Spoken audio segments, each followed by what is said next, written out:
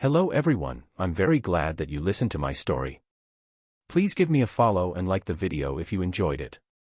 Feel free to comment and provide feedback so I can improve the sound quality. Yes, we invite you to listen to part 3 of the series. Chapter 118, Bear-san Finds Goblins. The sun was going down, so the students started setting up the campsite. There wasn't really much to do, though. They just had to tend to the horses and start a campfire. We then all ate our own food before going to sleep. So, I will be first lookout, then Timur, Katlia, and Shia. Is that okay? They all nodded. He didn't list my name, so that meant I could sleep, right? The person on lookout also had to tend to the fire. The others would be sleeping in the narrow-spaced carriage. Timur, are you okay? Katlia called out to Timur when he left the carriage. I don't have the courage to sleep next to 3 girls. I will sleep outside with Marcus. I really appreciate this. After all, I can't sleep with boys either. Katlia-san thanked Timur. The 3 of us found places to sleep inside the small carriage. Even without the boys, there was barely enough space. I was sure Timur had decided to sleep outside because he had realized that. We wrapped ourselves in our blankets and lied down. Yunasan, Shia-san, have a good night. Good night. Night. I thought we would have some girl talk, but they weren't used to traveling, so they fell asleep really quickly. I didn't change into the white bear either.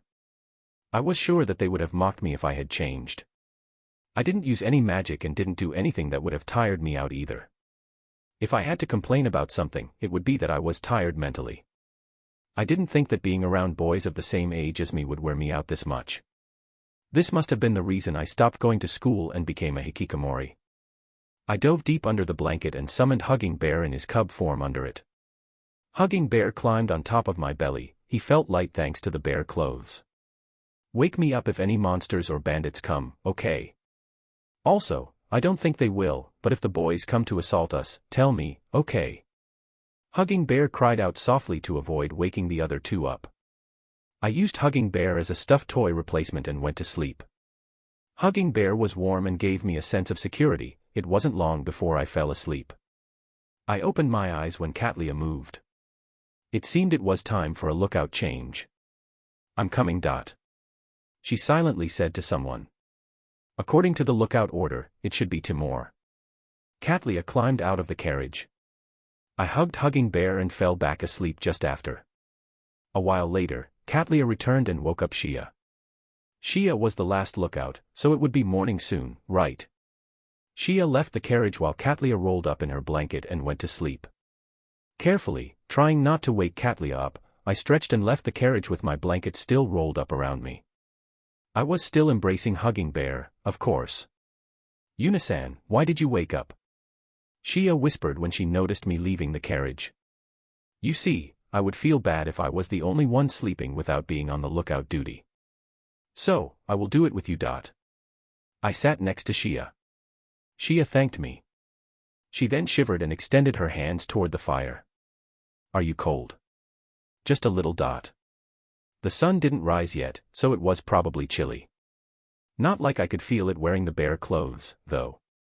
I was also hugging something warm under my blanket. Shia, should I lend you something warm? Something warm, you say? I showed her Hugging Bear from inside the blanket. Be Bear-san. He is warm, you know. I offered Hugging Bear to her. Hugging Bear gave me a confused look, as if to say what is going on. Hugging Bear, keep Shia warm, okay? Even though she said that, she was already stretching out her hand. Hugging Bear cried out softly and was then hugged by Shia. She brought him under her blanket. He is warm. Yunasan, thank you very much. She seemed really happy while holding Hugging Bear. But why is he small? He is a summoned beast, so he can be made small. Well, even if you ask me about the specifics, I wouldn't be able to answer. He is warm and feels good. It makes me sleepy. She closed her eyes, enjoying the feeling. Sleeping is no good. Yes, but I will be able to boast to Noah about this. Boast, you say? Noah was boasting she had slept with the bears, you see. And she was talking about it really happily. It made me really frustrated. I couldn't understand what those sisters were competing about. After some time had passed, the sun began to rise, so we decided to wake everyone up. That also meant saying goodbye to Hugging Bear. Hugging Bear, thank you, Shia said regretfully. When everyone woke up, we ate a simple breakfast and departed towards the village. The boys drove the carriage while the girls rode in the back. When I was with Swaying Bear and Hugging Bear, I didn't really notice it, but traveling was really boring, huh? There was nothing to do in a shaking carriage. Would some games help kill time? Thinking about traveling, the standard games were poker or Othello, but would we be able to play them in the carriage? The carriage hit a rock and shook. Playing Othello would probably be impossible if the pieces weren't magnetized. Poker might work since we would be holding the cards in our hand. Asking for the impossible wouldn't help my job, so I used detection magic to check our surroundings. I found 2 goblins in the direction we were moving towards. If we stayed on this path, we would encounter them without a doubt. Should I tell them? I didn't think that just 2 goblins would be a problem. Shia called out to me as I was still troubled over what to do. Would it be okay if I told her? Worrying didn't really help, so I decided to talk about it. There seemed to be 2 goblins not far ahead. You guys should talk about what's the best thing to do. Goblins, you say? I didn't know if it was okay to tell you since this is a practice training. I replied honestly. I wasn't their teacher, so I didn't know if the goblins were considered dangerous. If it was a monster they couldn't defeat for sure, like an orc for example, I wouldn't hesitate to tell them. How do you know about the goblins? Katlia asked the logical thing. They weren't at an age where they would unconditionally trust me like Fina. Fina would believe me for sure, but I was troubled over how to explain it to them. It was time for my bears to shine. I summoned Swaying Bear and Hugging Bear in their cub forms. What are those? My summons. They told me about the monsters. Summons. Katlia was surprised by the bears who suddenly appeared before her. Unisan, are the goblins really in front of us? If we continue to move forward like this, we will encounter 2 goblins. Marcus, stop the carriage. Shia shouted to Marcus who was driving. Did she trust the bears and me? Marcus, surprised by Shia's voice, stopped the carriage. What? Did something happen? It seems that there are goblins ahead of us. What are you saying? I can't see any goblins. Marcus looked ahead and was annoyed by Shia's words. Of course he would be annoyed when he was told something like that so suddenly. Unisan said there are 2 goblins in front of us. Why would the bear, who is inside the carriage and can't see the road, know that there are goblins in front of us? That was a totally reasonable opinion. Well, Unisan's bears. Bears? What are you talking about? When she said something like that so suddenly, there was no way Marcus would understand, right? Since she didn't know how to explain, Shia didn't respond. That was why I decided to explain it myself. The reason I know about the goblins is thanks to these children. I showed him the bears. What are those? They are my summons. They told me that there are monsters not far ahead. I didn't really lie. I knew about the goblins thanks to my detection magic, but these children knew their location too. And that's why I know there are monsters even from inside the carriage. Something like that is just. I know. Well, even if you don't believe me, you just have to move forward and you will see them. More importantly, what will you do about the goblins when you get there? If you can't kill them, I will do it in your place, but don't joke with me. There are only 2 goblins. We can kill them. Timur, we should move on. He wasn't saying that he would fight them alone, Marcus made the carriage move forward. Unisan, the bear sans had such an ability, Well, yeah. So, can you 2 kill the goblins? Yes, no problem. They are only goblins, we can kill them. They were saying some really reassuring things. I would just watch this time then. More importantly, are these bears really your summoned beasts, Unisan? Catlia looked at Swaying Bear and Hugging Bear. I summoned them right in front of you, didn't I? Would it be possible for me to touch them? When I gave her permission, she timidly extended her hand and caressed Swaying Bear and Hugging Bear's heads. They are really docile, huh? Well, they are docile as long as you don't harm them. I thought that bears were scary, but they are cute, right?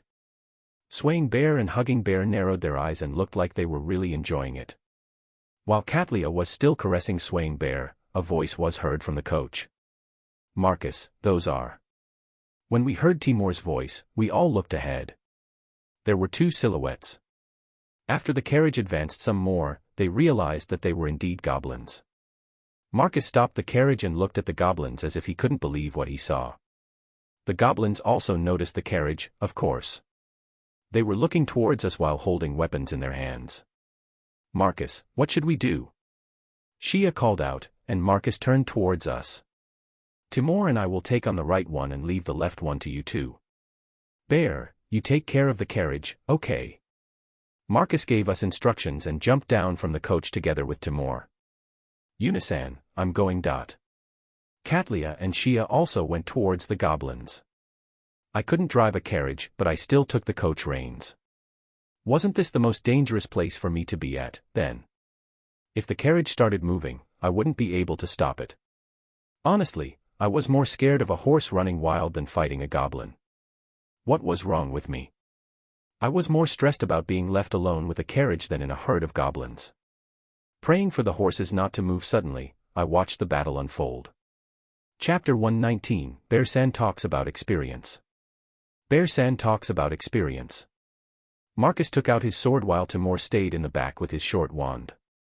Shia and Catlia were both wielding swords, trying to attract the other goblin's attention.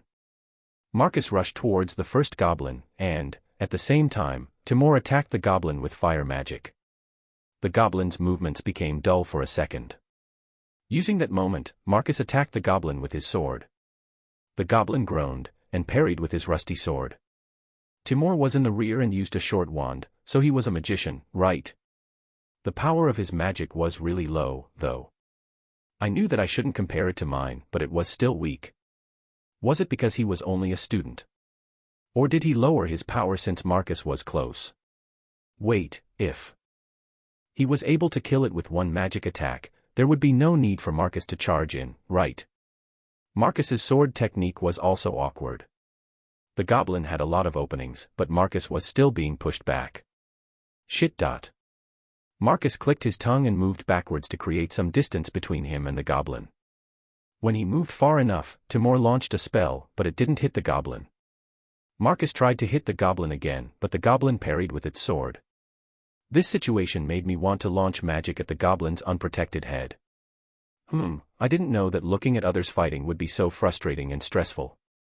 I shifted my gaze a little and looked to see how Shia and Catlia were doing. They were fighting a distance away from Marcus.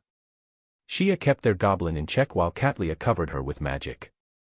They also had an advantage, but they weren't able to finish it off.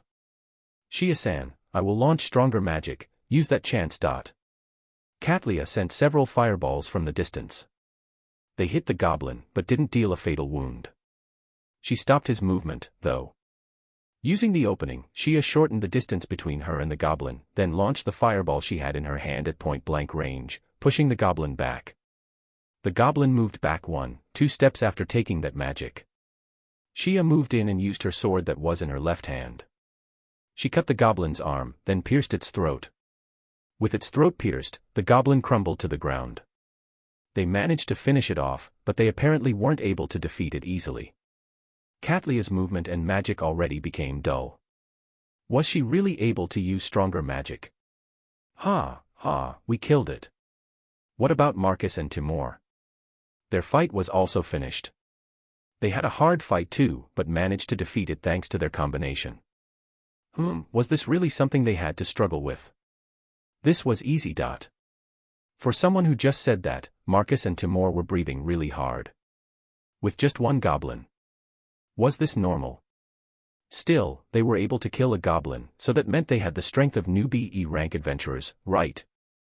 Didn't that actually mean they were strong for their age? Well, facing a herd of goblin or orcs would still be impossible for them. As Eleonora-san told me, taking on a goblin was their limit, it seemed. From what I saw, the problem was the lack of power, but there was also the lack of experience.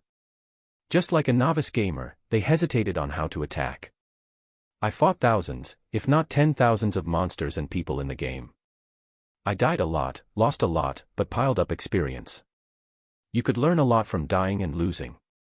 When you lost, you did your best to become stronger in order to win next time. What wasn't good enough? What was needed to become stronger? These children didn't have that experience. If they lost, only death awaited them, and when you died in this world, it was game over. They were exactly like me who had never led a horse. If I had experience with it, I could drive the carriage and wouldn't be this anxious. Since I had no experience with it, I wasn't able to drive the carriage, and I was really stressed out being the only one on the driver's seat. Experience became your strength, be it your fighting technique or just how you see the battle. Experience was linked to your growth, both physically and mentally. Like me, for an example, if I didn't have the experience from the game, I would have a lot of problems even while having my bear equipment. I wouldn't have known how to use magic, nor would I have known how dangerous fighting was. I might not have even been able to kill things with magic. I remembered how scared I was when I first fought a monster in the very realistic game. I was able to keep it together only after I did it a few times. If I came here before I played the game, I would have probably just continued my hikikomori life here. Or I might have even been killed by the first wolf I encountered. All of this proved how much I really knew the importance of experience. I think the Academy was doing this practice training for that very reason. The king and Eleonora-san also said that this training was to get experience. The difficulties of traveling, the management of the horses, the terribleness of camping at night, the fear of monsters, the trust in comrades, the reliance on the guards, and many other things. I was sure fighting monsters was one of them. I finally understood that my role was to protect them from dangers while they were learning about them, and how difficult my job really was. I wanted to complain to Eleonora-san when we returned to the capital. I didn't think goblins would really be here. Timur looked at the goblin corpses. I thought so too. But with this, it is now proven that the bear-san can detect monsters. Shia said happily. I still can't believe it, though. They were all looking at the bears, who were sitting at my sides. The bears noticed their gazes and looked back at them while tilting their heads. I assented. Just a coincidence, Marcus said. He still didn't believe it. I looked at the bears beside me. Yep, I wouldn't believe it either. They looked like normal bear cubs, after all. Even though I knew this was a different world, I still wouldn't believe it. Someone spoke up in my stead, though. Bear-sans have no reason to lie, right? That's right. Shia and Katlia confronted Marcus and glared at him. Marcus stepped back 1-2 steps. Shia and Katlia moved forward 1-2 steps. The bears proved it, right? Even if they found the goblins by chance, could you guess the distance and the number of monsters, relying just on your luck, Marcus? Katlia was saying some impossible things. The girls advanced one more step. I get it, so stop being angry, okay? It's good if you understand. The two were satisfied and backed off. But summoned beasts, huh? It's my first time seeing one. Timur stared at the bears. I was sure that if he had glasses, the action of pushing them up on his nose would suit him. Well, if he did it in front of me, I would probably break his glasses, though. Yuna-san, right? How strong are these summoned beasts? I won't tell you. I told you about the goblins just because Shia believed me. Yuna-san. Shia seemed happy. Yuri, right? I'm sorry for asking something strange. Timur apologized obediently. He was polite. The students then proceeded to dismantle the goblins since more monsters would come if we didn't dispose of the corpses. They properly dismantled the goblins. Did they learn how to do it in one of their classes? We won't have any problems with this practice training since we have these bears, though. Katlia came back to the carriage after dismantling the corpse, and sat on the driver's seat while embracing swaying bear. I casually passed over the reins to her. Katlia took them, not paying it any mind.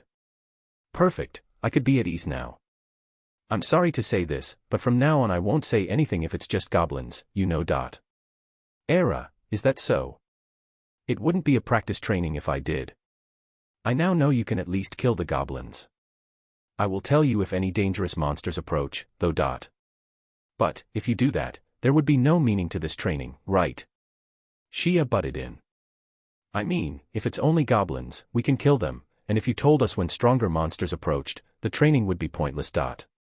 Then, should I not rely on swaying bear and hugging bear's powers? I brought the bears back to bare hands. They really disappeared. Katlia seemed a little sad when the bear she was embracing disappeared. I won't use the bear's powers anymore, so you should be aware of your surroundings from now on, okay? I wouldn't use the bears, but I would still use the detection magic. I would be troubled if they died because of a sudden attack, after all. We are perfectly okay even without the bears. We would have defeated the goblins even if you didn't tell us. Marcus shouted.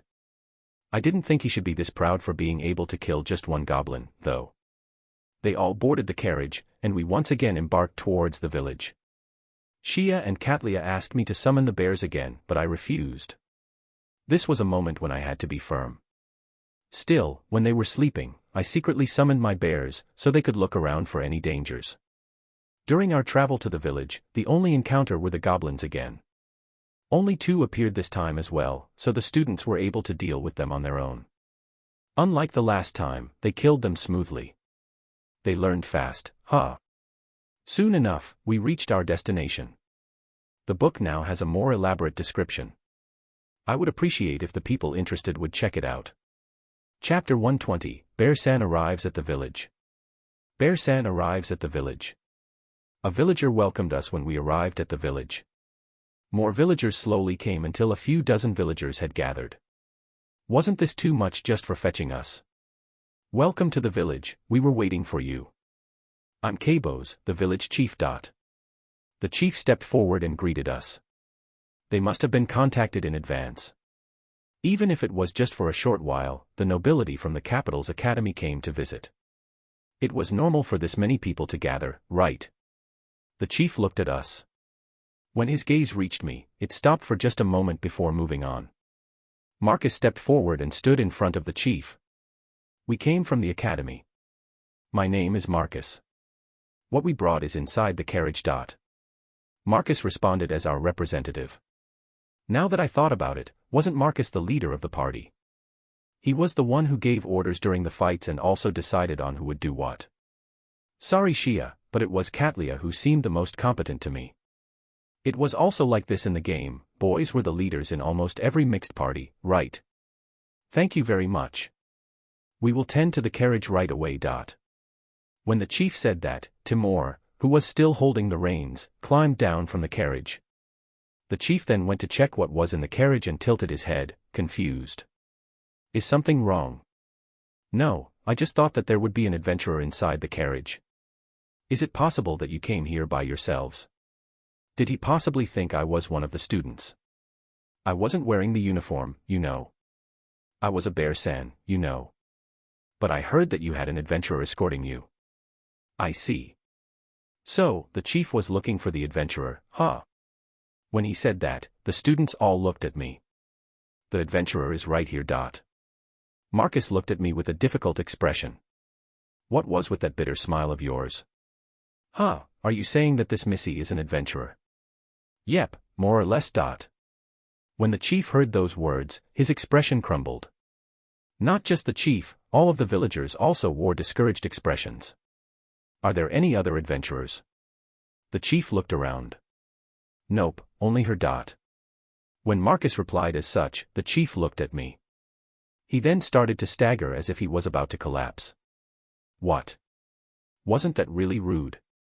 Looking at me and staggering as if he had received a shock. He was shocked to hear that a girl like me was an adventurer, right? It didn't mean that he received a shock after seeing my face, right? It was rude either way, though. Chief.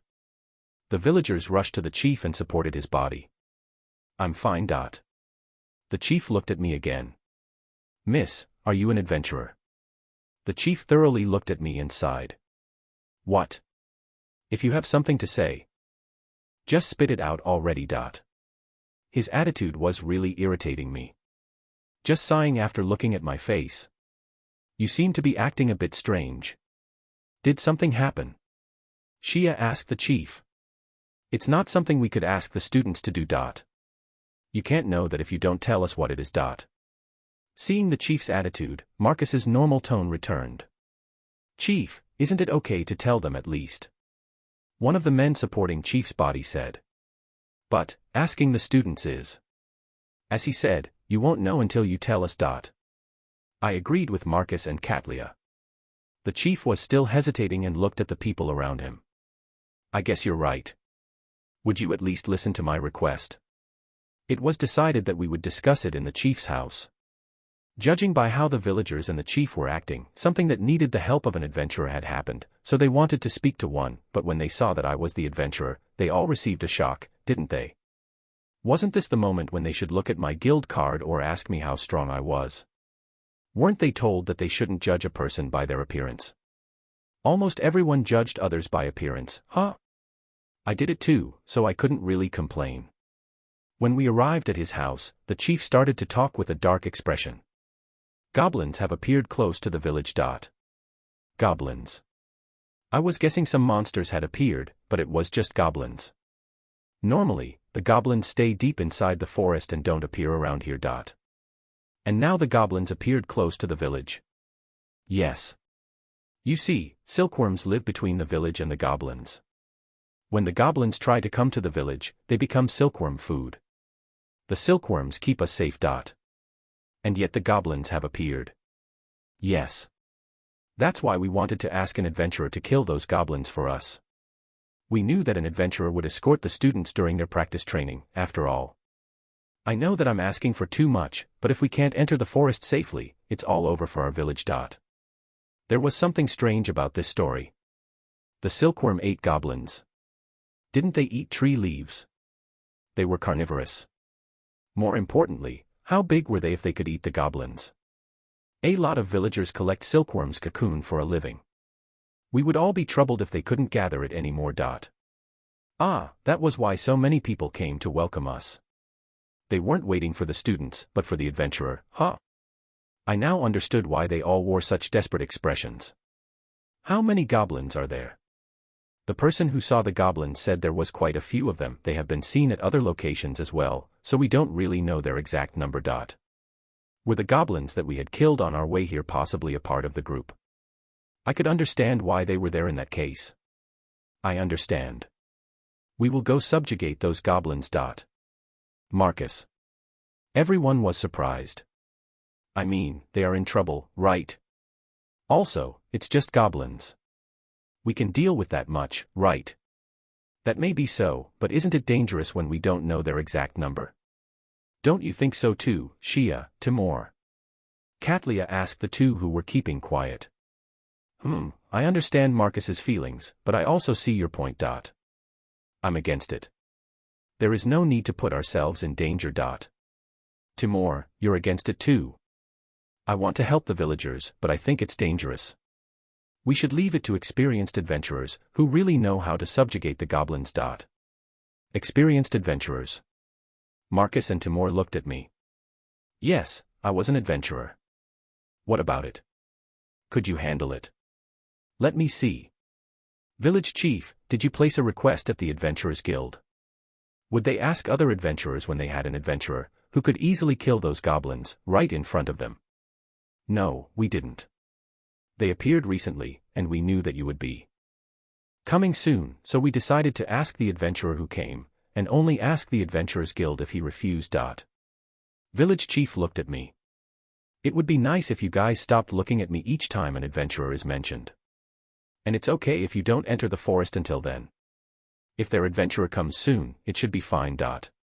So, it all depends on whether an adventurer accepts the request or not, huh? Well, the adventurer would be the one to decide the reward. Still, the Adventurers Guild won't consider it an urgent request since no villagers have died.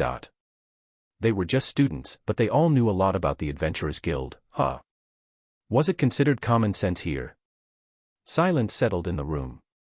Shia, what do you think? You haven't been saying anything for a while. You want my opinion? Well, I don't really mind what we chose to do.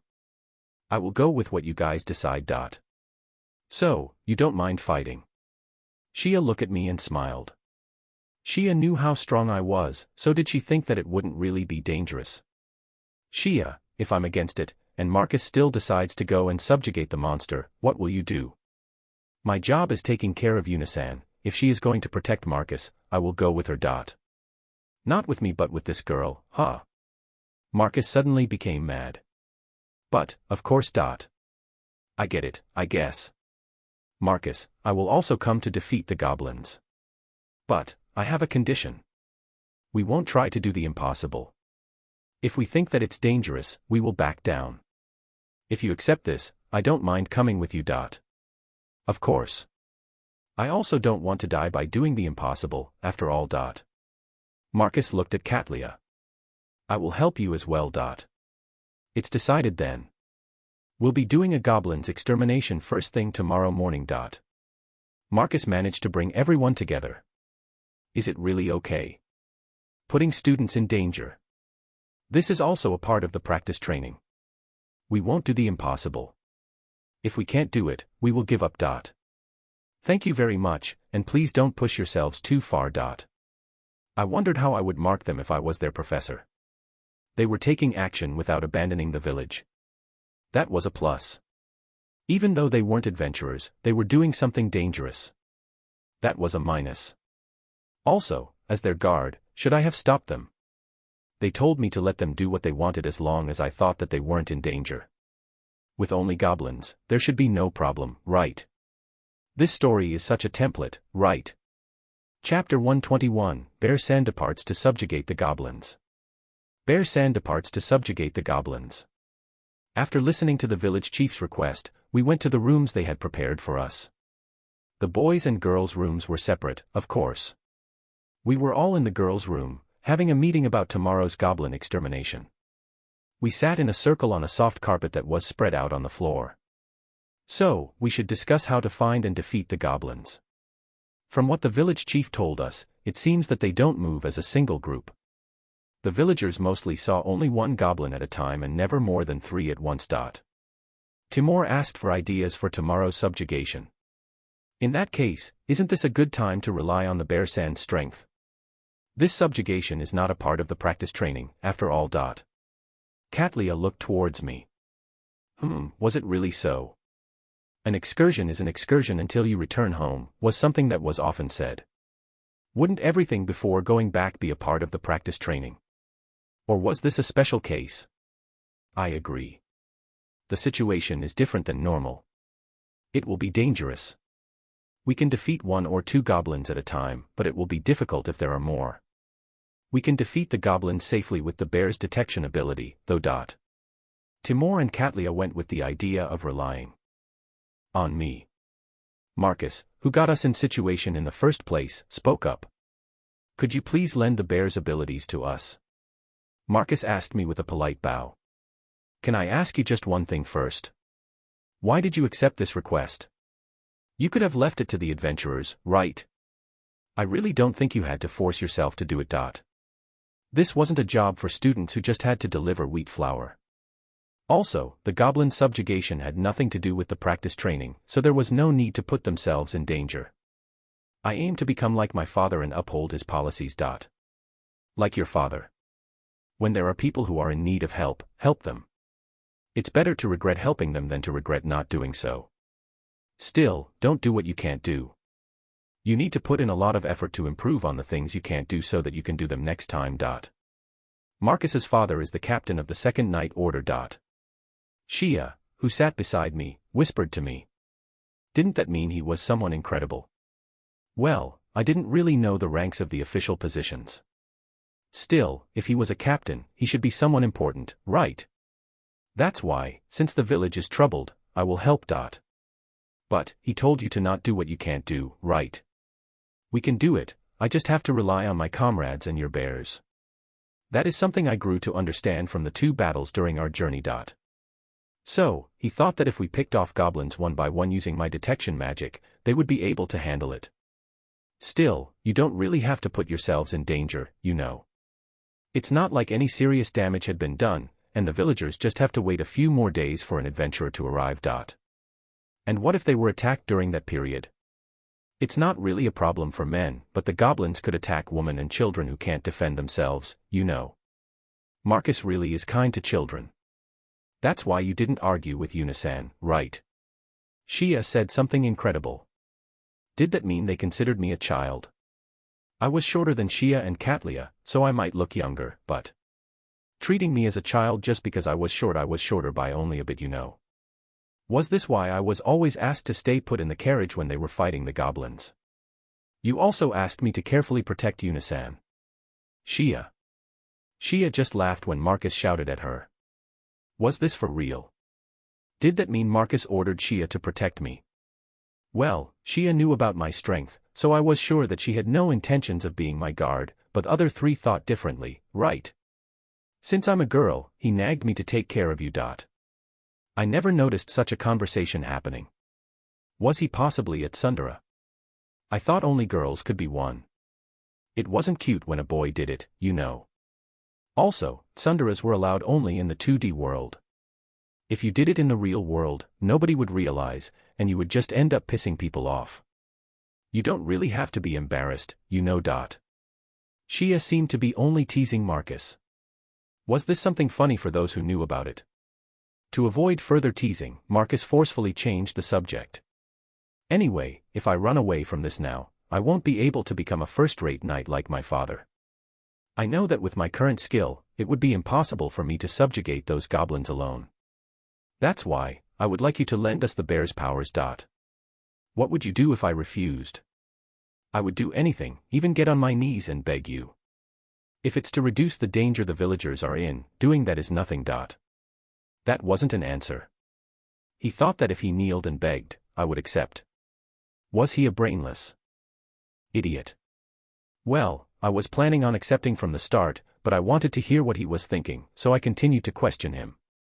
I assent that something you should have done before accepting the subjugation. If I don't accept, all of you will face danger, you know. Sometimes, harsh words were needed too, right? I thought that if Shia said that she would come with me, you would use the bears. So, you thought I wouldn't refuse for Shia's sake? Marcus nodded in an honest manner. He planned it in advance, huh? If Shia went with Marcus, I would come too, and if I went with them, I would use the bears. This wasn't really something I would do just for Shia, though. After all, my job was to protect all of them, including Marcus. So I will ask once more. Please lend us the bear's strength. Marcus bowed again. Okay. I will lend them to you. Thank you, you are a lifesaver.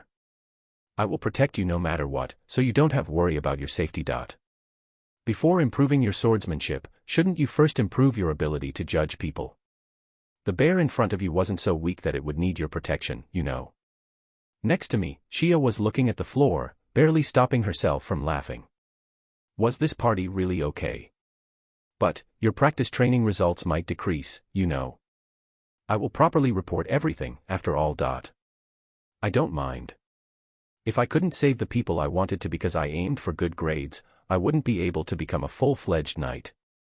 I want to become a knight who can protect the people he wants to, even if my grades are affected by it. A low rating, huh? There is no helping it. Marcus, when we go back, treat me to a meal, okay? In that case, I know a delicious restaurant. It's expensive, though. We will be able to order all we want, right? You guys. Marcus said as if he was annoyed, but there was a smile on his face. But, before that, we have to defeat those goblins. Then, we should think about how we will defeat them, together. When Katlia said that, everyone nodded, except me. They then started planning on what they should do. I wanted to go sleep, though. We were in the girls' room, so I couldn't really leave. Also, I couldn't really say that I was sleepy when all of them were this pumped up. The discussion continued late into the night. The next day, we got ready to head to the forest to subjugate the goblins. I was a bit tired, the lack of sleep wasn't good for my body. The four of them were full of energy, though. Being young sure was incredible. I let out a small yawn. We will be going now. Please don't try to do the impossible, okay? The villagers were there to see us off. We headed the forest by foot. I confirmed the surrounding with detection magic. There were about 12 goblins, all spread out. 1, 1, 2, 2, 3, 2, and 1. The only problem would be the group of 3 goblins, huh? Unisan, how many are there? There are 12 goblins.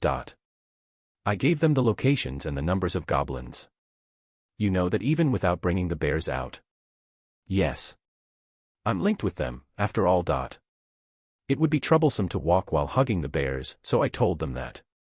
A group of 3, huh? For now, we will start with the nearest goblin that is on its own.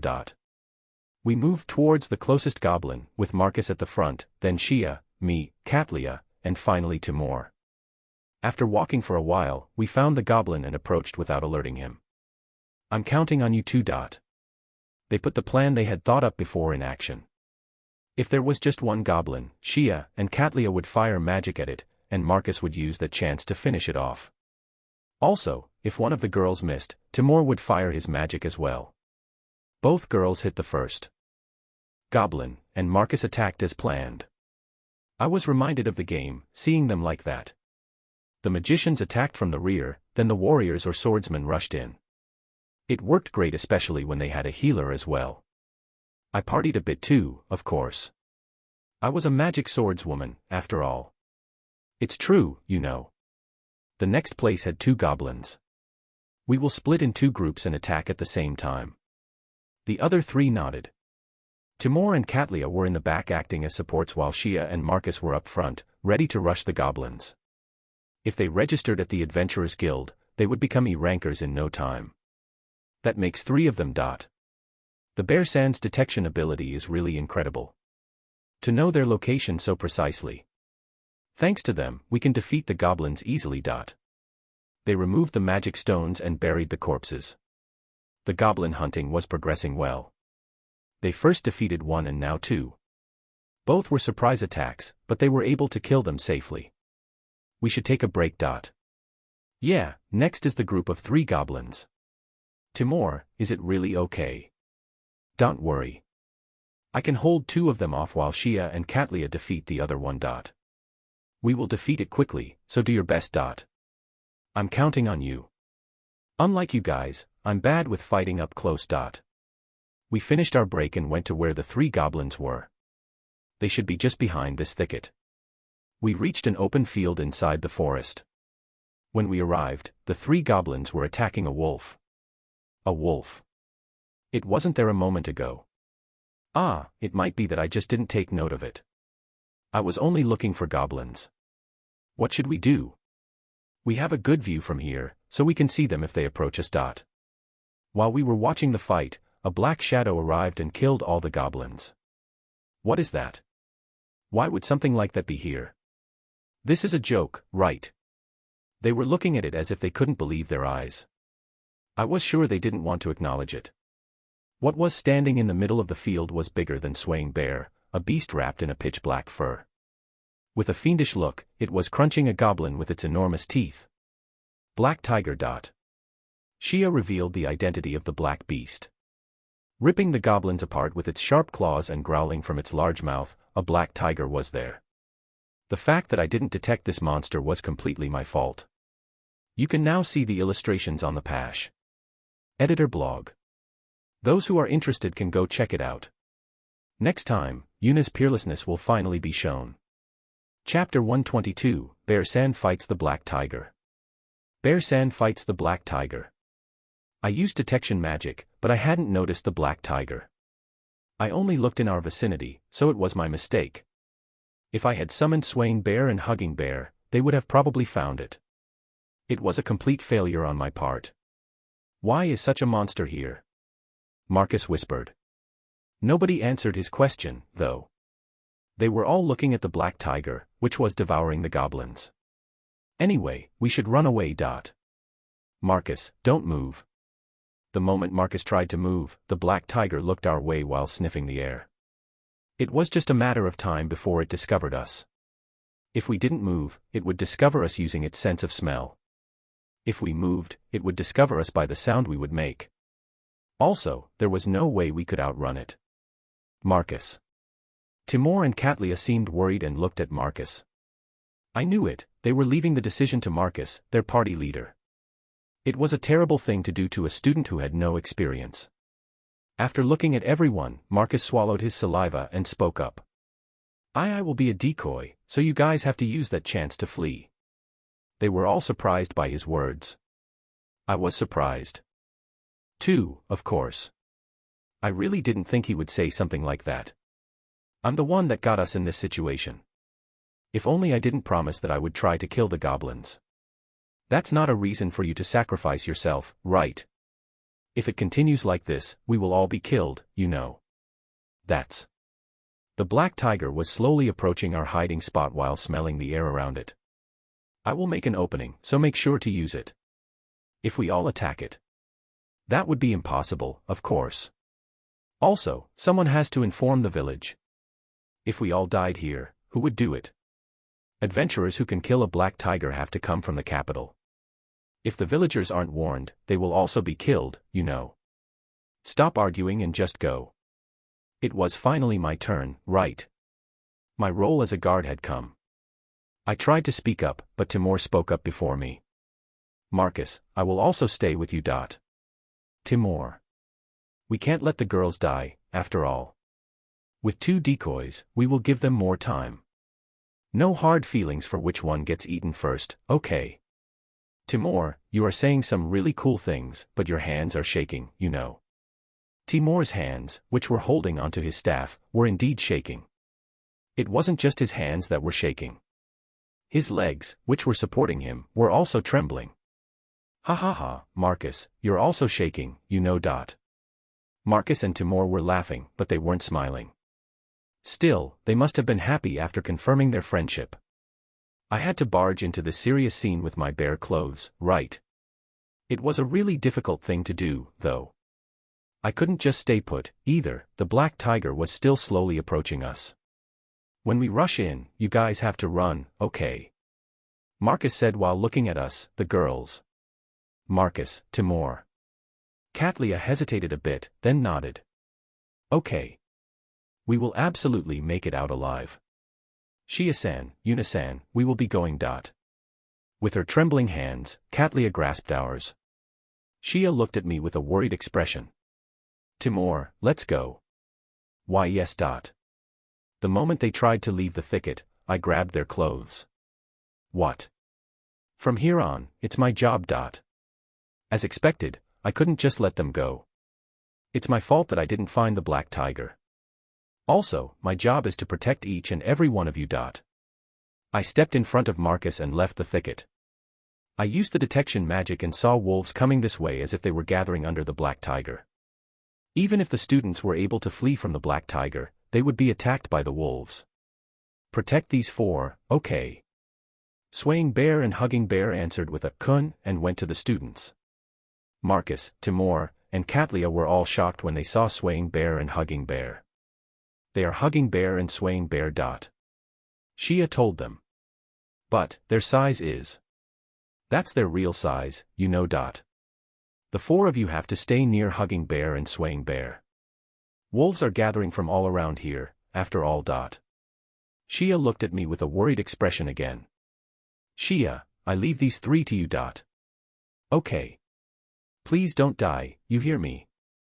I smiled and waved. Shia, what are you saying?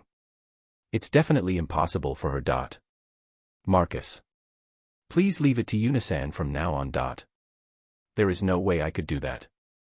Shia stopped Marcus, who tried to stop me. There is no problem. Yuna-san can defeat it. I left the other 3 students to Shia and went to defeat the black tiger by myself. When the black tiger saw me, it stopped advancing and started to circle around me, as if to see what I would do. It was huge. It was way bigger than the tiger wolf I had defeated before. After looking at me for a while, the black tiger recognized me as its prey, roared and leapt at me, reducing the distance between us in an instant, and bared its sharp fangs at me. I dodged by. Taking a big step to the right. It was fast. It was faster than the tiger wolves, and there was also a lot strength behind its attacks. I was also stronger than I was in the past, though. If it was just defeating it, there was no problem. I would just kill with a fire bear. The problem was that if I used fire, its beautiful fur would be burned to a crisp, and that would be a waste. I really wanted its fur to become a carpet in my home, if possible, in a perfect state. Fina should be able to skin it perfectly. If I used a sword or wind magic, there would be holes in the fur. Launching ice magic at its head wouldn't be good, either. So, that left me with drowning it with my water magic. I was thinking about how to defeat the black tiger while evading its attacks. I tried to stop its movements with earth magic, but it was too fast for me to catch it. It evaded all the attacks that came from the ground. Then, how about this? I made wind magic flow from the ground below him. The black tiger sensed something coming from under it and tried to dodge with a big jump, but it wasn't enough, and the wind magic blew it high into the air. It was my famous bungee jump without a rope. The black tiger soared into the sky while spinning around. If it fell down from 100 meters high, it shouldn't be left unharmed. The black tiger reformed its posture in the air and dexterously landed like a cat. Really? It fell from that height and still had no wounds. It should have fractured something, at least. The moment the black tiger had landed, it charged at me. I quickly made an earth wall to block it.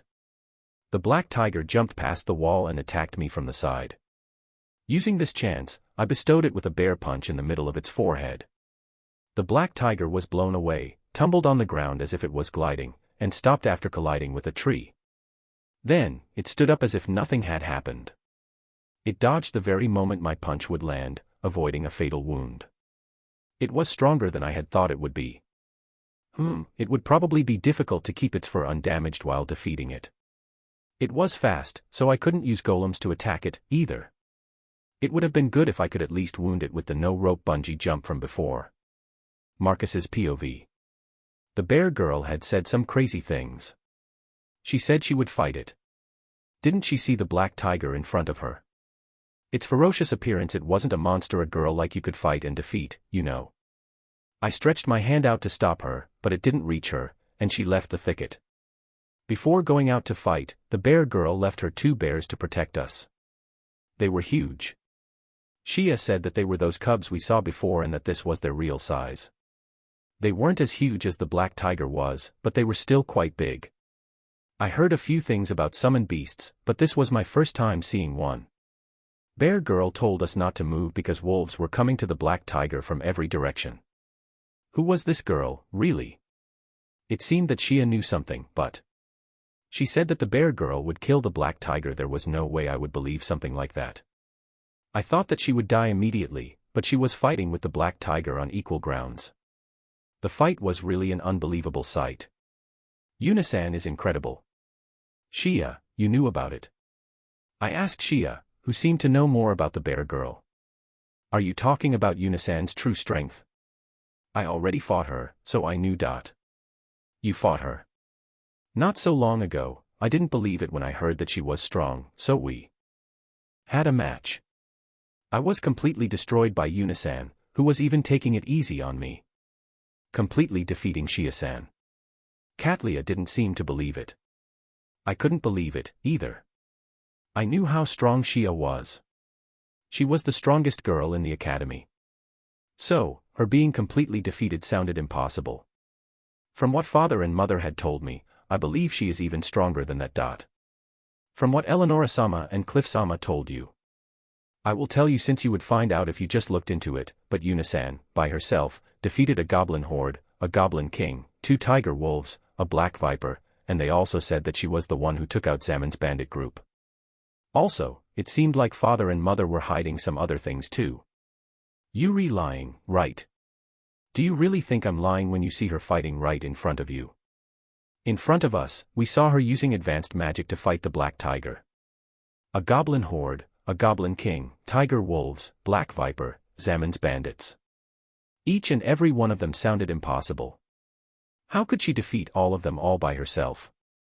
Still, seeing the bear girl fight the black tiger in front of me, there was no way I could call it a joke. I looked at their fight. The black tiger was moving around, both of their movements were fast, and all the magic she launched was strong. What was with this? How could a human move so quickly, launch magic so fast, and use this many powerful spells? Anyone who saw this bear girl's movements would understand that Shia wasn't lying. Still, even after seeing it, we felt like we didn't want to believe it. But, Shia-san, why didn't you tell us that Yuna-san was this strong? There was no reason to do it, and even if I had told you, you wouldn't have believed me, right? She was right, I wouldn't have believed her. I wouldn't have believed that someone in those strange bear clothes could be this strong. I wouldn't have believed that a girl shorter than me could be this strong. I didn't believe it when they told me that she was rank C. I just thought that she was a student younger than me. I thought that this was some sort of a test, so I asked Shia to protect her. In reality, it was the opposite. We were the ones who were being protected. Before our eyes, the bear girl was protecting us by fighting the black tiger. Also, I thought that there were other reasons for Mother to choose Yuna-san. Other reasons, you say? This is only what I think, but with Yuna-san as our escort, no one would think she is one because of her appearance. With how my mother is like, I think that she wanted to see how everyone would be treating Yuna-san. Considering what Eleonora-sama was like, it was possible. I didn't believe that the bear girl was really our escort. That was why I had asked Shia to protect her in case something happened. Still, I don't think Mother predicted that we would have encountered a black tiger. Who could have possibly thought that such a monster would have appeared also? Who could believe that such a small girl was fighting such a monster on equal grounds? I was sure that if we told this to anyone else, nobody would believe us. Even I would have laughed at it, mocked the people telling this story, and said that it was impossible if I wasn't here to witness it. Yuna's POV. I knew it, some scratches on the hide were unavoidable. I really wanted a beautiful black pelt, though. The black tiger was fast, and its ability to sense magic was high. It was fast enough that it was difficult to even make it do a second bungee jump. With the second strike not working on you, which constellation Saint Seiya warrior were you? You were a tiger, right? There was no helping it. I was afraid of the aftermath, but there was no other way than this. The black tiger was circling around me, keeping an eye on the situation. Just like my attacks against him, its attacks weren't able to fatally wound me, either. Did that make it irritated? Since a while ago, it had been groaning with a jururu sound. It seemed very angry with his fangs showing. If I didn't have my overpowered bear, I would have been afraid of it. The black tiger jumped the moment it came behind me. I didn't turn around on purpose in order to draw that attack out. The moment it noticed I wasn't facing it, it tried to bite me with its strong fangs. I shoved my left hand, the white bear, inside its mouth. The black tiger bit the white bear. The black tiger surely thought that it had won. I thought the same for me. This fight was my win. It bit the white bear, but I didn't feel any pain. That was a cheat item for you. The black tiger bit into the glove with even more strength. I gathered magic inside the white bear puppet, fire formed into the white bear's mouth and I released it inside the black tiger. It burned its mouth, throat, and brain. They say, let them cut your flesh, so you can break their bones. I broke its bones without even getting cut, though. The black tiger's jaw, that was biting me, loosened, and its big corpse collapsed onto the ground. Chapter 123, Bear-san regrets going to see the silkworms. Bear-san regrets going to see the silkworms. The black tiger collapsed. Even though I went easy on it, its ability to detect magic made this a difficult fight. I managed to get its black fur though, so I was going to ask Fina to dismantle it when I returned. Yuna-san, did you defeat it? Shia came out of the thicket and asked timidly. Yes, I defeated it. It just took me a while to do it. I can't believe it, you defeated a black tiger all by yourself. After Shia, Katlia, and others came out, too. The four of them approached the collapsed black tiger. Aside from Shia, the other three were looking at the collapsed black tiger as if they couldn't believe it. Swaying Bear and Hugging Bear came out after the students. Swaying Bear, Hugging Bear, thank you. I gently stroked their necks when they approached me. The wolves didn't approach the students, and that was probably thanks to Swaying Bear and Hugging Bear. I used detection magic to check where the wolves were, and saw them fleeing back into the forest in all directions. Did they scatter because the black tiger had been defeated? Well, they weren't a part of our job, so who cared? Marcus approached me as if he wanted to say something. Why, you saved us. Thank you. Marcus thanked me while stuttering. Yuri, right. Yunasan, thank you very much. You really saved us. Yunasan, thank you very much. Thanks. The girls and Timur thanked me, too. Don't worry about it.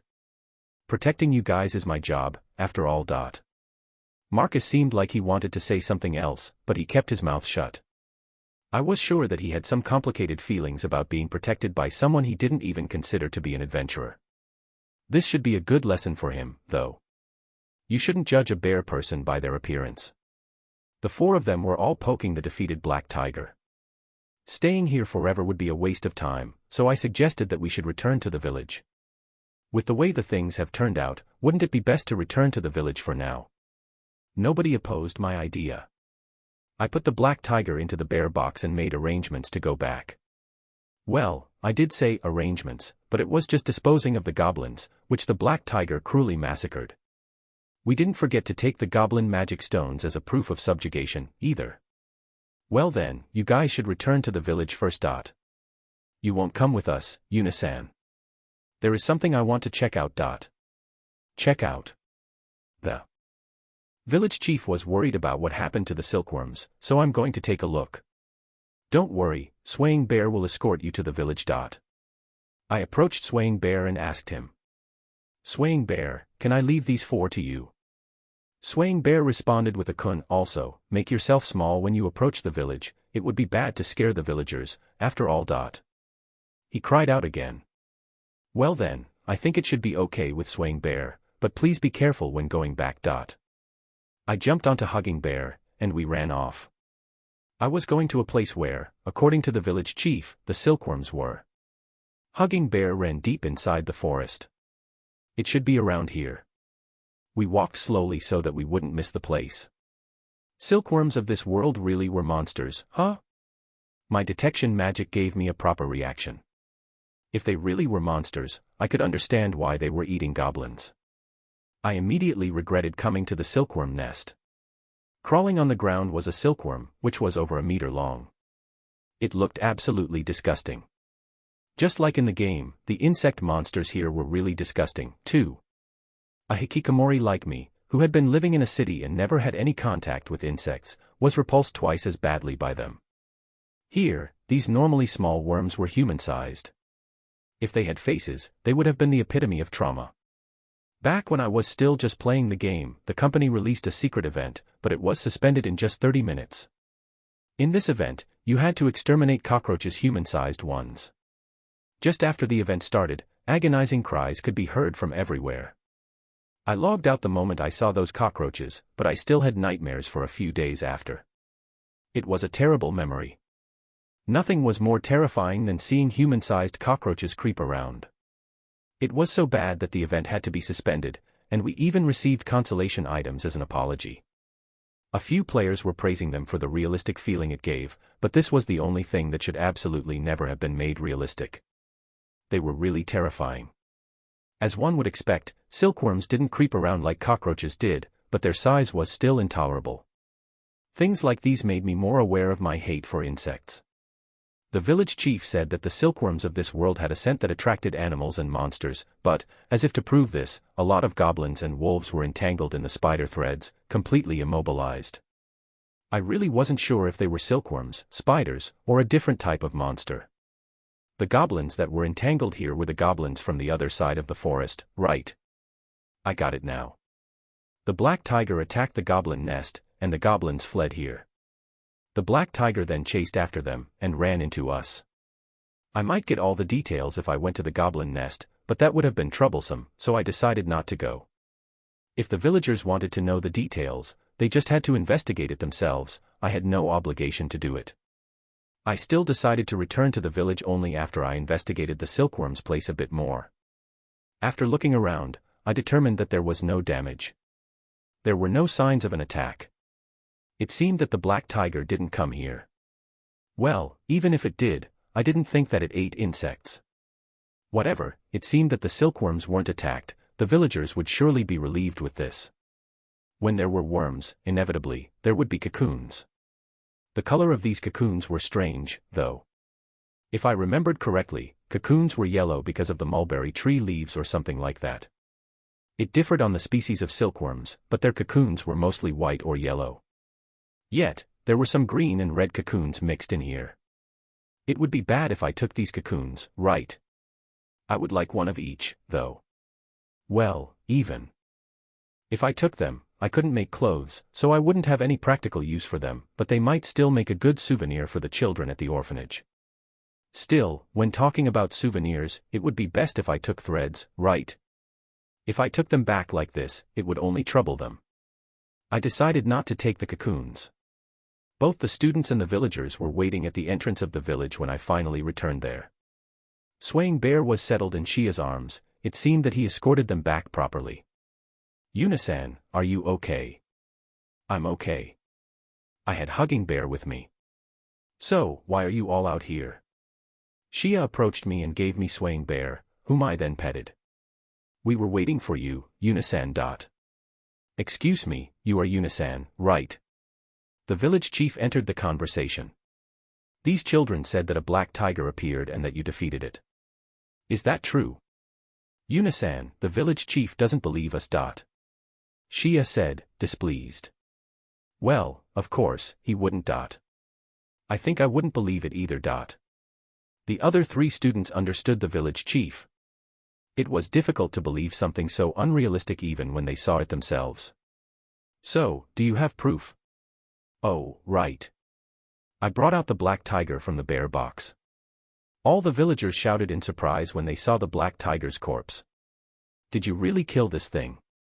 The village chief said as if he couldn't believe it while switching his gaze between me and the black tiger. Yeah, I did. I also went to the silkworm's place after that, and it didn't seem like there was any damage. You really went there? You seemed worried, after all. Oh, and there are wolves inside the forest, so be careful.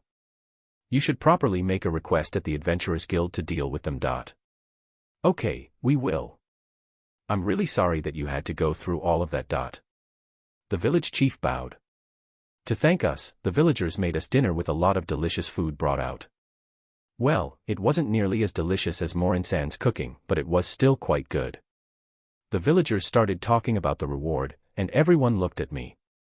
Did they want me to decide it? It seemed to be that way, so I asked for thread, cocoons, or cloth made out of them. I also said that I would buy them if I was asking for too much. The village chief said that he would prepare them by tomorrow. The meal was finished, and since it was already late evening, we went back to our assigned rooms. Katlia sat on her bed, rubbing her stomach. In the room, there were 3 beds, side by side. I sat on the middle bed, and decided to eat something sweet to relieve the fatigue of this day. I took a pudding out of the bear box and started to eat it by myself.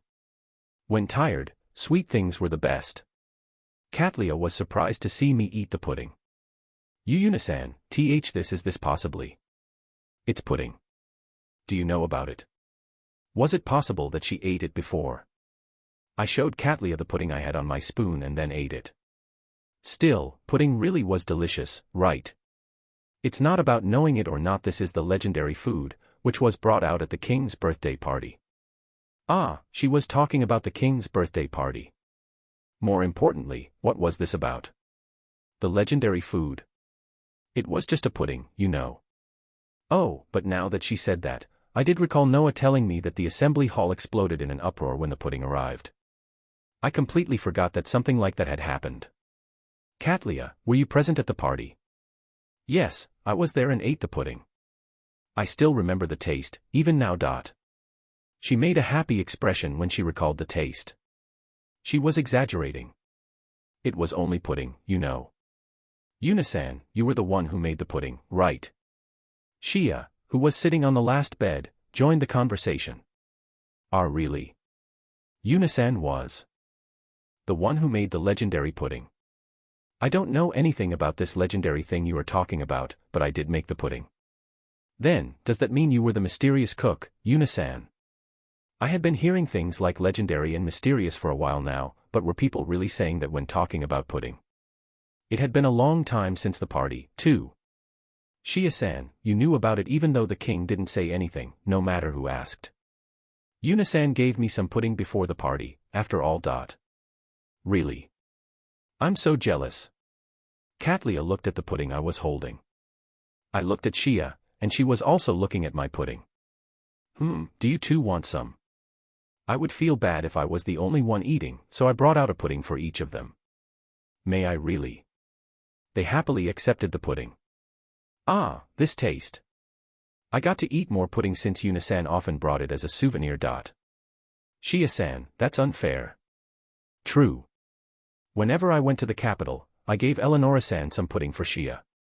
My little sister gets even more than me, you know. Anyone can eat pudding at Yuna-san's shop in Crimonia. My little sister goes there to eat all the time. It wasn't that often, though. She only sometimes came when she slipped out of her house. Her butler got angry every time. Yuna-san's shop. Yuna-san has a shop in Crimonia. The pudding there is sold at a price even normal people can afford, and it is really popular. The legendary meal that was presented at the king's birthday party is being sold in an ordinary shop. She was looking at me and the pudding, dumbfounded. Was she unable to find the words she wanted? The pudding wasn't such a high-class food, you know. A shop. Yuna-san, aren't you an adventurer? I'm an adventurer, but I also own a shop. I leave the management to someone else, though. I see. If I went to Crimonia, I could eat all the pudding I wanted. Well, there was a limit to how many puddings a person could buy, so she actually couldn't eat all the pudding she wanted. I really want to go back to Crimonia soon. Knock, knock. While we were in a heated discussion about pudding, there was a knock at the door. Chapter 124, Bear-san receives an apology. Bear-san receives an apology. Someone knocked at the door. Shia, who was closest to the door, asked. It's me. Marcus. I want to talk, so could you open the door? Shia looked at us as if to say what should she do. I don't mind personally. If you want, I can summon Swaying Bear and Hugging Bear. That sounds good. Katlia agreed, so I summoned Swaying Bear and Hugging Bear. Poof, poof. They landed cutely on my bed. Once the bears were all settled in, Shia opened the door. So, why did you come here so late at night? Marcus seemed to be having some problems saying it. Was this possibly confession time? The rumored event that often happened during school trips. Well, I had never went on any school trips, so I didn't know if it really happened, but I heard many couples were made on school trips. Was this practice training possibly similar to a school trip? Would Marcus confess to Shia? Or Katlia? Which one was it? I started paying attention to see what he would say. His hesitation irritated Shia. You see, I just wanted to apologize before we go back tomorrow. Apologize? Shia gave him a confused look. I was confused, too. What did this mean? That it wasn't confession time? Did you do something to me? Not you. The bear. I came here to apologize to the one in bear clothes, Yuna-san. He said Yuna-san, right? Did I hear it wrong? Also, he wanted to apologize to me. You came to apologize to Yuna-san. That's right. Timur and I talked about it and came here to apologize before we leave tomorrow. So, could you let us come inside the room? I heard Timur's voice from the other side of the door. It seemed that both of them were here. Yuna-san, what should we do? There isn't really anything to apologize for, though. We will just enter for now, okay? Timur and Marcus entered the room. So, what are you two apologizing to Yuna-san for? Did you guys do something? Shia asked them. I didn't remember them doing anything in particular to me, though. We didn't believe that you were an adventurer. Well, nobody would believe that a girl wearing a bear suit would be an adventurer, right? We didn't believe that you were strong. I didn't think anyone who met me for the first time thought that I was strong. We were making fun out of you by saying that you were a strange girl wearing strange clothes. Oh right, he did say that. Well, if I met anyone wearing these clothes, I would also laugh at them. We decided to do something dangerous without asking for your approval. Well, they didn't see me as an adventurer back then. We never thanked your bears. Swaying bear and hugging bear tilted their heads. We didn't properly thank you for saving us. You guys thank me plenty, though. All these things were nothing to be upset about, you know. Did I get used to it? You don't really have to worry about these things. I just kept my true strength a secret since Eleonora-san asked me to let you guys do what you wanted unless I considered it dangerous. So, I wouldn't have helped you if I didn't consider the situation dangerous. But, you were still protecting us from the shadows, right? That's my job, you know. I was prepared to die when I decided to confront the black tiger. You saved my life. It was all my fault, but it was you, Yuna-san, who suffered the consequences of my decision. Thanks to you, we all made it back alive. I became arrogant just because I could kill some goblins. And because of my arrogance, you had to put yourself in danger. What was this feeling? Was I getting embarrassed? As I said before, you don't have to worry about it. No one could have imagined that a black tiger would have appeared. Also, you wanted to subjugate the goblins for the sake of the village, not yourself. Finally, nobody would have ever thought that I was an adventurer the first time they saw me in these clothes, you know. It's not like you personally did something to me. For example, if you decided to pick a fight with me, I would get mad, but you didn't do something like that, so you have nothing to apologize for. That's why, you don't really have to worry about it. Marcus and Timur seemed like they wanted to say something else while Shia and Katlia just kept silent and listened. I wasn't able to stand the silence, so. Want to eat something? The mood was getting really heavy, so I brought out potato chips, fried potatoes, sandwiches, and other snacks from the bear box and put them on the table. Can we? Of course. I have a lot more, so go ahead and eat. Marcus took a potato chip and ate it. It's good. Timur took a potato chip too. Yeah, it tastes great. It seemed that they liked it. Shia and Katlia were eyeing the snacks on the table. They obviously wanted to eat them, too. Katlia was rubbing her stomach just a while back. Was it really a good idea to eat more? You can eat it, but don't blame me if you gain weight. I warned them. They looked at their stomachs. I am fine. Me too. Thanks to Shia and Katlia acting like this, Marcus and Timur calmed down, and the heavy mood disappeared. This bread is delicious. It's better than the bread I eat at home. Well, of course. A baker I personally chose made it, after all. These potato chips are delicious as well. Wait, did you two get to eat this before we came here? Marcus looked at them with an envious expression. It was just a little. We shouldn't eat too much of Yuna-san's food while we are in the middle of the practice training. Honestly, we just wanted to eat Yuna-san's food because it's better than ours. I noticed that the snack pile was decreasing little by little, so I brought out all sorts of bread that Morin-san and the children from the orphanage had made, and put them on the table. With the uncomfortable silence from before completely gone, all the food I had brought out was disappearing into their stomachs.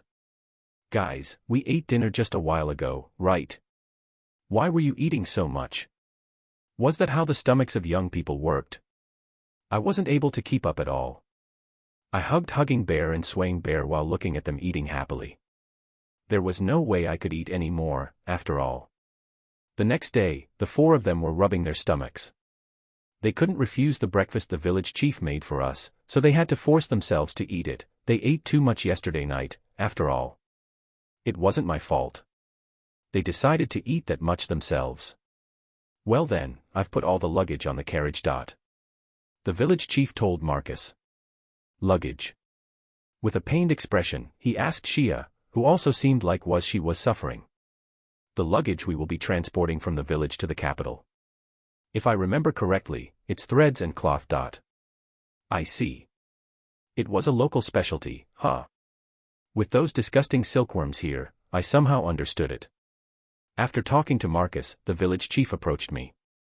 Yuna-san, we are indebted to you. It would have been terrible if something had happened to the students. You have thanked me more than enough yesterday, so it's okay.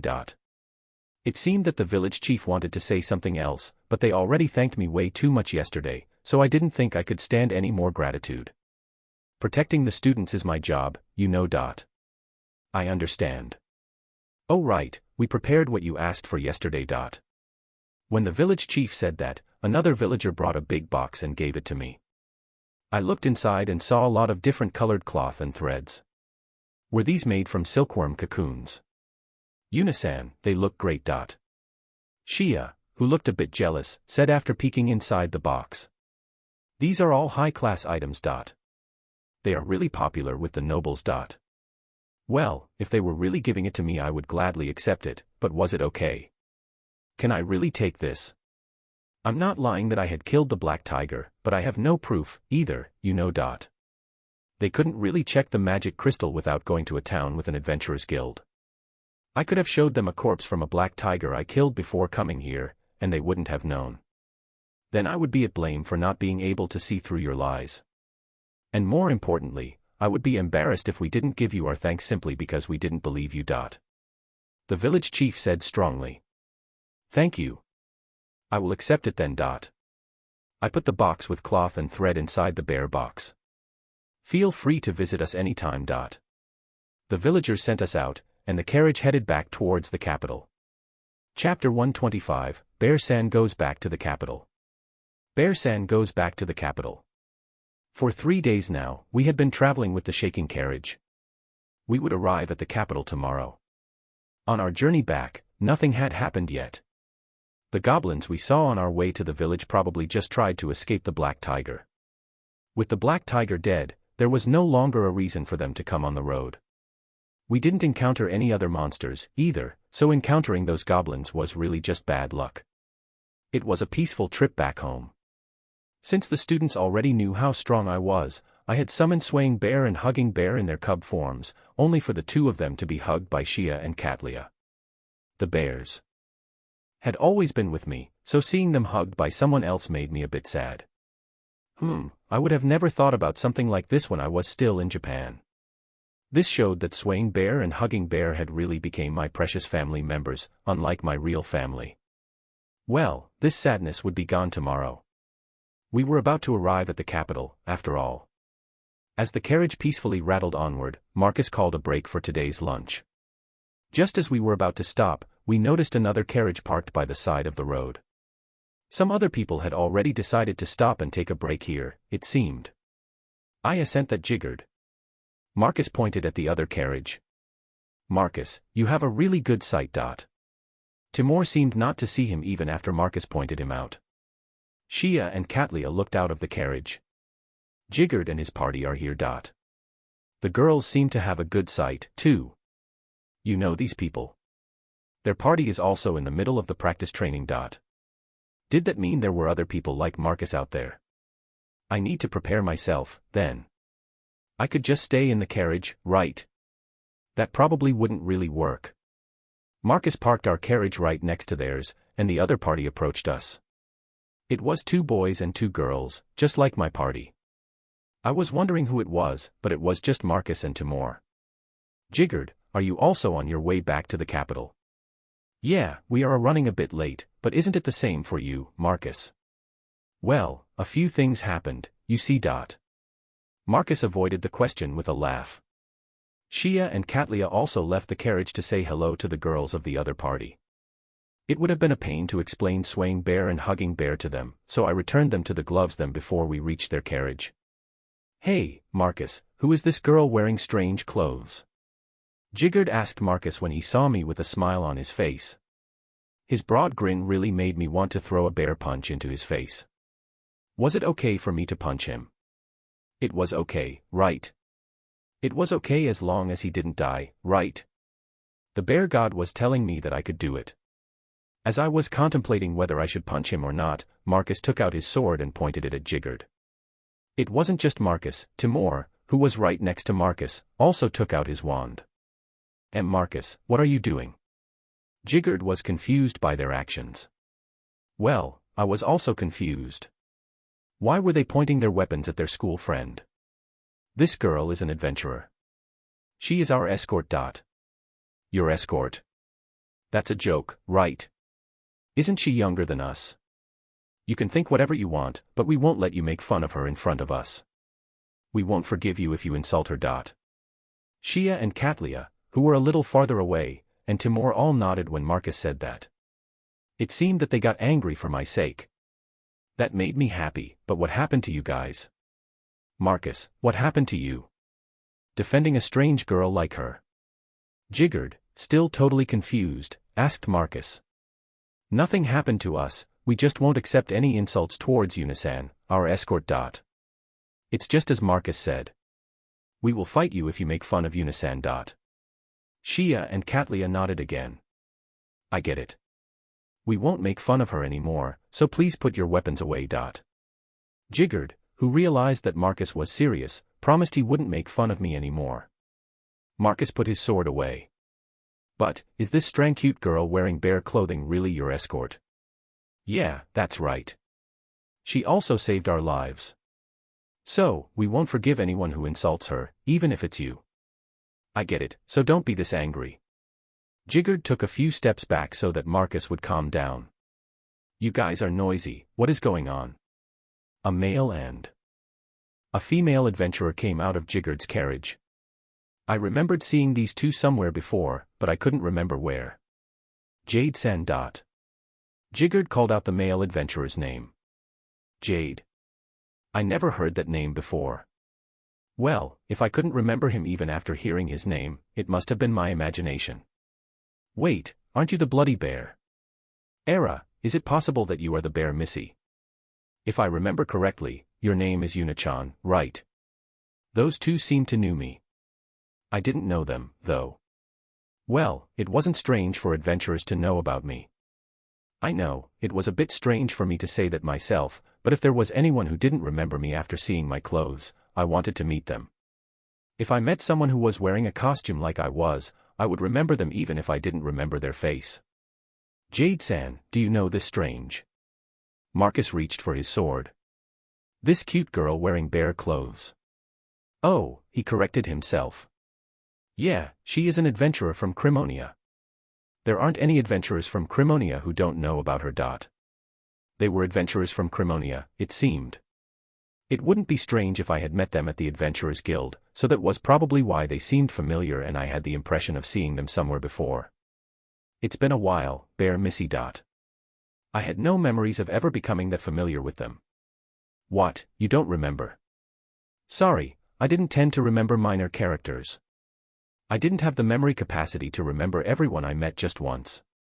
Well, it can't be helped. We only spoke to each other for a few minutes, so it's more like we know you one-sidedly. Spoke to each other. We had a conversation. I didn't remember it at all. You see, we talked to each other in front of the request board. If I remember correctly, it was the day after Yuna-chan became a rank D adventurer. Don't you remember? Ah, I remembered now.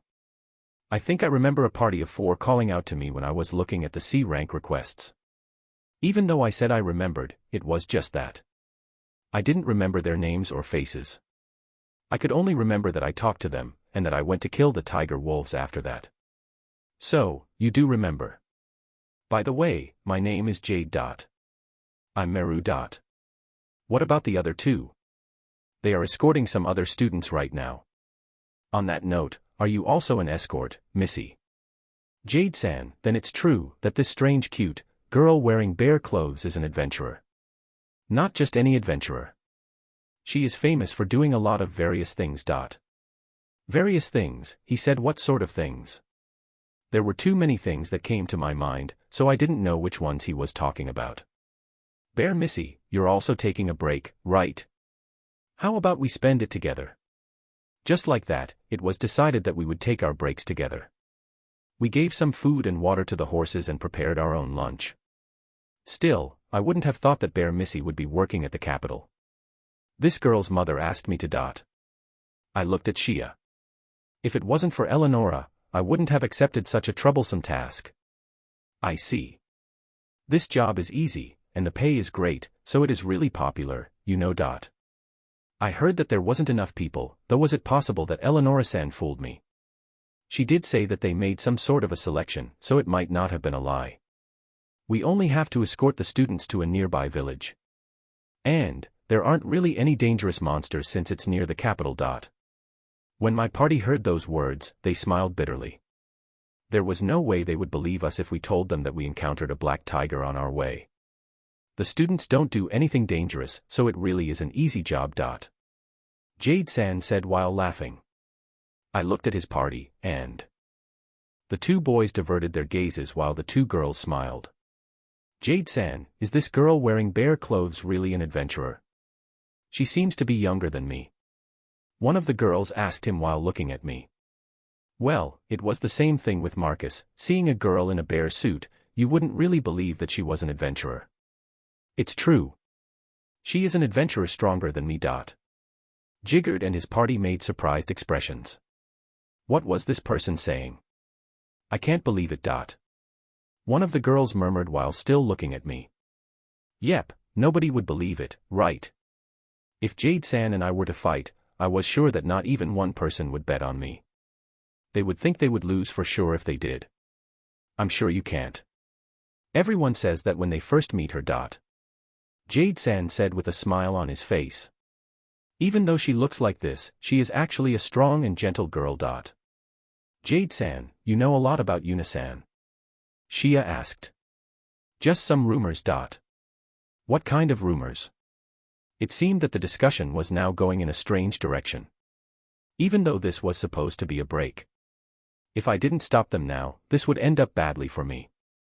More importantly, Jade-san, what are you doing at the capital? Hidden technique. Subject change. We usually work at the capital, you know. We sometimes go to Crimonia though, and we hear rumors about Missy there. What sort of rumors? The conversation went back to where it was. Let's see. There is a really famous story on how, the same day she had registered at the Adventurers Guild, she made a bloody mess of D&E ranked adventurers who decided to pick a fight with her. I didn't mess up all of them. It was only Deborain. The other people all collapsed after taking just one punch. Bloody mess, you say? The girl looked at me again. Well, Deborain really was a bloody mess, so I couldn't say it was a lie. Still, he was the only one, you know. Yuna-san, you're incredible. They were just weak. So, what other rumors have you heard? Would this really continue? Wasn't it about time for you to stop? Also, Shia, you heard some of these things from Cliff, so you already knew a lot, right? She became even more famous when she subjugated a Goblin King. A Goblin King. Yeah, supposedly the expression of the Goblin King she had brought back was brutal and filled with rage. Well, I dropped it in a hole and attacked it one-sidedly, so of course it would get mad. I saw that corpse, you know. At that time, I was in the guild by chance, after all. I thought that you were really brave for fighting a brutal monster like that. So Miru-san saw the Goblin King. After hearing this story, the expressions of the students were split. The ones who believed it, Marcus's party. The ones who didn't believe it, Jiggard's party. If you saw their expressions, you could instantly tell that they were completely different. But the thing that made Yuna-chan really famous was that subjugation, right? The Black Viper. I heard it from Shia, but did Yuna-san really defeat a Black Viper? It seemed that Timur heard it from Shia but didn't believe it. I didn't think about this before, but that story was really unbelievable, right? Without the corpse, I didn't think anyone would have believed it. It's true. I wasn't there then, but a lot of adventurers gave their word that it was true. How did it happen?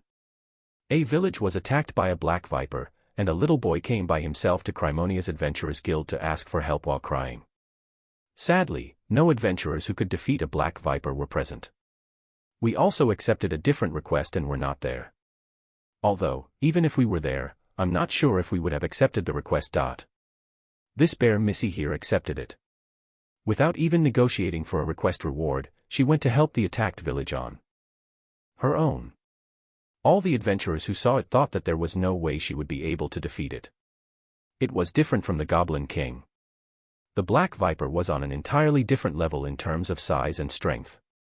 That's why, all the adventurers who were present thought that the bear Missy went there to die. Was that true? I didn't think that the adventurers saw it that way. Well, I did leave the guild quickly while taking the child with me. And yet, a few days later, she brought back the corpse of the black viper as proof of its subjugation. With it, no one could doubt her. I mean, she had the proof of defeating it, after all. Jade-san and Meru-san talked about that story. Just hearing it made me embarrassed. Is this story true? The girl from Jigurd's party said. It seemed that she didn't believe it.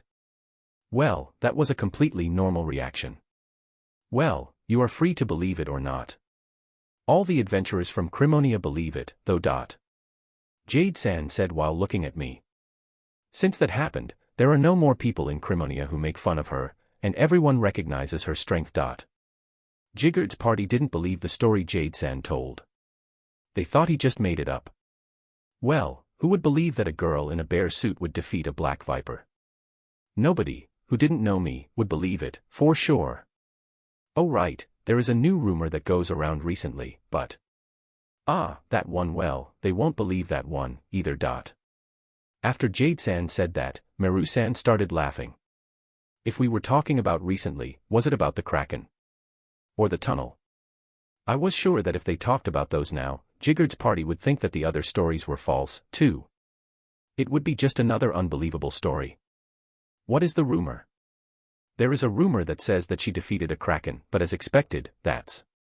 Jade-san looked at Meru-san. Of course, a Kraken is. The two of them laughed while looking at each other. Everyone else looked at me, too. That would be impossible, of course. Was what I answered. When Jade-san finished telling my embarrassing, old stories, the break also ended. Chapter 126, Bear-san makes a report of her escort mission. Bear-san makes a report of her escort mission. We arrived at the capital. With that, the practice training was now finished. We passed through the gates and headed towards the academy. Like usual, the guard at the gates gave me a strange look when I showed him my guild card. Today, I would finally be able to return to Crimonia after a long time and sleep in my house, all thanks to the bear transfer gate, of course. The carriage soon arrived at the academy. A few carriages were already parked there. I only saw our carriage when we departed, so this meant that those were all from the other students who already came back, right? My job is now finished, right? I got out of the carriage and stretched. We still have to check in with the teachers. Oh right, Eleonora told me something like that. So troublesome. Jigurd, you are also going, right? Yeah, we are, but please wait a minute. After we had joined up with Jigurd's party on the road, we came back to the capital together. There was no reason to split up since our destination was the same. Also, it was less dangerous to travel in bigger groups. If any monsters appeared, we would easily defeat them using our numbers. If bandits were planning on attacking us, they would probably reconsider, just seeing the size of our group. There were a lot of merits in traveling together. Well, there weren't any dangers like that around the capital anyway. We entered the academy and went to check in with the professors. When we got to the staff room, we were met by someone who shouldn't have been there. Shia said with a surprised voice when she saw Eleonora-san next to her professor. I told the guard at the gate to report to me immediately when you returned, of course.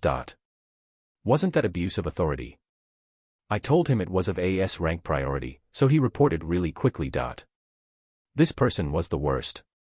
You shouldn't use your authority for something this trivial. I felt sorry for the guard who had to run to the castle all the way from the gate. Your practice training is now finished. We will deal with the luggage you brought back, so you are free to leave and rest. The professor told the students. Also, you will have to make a report on the practice training a bit later. Don't think you can lie, though. We will talk to the adventurers about what really happened, after all. The students started leaving the staff room. Yuna-san, thank you for being our escort. Shia thanked me. It was a pain, but also fun. Yuna-san, please say goodbye to swaying Bear-san and hugging Bear-san for me. Katlia seemed sad. She had asked me if I could lend them to her for a while, but I had politely refused. They weren't something I could have just lent out simply, and I didn't want to do it, either. Yuna-san, I will train a lot more and become a knight like you, who can protect people he wants. I wasn't a knight, you know. I learned something really important on this trip. Thank you. Timur said and bowed. They all thanked me on their way out. They were all so polite. What the hell is going on? The professor was tilting his head. I didn't know what they were like in school, but I somewhat understood his feelings. Well then, Professor, I will hear the report from Yuna-san, so please hear the report from the other two adventurers. The professor nodded. I couldn't go back yet, huh? Please take care of this bear, Missy, then. Eleonora-san and I moved away from the professor a bit. It seemed like the professor would hear the reports from Jade-san and Maru-san. Yuna-chan, thank you for doing this for me. So, how did it go? It was exhausting. I never thought that traveling with a carriage would be this exhausting. This journey made me appreciate swaying bear and hugging bear all over again. I went ahead and reported all that happened during the practice training to Eleonora-san. A black tiger, you say? Don't be too hard on the students, okay? I'm the one who was responsible for that encounter, after all. I didn't notice the black tiger even though I was using detection magic. But, they undertook a goblin subjugation, huh? Will they lose points for doing it? Considering their position in society, they should, but I believe that their decision was better than that of people who would just abandon the villagers. These children are responsible for the country's future, after all. So, I don't want them to easily choose to abandon people. If there is a life that can be saved, save it. But, you also have to give up if it's impossible. I think this will be a good lesson for them. Raising talented people was difficult in every world, huh? Everyone had a different way of thinking. Also, in this world, a lot of children succeeded their parents' work. I honestly didn't know if that was a good or a bad thing. Still, the children from this world were looking up to their parents and trying their best to become like them, like Shia and Marcus did. I didn't want Shia to become like Eleonora-san, though. I looked at Eleonora-san who was standing before me. Yuna-chan, thank you for protecting those children. No need to thank me. It was my job, after all. I will refuse next time, though. That's a pity. She didn't really seem disappointed. I finished my report, so I decided to go back to Crimonia. Yuna-chan, wait a minute. Eleonora-san stopped me. Eleonora-san took a book out of her item bag and gave it to me. It was the book I wrote for Flora-sama, Bear-san, and the little girl. It really became a book. I noticed something that bugged me. Author's name, Bear. It was correct, but why? Did they use Bear? While I was still staring at the author's name. It's better than using your real name, right? That was true, but it still felt weird. Or would you prefer that we use your real name in the copies from now on? No. Bear is fine. It was better than having my name spread around. You asked for 10 copies if I remember correctly. One by one, she put 10 books of each volume on the table out of her item bag. This picture book is quite popular, you know. It would be great if we could sell them to the whole country. I absolutely have no intention of letting you do that right now, so. It would be a pain if they asked me to write the next volume after it became widely known throughout the whole country. Please tell me if you ever want to sell it. I will make sure it sells on a large scale. I'll have to politely refuse. Really? That's too bad. I will be waiting for the next volume, though. How about naming it Bear-san and Eleonora or something like that? Why should it have your name in it? I mean, you're the Bear-san, right? Then, isn't it okay for me to be in it, too? If I had to add a new character, it would be Noah. If I ever added you, it would be as a villain, who deceives the Bear-san.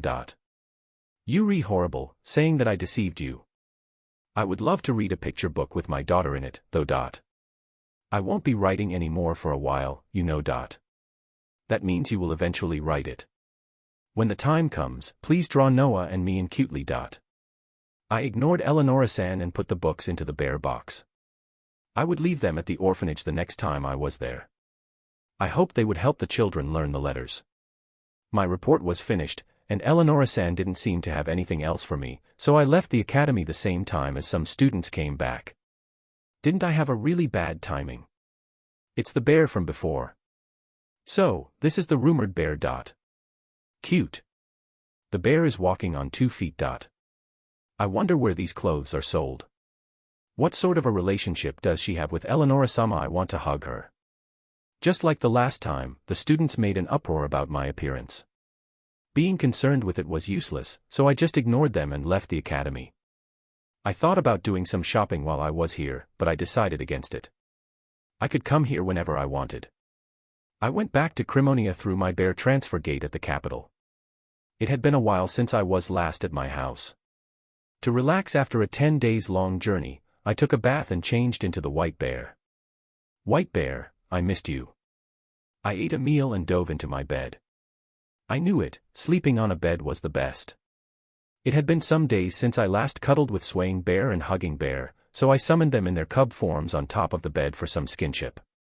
They were monopolized by Shia and Katlia for a long time, after all. I petted them, hugged them, and played with them. Sleepiness started to assault me little by little. I soon ended up in dreamland, with swaying bear and hugging bear at my sides. With this, the practice training is finished. Will the next story be the arrival of Anzu? The plot in my mind is changing every day.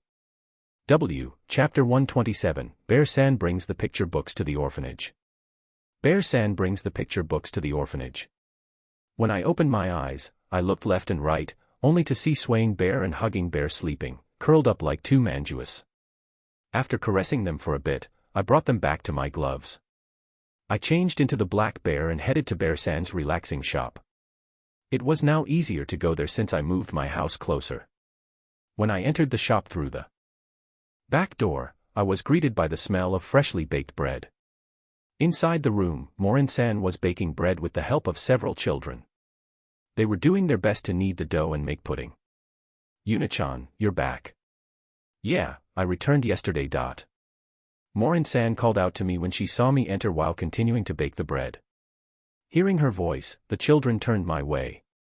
I understand that you are all happy that Yuna-chan is here, but we still have a lot to do before we open the store, so don't stop working.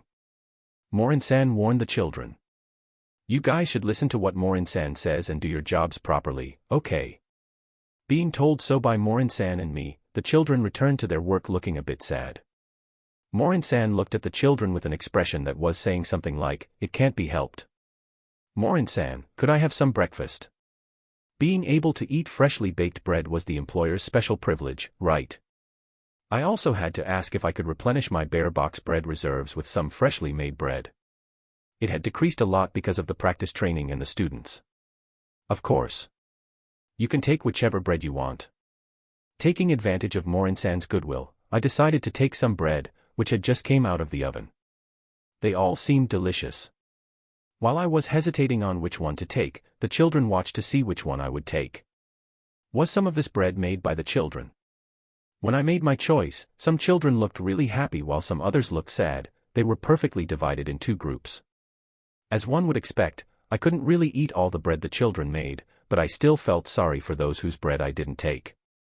I wanted to go to the fridge to get some juice, but Karen-san, who saw through my plan, brought me one with a smile on her face. Thank you, Karen-san. I accepted the cold fruit juice. Yuri so popular with the children. More than popular, it looked more like baby birds, which embraced you after you gave them food, though. I looked at the children while eating bread. Karen-san, how has the store been doing recently?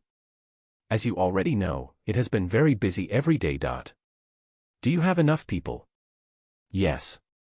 The children are working hard, after all. When I heard those words, I felt a bit guilty for making these children work so hard. In this world, it was normal for children to work, though. Farmers' children helped with the farm work, merchants' children helped with commerce. A lot of children were helping their parents with their work. Karen-san was a great example of that. They are so hardworking that it makes me embarrassed remembering what I was like during my childhood. When she remembered her past and compared it to the children who were doing their best, a bitter smile came to her face. You didn't help out. That's right. She was always playing around, after all. Even though I asked Karen-san, someone else answered in her place. Mom.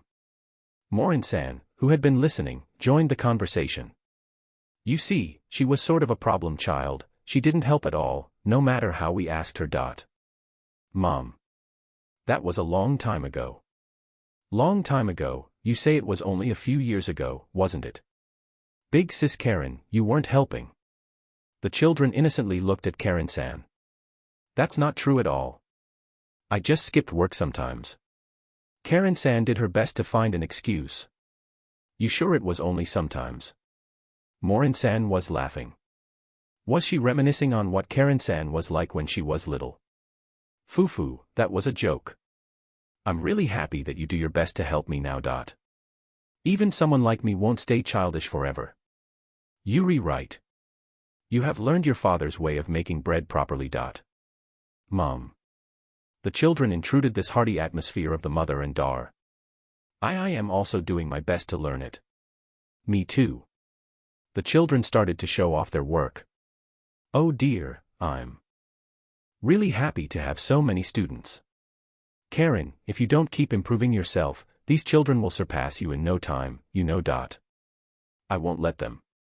Karen-san said and went back to her work. The children chased after her while Morin-san looked at them happily. After I finished my breakfast, I went to the orphanage to deliver the picture books. I entered the orphanage, but no one was nearby. Oh right, normally, at this hour, both the group that worked at the shop and the group that was in charge of the cluckers were out. Only the youngest group should be here. It was a group that ranged from babies to 5, 6 years old children. In this orphanage, the 5 and 6 years old children took care of the ones who were younger together with the headmistress. They were staying in a room on the other side of the orphanage. I went and found them there. Headmistress, good morning. Yuna-san, you were here. I just arrived. The children all rushed towards me with their short legs. I patted their heads while approaching the headmistress. So, why did you come today? I came to see how the children are doing and brought some souvenirs. Souvenirs? What kind of souvenirs? One of the children who was holding my bare hand asked. Delicious things. Sorry, it's not food. The children looked sad. It's not good to be selfish. Thanks to Yuna-san, you can eat delicious food every day. The headmistress scolded the children. It wasn't really thanks to me. It was thanks to the senior group that was working hard to take care of the cluckers. I only provided the necessary foundations. After that, the children worked hard to get to where they were now on their own. Zoe. The children apologized obediently. I will bring some delicious food next time, okay? This time, I brought you picture books. Picture books. I took the picture books out of the bear box. It's picture books. One child took a picture book from my hand. Ah, not fair. I want to see it, too. I want it, too. Thank you very much, Yuna-san. For now, there are only 2 volumes of the same story, but please do read it to them. I gave the headmistress the last copies of the first and second volume books. Oh, these illustrations are really cute. If you want some more picture books, please talk to Terumi-san. It's okay, I'm teaching these children to not be selfish. Those picture books will help them learn the characters, so I wouldn't call it selfish. Thank you very much. Children, you have to thank Yuna-san. The children, who were running around and happily fighting over the books, came back and thanked me. You should learn properly and not cause trouble to the headmistress, okay? The children agreed cheerfully. TN, another short chapter, I know, but you might be getting a special bonus next week. Chapter 128, Bear-san picks up Enzu. Bear-san picks up Enzu. There is a change from Chapter 111, the said numbers of helpers who would come with Enzu to help her had been 8, but I now changed it to 6. After I returned from the capital, I took it easy for a few days. I went to the Adventurers Guild just to see what was going on there, took Fina, Shuri, and Noah for a stroll with my bears, and visited the bear family near the honey tree. I was really enjoying this world. Today, I was simply lazing around on my bed as there was nothing to do, or rather, I didn't want to do anything. At times like this, when I had time all to myself, I really missed browsing the net or playing games. This world was quite enjoyable, but there weren't many fun things to do. Should I make a makeshift game and play it with some children from the orphanage? Maybe something like Othello, Shogi, chess, sugoroku, cards, or some other games. While I was thinking about which game to pick, my stomach growled. Well, when you didn't eat your breakfast, your stomach would become empty even if you were only idling around on bed. I decided to go to Bear-san's relaxing shop. As I was about to leave my house, I ran into Cliff right in front of it. "You going out?" Cliff, who was by himself, asked. In this world, the nobles frequently went out on their own, huh? Noah was often at my shop by herself, even the king came to my house by himself. Well, in his case, it was probably an exception, though. Was the town safe, or did he think that there were no dangers? Well, it was probably safe. The guards checked for criminals at the gates, and I also saw patrols walk by from time to time. With that, the town was probably quite safe. In other worlds, nobles always had guards, especially the ladies. They had handsome guards with them at all times.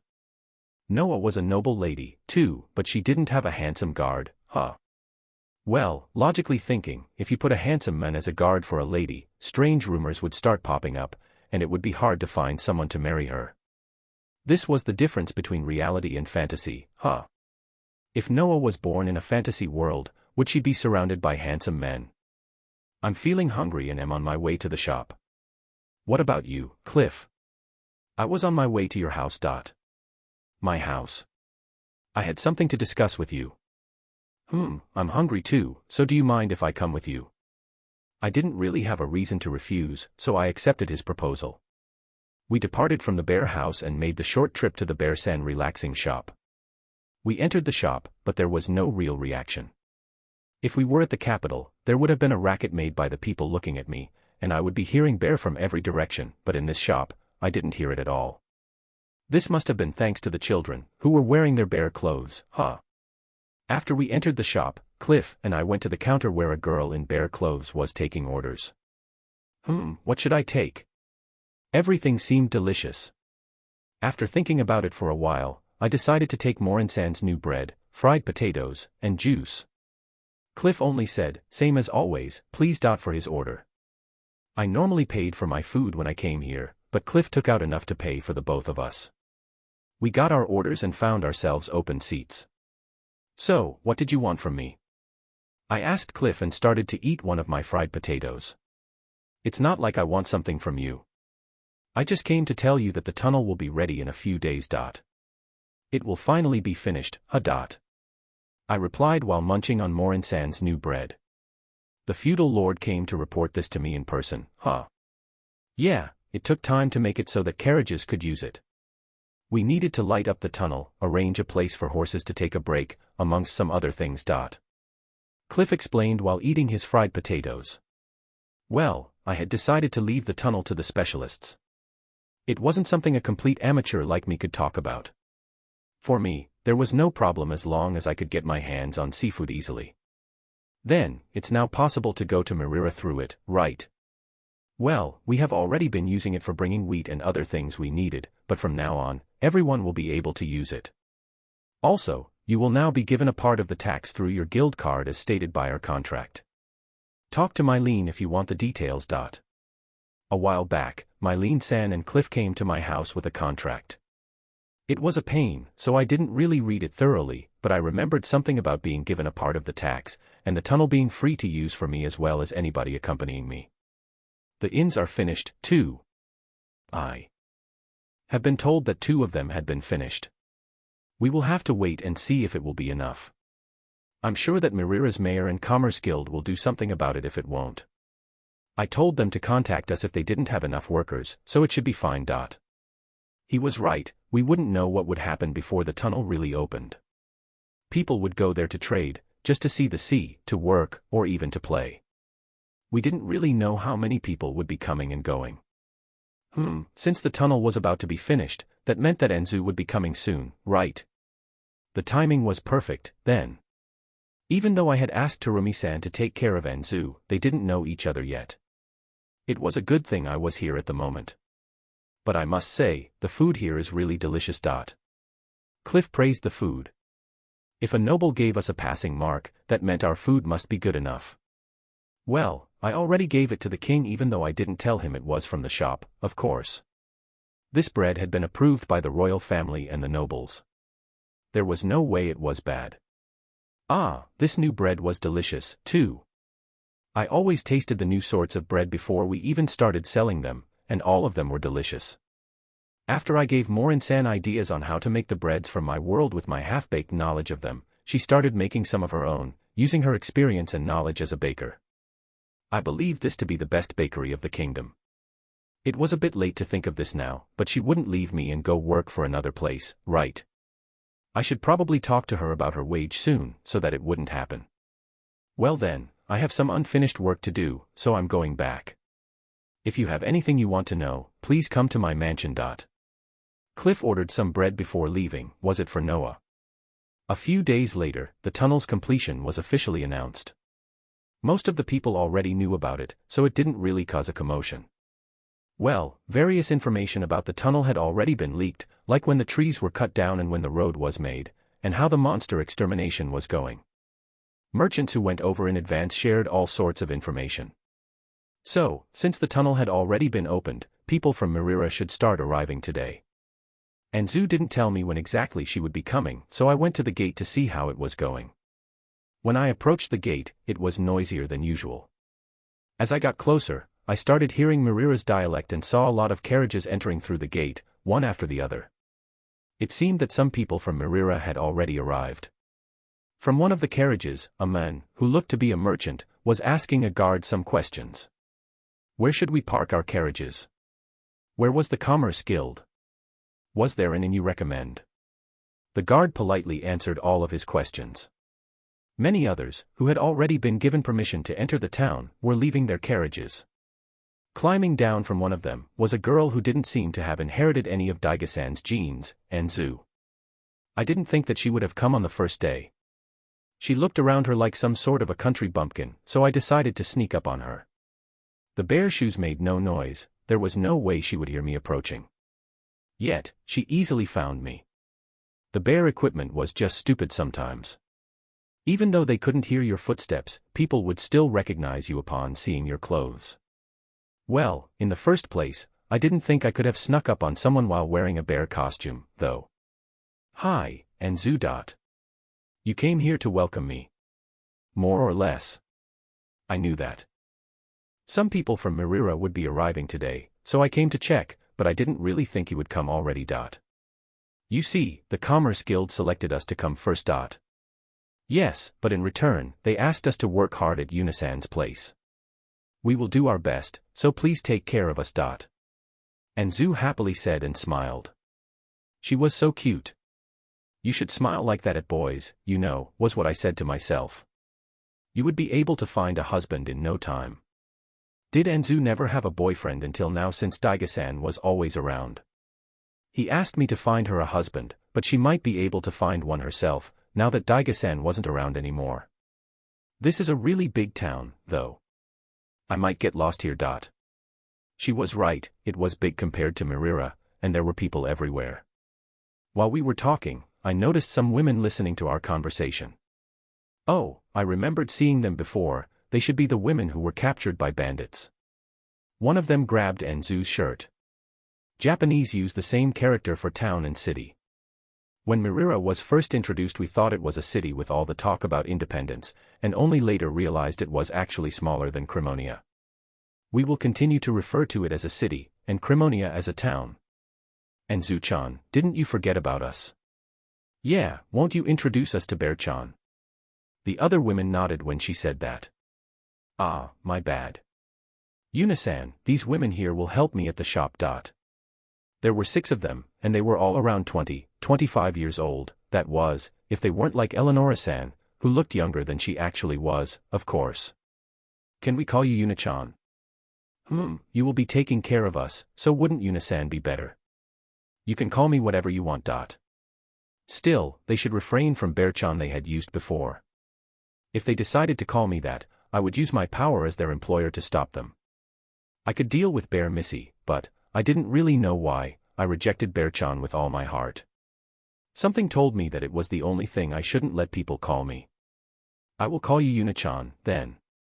Well, we came here to work for you, but is it really okay? Won't we cause you trouble? Our job is preparing fish and cooking, right? Two women, who seemed the oldest of the group, asked. That will be your main job. There will also be some other jobs, though.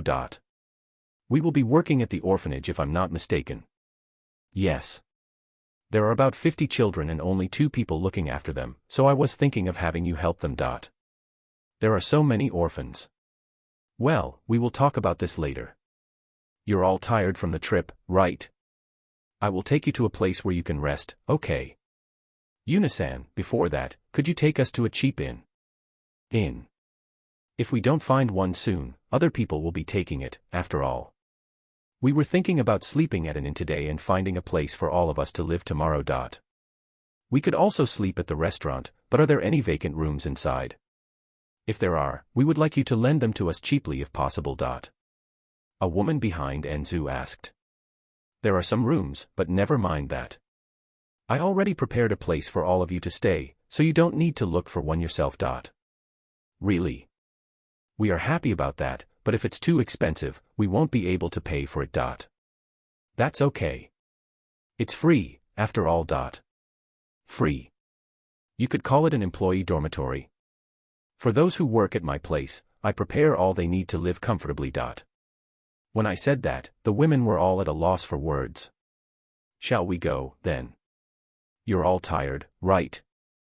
Also, if we continue to talk here, we will bother the people who want to enter the town. They nodded and agreed to follow me. Enzu finally came. Kuma Short Stories 1. First short story, The Strange Girl Wearing a Bear Suit, Gatekeeper's Perspective, commemoration of the 2nd year anniversary. I wrote these 3 short stories as a commemoration of the 2nd year anniversary of the Bear's Bear a Bear Kuma. I hope you enjoy. My job was to guard the town. My job had many different shifts. My main tasks were patrolling the town, watching the entrance of the town, and listening to the townspeople's troubles at the post. That day, I was working at the entrance and my main task was to make sure that no criminals entered the town.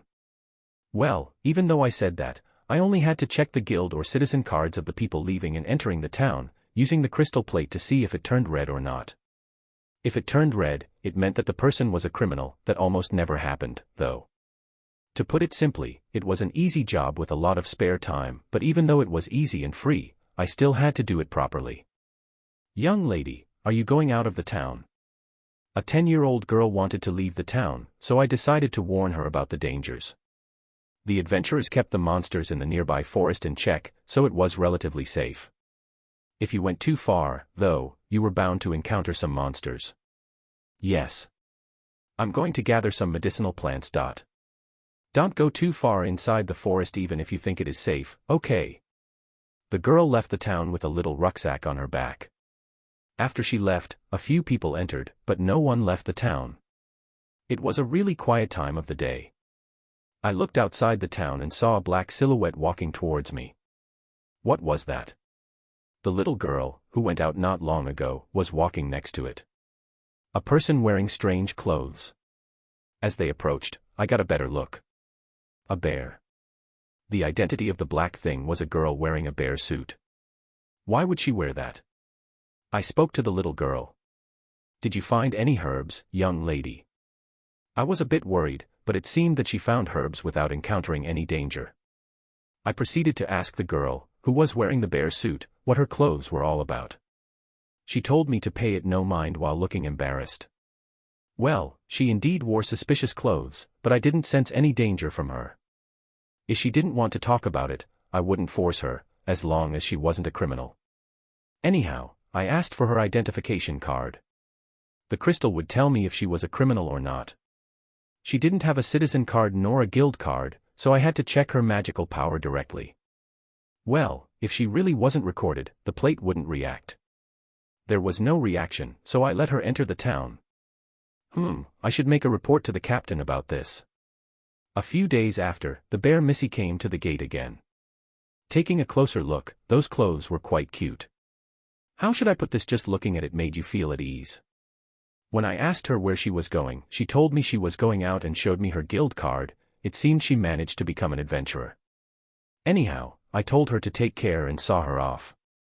When I was looking at her back, the bear's tail was swaying right and left, the suit was well made, it seemed. Some time had passed while I was at my post, but the bear Missy had yet to return. Well, there were 4 gates to our town, all at key locations, so she might have used another gate. Still, I felt a bit anxious. My worry was all for nothing, though, as the bear Missy soon came back safely. I unconsciously petted her head. When she passed by, and she scolded me. It was difficult to handle young girls. Another day at my post, I heard rumors about Bear Missy. It seemed that the first day she went to the Adventurers Guild, some other adventurers picked a fight with her. I got nervous when I heard that. Why would something like that possibly happen? I asked my colleagues, who were talking about it. I couldn't believe what they told me. It seemed that she fought about 10 adventurers. It was an unbelievable story, but they told me that some adventurers were really hurt. She didn't look strong to me at all, though. In the days that followed, I heard more and more rumors about Bear Missy, and they were all unbelievable things. I heard that she had defeated a goblin horde with a goblin king, and there were even rumors about her defeating a black viper. Everything I heard was simply unbelievable, but a colleague of mine knew someone at the guild, and he said that the stories were all true. I still couldn't believe the rumors, though. Especially the one about the bear house. What was a bear house, even? It's a house in the form of a bear, of course. You will understand when you see it. My coworker told me, so I decided to go and see the bear house when I was finished with my patrol. I should begin with the conclusion: it was a bear. No matter how I looked at it, it was a bear. It wasn't a terrifying bear, though. How should I put it? It was a cute bear house. When I heard the rumor, I thought that it was a terrifying bear house, but it was a really cute bear house. It suited Bear Missy well. She really was full of endless surprises. Chapter 129, Bear-san takes Enzu to the employee dormitory. Enzu was looking around restlessly. Did she find the town strange? I had done the same thing when I had come here for the first time, so I couldn't really blame her. Well, I had been looking around to determine whether or not this was the game or another world, though. There are so many people. Will we really be working in this town? Will I be able to work here? We all decided that we would do our best, right? The people in this town are really stylish, though. Yes, but no one wears it. They all looked at me. Why were they looking at me? No one else is wearing the same thing as Yuna-chan. There are no bears. I thought that there would be a lot of people wearing clothes similar to yours in this town. That was what all of you were thinking. I was shocked. There was no way people wearing bear suits would be walking around in town. That much was common sense. As far as I knew, the costume culture didn't even exist in this world. If there was a place full of people wearing costumes though, I would love to see it. Wait a minute, did they think that there were people wearing costumes elsewhere since they had never left Mirira before? Was it because they saw me wearing my bear suit and had no other information about Crimonia? No, that shouldn't be. There were a lot of people who traveled to Crimonia, so they should have known that I was the strange one. Are there no people wearing the same clothes as you, Yuna-san? This question was difficult to answer. There aren't. This was the only way I could respond, as no other answers were possible. The only ones who also wore such clothes were the children working for me. Also, it was their work uniform, not their casual clothes.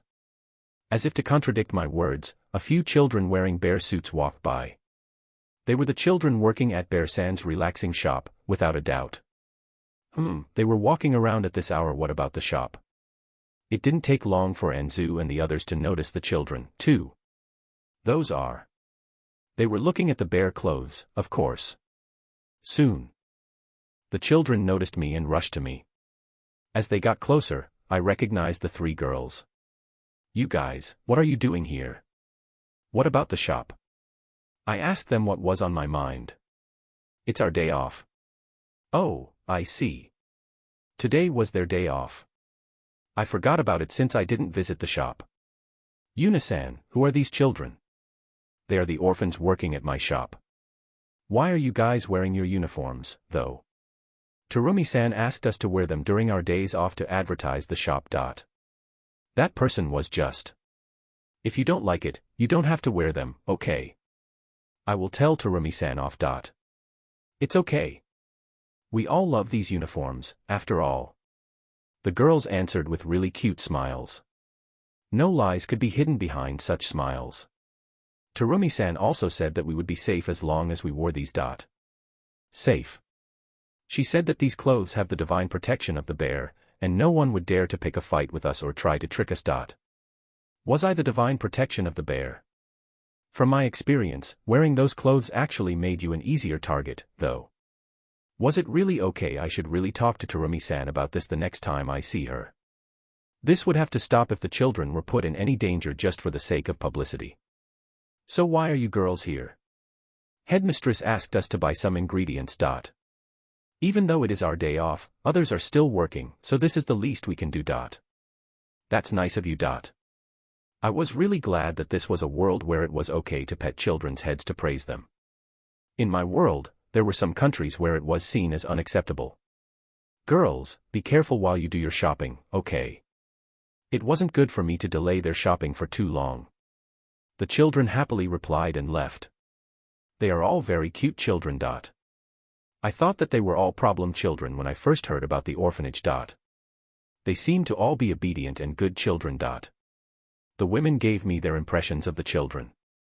The headmistress, who takes care of the children, is a gentle person and loves them dearly, so they turned out to be good children. They really were good children.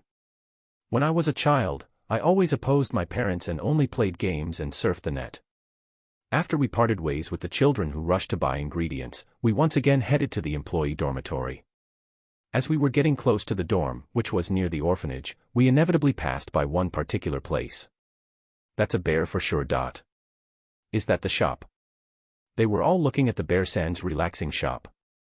Since the place they would all live in was near the orphanage, there was no other way but to pass by the shop. Two big bear statues were here, a bear at the entrance and a bear on the roof. Also, a signboard, saying Bear-san's relaxing shop in big characters, was above the door. The women didn't move. They just stood there and looked at the bears and the shop, with their mouths wide open. I saw something like this before. Era, what a coincidence. I saw it, too. I saw it as well. After they seemed to agree on something, they all looked at me. Yuna-chan, this is your house, isn't it?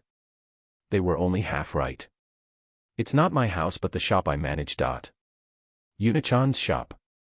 Will we be working here? Some of the women seemed anxious and worried while some others were smiling. We mostly sell bread here, so I prepared another place for you. You did. I plan on making the new restaurant based on rice meals. Rice should be coming soon, after all. That reminds me, did you hear anything about the country of harmony and peace? One of their ships came the other day, and they reopened trade. That was some great news. I was really happy that I could eat rice again. The master of the Commerce Guild said that he would send you some rice soon. That would be great for the restaurant, then. We left Bear-san's relaxing shop and headed to the dorm. This is the orphanage, and the big wall you see over there is the Clucker's coop. Also, you will all be living in that building there. The dorm was the size of an inn. It had a lot of rooms, a bath, and even a dining room. It could easily be used as an actual inn. When we reached the dorm, they all stood petrified at the entrance. We will be living here. It's big. It's huge. Well, it turned out this big because I made it with the image of an inn with a lot of rooms in mind. I will explain everything inside, so please enter. At the entrance, I asked them to take off their shoes and put on the indoor shoes, which looked like slippers. They all obediently did so. The interior is beautiful. The first floor is the common area. You have a kitchen and a bath, so you should all discuss on how you will use them. They wandered freely throughout the dorm. Anzu and a few others went to the kitchen while the others went to the storehouse and the bathroom. This kitchen seems tidier than the one at my inn. I heard Anzu's voice from the kitchen. It had just been made, so of course it was. They would be troubled if the stuff I made for them was filthy, after all. The bath is also beautiful. And guess what, there is a bear inside. One of the women excitedly said after she finished exploring the first floor, making all of them go to the bathroom. It's a bear indeed. Bear-san, ha dot.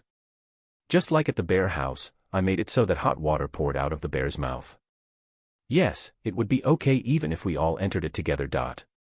It will be difficult to clean, though dot. That's why we should discuss how to keep it clean dot. There was no point staying in the bathroom, so we went to the second floor. The second and third floors are bedrooms only, so you can use whichever you want dot. A woman opened a door next to her. Yuna-chan, could it be that it's one person per room? There was only one bed per room, making them all single rooms. Yeah. There are a lot of rooms, so it's okay dot. I didn't think that we would each have our own room dot. Yeah, we planned to rent one house for all of us, and, since we would have looked for a cheap place, single rooms would have been impossible dot. Yuna-chan, you aren't about to tell us that our wages will be non-existent, right? One of the women said in an anxious voice. Oh right, we didn't discuss the wages yet. I would have to talk it over with Terumi-san. You will receive a proper salary, of course. I just have to talk to the person in charge of finances about the amount first dot. It's okay as long as we receive something, even if it's a small amount dot. Since we will be living in such a place, it's logical for our wages to be small dot. I should discuss it with Terumi-san soon. On a different note, this is a female dorm, so please don't bring men inside.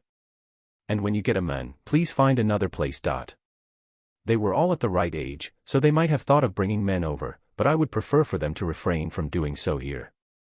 Also, I didn't want people I didn't know coming to my property. I will refrain from that for a while dot. With my husband recently passed away, it would be a bit. All of them agreed in unison except for Enzu.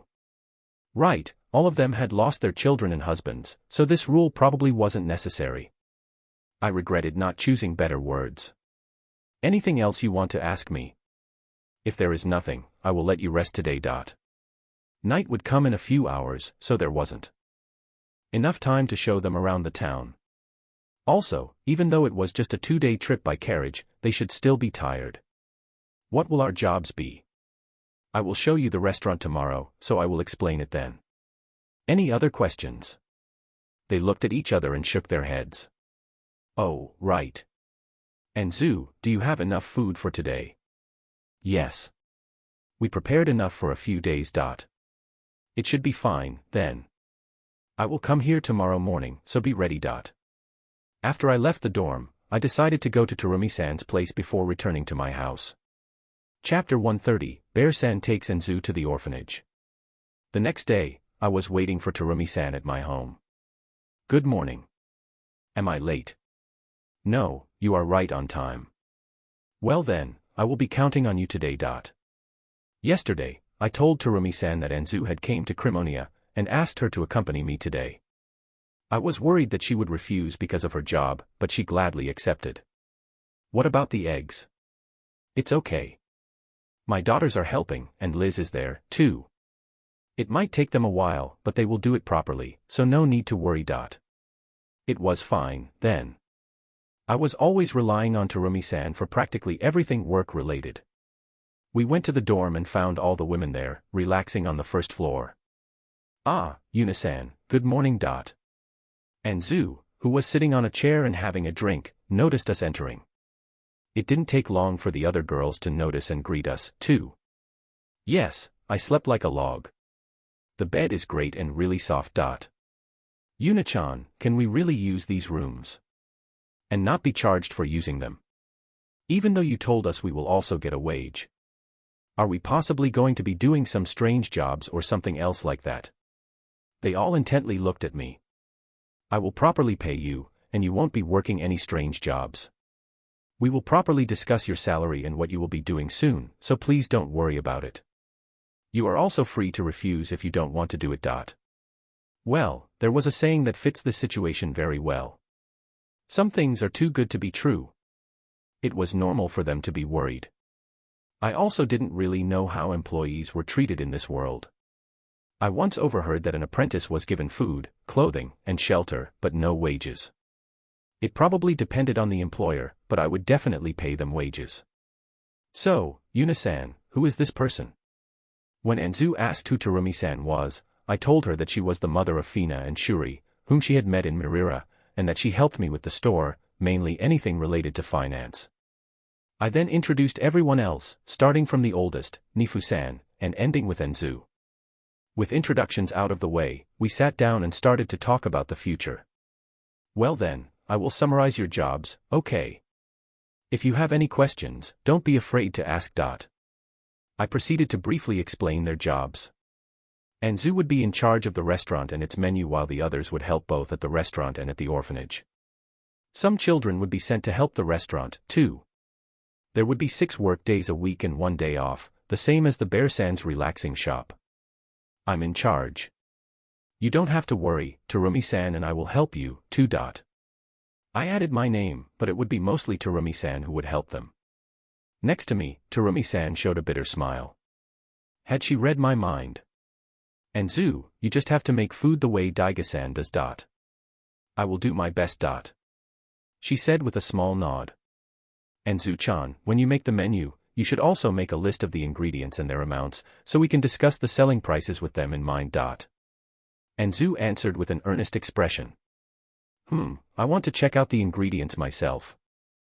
So could you tell me where the shops are? Sure thing. I will take you to my recommended meat and vegetable sellers after this. Enzu thanked Terumi-san. I just have to follow Enzu-chan's orders, right? Yeah, I plan on leaving everything to Enzu. Ugh, I have so much work. Enzu-chan, if you need help with anything, just tell us. We will do our best to help you. Enzu happily looked at her seniors. After that, we moved on to the salary, and the use of the dormitory and the restaurant. Nobody complained about the salary Terumi-san suggested. On the contrary, they were even saying things like, is it really okay to receive that much? Enzu, don't regret agreeing to this amount later, okay? Why would you say such a thing? Enzu, you, who inherited Daiga-san's cuisine, are more amazing than you think. You should be more aware of your skills, you know. She should have a lot of customers, I imagined. Well, on the other hand, I might be wrong, and nobody would come. Still, Enzu had been taught by Daiga-san, who made very delicious meals, so I didn't think that could really happen. It might just take a while for the news to spread. My father's cooking is delicious, indeed, but my skills aren't there yet. The meals you had prepared were delicious enough, you know. You should be more confident in yourself. Thank you very much. I will do my best. That's why, even if it gets really busy, your salary won't increase, okay? I told Enzu her salary wouldn't increase, but I was still planning on increasing it if the number of customers got high. We had to increase the funds for Enzu's marriage, after all. It wouldn't matter whom she married since she wouldn't be troubled over money. After we finished discussing things about the restaurant, we went on to talk about the orphanage. I told them that some of the children were raising cluckers while others were helping at the bakery. So, Yuna-san, what will we be doing at the orphanage? Will we help taking care of the birds? Nifu-san asked. Well, basically, you will be taking care of the youngest children. With the number of children increasing, it has become really difficult for the headmistress to take care of them by herself. You will take care of the babies and other children up to 6 years old. I normally just call them the youngest group. We just have to take care of the children. We will have to discuss it with the headmistress and the other person in charge first, but yeah. It wouldn't be good if I was the only one deciding. We had to discuss it with the people who were actually working there, or we could trouble them. I would also like for you to help them with their studies, reading and writing, and simple math. Terumi-san said. She was right, it was very important for the children to study.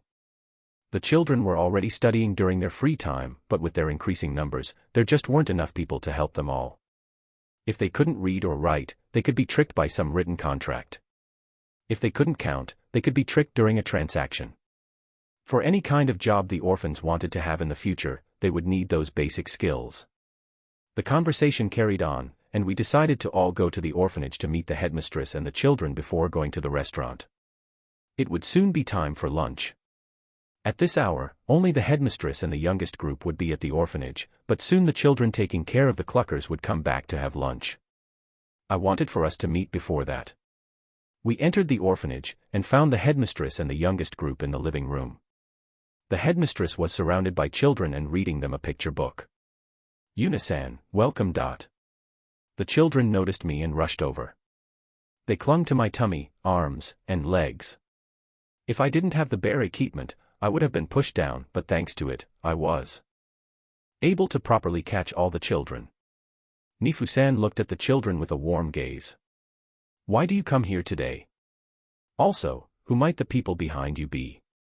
I briefly introduced everyone, then told headmistress all about the restaurant and the dormitory next door. I also asked them to help at the orphanage in addition to helping at the restaurant. The headmistress's voice rose a bit in surprise. Since the number of children increased, it has become difficult for you, right? Liz-san is also having a hard time just by managing the children who are taking care of the cluckers. I'm thankful for your concern, but we're okay. The children are all well behaved, and since Terumi-san and Yuna-san are helping us, I don't think of it as difficult. Even though she said that, I was able to see that it was indeed difficult. The difficulties might have changed from when I first came here, but that didn't mean it had gotten any easier. Honestly, the only thing Terumi-san and I had done was give work to the children. We would be troubled if you collapsed, headmistress. That's why you have no right to refuse our help. The headmistress will collapse. Headmistress. The moment I mentioned headmistress collapsing, the children, who were still clinging to me, rushed to her and grabbed her clothes or clung to her arms in worry. Headmistress, who was just rushed at by all the children, didn't waver a bit and received the children properly. She might be stronger than me, even without the bare clothes. Don't worry. I won't collapse. The headmistress, seemingly troubled, patted their heads in order to soothe them. It was a really heartwarming sight, worthy of putting a smile on my face. Headmistress, for the sake of the children's smiles, you mustn't collapse. I will help you so that it won't happen. Yuna-san, thank you very much. Headmistress accepted, so I tried to leave before the clucker group came back, but the women started to talk with headmistress and play with the children. Were they possibly reminiscing about their own deceased children?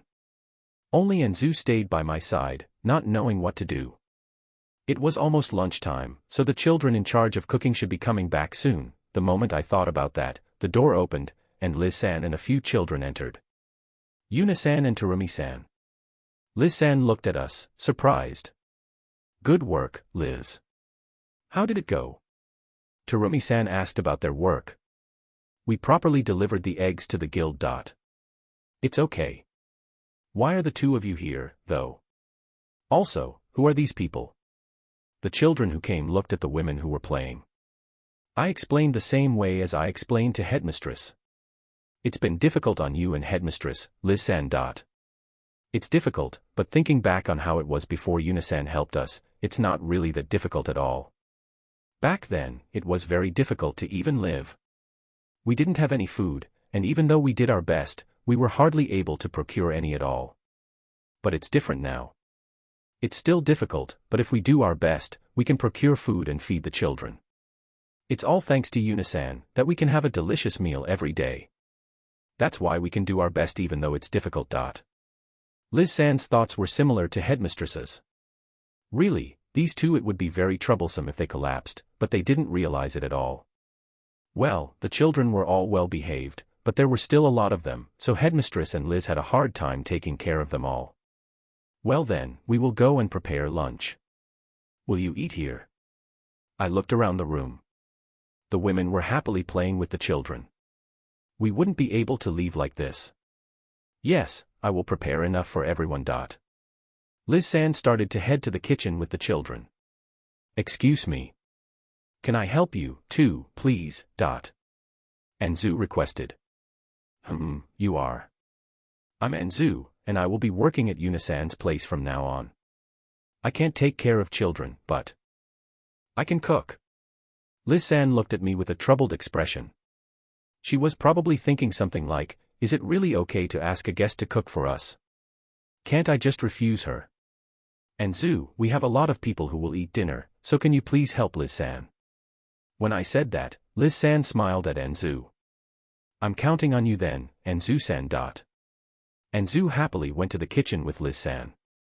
Terumi-san and I decided to stay in the living room and play with the children until the food was ready.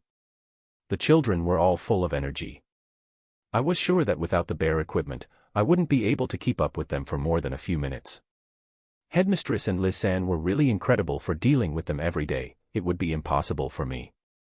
It wasn't long before a delicious smell drifted from the kitchen and the children taking care of the cluckers returned. Soon, the meals prepared by Enzu were lined up on the table, and we all ate them together. Kuma Short Stories 2. Third short story, Big Sis Bear-san, Orphan's Perspective, Commemoration of the Second-Year Anniversary. Hello, Gens here. I used to be an adventurer, but I was now working at the Adventurers Guild. One of the reasons I retired from adventuring was that the two members of my party married each other, but, right around that time, I also got invited to work as the guild's storehouse keeper. The daughter of the previously mentioned married party members was right in front of me now. And that's how you cut it. This little girl was dismantling a wolf with a knife. Her name was Fina. She was the legacy of my two party members, Terumi and the now deceased Roy. Terumi was bedridden with an illness. We went to the doctor, but it seemed that there was no other way to treat her other than to just suppress the illness using medicine. Since her mother couldn't work, Fina worked to take care of her mother and little sister. The only thing I could do for them was to give Fina a job. I tried to give them money, but Fina refused. She didn't want to accept it because she wouldn't be able to repay the favor, and she didn't change her mind even after I told her that she didn't have to repay it at all. Instead, I gave Fina a job, so she could pay for the medicine herself. It was sadly impossible for Fina to work every day since there were days when we had nothing she could do. I really wanted to do something to change this situation, but I wasn't able to. I couldn't protect Roy's precious daughter, nor could I save Terumi. I really was a worthless man. One day, Fina came to the guild accompanied by a girl wearing a cute bear suit. Fina told me that this girl had saved her from the wolves, which had attacked her in the forest. I scolded Fina, of course. If something had happened to her, what should I say in front of Roy's grave? What should I tell Terumi, who was already depressed because of her illness? I was very grateful to the bear Missy, who had saved Fina. Soon after, the bear Missy became an adventurer, and she brought in a lot of monsters she subjugated but not dismantled. Contrary to her appearance, she seemed to be an excellent adventurer. Like, when some adventurers decided to pick a fight because of her clothes, she made short work of them. Fina also seemed to take a liking to her, so I decided not to talk too much about her clothes. Today, she had brought the monsters she had killed again. There were a lot of adventurers who dismantled the monsters on their own, but some adventurers found it a pain and left it to the guild. The Missy seemed to belong to the latter group and couldn't dismantle the monsters. That was when I got a good idea. I would ask the bear Missy to leave all of her dismantling work to Fina.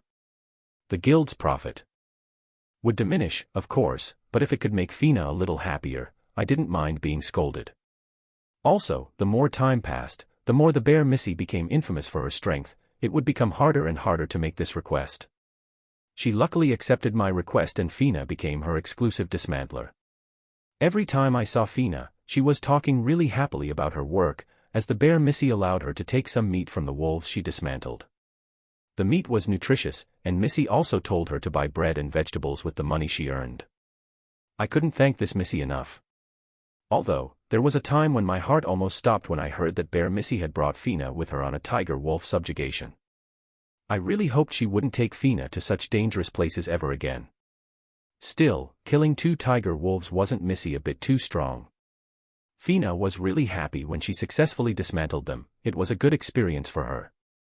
A few days later, Fina came to my house in tears. She told me that her mother's illness had worsened, and so she came to me because she didn't know what to do. I was happy that she relied on me, but I couldn't really do anything. I went to see Terumi, but she was suffering and was barely able to speak. I noticed she had lost a lot of weight, too.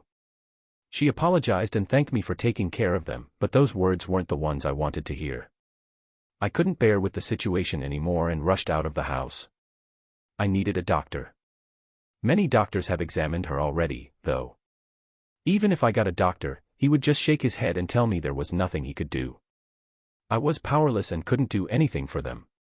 When I returned to their house, Fina wasn't there anymore, and I only saw her sister, Shuri, embracing her mother while crying. It seemed that Fina also left the house after I rushed out. I just held Terumi's hand and tried to keep her awake. Was there really nothing I could do? As I was biting my lower lip to the point where it almost bled, Fina returned with the bear Missy. Why would she bring the bear Missy? Just as they approached, Terumi's consciousness cleared up a bit. She apologized again and even said she was entrusting her daughters to me. I couldn't keep my tears in anymore. Couldn't I have done something before the illness became this bad? Had I really done everything I could have? I might have only been running away from reality by just giving some assistance to her family, and believing I helped and did all I could, yet, in reality, I wasn't able to do anything. I wasn't able to save her. I was full of regrets, but it was too late to change anything now. As I was dwelling in self-pity, Bear Missy clapped her hands. She then said some incomprehensible things, and when she touched Terumi, Missy's hands shone. It looked like the light of the great priests. Terumi was wrapped in this light and her expression softened. It was an unbelievable sight. After Missy used a magic-like chant, Terumi rose up from the bed. I just witnessed a miracle. Terumi's illness was cured. Who would believe something unbelievable like that? I suddenly felt relieved and tears started to pour from my eyes. Terumi, who returned to her energetic self, anxiously asked how much this treatment would cost. She was right. When Missy used something so mystical, of course, it would cost us a lot of money. The Bear Missy sent Fina and Shuri by food, and now only the three of us remained here. Did she want us to talk in private, without Terumi's daughters? Bear Missy then proceeded to say that Terumi and I should live together, and we just stared at her with our mouths open. Well, it was true that I loved Terumi, but this was a completely different story. Yet, Bear Missy managed to corner us. She said it was for Fina's sake, that this family needed someone to support them, and also noticed the fact that I liked Terumi.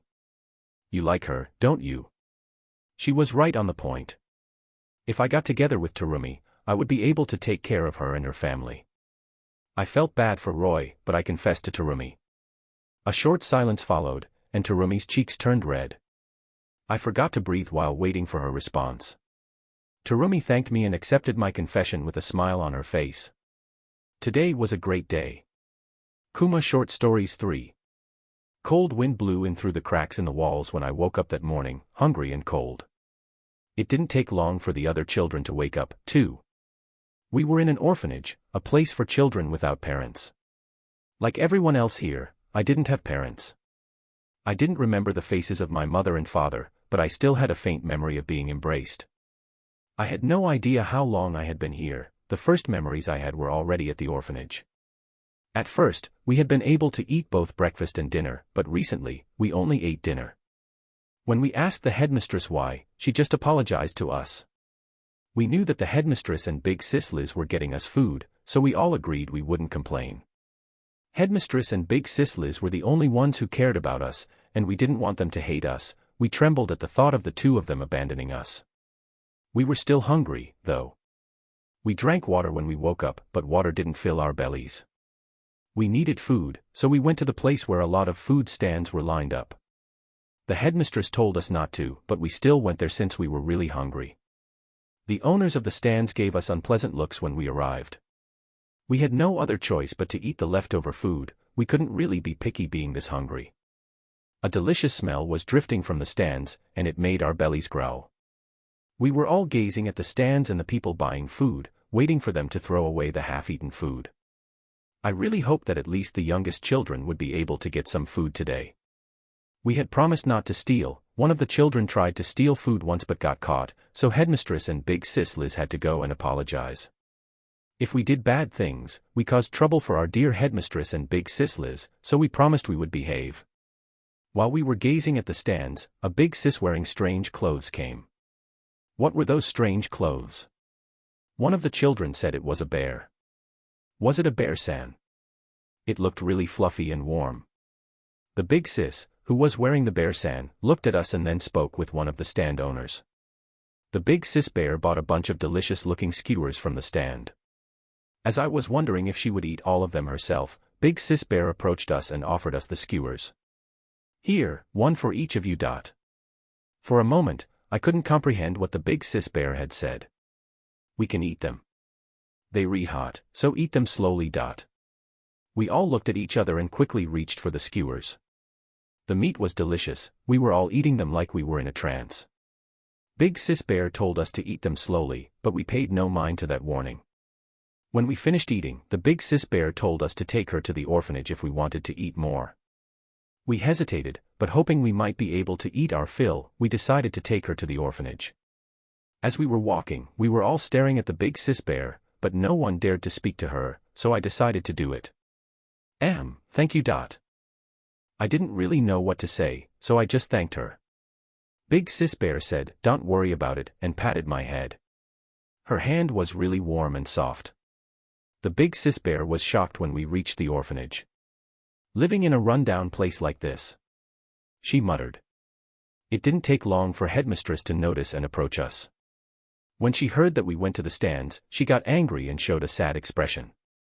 We all apologized for going there even though she told us not to. Big sis bear and headmistress started to talk. It seemed that big sis bear would give us some food. They headed to the kitchen, and we followed.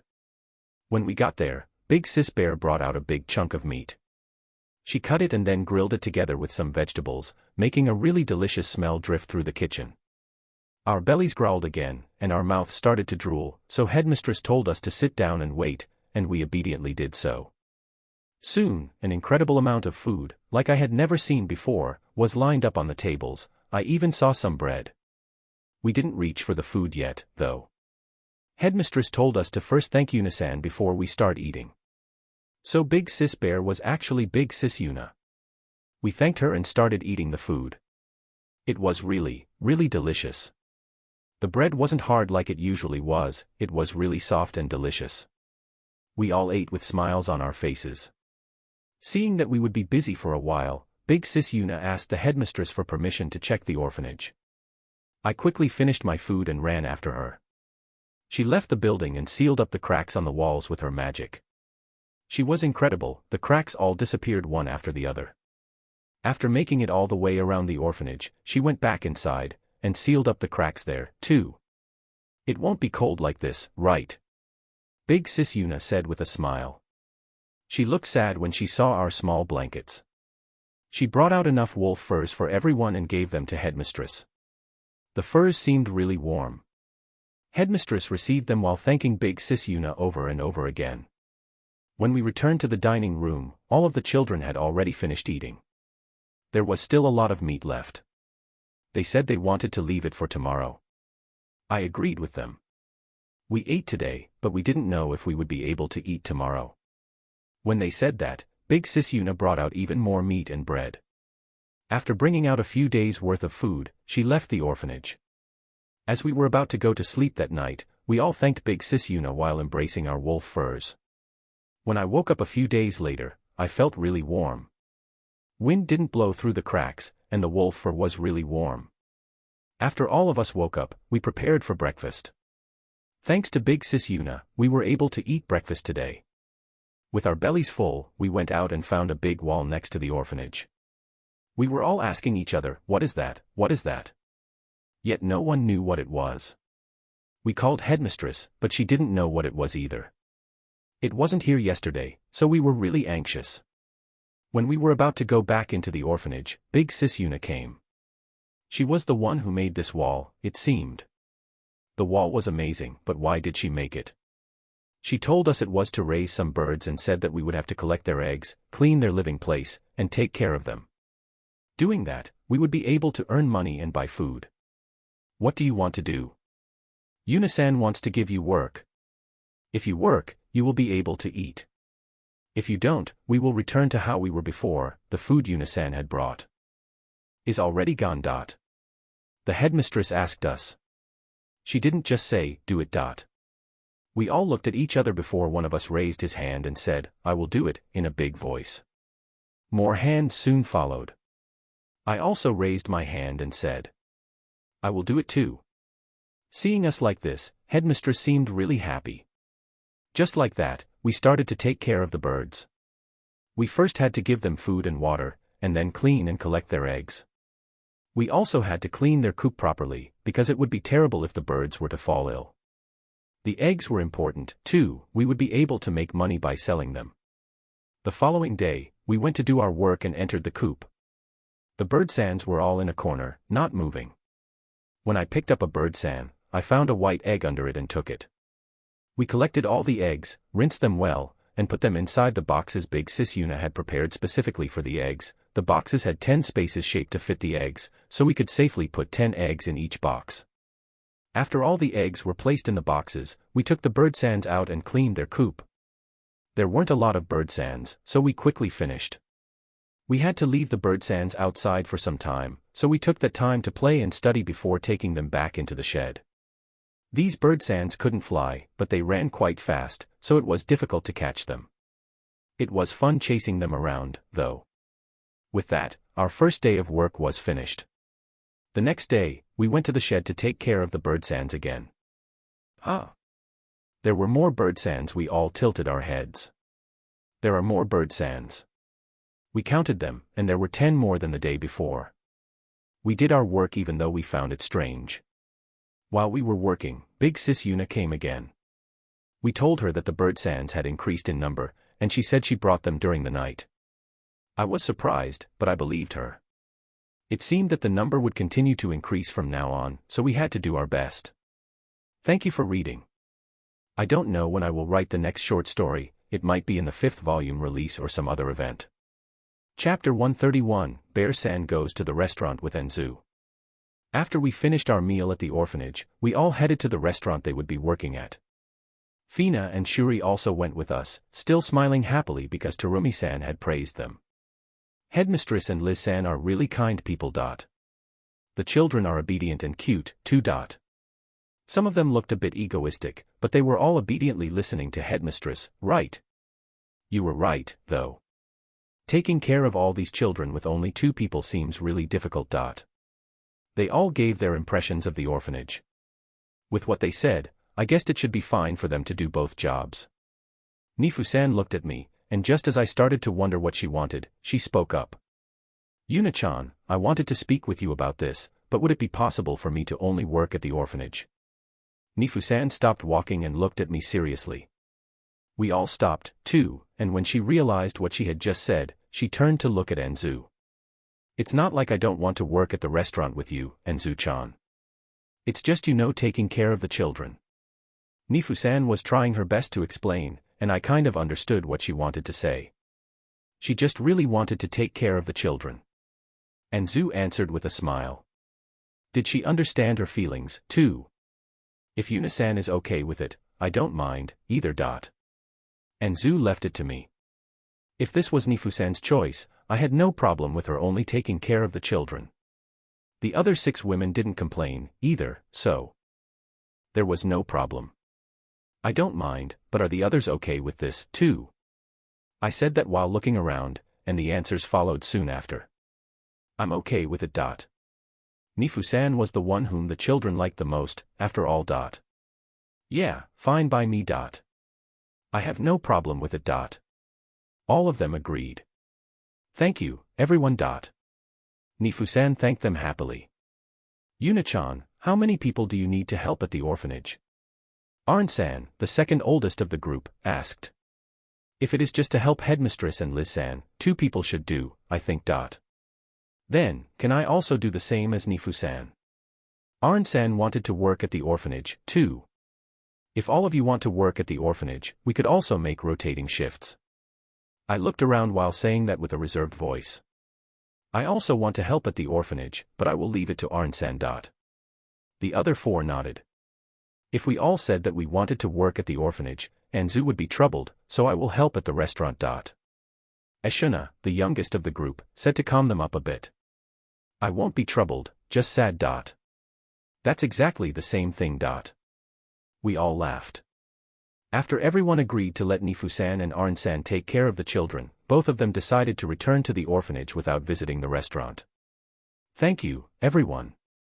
I will come and help out at the restaurant when it's too busy. They started to walk towards the orphanage while we continued to make our way to the restaurant. From the 6 people who came, 2 had decided to work at the orphanage. As long as the other 4 all decided to work at the restaurant, there shouldn't be any problems. On our way to the restaurant, we once again passed by Bear-san's relaxing shop. There are a lot of people. Even though we were still far away, we were able to see the customers, who went in and out of the restaurant. Checking the time, there should be a lot of people who were just leaving after eating their lunch. The girls we saw wearing the bear clothes yesterday are working right now, right? They seemed to remember the children we saw yesterday. They were now intently staring at Bear-san's relaxing shop. It seemed to have piqued their interest. Please endure it for today. I will show it to you next time. So they said, but their gazes were still on Bear-san's relaxing shop. It was no use just staying here and staring at it, so I started walking onwards, and they followed. We soon arrived at the restaurant where they would be working, and now their gazes were fixated on the X-mansion in front of them. That's a mansion, right? It was. I remodeled it into a restaurant. Even though we called it a mansion, it was still a small one. It wasn't even half the size of Cliff's mansion. It just looked like a mansion, honestly. When we entered it, we were met by a big open room with nothing inside. Tables would be put up here, but the arrangement had not yet been done. There is nothing here, It's big, though. Well, I did remove most of the inner walls on the first floor and only left the kitchen and the storehouse in the back. I will leave it up to you guys to decide the interior design. We will be the ones to decide it. It will be Enzu's restaurant, after all. You can arrange it as you wish. After you have made your decision, you can speak to Terumi-san, and she will order what you need. I didn't know any furniture or carpentry stores, so I left it to them. I knew that I would be the one to deal with it. Terumi-san sighed. I glossed it over by laughing while Enzu looked apologetic about it, and the other three were all making conflicted expressions. If you have any cooking utensils you need, just tell me, okay? I brought some things I already used at home just in case, but I don't have enough for everyone, so getting some more would help a lot. Unfortunately, I don't really know much about cookware, so we should go and buy it together. We proceeded to discuss all the basic details about the restaurant and decided what each of them would be doing. As for today, Enzu and Terumi-san would go shopping while the other four would be guided around the town by Fina and Shuri. It would be inconvenient if they didn't at least know the basic locations in the town. The real work would begin tomorrow, with arranging the interior of the restaurant and deciding on the menu. This should be all for now, I think. Yuri, right? We have discussed everything we need for now. I confirmed. Terumi-san also seemed content, so there shouldn't be anything we forgot. Well then, we should separate into two groups and go our separate ways. The moment when we were about to leave, the door burst open. Wait a minute. Mylene-san. It's been a while, Enzu-chan. When Mylene-san entered the restaurant, she greeted Enzu and approached us. Yuna-chan, Terumi-san, isn't there something you forgot? No. Before saying that, why were you here? Did you listen in on our conversation? Where were you hiding? I didn't even know where to start. Why are you here, Mylene-san? Did you listen in on our conversation? For now, I decided to ask what was bothering me the most. I looked at Enzu and the other women, who were asking Enzu, who is this? You ask me why I'm here? It's because I did my best to finish my job and rush over. Also, I overheard your conversation through the gap of the door. I had the impression that I should retort some more, but decided to ignore it. So, why did you rush here? I overheard that Enzu-chan had arrived, you see. That, of course, meant that she would work at Yuna-chan's place. Yeah, you're right. And, since she would be working here, you will all need something, right? We just talked it over right now. Yuna-chan, you forgot something really important. Something important. The uniform. UNIFORM. Will it be bear clothes as expected? As I was wondering what she was talking about, she brought out this trivial stuff. I haven't decided yet. Also, those uniforms were something you decided on your own. I said that, but the people in town all believe I was the one who had decided upon the bear uniform used at Bear-san's relaxing shop. Well, if you didn't know about what had really happened, it was normal to think it had been my idea since I owned the shop. A normal uniform would be just fine, wouldn't it? A normal uniform is no good. Without the bear uniform, you can't call it Yuna-chan's restaurant anymore. I looked around for support.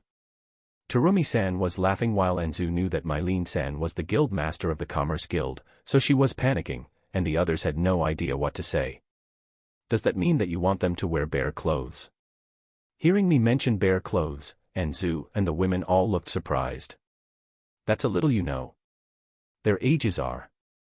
Mylene-san murmured after looking at them. It wasn't really the polite thing to say, but I agreed with her. What about using bear-embroidered aprons and hats? The hat would be in the place of the maid headband. The only thing that came to my mind was a toque. I already got a bad feeling just thinking about it. I will leave it to Enzu. I decided to flee, while, being left with the decision, Enzu was looking left and right, not knowing what to do. The other women were also showing complicated expressions. Before them was the woman who re-established Marira's Commerce Guild. They knew she did many things to help them, like arranging food and preparing the tunnel. How could they refuse such a person when she was right in front of them? I wouldn't be able to do it, and that was probably partly the reason why the uniform at Bear-san's relaxing shop turned out to be bear clothes. I guess, I just had to let it happen, and what happened, happened. Without being able to stop it, the apron will inevitably have bear embroidery, and they will wear bear hats. New illustrations have been put on the Pash blog, now visible to the public. I explained it in detail on my activity report. For those who are interested, I would be really happy if you checked it out. Kuma Short Stories 4. Fourth short story, Going to the Capital, Fina's Perspective, commemoration of the 5th volume release. This one is to commemorate the 5th volume release. It had been decided that I would be going to the capital with Big Sis Yuna. It was my first time going there. I was a bit anxious but was also looking forward to it.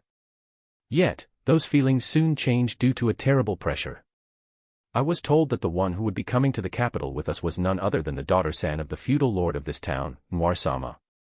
The moment Big Sis Yuna told me, I was assaulted by fear. Would I be killed if I was impolite?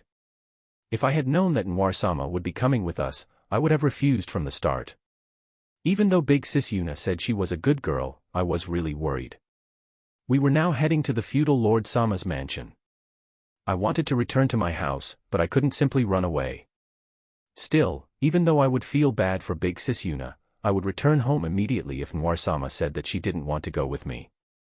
As we approached the feudal Lord Sama's house, I was able to see a girl with beautiful blonde hair from far away. It was Noir-sama.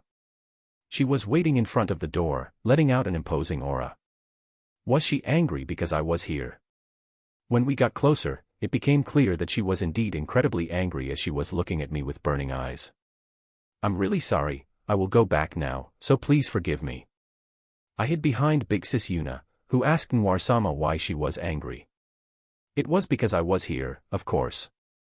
Or so I thought, but I seemed to be wrong. Noir-sama was really looking forward to going to the capital, so she had waited for us for a really long time. I thought that it wasn't Big Sis Yuna's fault, though. Big Sis Yuna asked Noir-sama for permission for me to come with them. After Noir-sama fixedly looked at me for a while, she accepted, then pointed her hand at me and declared something that surprised me. I won't hand over the bear-san. It seemed that she wanted to monopolize swaying bear and hugging bear, yet Big Sis Yuna asked the two of us to ride the bear-san together. Noir-sama pointed her finger at me again. I won't give up the front. Ugh, she was so scary. Without me daring to oppose her, it was decided that Noir-sama would ride in the front of swaying bear, and I would ride in the back. I tried talking to Noir-sama, and found out she actually was really kind. She didn't look down on me even though she knew that I was just a commoner. We were getting along really well, talking about the bear-sans. She happily told me about her round trip with the bears around her mansion and that she slept with swaying bear and hugging bear afterwards. I was really worried about how it would go at first, but I now thought that it would be a really fun trip. Yet, it didn't feel like a trip at all since we didn't sleep outdoors. Thanks to Big Sis Yuna's bear-san house, we were able to sleep safely inside warm beds. The food was also warm, like it had just been made. The most incredible thing, though, was that we were able to take baths. Being able to take baths during a trip, what sort of noble Samus were we? Did such luxurious trips even exist elsewhere? I heard a lot about trips from adventurers at the Adventurers Guild, but they never mentioned a comfortable trip like this. They only ate simple food and had to keep guard at night. It was impossible to take baths, of course, and they didn't sleep in comfortable beds. Yet, we didn't have to keep watch at night, and we slept in warm beds. Big Sis Yuna was really amazing. During the day, monsters didn't attack us thanks to swaying bear and hugging bear, so we were traveling completely safe. If I mentioned this to adventurers, they would be jealous for sure. Somewhere in the middle of this fun journey, Big Sis Yuna stopped the bear sands and said there were people being attacked by monsters in front of us. I couldn't see them, but since Big Sis Yuna was the one saying it, I was sure it was true. Big Sis Yuna asked Noir-sama what we should do. Should we abandon them, or should we save them? If we were to go and save them, we would be exposed to danger, and it seemed Big Sis Yuna was worried about that. Noir-sama and Big Sis Yuna talked it over and decided to save them. Big Sis Yuna then started to run really fast, while we stayed on Swaying Bear and slowly moved forwards to see what was happening. From far away, I saw a carriage and a monster that looked somewhat like a big man near it. It was an orc, a monster stronger than a goblin, a monster that should be hard to defeat. Or not. When Big Sis Yuna approached the carriage, the orc collapsed. Big Sis Yuna, what did you do to make him collapse so easily? How did Yuna-san do that? Noir-sama didn't seem to understand it, either. A few minutes after Big Sis Yuna went to help the carriage, all of the monsters were defeated. She must have defeated them all while I was still wondering what was going on. She really was incredible. Swaying Bear and Hugging Bear started walking towards the carriage. Was it safe now? As we approached the carriage, an adventurer pointed her sword at us in surprise, but then put it down immediately. It seemed that the ones who had been attacked were a rich old man and a girl, both Noir-sama's acquaintances. Noir-sama seemed really happy to see them. The girl's name was Misa-sama, and the old man was Grand-sama. They were both nobles, so I became anxious again. Noir-sama was kind, but they might not be. I would have to mind how I spoke and acted. I should be okay as long as I didn't have to speak before we parted ways. Yet, my prayers didn't reach, as it was decided that we would travel to the capital together. I became even more anxious, but there was no way I could have said that I didn't want to travel with them. I really hoped they were good people. Traveling with them brought inconvenience, as we couldn't use Bear-san house. Big Sis Yuna said she couldn't use it in front of other people. Noir-sama and I were exceptions. I felt happy when she said that. It was unfortunate that we couldn't use the bath or the beds, but that was how trips should normally be, so I didn't say anything selfish. Noir-sama now rode in the carriage with Misa-sama, so I was now the only one riding Swaying Bear. My happiness must have shown on my face, because Noir-sama said, I will hand over the Bear-san this time, but that is still my reserved seat. Okay. I had to be more careful in the future. Since we had to keep pace with the carriage, Swaying Bear and Hugging Bear had to walk slowly. Big Sis Yuna seemed a bit irritated by our slow pace, then fell asleep on top of Hugging Bear. Oh right, sleeping on Swaying Bear felt really good. He was really fluffy and warm, and when I embraced him, I instantly became sleepy. As I was embracing Swaying Bear, Noir-sama jealously looked at us from the carriage. I really had to control my facial expressions better. He was so fluffy, though, and my expression was on the brink of loosening up. The night arrived, and since we couldn't use the Bear-san house, we had to sleep outside. I thought it would be cold sleeping outside, but I was sleeping with Big Sis Yuna and Hugging Bear, so it was not cold at all. Hugging Bear was really fluffy and warm while Big Sis Yuna was really soft and comfortable. I was really happy. Noir-sama and Misa-sama were both sleeping with Swaying Bear, and thanks to that, Noir-sama didn't end up being jealous of me this time. I spoke with Misa-sama the following day, and learned that she was a kind person, too. We excitedly talked about Swaying Bear and Hugging Bear. Noir-sama seemed to have already told her all about Bear-san's greatness. Misa-sama told me that she also came to like Bear-san's when she slept with Swaying Bear. Big Sis Yuna overheard our conversation and warned us, if a real bear appears, you shouldn't approach it, okay? I had never seen any Bear-sans other than Swaying Bear and Hugging Bear, but they were normally scary, right? Looking at Big Sis Yuna's Bear-sans, they didn't seem to be like that at all. They even allowed us to ride them. They were really gentle and good Bear-sans. Nothing happened after we encountered the orcs, and another day came to an end safely. We slept the same way as we did yesterday, but in the middle of the night, I was shaken awake by Marina-san, one of the adventurers who traveled with us. Big Sis Yuna, who was supposed to be sleeping next to me, wasn't there. Marina-san told me that Bandit-sans had appeared and that Big Sis Yuna had went to subjugate them on her own. Big Sis Yuna told her, you should let the others sleep, but Marina-san couldn't just do that and decided to wake everyone up. She then asked us to prepare everything we needed so we could leave at any moment.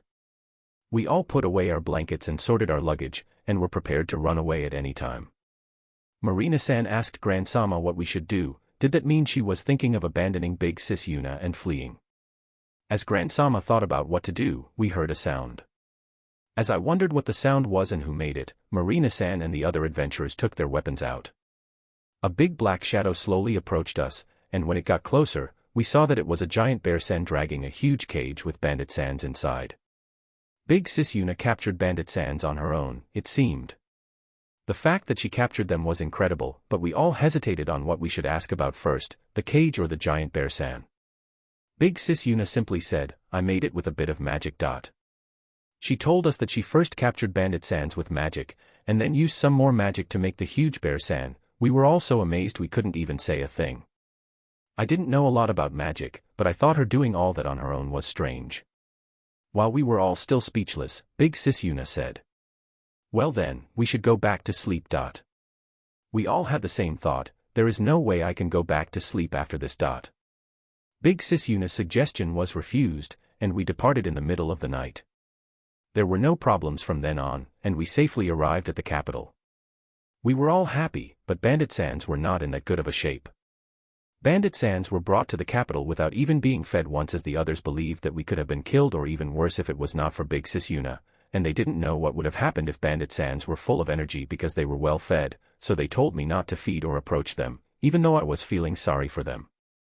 Bandit-sans asked me for food, but I couldn't give them any since Big Sis Yuna was the one who was carrying all the food, and I wouldn't be able to give them any even if I wanted to. Bandit-sans were taken away by the guards at the entrance. They should be fed now, at least. We got back into Grand-sama's carriage and entered the capital. I really wondered what sort of place it was. This was Fina's point of view of the trip to the capital. I would really appreciate if you all bought the 5th volume. Thank you in advance. Chapter 132, Bear-san makes a request for an embroidery. Since Mylene-san's intrusion, all of us showed exasperated expressions.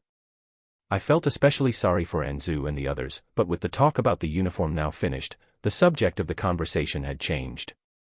Still thinking about embroidery, I suddenly recalled the girl from the orphanage who embroidered a bear onto a cushion and then gave it to me, the very cushion which had proven useful during my guard request of the academy students by making the carriage trip a bit more comfortable. Mylene-san, do you have a place in mind for getting this embroidery made? I was planning on asking the tailor who made the bear uniform for the Bear-san relaxing shop. Why do you ask? A girl from the orphanage made this for me. I took out the cushion, which had a deformed bear embroidered onto it, from the bear box. She probably used the bears at the shop as a reference. What is that? Before I knew it, Mylene-san snatched the cushion from me. A girl from the orphanage gave it to me. It's cute and really skillfully made. Mylene-san gave her impression while touching the cushion. The deformed bear seemed cute enough to me, too. Would it be alright if I asked this girl to do the embroidery for us? She was good at it and was able to depict bears really well.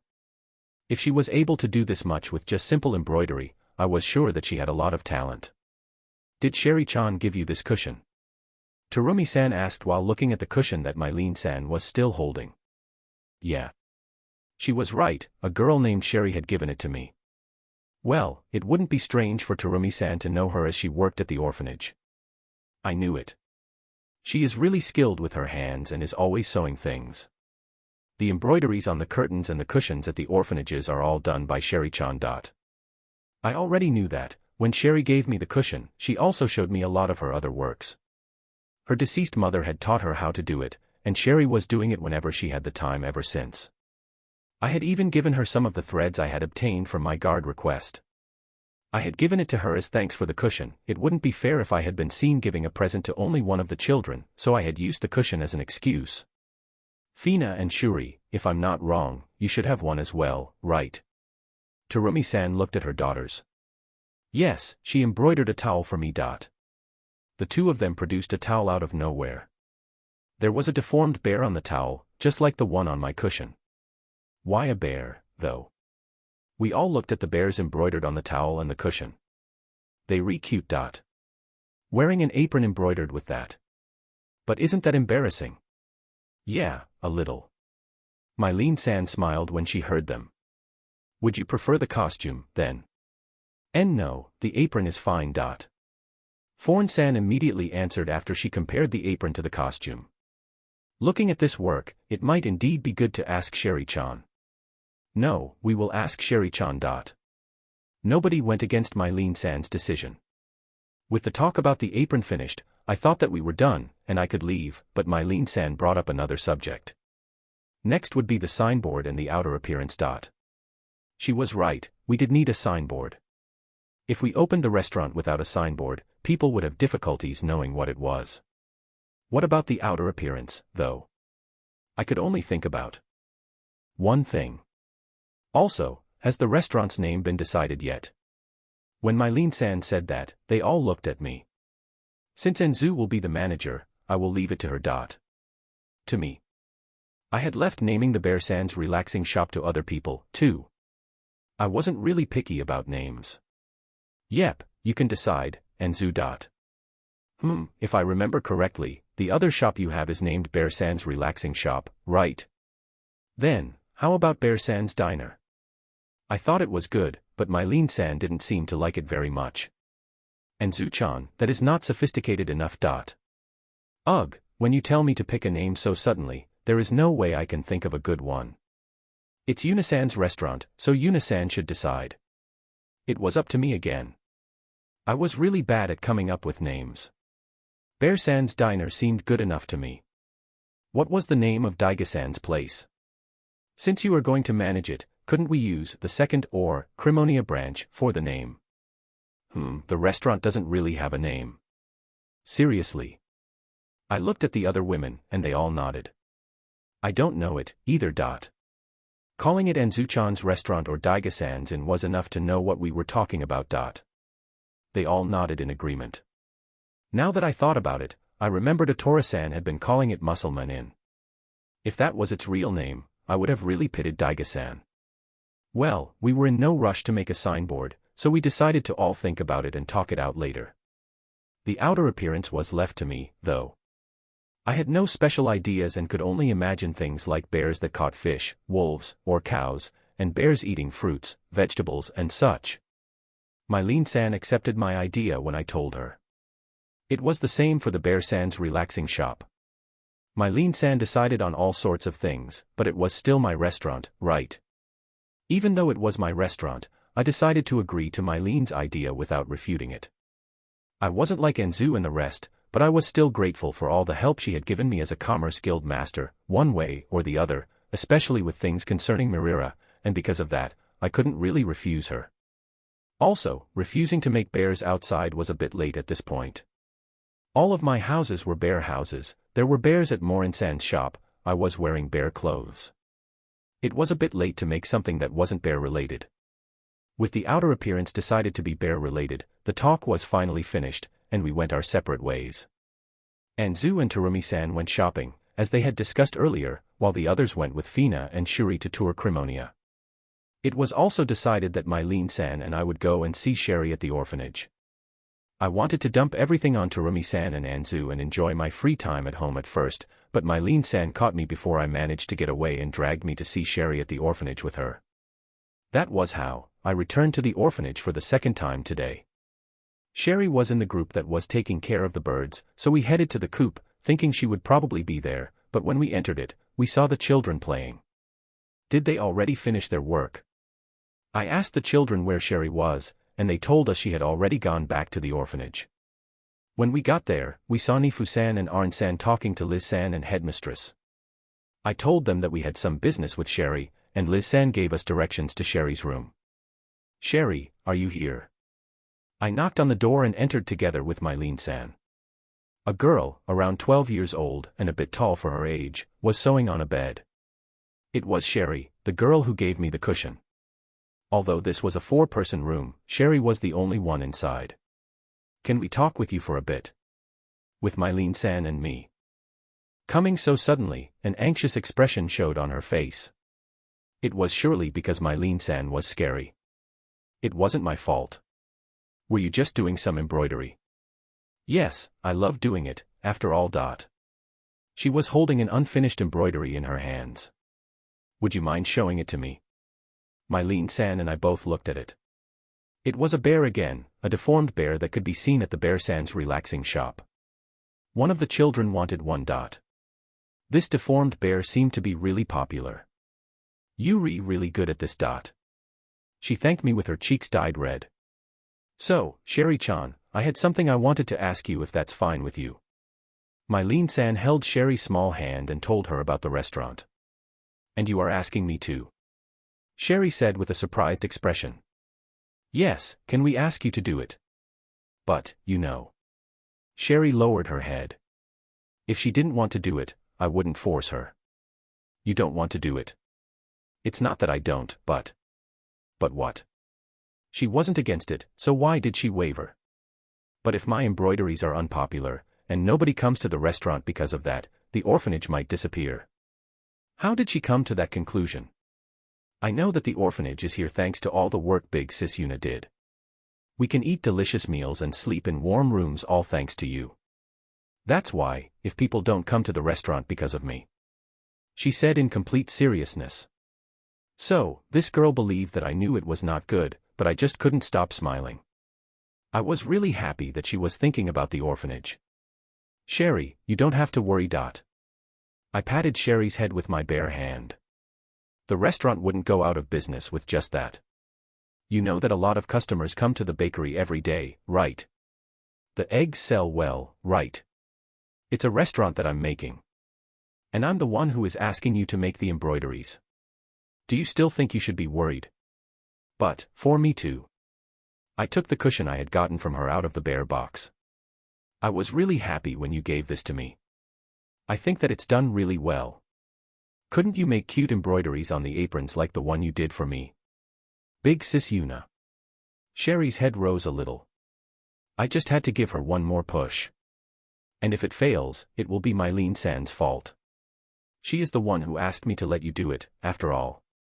But if it works, it will be all thanks to Sherry. Why Yuna-chan?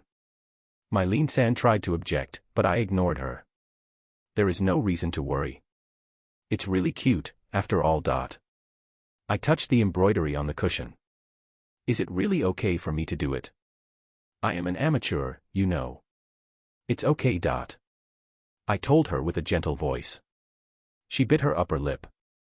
She thought, she worried, and then lifted her head to give me her answer. Okay, I understand. I will do it. I will do my best for Big Sis Yuna's sake. I patted her head once more, and her whole face bloomed into a smile. Yet, there was one person who dared to break this great moment. I will take Sherry-chan from now on, okay? Mylene-san said, instantly destroying the moment we had. Awawa. Sherry suddenly became flustered by Mylene-san, who was still holding her hand. Mylene-san, where do you plan on taking her? To the tailor, of course. It's necessary to discuss the apron, right? That's why I will be taking her there. She pulled Sherry by her hand. Awawa, please wait a little. Please stop pulling me. Unable to resist Mylene-san's strength, Sherry was taken out of the room. I could hear her voice all the way until she was taken out of the orphanage. I was left behind, so I told Liz-san that Sherry had been taken away by Mylene-san and that she would be helping with the restaurant for a while. Since I was left at the orphanage, I decided to play with the children before going home. Chapter 133, Bear-san and the Bear-san's Diner Opening. A few days had passed since Sherry had been kidnapped by Mylene-san. The preparations for the restaurant were advancing well, and everyone was doing their best to get everything ready for the opening day. I was also doing my best. I made bears outside the restaurant, made bears inside the restaurant, made bears outside the restaurant, and made bears inside the restaurant. It was something important, so I said it twice.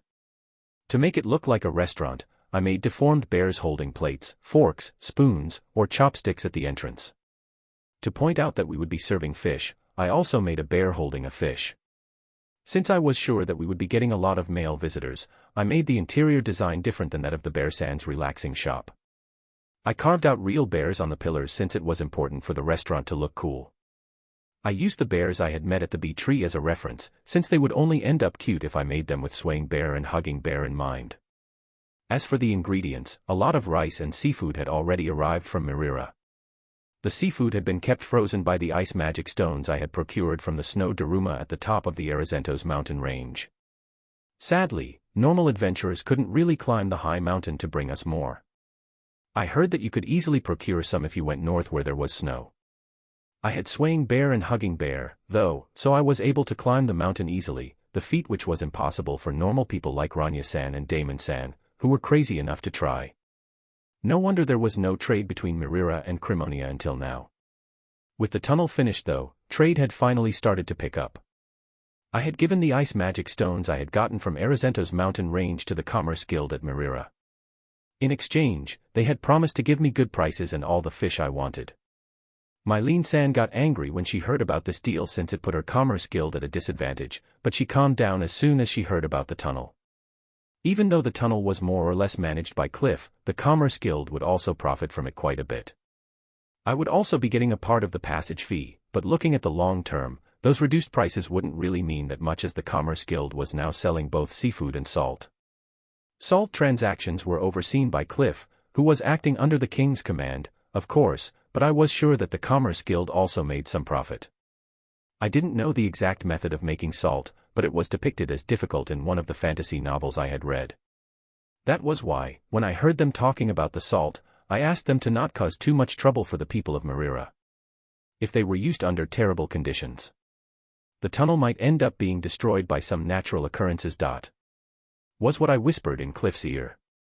I didn't plan running the restaurant if it caused too much trouble for the people of Mirira, and Cliff also seemed to understand what I meant since he nodded in agreement. The restaurant's name had finally been decided as Bear Sands Diner. It seemed that, just like me, the women from Mirira didn't have any naming sense. Mylene-san complained that it had no impact, but when she couldn't find a better name, the Bear Sands Diner was set in stone. My job isn't to think of a name, but to decide from one of the names you propose, after all. She said as an excuse. I shouldn't be talking about others, of course, since I couldn't think of a better name, either. It might be more correct to say that I didn't think of a name at all, and more importantly, I honestly already thought that Bear Sands Diner Enzu came up with was good enough, so I put my vote on that one. Enzu and the others also voted for it, of course, and since almost everyone voted for Bear Sands Diner, it was unanimously chosen. Mylene-san couldn't really oppose it, and the signboard was ordered. Sherry finished the bear aprons in no time. She was really good, being able to make several for everyone in such a short time. She didn't make the aprons only for the 5 people working at the restaurant, she also made aprons for Nifu-san and Arn-san, who came to encourage the restaurant team, and for the children who would help at the restaurant. The couple from the tailor shop was really impressed by her speed. Sherry didn't just do the embroidery, she also helped to make the aprons themselves. The couple at the tailor shop recognized her skills, and it seemed that she would be working at their place from now on. She wouldn't only do embroidery but also learn how to make things like clothes. She still seemed to lack confidence, though, as I often heard her mutter, "For me too." Yet, she seemed quite happy that the things she had learned from her mother were recognized. She didn't know how far she could go, but she decided to do her best at the tailor shop for now. She thanked me for giving her this chance, even though I didn't really do anything. I told her that it was all thanks to her skill and the effort she had put in, and she responded with a happy smile. As the opening day was drawing closer, we also made sure to get some publicity with the help of Mylene-san and Terumi-san's advertisement, and a tasting party at the Bear Sands relaxing shop. Enzu prepared some fish and other sample foods while we made some onigiri, bamboo shoot rice, and a lot of other different rice meals prepared with all sorts of ingredients. We also made a few things with soy sauce, and even prepared a hot pot, then offered everything to the people who came to the Bear Sands relaxing shop. There was a great proverb for this situation: you must lose a fly to catch a trout. Even though we knew it was delicious, it was difficult to get people to pay for unknown dishes, but they were always willing to eat it for free, and when they learned it was delicious, they were sure to come to the restaurant to eat it again. Also, the customers who ate it would tell others that it was delicious, bringing in even more customers. As long as they tasted Enzu's food at least once, I was sure that her skills would be recognized. On the opening day, a lot of people came, and the restaurant was really flourishing. This must have been all thanks to the tasting party and the power of gossip. Rice was, surprisingly, the most popular dish, especially appreciated when served with other side ingredients.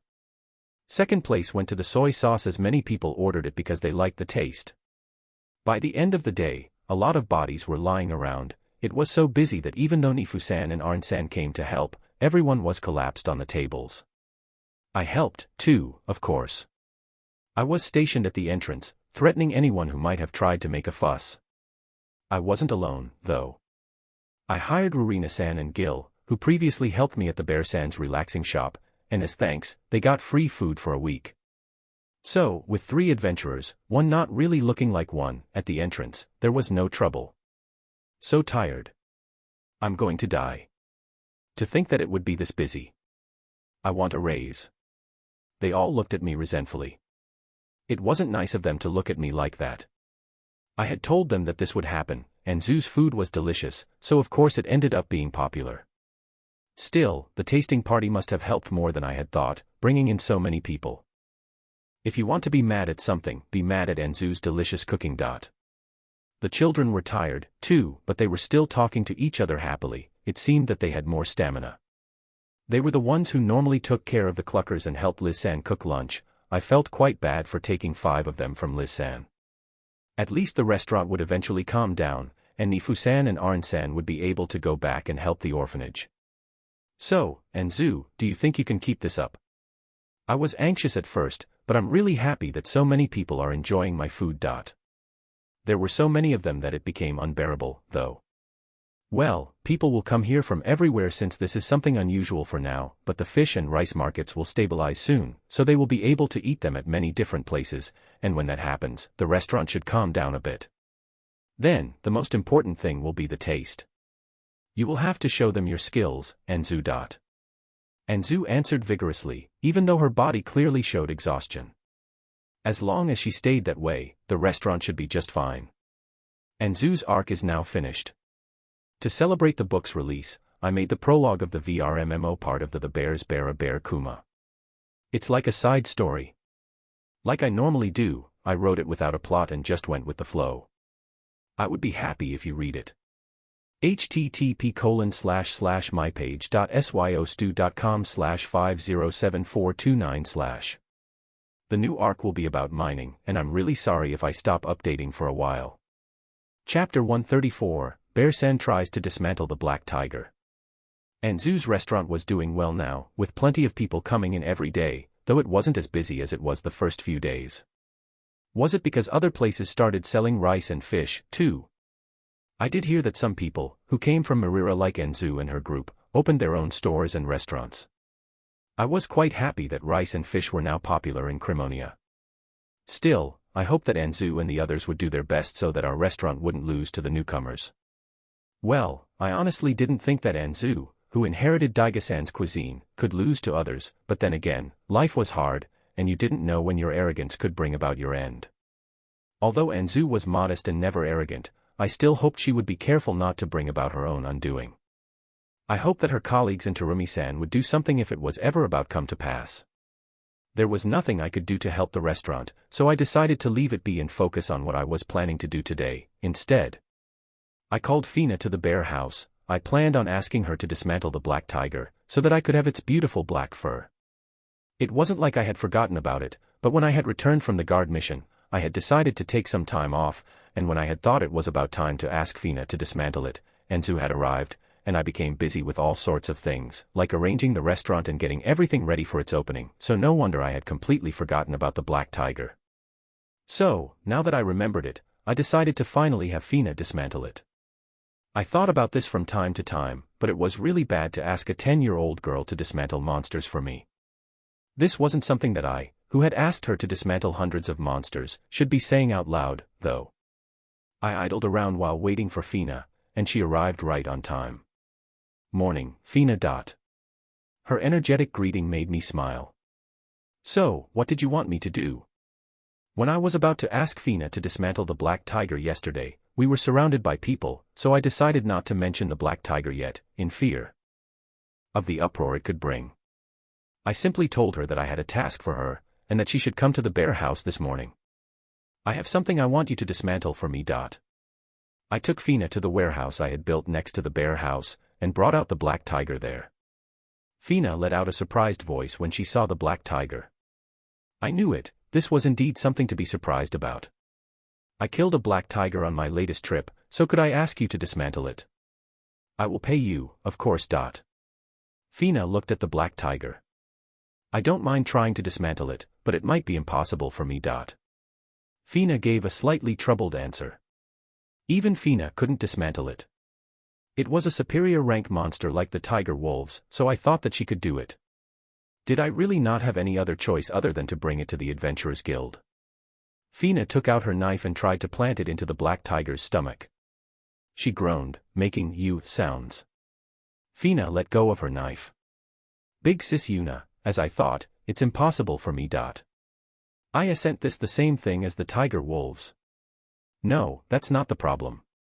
The iron knife I have won't be able to dismantle a black tiger, its skin is so hard that the knife can't pierce it. That meant the problem wasn't Fina's technique, but that she needed a sharper knife.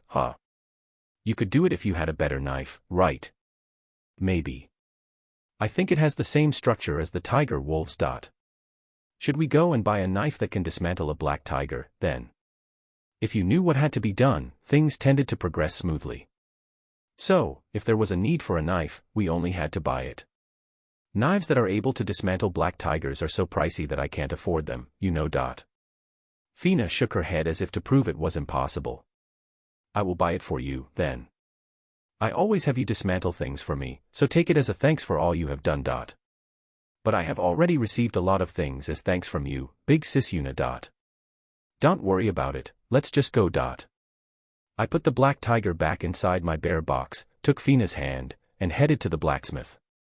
We went to the place where I had brought a sword with Fina when I had first arrived at this town, a smithy that was managed by a dwarf couple. When we entered the shop, the wife, Nertsan, greeted us. Welcome. Oh, isn't it Fina and Bear Missy? Why have you come today? We came to buy a dismantling knife. What happened to the knife you bought before? We haven't come to buy one for me but a new one for Fina. For Fina. But we polished hers just a few days ago, I believe. We need a knife that can cut better than her iron knife. I told her that we couldn't dismantle it with an iron knife. What the hell are you trying to dismantle? You won't tell me that you want to dismantle a dragon, right?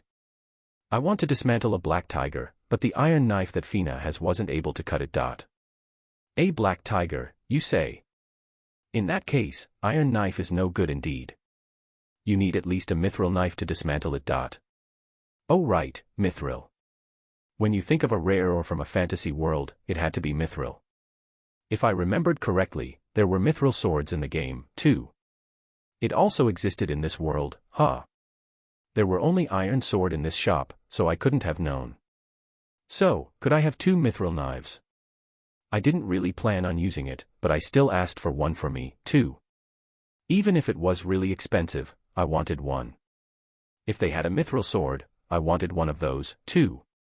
I'm sorry, but we don't have any mithril right now. I knew it was a rare ore, so it was difficult to get it. I really wanted some no matter what, though. Do you have any other knives that could cut the black tiger then? The price is not a problem. I'm really sorry, but it's not just mithril, we lack silver, copper and iron ores, too. So, we sadly don't have a knife that could dismantle a black tiger at the moment. You are short on all ores. That's right, my husband is only sleeping these days, not doing any work because of the shortage. She didn't lie, I couldn't hear the omnipresent sound of iron being struck from the back. Also, it isn't just our smithery that is like this, almost all of the shops that use ores are having a shortage. Now that she mentioned it, I did remember Terumi-san asking me if I was okay with buying the necessary cooking tools for Anzu and the others even if the price of iron and copper rose when I told her to buy them.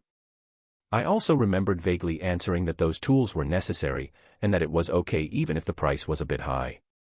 So, this must have been why she was worried, I didn't really care when the black tiger would be dismantled, but if you asked me if I wanted it, I would have answered positively. It was the bad side of being a gamer. Why are you short on iron ore, though? I heard of fantasy stories where they gather a lot of iron ore in case of war. Still, this country wasn't at war.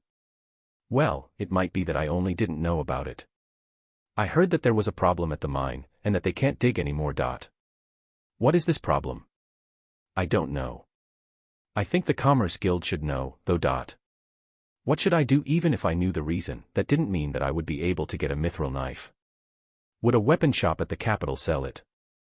I had a bear transfer gate there, so should I go over and check? Thank you. I think I will drop by the capital for a bit. The capital. Ah, you are the bear Missy, and you have your summoned bears, right? Wait here for a bit, please. Nurtsan was surprised for a moment, but quickly came to a conclusion. She was a bit off, but I couldn't really tell her about the transfer gate, so I just nodded. Nurtsan went into the back room, and we soon heard her trying to wake her husband up. The room was really noisy for a while before calming down again. As I was starting to wonder what was going on, Nurtsan returned. Thank you for waiting. Here, take this with you. She gave me a letter. At the capital, there is a smithy managed by a man named Gazer. You should take a look at his place. If you give him this letter, he might give you a better price. Gazer, you said. He grew up in the same village as we did. That meant he was also a dwarf, huh? It's possible that they have ore shortage over there, too, so don't get your hopes up too much. Okay. Thank you, though. I thanked her and took the letter. After we left the shop, I put my hand on Fina's head. Well then, shall we go to the capital now? Now. We have the bear transfer gate, so there is no problem. That's right, but is there any problem on your side? Normally, you can't just go to the capital this casually, you know. Well, good for us, right? Want to go sightseeing around the capital with me? We went back to the bear house and took the bear transfer gate to the capital. I'm sorry, this chapter is late because I was writing some side stories. The book version is now on sale. I'm really thankful to all of you who brought the book. Chapter 135, Bear San goes to the capital to look for mithril. After leaving the blacksmith, we set out to the capital to look for a mithril knife. Well, even though I said set out, it only took us a few minutes, thanks to the bear transfer gate. I had actually gone to the capital just a few days prior to this. I had gone to see Princess Flora since I finally got some rice to spare. I made a lot of bite-sized onigiri that would suit the taste of a child and brought them to her. Like usual, Eleonora-san and the king managed to sniff out my presents and came to eat them, too. Well, Princess Flora was still a child and couldn't eat a lot of onigiri even though I made them small, so it was okay for them to have some as well. Although it hadn't been long since I was last at the capital, it was different for Fina. It's the capital, Fina said happily as we left the bear house. It's really a strange feeling, somehow. I can't believe that we were in Crimonia just a moment ago. It's been a while since you last came to the capital, so is there something you want to see? We could pass by if you want. There was no reason to hurry, so I asked her if she wanted to go anywhere in particular, but she shook her head. Just walking around is fun enough. She was right, simply walking around aimlessly was a way to have fun. Doing some sightseeing might also be good, so we decided to have fun on our way to the smithy. I soon realized something important, though. I had no idea where the smithy was. I had asked Nurtsan where it was, but she didn't know. Since I didn't know where it was, I brought out the bear map, which showed me the whole capital in detail. Yep, I had no idea where it was. The capital seemed just like Tokyo's metropolitan area on the map. It was impossible to find a specific shop in this mess. Well, it might be possible if there was some sort of search function, but sadly there was nothing like that, so I had no chance finding it using just my eyes. Well, it was a smithy, so the Commerce Guild should be able to tell me where it was. We headed to the Commerce Guild, which meant we had to go to the main avenue, a really large avenue where carriages were always coming and going. There were other ways to get to the guild, but that would mean taking a detour, so we resigned ourselves and walked onto the main avenue. Even for a main avenue, there was a lot of pedestrian traffic here, and a lot of people around also meant a lot of people looking and talking about me, something I was used to by now. Hey, mother over there, please tell your child that it's not nice to point at people with his finger. Hey, the person over there, stop being so astonished just by seeing someone, please. You there, weren't you taught that you shouldn't laugh at other people? Also, the person on the other side, The suit isn't on sale, so even if you go to a tailor, they won't sell it to you. So don't go to a clothing shop, please. The person next to the one from before, don't order one for yourself, too, please. Yes, I'm a bear. Yes, it's embarrassing. I'm used to it now, though. You think it's cute? Thank you very much. You want to hug me? Please refrain from doing so. You're going to tell someone else that I'm here? Please don't. I will stand guard, so go. You say I'm not an animal, you know. Do you plan on capturing me? Yeah, I'm the rumored bear. You want to touch me? That's strictly prohibited.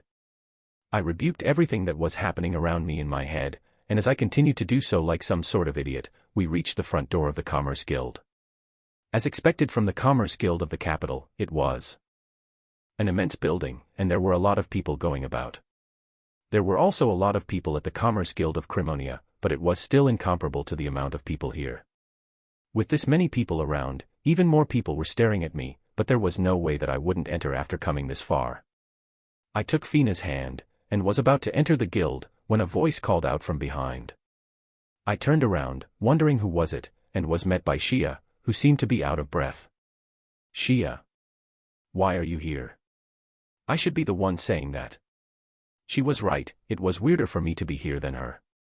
She was still catching her breath. Was it because she had been running? Her hair did look a bit ruffled, and she was trying to put it back in place. It was before lunchtime, so shouldn't she still be at school? What about school, Shia? It's a holiday today. Why are you in your uniform, then? Ah, I was on my way to the Adventurers Guild, you see. I didn't understand her. What did her being in her uniform have to do with going to the Adventurers Guild? When I asked her about it. This uniform and mantle are made from a special material, so their defense is rather high. Was how she answered. Oh right, I might have heard of something like that during the guard mission. So, she was going to the Adventurers Guild in her uniform because it had such an effect, huh? Why was she on her way to the Adventurers Guild, though? So, why are you here, Unisan? Oh, and Fina is here as well, I see. Fina bowed and greeted her a bit nervously. Even though they were getting along just fine last time, they were still a noble and a commoner, huh? There should be a dwarf named Gazer running a smithy here at the capital, but I don't know where it is, so I came to the Commerce Guild to ask. A smithy, you say? Gazer. Shia started thinking about it while tapping her forehead, then clapped her hands loudly. Ah, I know about it and can show you the way. Why a smithy, though? You know that Fina can dismantle things, right? Shia nodded. I asked her to dismantle the black tiger I had killed on the guard mission, but we learned that it was impossible to dismantle it without a mithril knife. We're here since we couldn't get the knife at Crimonia. So you came to the capital simply to get a knife? Well, she didn't know about the bear transfer gate, so no wonder she would be surprised. Well, yeah. I had some time to spare. Even if you have time, is it really normal for you to come all the way to the capital just for a knife? So, you said you know where the smithy is? If you do, I would like you to tell me since I really don't want to enter this place. I looked at the entrance of the Commerce Guild, which was packed with people entering and leaving. Every time someone passed through the entrance, they always turned their heads to look my way. I really wanted to get away from here as soon as possible. I will show you the way, then. You sure? You're on your way to the Adventurers Guild, right? I said, even though I had no idea why Shia would go there. It would really save me if she showed me the way, though. I have some time left, so it's okay. Taking advantage of Shia's kindness, we departed towards Gazer's smithy. Crimonia was quite big, but the capital was so much bigger that they couldn't even be compared to each other. So, you came all the way to the capital, taking Fina along, only for a knife. If I'm buying a knife, I want it to fit Fina's hand well, after all. If I brought it on my own, and it was too big for her, she would have a hard time using it. I can use big knives, too, you know. That's no good. If you were to hurt yourself with a knife that was too big for you, I would be the one to blame. People would confront me for making a 10-year-old girl use a knife. Wait, we weren't in Japan. This was a different world where there were 10-year-old children who were required to use a knife. Also, Fina had done her best dismantling many things to obtain the techniques she had now, so I didn't want to take away her job. If Fina later decided that she didn't want to dismantle anymore, I would have to deal with that then. We passed by a stall on the way to the smithy, so I decided to buy some food, like I normally did when passing a stall, and ate it while walking. We re-here. Thanks to Shia, we arrived at the smithy, which seemed to be on the edge of some sort of industrial zone. Well, if they were striking iron every day in the middle of residential area, they would trouble other people, right? As we were walking down a gloomy street, we noticed a short dwarf sitting on a chair. Excuse me. Are you Gazer-san? That's right, but who are you, wearing such crazy clothes? This was the first time someone had called my clothes outright crazy. Please don't worry about my clothes. Could you have a look at this? I gave him the letter I had received from Nert-san. Nert-san from Crimonia gave it to me. Or more exactly, it's from Gold-san, I think. Nert-san had went to wake up her husband and had made him write it, right? Gazer-san read through the letter after I mentioned the couple. I understand your problem, but there's nothing I can do to help you. We are short on ores even here at the capital. The closest mine stopped supplying the ores, so we have to get them from elsewhere, but even then, not much of those ores get to me. I would love to make something specifically for you since it's on Gold's request, but it's impossible right now. I knew it, they were short on ores at the capital, too. So, why is there a shortage in the first place? I heard that they aren't able to mine it anymore, but it seems that a golem came out of a cave and made it impossible for them to mine the ore. Golem, an inanimate creature. A monster made from earth, stone, or even sometimes iron, mithril, and other ores. And how is the subjugation getting along? I don't know. I heard that some adventurers went to subjugate it, but since we still aren't getting the ores, it seems that they didn't kill it yet. Well, that made sense. There was no way the guild wouldn't do anything. If a monster appeared at the mine, there was sure to be a subjugation request. Now that I think about it, Mother mentioned something about this. She said that the subjugation started to go bad and that we might have to send in the knights. The adventurers who were sent weren't able to defeat it. I don't know the details, sorry. I don't know, either. If you want to know more, go to the Adventurers Guild. This isn't an intelligence bureau, you know. He was right, but did that mean that I had to go to the Adventurers Guild now? I had the feeling that they were handing off their problems to me. We going to the same place now, huh? Oh right, Shia had told me something about being on the way to the Adventurers Guild. What should I do? I wanted the mithril knife, not the information about the mine. I know it's strange for me to ask you this since you are a smith yourself, but does any other smithy have mithril? You might be able to find one, but I don't think they would sell mithril to a stranger. I couldn't get it at Crimonia, and I couldn't get it at the capital. Now that it had come to this, I had no other choice but to go to the mine, and that meant I would have to go to the Adventurers Guild first. I thanked Gazer-san and left his shop. Since staying here wouldn't help me at all, I headed to the Adventurers Guild. Also, if I didn't say hello to Sonia-san while I was at the capital, I had a feeling that she would end up being angry at me.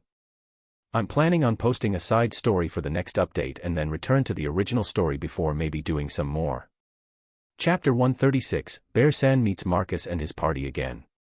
When we reached the Adventurers Guild, we saw Marcus and the rest of his party standing near the entrance. The three of them noticed us and rushed over. More importantly, why are you with Shia-san? Shia, what's going on? Marcus, Katlia, and Timur all started speaking at the same time.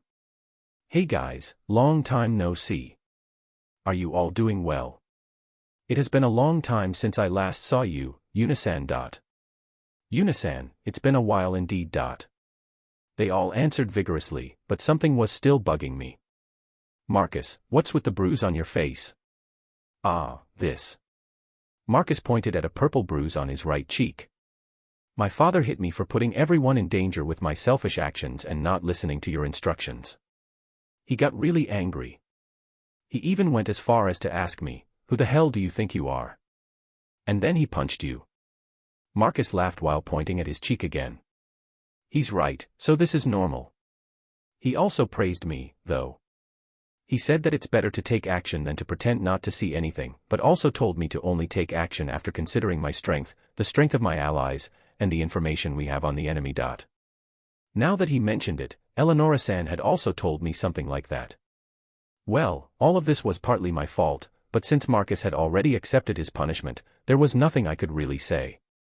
I was really surprised the first time I saw his bruise. He came to the academy just a day after he was hit, his face still really swollen. Yeah, it really surprised me, too. It used to be a lot worse compared to now, after all.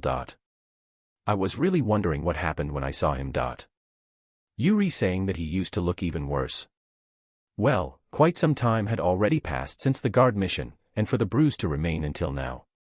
How hard did his father hit him? Is it okay now? Yeah, it is. It's no big deal, really. Marcus lightly rubbed his cheek. You say that even though you made so much ruckus just when we touched it before. I remember correctly, you even had tears in your eyes. Of course it hurt when you touched it the day after I had been hit. Shia and Katlia laughed as they reminisced about it, but I agreed with him. Even though I had no experience with being hit like that, I knew that if you touched a swollen cheek, it would hurt. Honestly, even just imagining it made my cheek hurt. Wasn't it weird that when you saw someone else hurt, you started to feel the pain as well? What about the others? Was it okay for you, or did people get mad at you too? Professor and Eleonora-sama did get angry. My mom was mad because I didn't back you up, Yuna-san.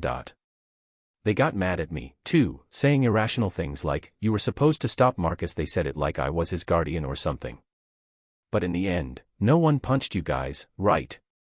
Marcus said sulkily, which made everyone laugh. Well, the way I saw it, Marcus was the leader of the party, so he had to take responsibility for the others. His father must have taken that into account when he punched him. Also, this world wasn't like Japan, where they would say, he's just a child. I was sure, he must have been scolded hard. If his father said something like, it's not our child's fault, the one who was in the wrong was the adventurer. I would have had to use the favor I had with Eleonora-san or the king. So, why are you two together then? I had something to do at the Commerce Guild, and met with Shia there. When I was on my way here, I saw a bear-san in front of me, so I rushed to catch up with her. You didn't really have to rush. At the Commerce Guild. I told them why I had been on my way to the Commerce Guild, and what had happened afterwards, then presented the dismantling master Fina to them. When I introduced her like that, Fina dismissed it by saying, I can only dismantle simple monsters, and looked at me reproachfully. Why? Even though I only told them the truth. Look at me, I couldn't even dismantle a wolf. Are you telling us you brought such a little child all the way to the capital just because you wanted to buy a mithril knife? I think it is okay since it is Yuna-san, but just two girls traveling alone is dangerous, you know. Timur and Katlia looked at Fina and me with surprise. Well, it was normal to think that two girls traveling from Crimonia to the capital was dangerous. Yuna-san has swaying bear and hugging bear, so there is no need to worry. Marcus threw me a lifeline. Oh, that's right. Still, dismantling a black tiger, huh? Is it really impossible with a normal knife? If they could, they wouldn't have had to come to the capital to get a mithril knife. Yuri right. If it was easy to pierce the black tiger with a normal knife, it wouldn't be so hard to defeat it. Marcus, you should stop saying stupid things and start studying. I know this much, at least. I just wanted to ask. Marcus became sullen since they were making him look like an idiot. But I didn't think that I wouldn't be able to get a mithril knife even though I came all the way to the capital. Or shortage, huh? Now that I think about it, some adventurers were talking about it, weren't they? I also heard about it a few days ago, something about monsters appearing at the mine. Well, it doesn't really affect me, so I don't know the specifics. The mine is too far away, so we can't go there, either. More importantly, if I were to go at a place like that, my father would punch me again. They all laughed again when Marcus said that. So you guys don't know much about it, huh? This meant that the information about the shortage wasn't widely spread among the citizens. Gazer-san said that they were getting ore from another place, so the shortage wasn't as bad as to bring about chaos. But mithril, huh? I also want a mithril sword. It's too soon for you, Marcus. Yeah, too soon. I also think so. Why are you all saying that? Well, my father said the same thing too, though still, if I had a good weapon, I would be a bit. Marcus mimicked raising a sword. It's not good to blame the sword for your lack of skill. They all retorted. Anyway, why are you guys here? I had something to do at the Adventurers Guild, but I couldn't think of anything that would make students come here, too. We registered ourselves at the Adventurers Guild. Even though you're nobles. To get some experience since we don't want something like before to happen again. Something like before, did they mean the Black Tiger encounter?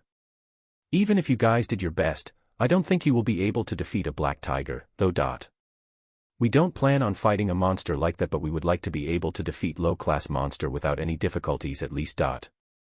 And that's why you decided to come to the Adventurers Guild? Yeah. I had trouble getting permission from my father, though.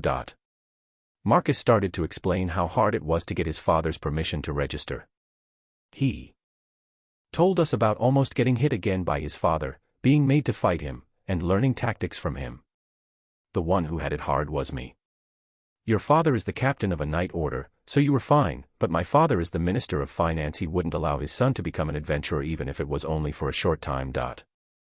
I apologized for that many times already, didn't I? You really had it hard, huh? What about you, Shia? I didn't ask my father but got permission from my mother. Cliff, you were just pitiful. Your daughter didn't even talk to you about such things. In the end, they allowed us to do it as long as we only accepted requests to defeat low-class monsters from the nearby forest. They told me that wolves were the only monsters at the nearby forest.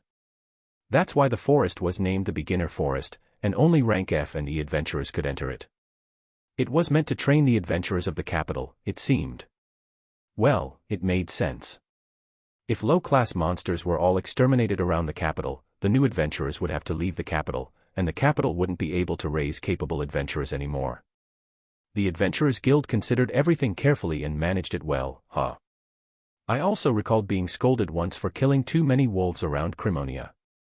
They asked me to refrain myself from killing everything and leave the wolves to the new adventurers. It was the same for both cities. So, Marcus and his party went to the nearby forest to hunt wolves when they had time now. There were other monsters in the forest as well, of course, so they hunted them while they were at it and you all became rank E. Well, it's normal for us to get rank E at least. I think it's amazing. Unisan, you're younger than us, but you are already rank C, right? Even if you praise us like this. Just now, what did he say? Younger. It seemed that Marcus didn't only have a problem with his head but also with his eyes. Were there any eye doctors in this world? If we didn't bring him to one soon, it might be too late. Yuri, right.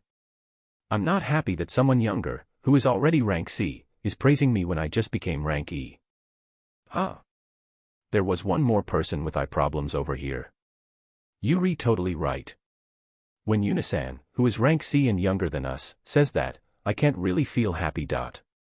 This was strange. The people with eye problems kept increasing. The last one was doing her best to contain her laughter as if she already knew my age. Could I have a moment? How old do you guys think I am? 3 years old, right? Aren't you 13 years old? Taking adventurer rules into consideration, it has to be 13 years old. It is impossible to register before that, after all. Shia was the only one laughing. Really, from which angle can you see me as a 13-year-old? Don't tell me you're younger. That's impossible, Marcus. There is an Adventurer Guild's rule for that, after all. Unisan, don't tell me you lied about your age, Anne. The three of them gave me doubtful looks. I'm 15. No matter how you look at me, I'm 15, right? The three of them turned stiff when I said that. Unisan, you're the same age as us. Oh, I got it. Unisan, you're an elf, right? Nope. I'm a normal human. I wasn't from this world, though. Shia was still laughing next to them. Shia, you knew. Yep, I heard it the first time we've met after all. She showed me her guild card as well. The same age as us. I can't believe it. I can't, either. I showed them my guild card to prove that I was 15. I was just a little shorter than other people, that was all, you know. Chapter 137, Bear-san meets the capital's Deborah. TL note, well, you will understand alias during the chap. As I parted ways with Marcus and his party, who were headed to the forest, and turned to enter the guild, I noticed Sonya-san standing at the entrance. I knew it would be you, Yuna-chan. Sonya-san. People inside the guild were making a ruckus, all I could hear was bear, bear, and bear from everywhere, so I knew that they were talking about you. I didn't remember doing anything.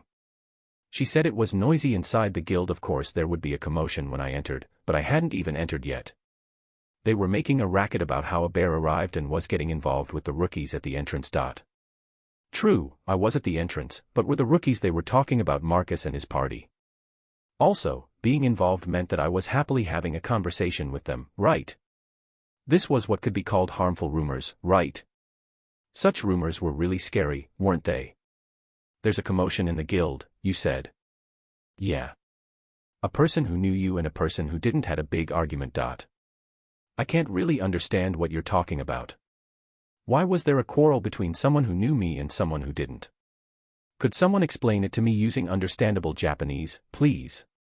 A guild member who didn't know you was surprised by your clothes, while another who did was scared, making the one who didn't know you laugh at the scared one, which made the one who was laughed at angry, so an employee had to fetch me before it became an all-out fight, and I had to hear them out and mediate the situation.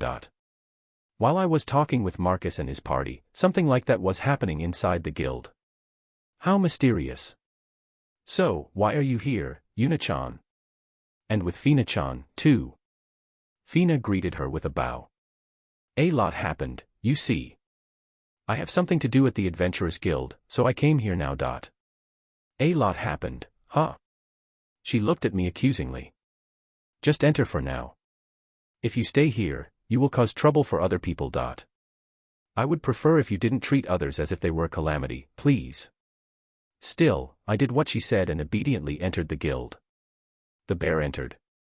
So this is the rumored bear. Why was everyone so scared of such a cute bear? You shouldn't believe rumors, huh? It's just a girl wearing cute bear clothes, right? And she's a child. She isn't just a cute girl. I heard from the adventurers who were sitting at the entrance, but decided to ignore them. So, the bear is here. Should we go and talk to her? You shouldn't involve yourself with her, you know. I don't want to fly into the sky. If you want to meddle with her, do it by yourself. What? You guys are afraid as well. You don't know about it. The bear warnings. Bear warnings. She's dangerous, so don't approach her. If you want to fly, I won't stop you, though. Bear warnings, he said. Which mountain warning board did he take that from? This is strange coming from me, but I think that saying a cartoon character costume was dangerous is a bit. Meanwhile, on the other side. You shouldn't involve yourself with her. An adventurer who did so before was killed. I heard that he was eaten. Yuri wrong. He was minced, wasn't he? He was eaten after she minced him then. Wasn't the discussion becoming strange, somehow? The worst thing I did was making them do some bungee jumping without a rope, you know. Didn't they mix in a bit of Crimonia's story, too? If I remembered correctly, the first time I had come here, there had been an adventurer who had called me the Bloody Bear, right? Now that I thought about this, it wouldn't be strange for some of the people at the capital to know about what I had done to Deborah. I had punched his face until it had become all swollen, after all. That must have been how they had come to think that I had minced him. Huh. Or wait, was it possible that some of the adventurers had been crushed while doing the bungee jumping? Still, eat them, they said I wasn't a real bear, you know. You guys are being too noisy.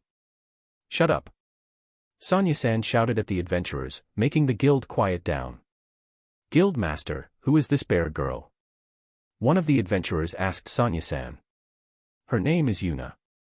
She might be wearing these kind of clothes, but she is a rank C adventurer.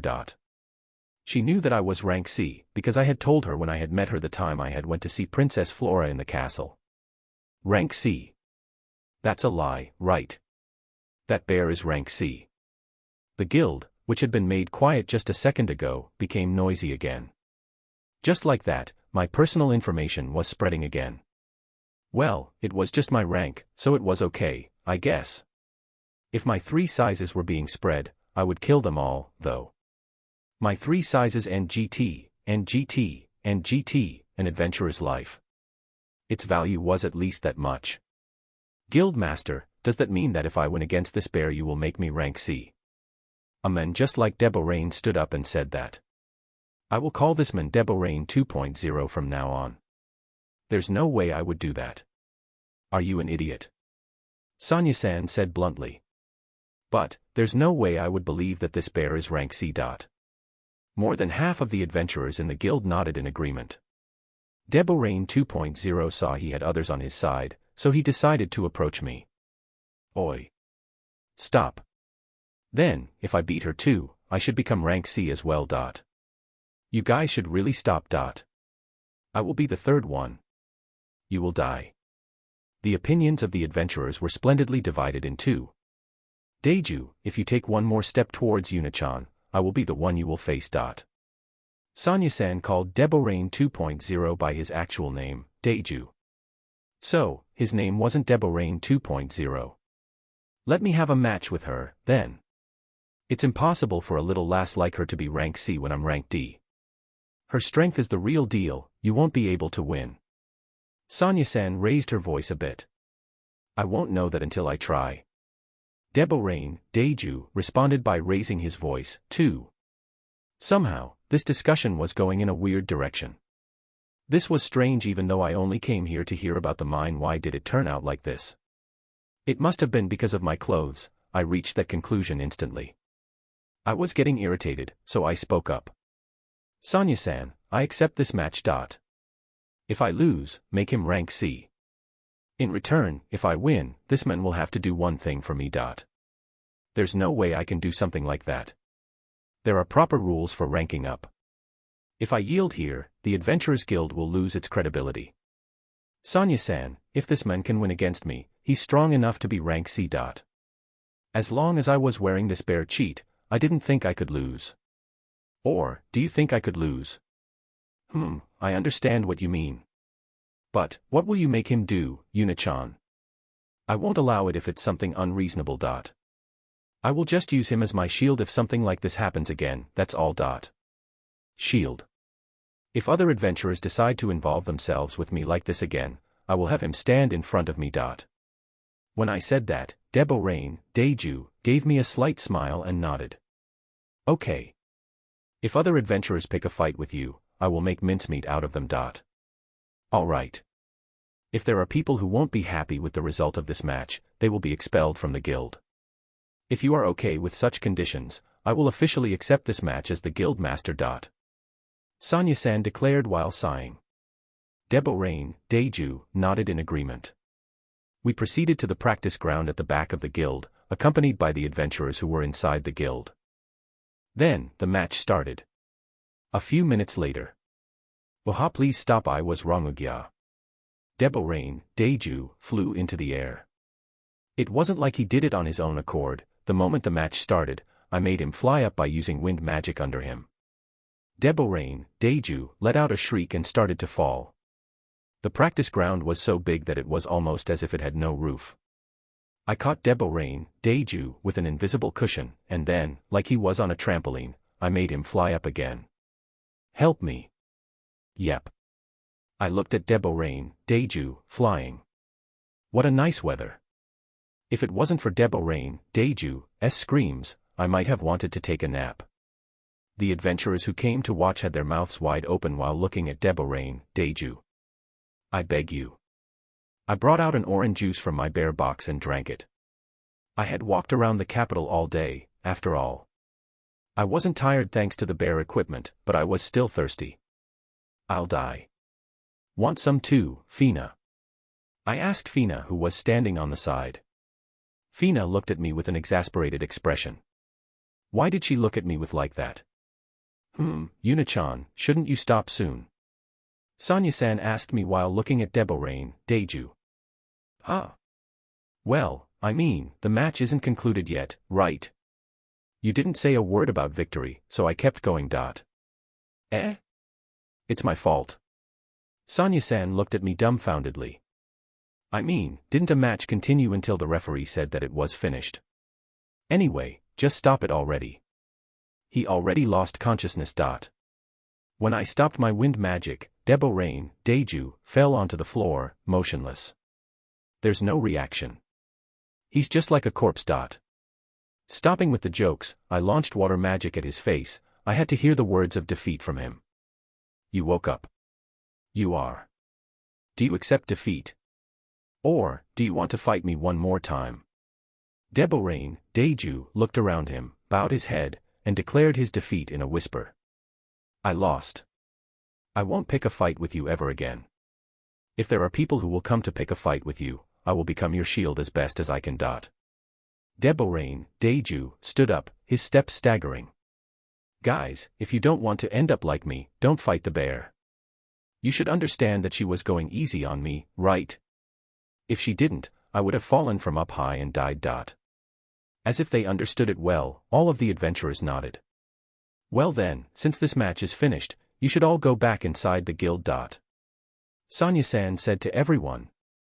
Sonia-san, what are you saying? There were 2 more, right?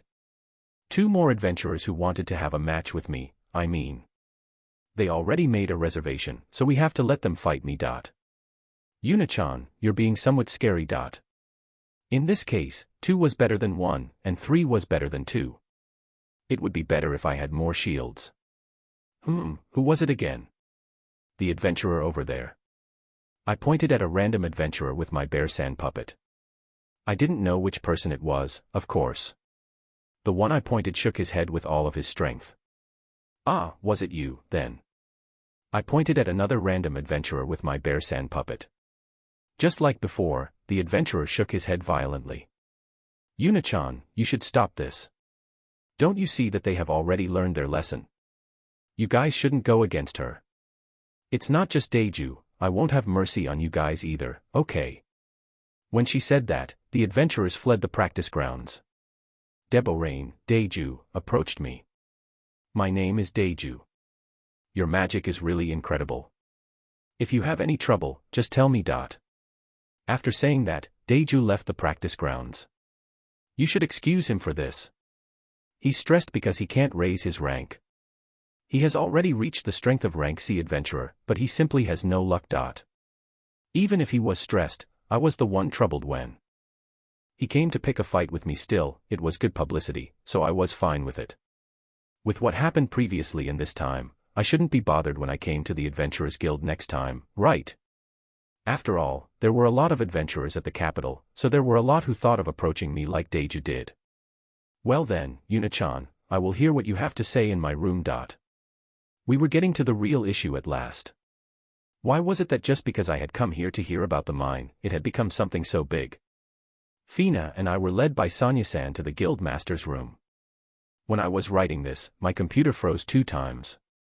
You should take care and save your documents. You won't have to write the same thing 2 times relying just on your memory, after all. Chapter 138, Bear-san listens to the talk about the mines. I rewrote almost half of this chapter and would be happy if you read it again. Sonia-san took Fina and me to the guild master's room. Before entering the room, as if she just remembered it, Sonia-san asked an employee to bring us drinks. This guild master's room was quite big. In front of the window at the back of the room, there was a big desk where Sonia-san must have worked. On both sides of the desk, there were bookshelves back to the walls. On the desk, there were things that seemed to be documents, stored side by side. It honestly looked like a mayor's room. In the center of the room, there was a table with chairs on each side. It looked like a place to hold meetings. Sonia-san didn't go to her desk, but sat on a chair on the other side of the table instead. Really, how did it turn out like this? I didn't think that getting a knife would end up being so troublesome, and that wasn't even taking into account that I wasn't even getting the mithril knife yet, just information on the mine. Ugh, if I had known it would have ended up like this, I would have just taken a nap. I wanted the black tiger dismantled, though, and wanted the mithril knife, too. Maybe I should just abandon the knife for now. As I was thinking about what I should do after this, Sonia-san asked us to sit down. Please sit wherever you want. Fina and I sat down in front of her, and then, with perfect timing, someone knocked on the door. The employee, whom Sonia-san had sent to get us drinks, entered and served us the drinks. When the employee put the drinks down, I made sure to thank him. "Yuna-chan, I have seen you a few times recently, but it has been a while, Fina-chan. Yes, it has been a while, Sonia-san. So, what did you want to hear about that it made you come all the way to the guild?" I explained to her what had happened until now and how I had ended up at the Adventurers Guild. "A mithril knife to dismantle a black tiger, you say?" "I wanted to buy one at Crimonia but couldn't get it, so I came to the capital, but..." Crimonia's Blacksmith Capita L Capitals Commerce Guild Capitals Blacksmith Capitals Adventurers Guild to be continued. There was no goal in sight. Well, it's a precious metal, so it makes sense. We couldn't obtain a lot before, but now that we can't mine anymore, it's even worse. Even if someone were to sell it, it would surely be really expensive. Well, I didn't really care about the cost, but I didn't want to buy it at a rip-off price. Since mithril ore became more expensive, it made sense for the price of mithril products to increase too, but I wanted to buy it at the normal price if possible. What happened at the mine, then? Blacksmith Gazer-san told me that a golem appeared. I really couldn't understand why a golem had suddenly appeared in a mine that had been active for years. Did things like this happen because this was a different world? It's just as you said, a golem appeared at the mine. As the miners were mining, they discovered a huge cave, and it seems that the golem was sleeping in this cave. The golem slept there. From what the miners told us, supposedly one of them approached the golem, which suddenly woke up and attacked the men, who panicked and barely managed to get away alive. And now the golem is rampaging throughout the mine. If there was only one golem, wouldn't the adventurers normally be able to defeat it, or was it possible that the golem had destroyed the passageway and the mine was now blocked in? It isn't really like the golem is rampaging, it would be better to say that it only stayed there.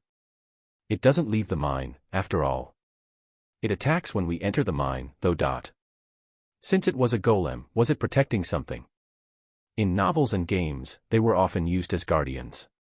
Didn't adventurers go there to subjugate it by now? A number of them already went to subjugate it, but... Sonia-san said with difficulty. It seems that it's really troublesome. Troublesome. It seems that there isn't only one golem. There are more of them. We have reports of a number of subjugated golems, but for now, we aren't able to grasp how many golems are in the mine. Were the golems spawning infinitely? If this were a game, people would be happy with how much experience they could get, right? Still, wouldn't I know how many golems there were if I used detection magic? The problem was that it might not be possible for me to detect monsters inside the mine. I already knew that I could detect monsters in a goblin nest-sized caverns, but would it work for something like a mine, where there were multiple levels?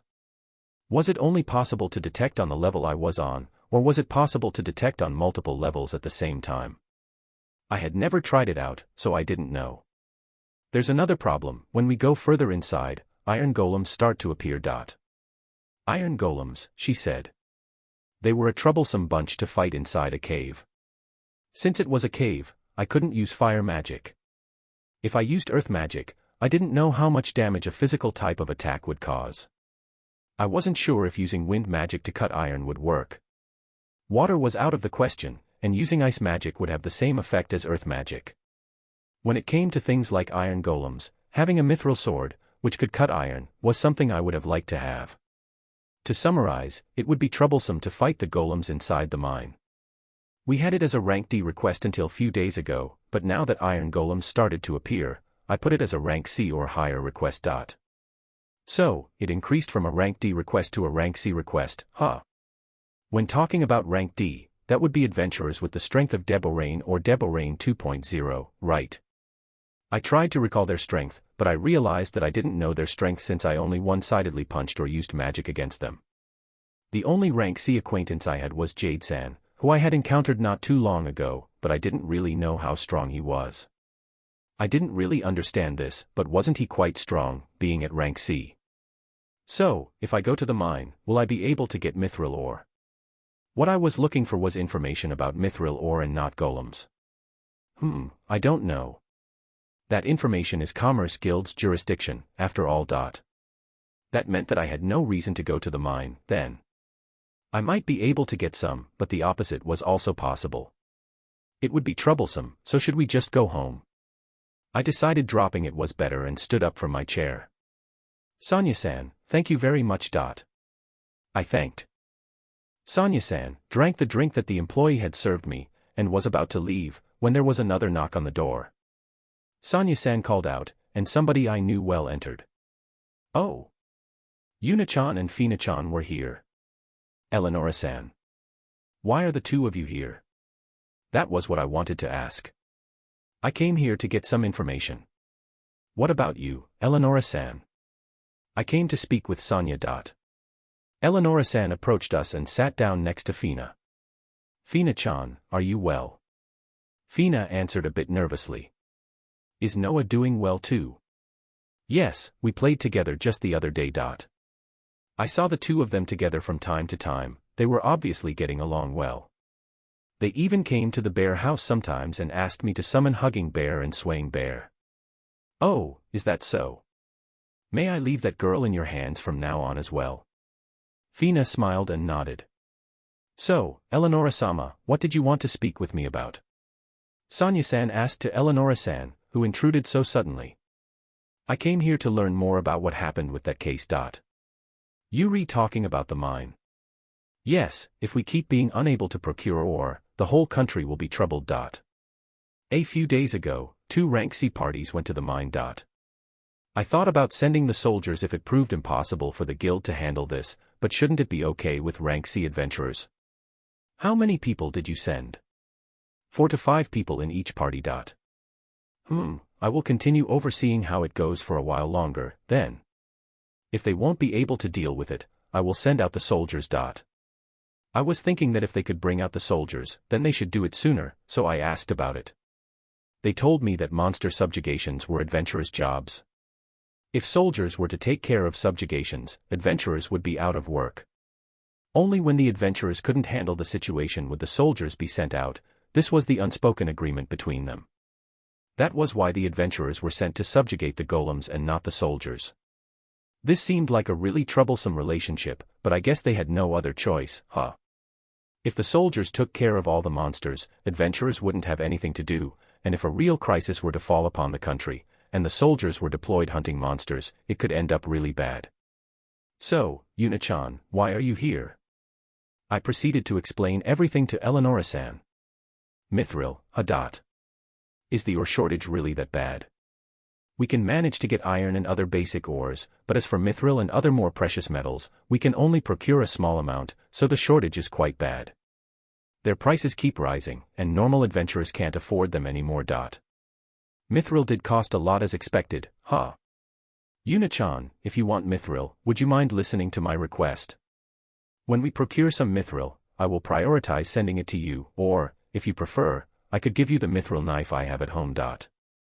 Your request is at the golem's subjugation. Listening to what she was offering, I could only see it ending up like that. Yes, I think now that rank C adventurers were sent, it will be fine, but I would still prefer for it to be resolved as soon as possible. I do want mithril, but you could also ask a rank B or A adventurer, not just me, right? I had never seen them, but I was sure that there were some high-ranked adventurers at the capital. Yet, they smiled bitterly. We do have some high-ranked adventurers at the capital, but it's quite difficult to ask them. I couldn't understand why they couldn't ask them when the adventurers were here. The first reason why is because high-ranked adventurers often wander around. We don't know where they are or when they'll return. So, we can't ask them. They go to undiscovered lands, looking for strong monsters. They don't have much to do at the capital, you see. High-ranking adventurers are mostly free and hard to control, and they don't like to be bound to one place. Eleonora-san and Sonia-san explained to me. So, that was why I had never encountered high-ranked adventurers before, huh? Also, a lot of those high-ranking adventurers are eccentrics, so it's quite difficult to ask them. Eleonora-san and Sonia-san looked at me at the same time. Why were they looking at me, I wondered. Wait, someone else was looking at me, too. Fina, why were you looking at me as well? I would become sad, you know. I wasn't an eccentric person. Yuna-chan is not an eccentric person, so it's okay. Eleonora-san said, still looking at me. The way she said it was strange, somehow. Like I said before, high-ranking adventurers are all people who either love adventure, are shut in researching magic, or going on long trips looking for strong foes. They also have a lot of money, so they don't really accept many requests. Oh. Somehow, these adventurers were giving me a good feeling. I also had a lot of money, so I didn't really want to work. I also wanted to see this new world, so I did want to go on adventures. New magic research also seemed quite interesting. I didn't really want to look for strong foes, though, or maybe just a little. When I thought about it now, I was a comrade of these eccentrics. Still, it was all due to my way of thinking, and absolutely not because my clothes were eccentric. But it's not like all of the high-ranking adventurers are eccentrics, right? If that was the case, this world would end. But of course. There are also some normal high-ranking adventurers, but they are mostly taken by other countries. I see. That was why the only high-ranked adventurers who remained were eccentrics. So, it's difficult to ask high-ranked adventurers, and because of that, could you please accept my request, Yuna-chan? It somehow seemed to me as if they were already putting me on the same level as those eccentrics, though. I wanted mithril, so it would be okay to accept, but the problem were the iron golems. Normal golems made from earth or rocks were fine, but I didn't know if I could subjugate iron ones. You will give me enough mithril to make a knife only. Mithril is a precious metal and is difficult to process, so it has quite the price attached to it, but if it's knives, I will give you enough for 2 of them. I glanced at Fina, who was shaking her head. Was it because mithril was more expensive than she thought? Big sis Yuna, you don't have to push yourself so hard, I don't need a mithril knife. I think it will be fine if we just ask the guild to dismantle the black tiger. When someone said that they didn't need it, it was humans' nature to do your best to obtain it for them. Also, thinking of the future, I had the feeling that we would need the mithril knife again. Okay, I accept, but I'm not sure if I can take care of them. Yuna-chan, thank you. You saved us. While you're away, I will take care of Fina-chan at my house, okay? When Eleonora-san said that, both Fina and I let out surprised sounds. Don't tell me that you planned on bringing her with you. Eleonora-san asked in astonishment while also hugging Fina at the same time. I didn't plan on bringing her with me, but as one would expect, I couldn't really tell them that I was planning on sending her to Crimonia using my transfer gate. I'm counting on you. I answered. Fina gave me a surprised look, and I apologized to her in my heart. I learned where to find the mine, and I once again went to the bear house, used the bear transfer gate to ask Terumi-san to lend Fina to me, got her approval, and went back to the capital using the gate before finishing this troublesome task by handing Fina to Eleonora-san. Fina had a sad expression since she had to stay at a noble's mansion. I really hoped she wouldn't lose her soul from the stress this would cause her. I will come back soon, so please wait for me. Just like that, it came to be that I had to go to the mine on my own in order to save the imprisoned Princess Fina. I felt that my goal had somehow changed, but I departed without paying any mind to it. It will be difficult for me to post tomorrow even if it would be just writing a new side story. Chapter 139, Bear-san goes to the mine, the hero goes to the mine. Princess Fina had been captured by the witch Eleonora, and she would surely be forced to eat delicious things, live in a beautiful room, wear gorgeous clothes, and sleep in a really soft bed. The witch Eleonora was trying to wreck her heart, stomach. Not to mention that, before the hero Yuna would come back to save her, she would have to sightsee the capital and play with the witch's daughter, Shia. I was sure that Princess Fina was crying, smiling, when she was alone. The hero Yuna was on her way to the mine that held the golem materials that the witch wanted. The hero Yuna had to bring the materials to the witch in order to take Princess Fina back. Princess Fina, please wait for me. I will defeat the golems without fail and come back for you. I have to save her as quickly as possible. Yes, that was what the hero Yuna promised in her heart before she turned her back on the witch's mansion and started walking towards the mine. Okay, enough with the jokes. After I had given Fina to Eleonora-san yesterday, I had also spent the night at the manor before going towards the mine this morning. From what Sonia-san had told me, the mine wasn't too far from the capital, so I decided to go to the mine using Swaying Bear. Still, golems, Golems made of earth or stone were okay, but the iron ones would be really troublesome. I couldn't use any large-scale magic in the mine, so how should I deal with it? Well, I still had some time to think before I reached the mine. I was sure Fina would be having fun, so I didn't really have to rush myself. I made Swaying Bear run leisurely and took a break when I was halfway there. Thank you, Swaying Bear. Hugging Bear, I'm counting on you. I pet both of their heads before embarking on another light run, this time on Hugging Bear. After traveling for a while, I noticed some buildings ahead of me. As we got closer, I climbed down from Hugging Bear and approached them on foot.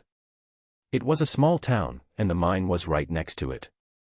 The sun was already going down, so I decided to find an inn for now and start the investigation tomorrow. Most of the people who lived there had something to do with the mine, people who wanted to get ore and people who traded with the mine workers. When people gathered like that, shops started to pop up. It made sense for this town to be established next to the mine. Also, Sonya-san had told me that there was a proper inn here, meant for the adventurers and the merchants who came to purchase ore. I entered the town and, like usual, gathered attention from the surroundings. I decided to pay it no mind for the time being and looked for the inn. As I was walking through the town, someone called me from behind. Is that possibly you, Yuna? I turned around and saw Jade-san and his party members. I knew it, it's Yuna-chan. Meru-san seemed really happy. Who wouldn't recognize her just by seeing her? An expressionless girl, who seemed to be about 20, said. Oh. This brings back memories, Bear Missy. A man holding a sword said. I didn't remember him, but I was sure he was a member of Jade-san's party. I remembered that there had been 4 of them at Crimonia, but I never remembered the faces of people I had met only once and talked to for only a few seconds. As Jade-san approached me, I had a feeling that even more people were starting to look at me. Jade-san's party already stood out on its own, and a girl in a bear suit didn't help with that. It would be more strange if we weren't attracting attention. I would like the party to stop making a fuss, though. I didn't want to stand out even more than I already did. I had a feeling that I shouldn't be complaining about others making me stand out but decided to ignore it. So, why are you here, Yuna? Well, to do my job, more or less. Are you here for the golems? Yeah. You're here for them too, Jade-san. Well, it made sense for them to be here for the golems. So, they were the rank C party that had been sent, huh? Yeah, we received the request and have been subjugating the golems for the last few days. We just came back from the mine after today's round. How's it going? I will go back if it's almost finished. I asked without getting my hopes up, even though it would be really great if it was going well. It's not going that well. C-rank adventurers were having problems, too. Jade, we shouldn't talk here.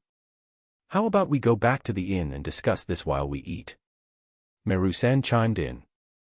She was right. We stood out talking in the middle of the road like this, and I also wanted to reserve a room at the inn before it was too late. If there were no open rooms, I would have to find a place that didn't stand out and bring out the bear house I used for travel. I accepted Meru-san's proposal, and we headed to the inn. On the way there, Jade-san's party introduced themselves. I already knew Jade-san and Meru-san since I met them during the guard mission, but even though I had seen the other 2 at the Crimonia's Adventurers Guild, I didn't remember them at all. I honestly only remembered their genders. The male swordsman was Toya, and the expressionless girl, who was wearing light clothing, was Senya. We arrived at the inn, and I managed to reserve a room, even though the inn was crowded. It seemed that the merchants came from all over to fight for the ores. They didn't come only from the capital but also came from many other towns. I was actually lucky with the room I booked. The merchant that had it before had just left today. When I entered the inn, I was the center of attention, as expected. I ignored them all, of course, and thanks to Jade-san and his party, no one dared to pick a fight with me. The only thing that bothered me was, when I went to speak to the wife of the owner of the inn, she looked at me with a meek smile and then, switching her gaze to Jade-san, said, "Will this girl, who wears clothes that look like a bear, be staying here?" Why was she asking Jade-san and not me? Yeah, that's right. Could you prepare a room, please? I was thankful to Jade-san for being able to reserve a room, but I wasn't a child, I was a proper rank C adventurer, you know. Too bad if there were no free rooms, I would have you sleep in ours. Meru-san said. Our room only has 2 beds, you know. Senya-san chimed in. Isn't that okay? If you like, I will sleep with Yuna-chan. She's small, so if she took off this bear, we would be able to sleep together. Nope, I wouldn't take it off. If I was at my home, I would be okay with it, but at a place where I didn't know what would happen, I would never take off my bear equipment. Anyway, since my room was safely booked and it was time for dinner, we sat down at an open table and ordered some food. So, how is the golem subjugation going then? I guess we should say that we don't really know. Even though we continue defeating the golems every day, they keep replenishing, so they are back to their initial numbers the next day.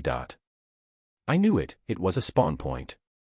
Hearing this information would make any gamer really happy. If this was a game, I would be happy too, of course. We think that the first golem the miners found is the cause of all of this. I also thought that the first golem was suspicious.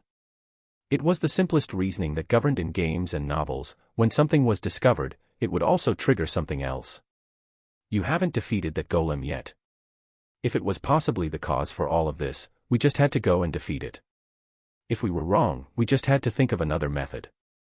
It's not that easy, you know. The further in we go, the stronger the golems get. Are you talking about iron golems? You knew about them. I heard that they were the reason that this became a rank C request. Yeah, but it's not like we can't defeat them, they are just a troublesome bunch. I thought so as well, defeating iron golems seemed really troublesome. But you can still defeat them, right? Shouldn't you be able to make progress then? There's a big opening just before the cave where the first golem was found, and 5 iron golems stand guard there. As you can expect, that's too much for us. That's why we're now thinking about what we can do. So, if we could do something about those 5 iron golems, it was possible to reach the cave, It would somehow work out, then. As we continued to talk, the entrance became noisy. I'm tired. So tired. So true. I really want to stop fighting these iron golems over and over again. But we get a lot of money from them, right? There's really a lot of iron golems, I'm really hungry, we should get something to eat. When I turned towards the noise, I saw 5 adventurers entering the inn. The moment I saw them, I knew that they were in the type of people I didn't want to involve myself with, even though this wasn't a nice thing to say. They seemed to be 3 times worse than Debo Rain. Also, what was up with those clothes? The one in front was wearing equipment that was completely red, maybe to go with his bright red hair. If a buffalo was here, he would have been attacked for sure. Also, for some reason, the second one was wearing blue equipment, the third wore green, while the fourth one was probably a magician wrapped in a black mantle. The last one was the only woman of the group. She looked about 30 years old, and she was wearing a white mantle. They represented the 5-color squadron quite well. If they weren't white and black, but yellow and pink, it would have been perfect, but as expected, in this world, even though a yellow mantle would barely pass, a pink one would be completely out of the question, so there was no helping it. This 5-color squad approached us. Yo, Jade.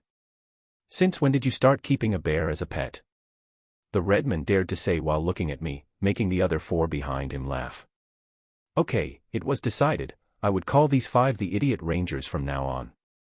The Power Rangers were the superheroes who represented Japan, so it wasn't like I was making a fool out of them. She's an adventurer, you know. She's the same rank as us. Yuri joking. Hey guys, he's saying that a bear is an adventurer. Stop making us laugh. That was what you were laughing about.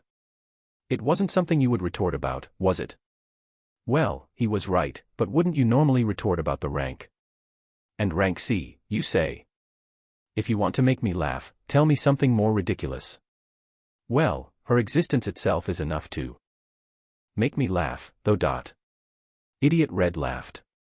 Well, we should stop talking about the bear for now. How did it go today? We defeated 3 iron golems, so we are doing great. We defeated 2. I see.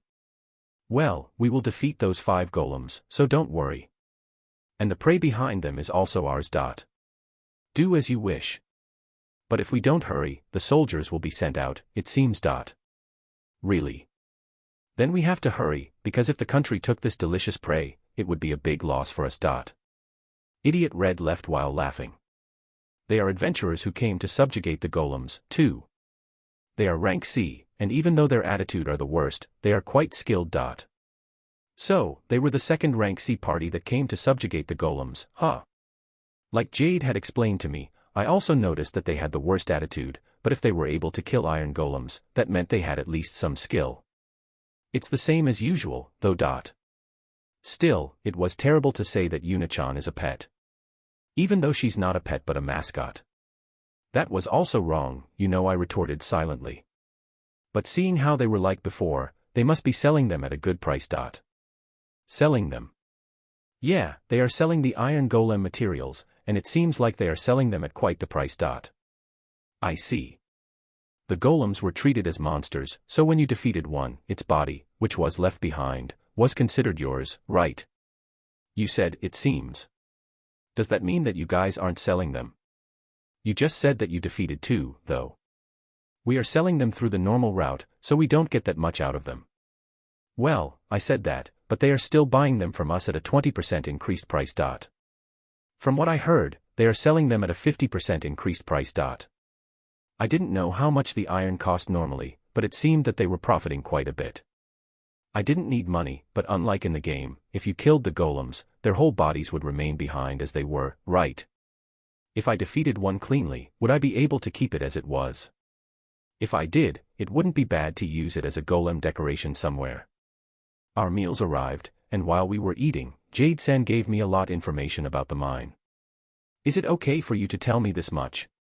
Normally, the information shouldn't be given away like this, right? We won't lose anything by telling you this time. If we, the adventurers, don't figure out why the golems are replenishing, the country will move, meaning that we would all fail this request. If I can deal with the golems, does that mean that you guys will also complete the request? Those idiot rangers as well. Yeah, that's how it works this time around. You need the magic stones from the golems you defeated to prove that you took part, of course. If you don't have any, they take it as if you didn't participate, and the request isn't marked as completed. Also, when you look at the reward for the one who personally completes the request by defeating the final enemy, there isn't much of a difference from the reward for people who just participate. Don't forget that we can make a lot of money by selling the iron golem raw materials, too. So, because of all this, we don't have any problems telling you, Yuna.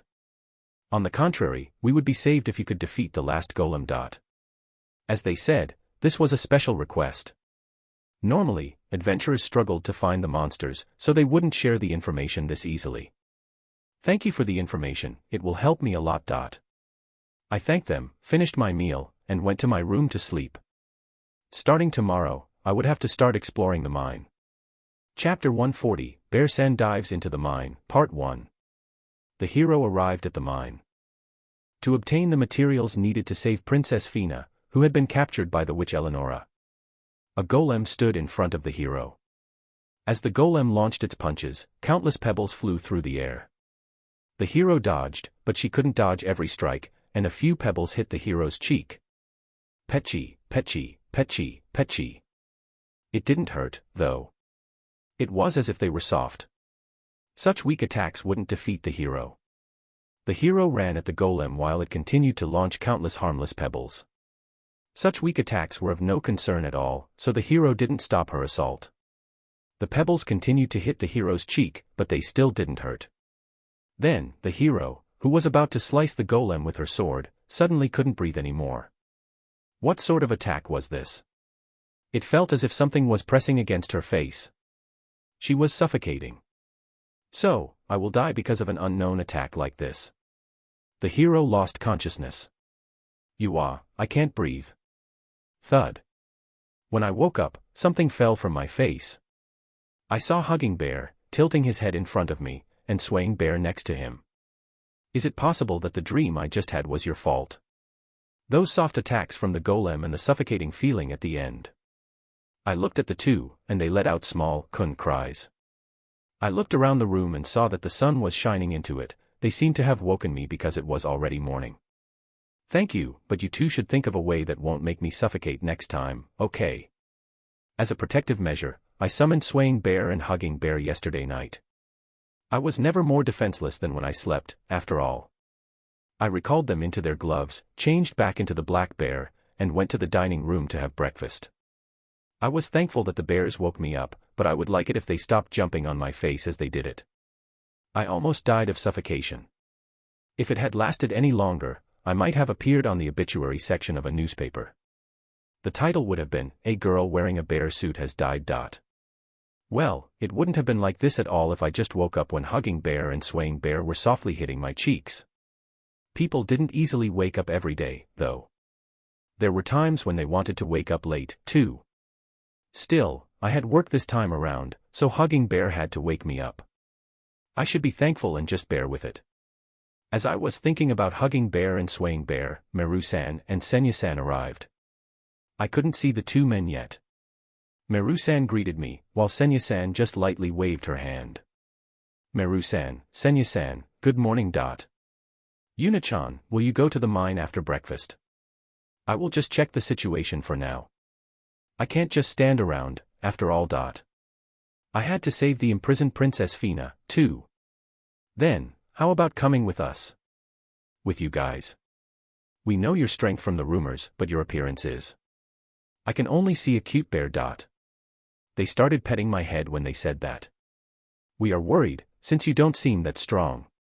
So, the two of us talked about it and decided we should go together. They displayed their worries for me quite firmly. It was easier for me to move around on my own, though. Well, I did want to see how strong rank C adventurers were, so. First of all, how about they stopped petting my head? The two sat down next to me and ordered breakfast. But won't it be a problem if you two don't ask Jade-san first? It's okay, even if we don't talk to him. No, wait, Jade-san was the leader, right? This was something you were supposed to discuss with him, right? While I was talking to the two of them, Jade-san and Toya-san came down from the second floor. Yuri all early, huh? Yuri just late. By the way, Yuna-chan will be coming with us today. Wait, I didn't accept it yet, you know. Also, she said it like it was a done deal. I'm also fine with that. Hey, were you two really okay with this? Shouldn't you normally discuss it before agreeing? In the end, my silent protests didn't reach anyone, and I had to go with them. There were many tunnels we could use to enter the mine. I didn't know how many decades or even hundreds of years the mine had been here, but it seemed ancient, and they made new tunnels every now and then. The golems had appeared in the most recent one, which they had already been digging out for a few years now. It seemed that there were two entrances you could take to get the first golem. It didn't matter which you took, though, since they met halfway. The idiot rangers always used the same entrance, so Jade-san's party always entered through the other one. It seemed that they did that so the idiot rangers couldn't say anything about Jade-san's party stealing their prey or the like. This was the correct way of dealing with the idiot rangers. It was better to avoid the idiots than to crush them. It was similar to arguing with stupid people. They were selfish, narcissistic, didn't listen to other people, altered the facts to their liking, and acted rashly. When they failed at something, they blamed others for their mistakes. There had been many similar idiots in the game, and I had learned that it was better to stay away from them. However, if an idiot came to me, I would crush them. The entrance to the mine was a short distance from the town, and when we arrived at the mine, it was pitch black inside. Just as I thought that a magic light would be necessary, Jade-san stood next to the wall close to the entrance and put his hand on it, making light appear inside the tunnel. It seemed that it had been made like the bear tunnel. The light magic stones were linked by magic lines, which lit the path when the switch was hit. Well, it was the same lighting method used in houses. The tunnel was large enough for a carriage to pass through without a problem, but I saw no mine wagons or even rails. It seemed that they didn't use them in this mine. Honestly, I didn't even know if wagons existed in this world, but how were they transporting the ores without them? When I asked Jade-san, he told me that they first put them into cloth bags and then placed those in item bags. As expected from another world. By putting the ore into an item bag, they made it easy to carry. Most likely, less people were needed to transport it when compared to using a wagon. Depending on how much you could put inside the item bag, a single person would be able to transport more than a wagon. Still, since big item bags were high-class items, they probably weren't used at the mines, right? When we entered the tunnel, I saw that it continued for a long time. I couldn't see the end from the entrance. I tried using the bear sand map, and it showed the entrance of the tunnel. It seemed that I could even use it freely while underground. I wouldn't get lost with it. Sadly, only the places I had already been to were shown, but it still automatically updated as I explored, so there was no real problem.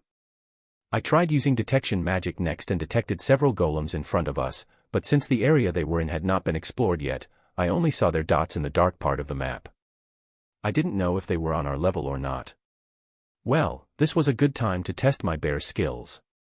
We moved with Jade-san in front, Meru-san and me right behind him, and Senya-san and Toya-san at the rear. We will first encounter earth and stone golems. They are easy to defeat, but unfortunately, we can only sell their magic stones, and those don't sell for much. Earth golems, huh? It might be a good idea to test them against my bear golems. Just as I thought that, an earth golem appeared, right where my detection magic had spotted it. It was about 2.5 meters high and had thick limbs. Being hit by such thick limbs wasn't something that could just be brushed off, it would be dangerous for normal people. Jade-san gave instructions to the party and ran in. Meru-san instantly cut off the golem's arms with wind magic. Did they always do it this way? It wasn't enough to stop the golem, and it continued to advance towards us before Jade-san cut off its leg with his sword. The golem, with its limbs cut off, fell down where it stood. Senya-san jumped on golem's back, made a hole around the golem's heart with a knife, and took out its magic stone, making the golem crumble to dust. The party had good coordination and teamwork. Toya-san's role was to keep an eye on the surroundings. Would the golem stop moving if I broke its magic stone? Since I didn't care much for magic stones, it might be simpler to just destroy them. Anyways, now that I had seen them fight, I understood how their party worked. Jade-san used his big sword, Toya-san wielded a smaller one, Meru-san was a magician, and Senya-san used a short sword. I'm really sorry. My computer is in bad shape. It freezes often, and sometimes even refuses to reboot. I will probably be late with releases because of my computer from now on and might not be able to answer to your comments. I hope you can be understanding about this. Chapter 141, Bear-san dives into the mine, Part 2. Jade-san's party was able to easily kill the earth golems, and judging by what I saw, I should be able to do the same just by using wind magic. The golems couldn't move after their arms and legs were cut off. Well, that was true for all monsters. Still, what would happen if I cut off the golem's head?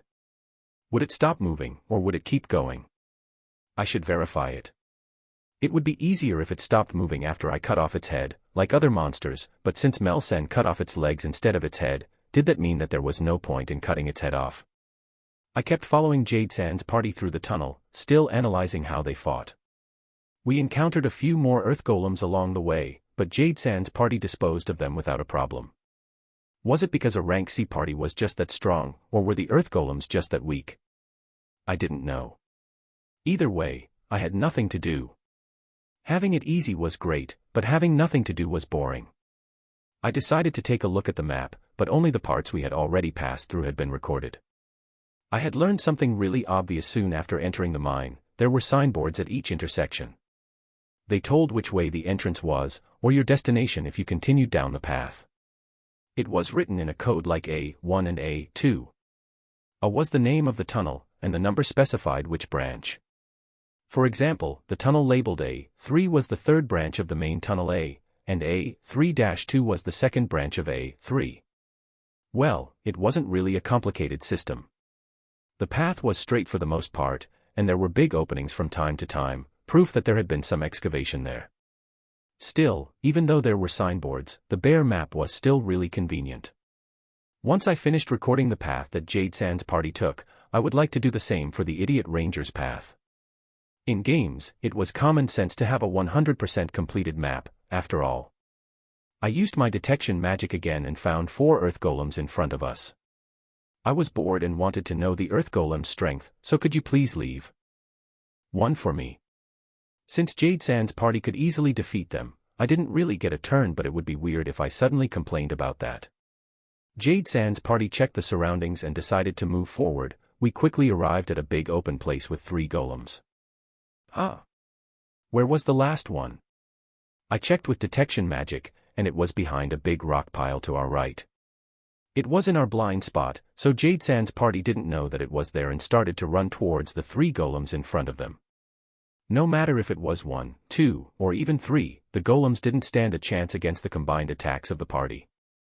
Even if there had been more golems, the party would have disposed of them in no time.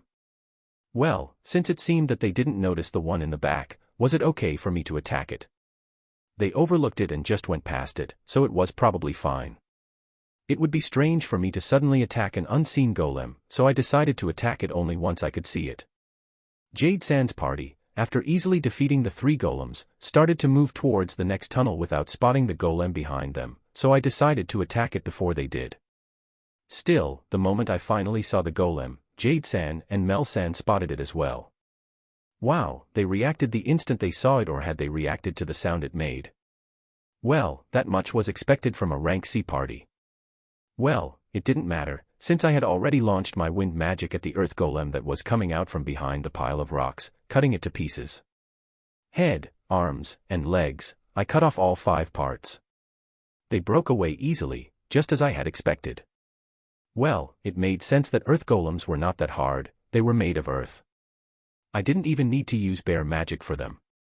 So there was another one. Jade-san shouted in surprise. Yuna-chan, you're amazing. No, you two noticed it as well, and reacted really quickly. Well, I didn't see how the other 2 had reacted, since they were still behind me, but if Jade-san and Mel-san reacted that quickly, Toya-san and Senya-san had probably also reacted that fast. Yuna's reaction was strange, though. She was already preparing to attack before it even entered our vision. Senya-san, who had been watching from behind, shared what she had seen. She really paid attention, huh? Yeah, Bear Missy reacted the moment the golem came out. She was really quick indeed. It seemed that Toya-san also noticed. I couldn't really tell them how I had known that the golem had been there, so. It might be a girl's intuition. Was how I responded. Girl's intuition. Jade-san gave me a dubious look, while Mel-san grabbed my bare hand. So true. Girl's intuition exists, right? Jade and Toya say that it doesn't. Yeah, it exists. Senya-san agreed with Mel-san. Still, if you told me that there was a monster around the corner without any real evidence. Jade-san said, and Toya-san nodded in agreement.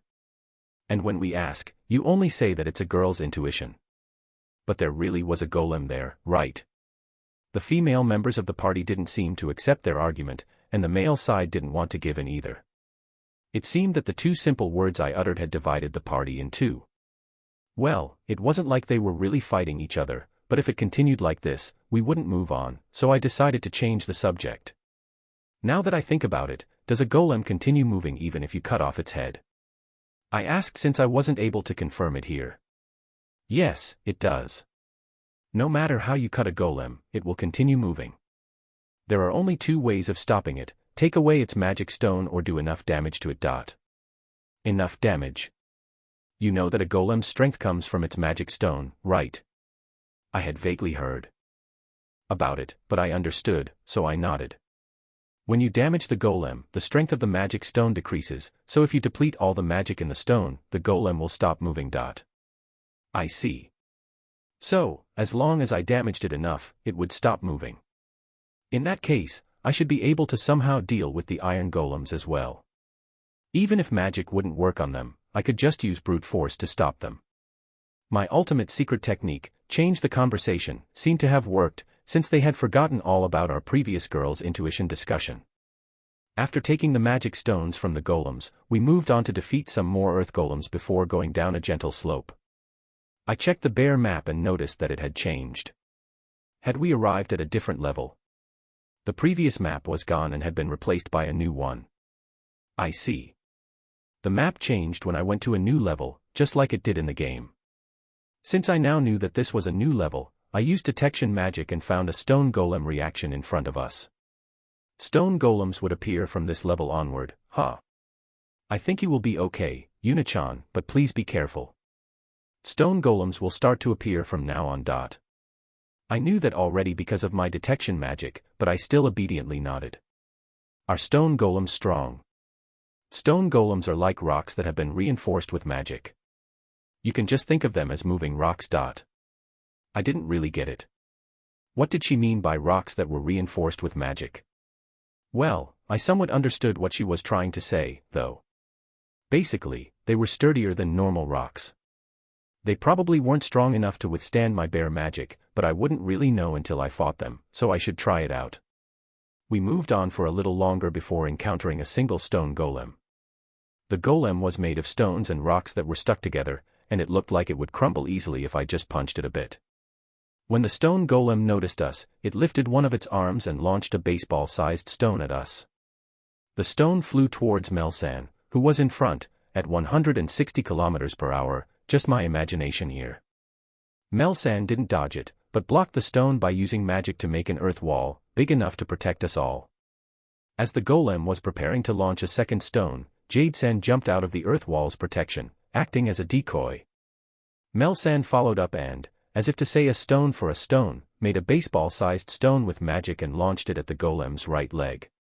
She didn't send just one stone though, she continued to launch stones until the leg of the golem was destroyed.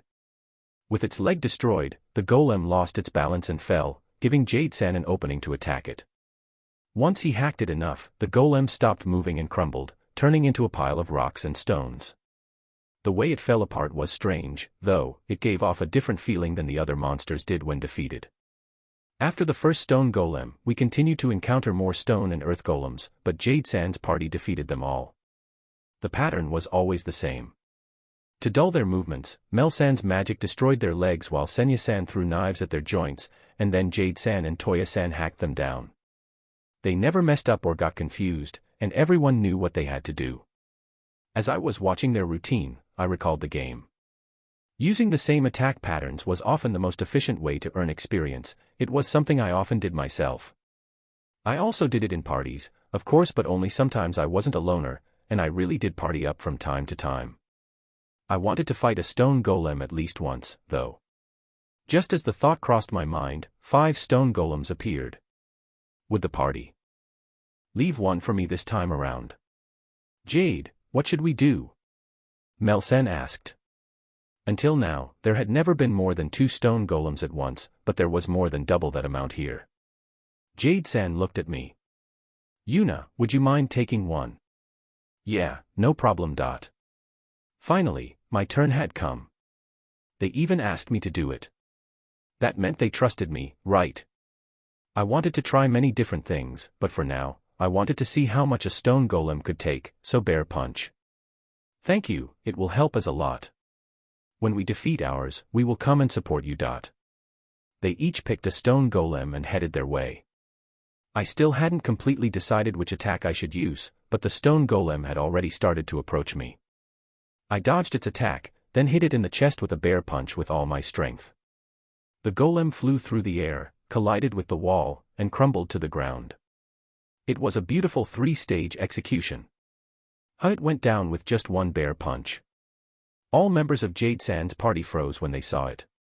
For the time being, I should save them, right?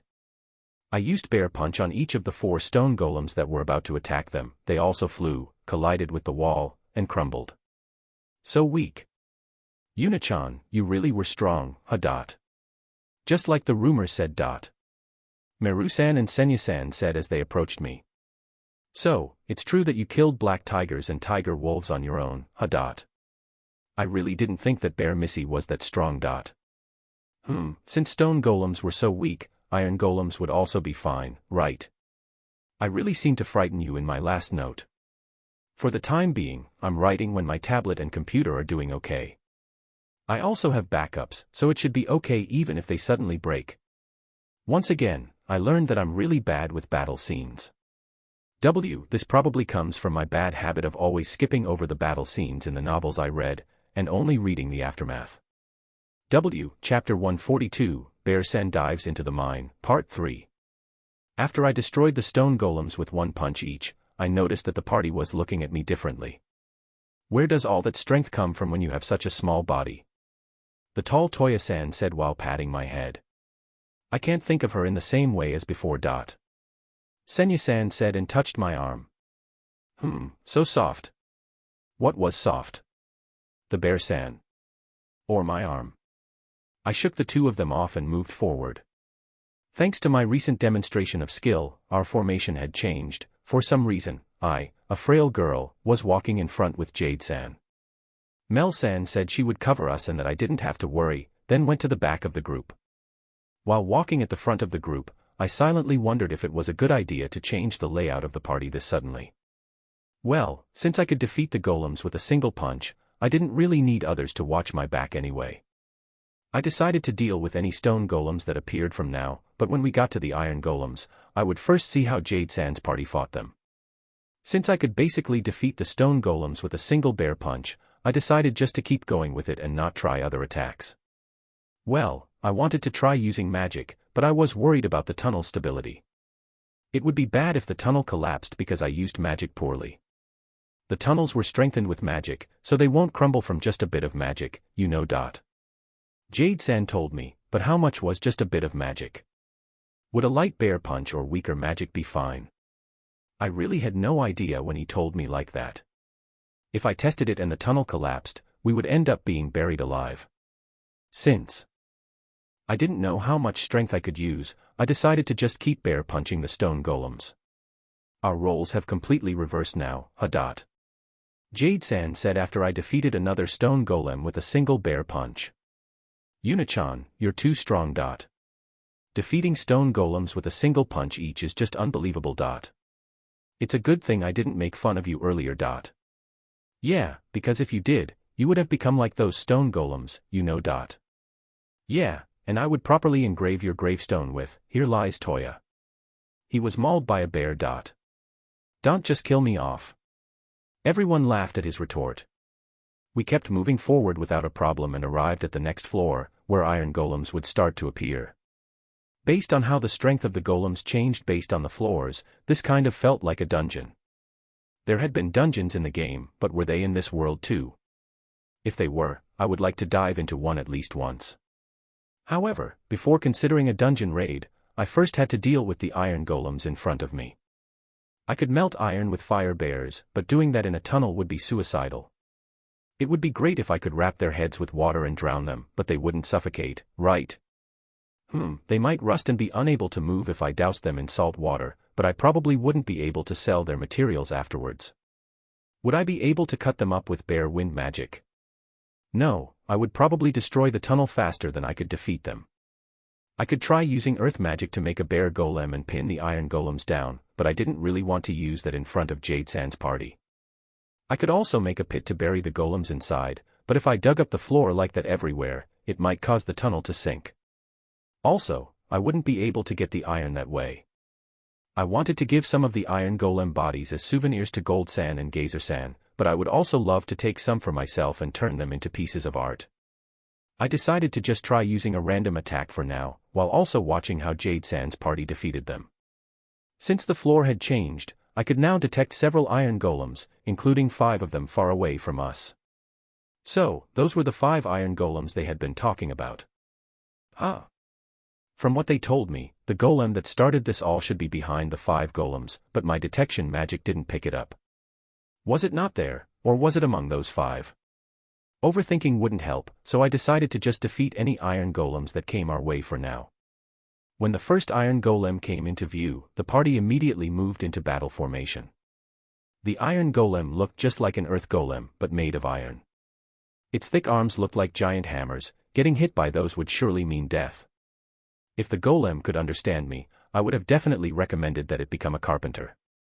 By the way, how do you defeat an iron golem? Normally, there is no other way than to just keep damaging it until it stops moving. Though if we weren't in a tunnel, we could defeat it with strong magic. Mel-san muttered with a sigh. I knew it, they had it hard because we were in a mine. This location made it hard to use magic, which reduced the variety of usable attacks. Well, this didn't change what I had to do, approach the golem and hit it with a bear punch. Using the mobility of the bear shoes, I drew close to the iron golem, which swung its giant hammers towards my head.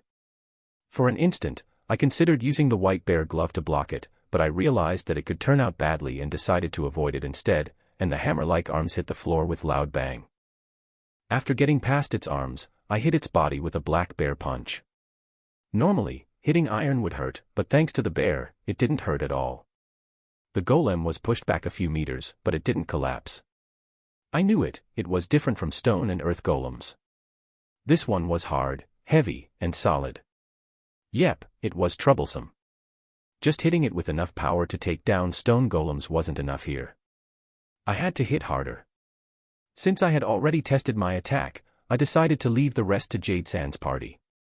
Immediately after I hit the golem with a bear punch, Mel-san sent an earth golem at it. Magicians could compress the earth to make it harder, so the earth golem that Mel-san sent was able to dull the iron golem's movements for a moment, but it didn't seem to have dealt any damage. Toya-san used the opening to attack and knocked the golem's arms aside. It was like attacking an iron pillar. There was no way a sword could cut it. When the golem turned to face Toya-san, Senya-san prepared to attack it from behind. She was holding her knives. Was she planning on attacking it with knives? Senya-san quickly closed the distance and cut its leg. Well, I said cut, but it wasn't like she actually cut it off. Still, there were visible traces where she cut it. I didn't see that wrong, she had cut it with a knife. Senya is wielding mithril knives, you know. Mel-san explained to me when she saw that I was surprised. So, she had mithril knives, huh? Well, considering her rank, it wasn't that strange. Senya-san continued to slash at the same place until the golem's leg finally broke off.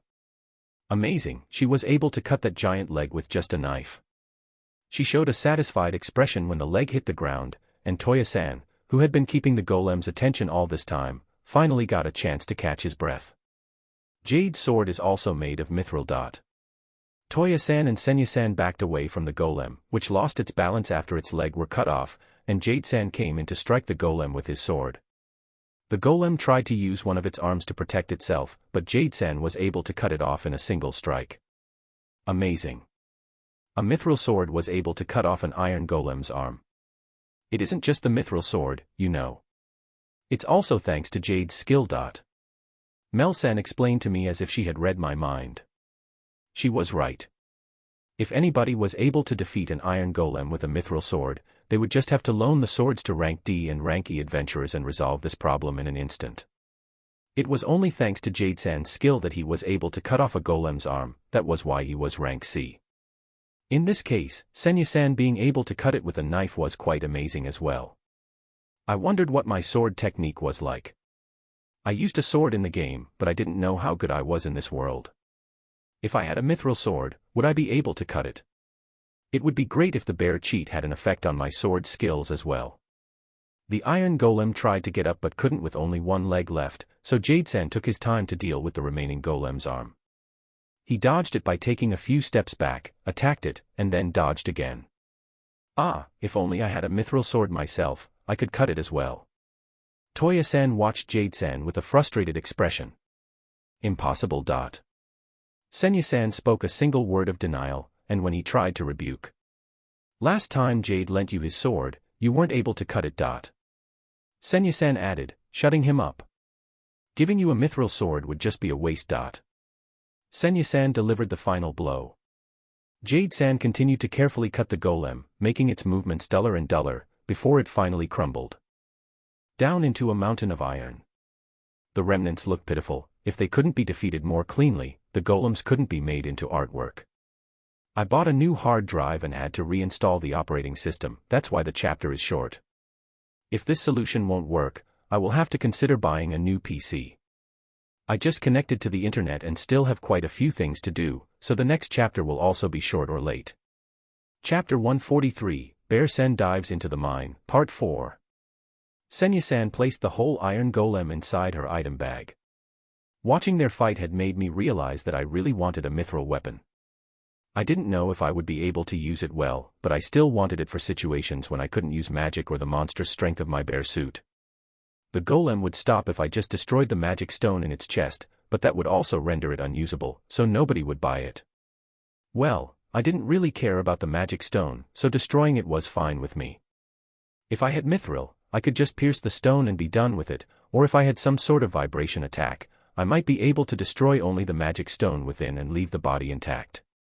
I had seen a lot of such attacks in manga, where they had done no harm to the exterior but had destroyed what was inside. Such unrealistic things could only be found in fantasy worlds. Maybe I shouldn't be saying this while being in one myself. Anyway, I might be able to make vibrations with magic and send them inside the golem's body. Well, I didn't think that it was possible right now, so I decided to put it on hold. After the iron golem's body was safely in Senya-san's item bag, we decided to take a short break to check on how everyone was doing, since we would encounter more iron golems from now on. So, Jade, how deep are we going today? Toya-san asked while refreshing himself with a drink. Like we usually do, we will go as far as we can without doing the impossible. Maybe those 5 iron golems won't be around this time. Sadly, I knew that those 5 were present because of my detection magic. I had noticed 5 more reactions, though. It was 5 people, most likely idiot rangers, and they were near our tunnel. If we continued down this tunnel, would we cross paths? The map was still dark, so I didn't really know where exactly would we meet. Still, idiot rangers were closer to the 5 iron golems than we were, so if we both kept our paces, they would get to the golems before us. Well, that meant if all went well, the world might get to see its lucky day. Just as I decided to not let the others know about this, Jade-san spoke to me. So, Yuna, after seeing us fight, do you think you could defeat an iron golem on your own? It might be complicated. Complicated. As Mel-san said, magic isn't usable inside caves, so that makes it hard. Also, if I use brute force here and miss, the mine might collapse as a result. I could defeat it if we were fighting out in the open, I think. Jade-san seemed a bit disappointed. Well, if they really wanted to get past those 5 iron golems, I could drop the golems in a pit, but we wouldn't obtain their materials that way. If only I had a mithril sword. Toya-san joked around. You should stop with this joke. It's not funny. Yeah, it's lame, Toya. I'm not saying it as a joke. Toya, you can say that only after you polish your skills a bit more, okay? TCH. His final reaction made them all laugh. We finished our break and continued moving forward. It didn't take long for us to arrive at the passage where I had detected idiot rangers before. So, this was where the tunnels linked together. Would it be okay if I went back taking their path? I would be able to complete the map that way. Anytime an iron golem appeared, Toya-san and I would block it, while Mel-san covered us with magic. Senya-san and Jade-san would then use the opening we made to hack it down. Using this tactic, we had defeated 3 more iron golems. Just a bit farther. We were about to arrive at the place where the 5 iron golems were, but idiot rangers, who were still ahead of us, should have already encountered them. I decided to check on them with detection magic. The signal of the 5 iron golems had disappeared. The last time I had checked, they had still been there, but now they were gone. Did idiot rangers defeat them? I couldn't detect them either, though. Were they not on our floor? Wait, the 5 iron golems might have also went farther down. I finally understood why I couldn't have detected idiot rangers or the first golem before. Jade-san slowly crept forward and looked at the crevice where the 5 golems were supposed to be. They aren't here. There are traces of a fight, though. There were indeed traces of magic and something rampaging about all over the place. When we were sure that the iron golems weren't here anymore, we entered the wide crevice. Babbard's party, maybe. Babbard. Ah. It was Idiot Red's name. He would always be Idiot Red to me, though. I can't think of any other reason for this. So, they managed to defeat those 5 iron golems, Their personalities are the worst, but they do have skill. So, it seemed that idiot rangers had defeated the 5 iron golems. The lucky day hadn't come, Ugh, how disappointing. Jade, what will we do? Mel-san asked while keeping her eye on surroundings. Babbard opened a path for us, so we should keep going. Getting even a little bit more information would be great, after all. We just have to make sure Babbard doesn't find out. Senya-san agreed with Jade-san. I don't like troublesome things, but as adventurers, our only choice is to keep going. If they complain about it, we'll just have to go back, right? What? There wasn't a single mention of them fighting together. Well, I also didn't want to fight together with idiot rangers. We continued on our way, and as I had expected, we descended a slope. The map changed, and idiot rangers appeared again. There was another signal next to them, signal of a mithril golem. We already had difficulties dealing with iron golems, so wasn't it impossible to take down a mithril golem? When we reached the end of the slope, we began to hear sounds of a fight. Fuck, it's so hard. Magic isn't working. Guy, do something. That's impossible. Idiot rangers were fighting in a large tunnel. Idiot Red was hacking at the mithril golem with his sword, but it was bouncing off. Idiot Blue was stabbing it with his spear, but it was bouncing off.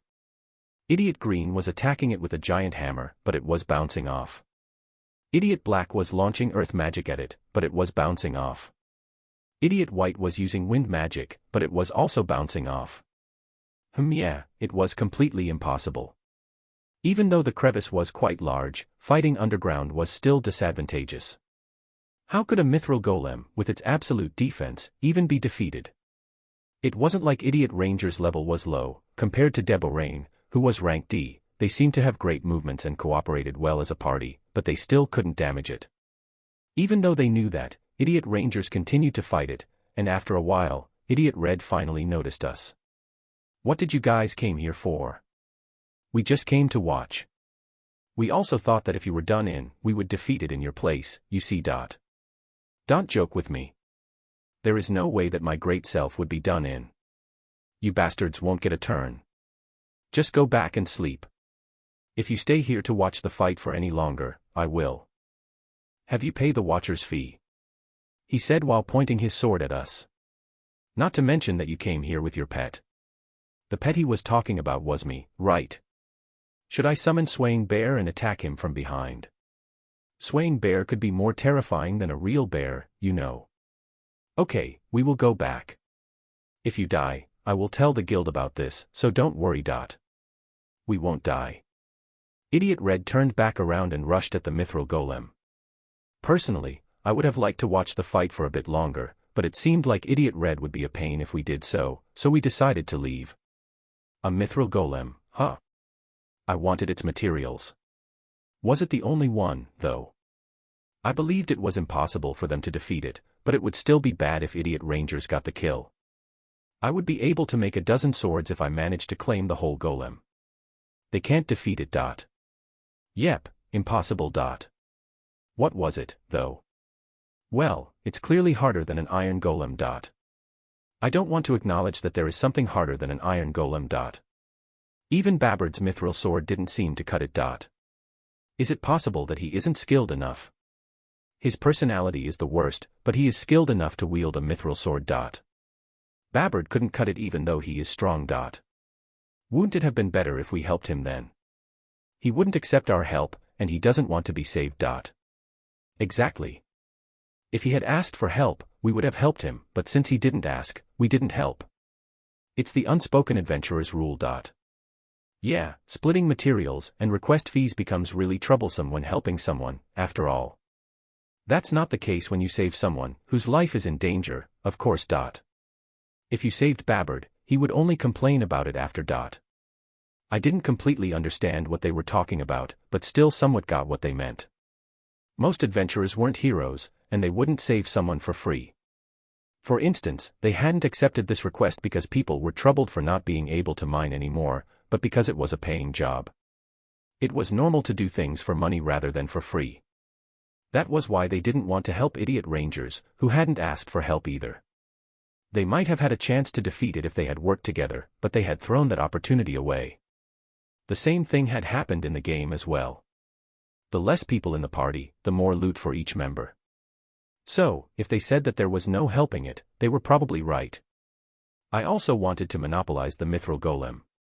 In the end, we decided to leave and go back to the inn for the day, and since I wanted to complete the map, I asked Jade Sand's party if we could take Idiot Ranger's path on our way back, and they agreed.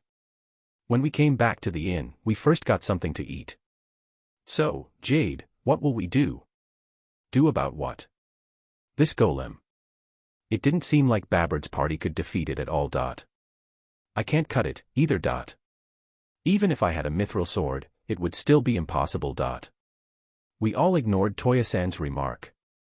If Babbard's party somehow manages to defeat it, the request will be completed, but if defeating it seems impossible, we should contact the guild. There is no helping it, It's frustrating, but yeah. A way to defeat the mithril golem, I could defeat it by digging a pit under it and using brute force, but that wouldn't work in the mine, since the tunnels might collapse in the process. Underground, I couldn't defeat it even with my bear cheat. Burying the last boss wouldn't work since it wouldn't die of suffocation, and as long as it wasn't defeated, other golems wouldn't stop spawning. Well, we weren't even sure if killing it would stop the other golems from spawning. If I defeated the mithril golem, but the golems kept popping up, would the witch Eleonora even return Princess Fina to me? As I was enjoying my tea after a day's work, the entrance suddenly became noisy. Fuck, as if we could defeat something like that. Magic didn't work at all. It's way too hard. I don't have a smudge of magical power left. I'm hungry, so let's just eat. Idiot rangers entered the inn. They survived, it seemed. Babbard, you came back alive. Jade-san thoughts were similar to mine. As if I would die. Anne, did you defeat it? Just by hearing their rant and seeing the looks on their faces, he should have known the answer, but Jade-san asked anyway. Because you bastards came, I lost my concentration, so I decided to let it live this time. Which one let the other live, I wondered. I'm really sorry about that. I didn't think that someone as skilled as you, Babbard, would have lost his concentration just by having us arrive at your battle, after all. When someone retorted like that, you could do nothing but stay silent. If he had argued more, people would have thought that his rank must have been low. Well, leaving the jokes aside, what really happened back there? It was just impossible. Physical attack and magic didn't work at all. Well, it might have had a bit of an effect, but our stamina and magic ran out long before its magic stone depleted. I knew it. It was impossible, If you want to have go at it, you should prepare yourselves well. Will you stop trying to defeat it? It isn't worth it. Rather than wasting my time with it, I prefer making a profit by defeating iron golems. So, until the soldiers come, we decided to try and earn as much as we can from iron golems. What about you guys? You watched our fight, right? We will also pass on it. There is no way we could defeat it. I was honestly hoping that you guys would be able to defeat it, but... Well, excuse me for disappointing you. Babbard sat down close to us. Thanks for telling us. Waitress. A beer for Babbard on my tab. Just one, If you have a way to defeat it, I will treat you to more. If I had something like that, I would have gone and defeated it myself without telling you. Babbard and Jade-san both laughed. I didn't really know if they were on good terms or not. I had later heard that after all of this, they all drank into the night together. Me. I had went back to my room to sleep, of course. Chapter 144, Captured Princess Perspective. It's been a long time since last Fina's perspective. Big Sis Yuna left me behind, and I had watched Bear San's back disappear out of sight. Why had it turned out like this? Big Sis Yuna had wanted me to dismantle a black tiger, but since I would have needed a mithril knife to do it, she had suggested for us to go and buy it together. I knew that mithril knives were expensive. I had told her that she could ask the guild to dismantle it, but she had said something about it coming in handy at a later date and had decided to go and buy one. At a later date really, Big Sis Yuna, what were you planning on making me dismantle? Since there had been no mithril in Crimonia, we had went to the capital using the Bear San gate at Big Sis Yuna's Bear San house. It had brought us there in an instant. Big Sis Yuna was incredible for having such an amazing magic tool. After coming to the capital to buy a mithril knife, I ended up being captured by Eleonora-sama because she had given Big Sis Yuna a job to do, and I had to stay at Eleonora-sama's mansion while she was away. We couldn't have told them that I could have returned to Crimonia through the Bear San gate since that was a secret between Big Sis Yuna and me. I also couldn't go with Big Sis Yuna, who was going to fight some monsters. That was why there had been no way to avoid staying at the capital. Still, just imagining a commoner like me staying at a noble Sama's mansion, on my own no less, made my stomach ache. I had asked Big Sis Yuna if I could stay at her bear house, but they had rejected my idea. Ugh, even though I was fine being on my own. In the end, I had no other choice but to stay at Eleonora-sama's mansion. Yesterday, I had been with Big Sis Yuna, but now, Big Sis Yuna left me here alone and headed to the mine. I didn't want to cause any trouble to the people here, so I decided to stay in my room, but soon, I wasn't alone anymore. Eleonora-sama and her maid Tsururina-san came to my room with a mountain of beautiful Western-styled clothes, then smiled widely while browsing through the clothes. Who would wear them? Just imagining what would happen made my stomach ache. I wanted to believe they were Shia-sama's clothes, but I knew I was wrong. Which one would suit her best? My fears of this being a really dangerous situation were confirmed when Eleonora-sama took a piece of clothing and looked at me. Fina-chan, let's change clothes, okay? Eleonora-sama said and approached me while still smiling widely. She was scary. Big Sis Yuna wasn't here, so she couldn't save me. I had to refuse her myself. If I were to dirty those clothes or if something else were to happen to them, just imagining it made me tremble. I'm already wearing Western-style clothes, so it's okay. I tried my best to refuse. Era, that's no good. You have to properly change your clothes. You already wore these yesterday, right? They aren't too dirty, so. I took a step back, but they both took 2 steps forward. That's no good. A girl has to keep herself clean. Big Sis Yuna, please save me. Eleonora-sama and Tsururina-san came even closer. Shia-sama had already gone to the academy, so there was no one in the mansion who could save me. I tried backing away again, but there was a bed behind me, and they were too close already for me to flee. Even if I tried wearing these beautiful clothes, they wouldn't fit me, so. Era, that's not true at all. I'm sure you will look good in them. Yes, I also think so. Fina-san is cute, after all. It was no good. They cornered me and were approaching from both sides. Still, if I were to dirty these high-class clothes. I was desperately looking for a way out. It's okay to dirty them.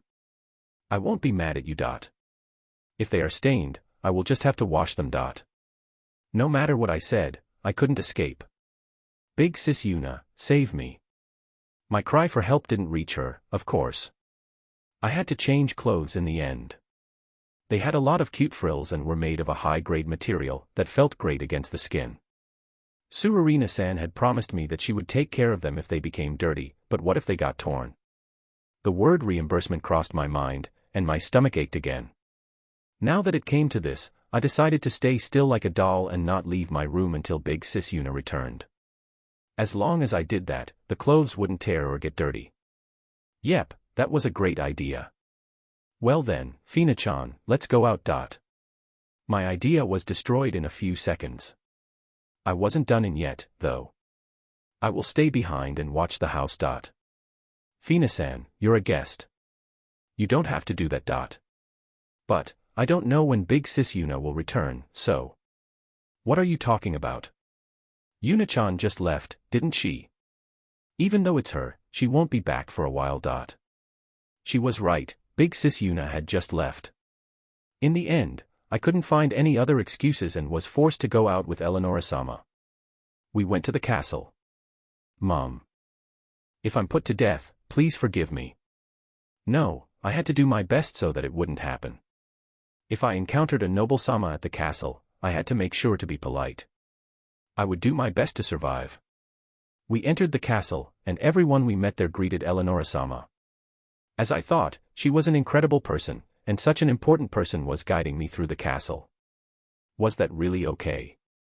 At one point, she even took me to a garden full of beautiful, blooming flowers. They are beautiful. It was just like the castle flower beds I had seen in Big Sis Yuna's picture books. No wait, we were at a real castle here. There was a bench where we could sit and watch the flowers peacefully. This might be the last scenery that God had prepared for me. No, I had to do my best to return home alive. Mom, Dad, and Shuri were waiting for me. I couldn't die in a place like this. For now, I decided to just watch the pretty flowers to calm my heart. The flowers were really beautiful. Red, blue, pink, yellow. There were of all kinds of colors. Watching them really calmed me down. Eleonora, you're on a break. Someone spoke to Eleonora-sama while we were watching the flowers. It was someone of a higher position than a noble. It was the King-sama himself, whom I first met when he had visited Big Sis Yuna's house a while back. What should I do? Would I die today as I expected? If I did something discourteous in front of the king, I might not be the only one to die, my whole family might get executed. I'm not working today. Why are you at the castle then? I'm taking a stroll with this girl. Eleonora-sama glanced at me. I was petrified, and my voice didn't come out. I have a feeling I have seen her before. Have you seen her with Yuna-chan somewhere? It's the girl that was at Yuna's house.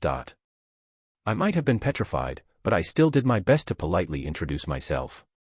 I was about to die from the stress, though. Unlike Yuna, you're really well-mannered, King-sama patted my head. King-sama was this close to me, and he even patted my head. So, this was my last bit of good luck, Goodbye, Mom. I feel bad for Yuna-chan when you say something like that. That girl, you see, has never came to me to greet me, you know. Such a thing normally wouldn't happen, right? Well, she comes here to see Flora-sama, after all. When I go to Flora's room, she gives me a look that says, you came again, you know. Well, she is right, after all. I'm sure she doesn't even think of me as a king. Big Sis Yuna, what had you done to King-sama? Big Sis Yuna would be killed at this rate. I had to warn her when I see her again, so I had to survive and leave the castle. Well, Yuna-chan is like that with everyone. Not too long ago, Cliff sent me a letter saying she did the exact same thing to him. You don't hate her for it, right? Well, yeah, I don't. She is kind to my daughter and had helped me a lot. Most importantly, she brings delicious things every now and then. The King-sama was being tamed with food. Well, it was the same with me, though the food Big Sis Yuna made was delicious. King-sama seemed to forget all about me while talking about Big Sis Yuna. I might be able to leave this place without being disrespectful to the King-sama, or so I thought. You said your name was Fina, right? The King-sama suddenly started talking to me. Yes. This was bad. I was so surprised that I let out a strange voice. I didn't think that he would just start talking to me like that. It's not good to startle Fina-chan like that.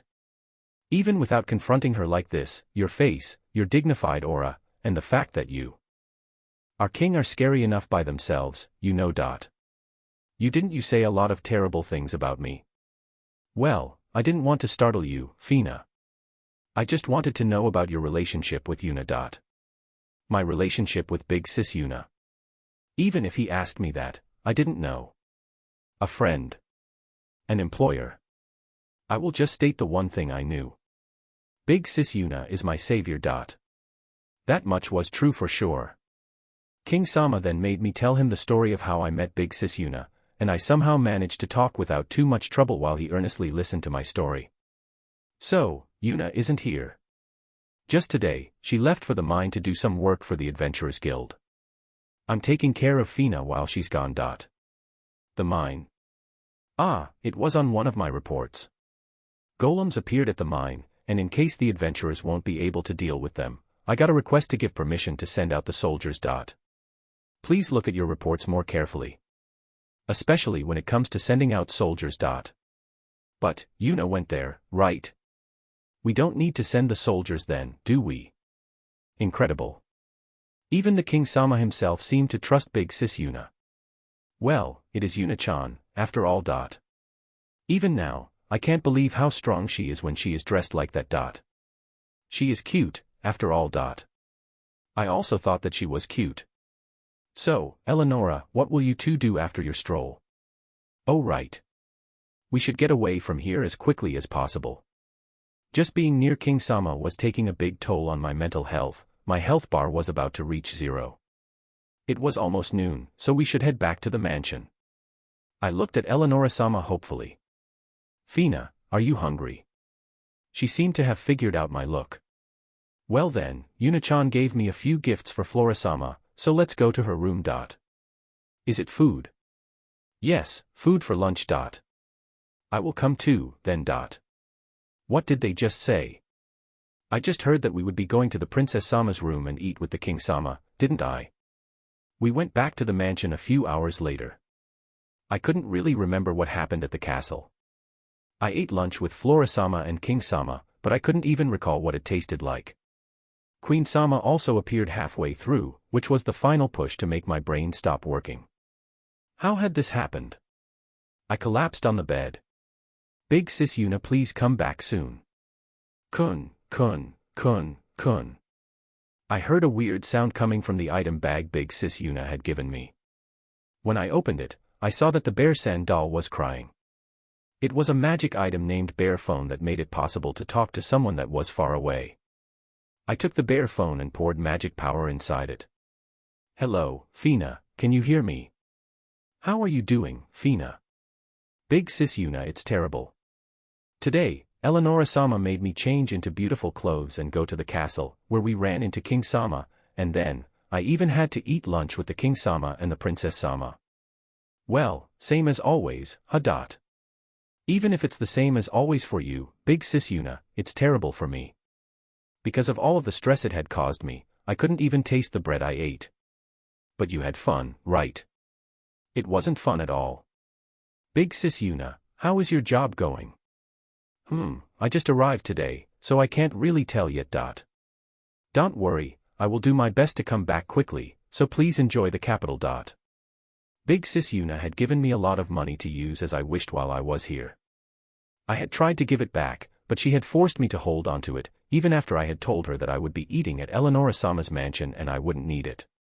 I was also a bit scared of walking around the capital by myself, so shopping for other things was out of question as well.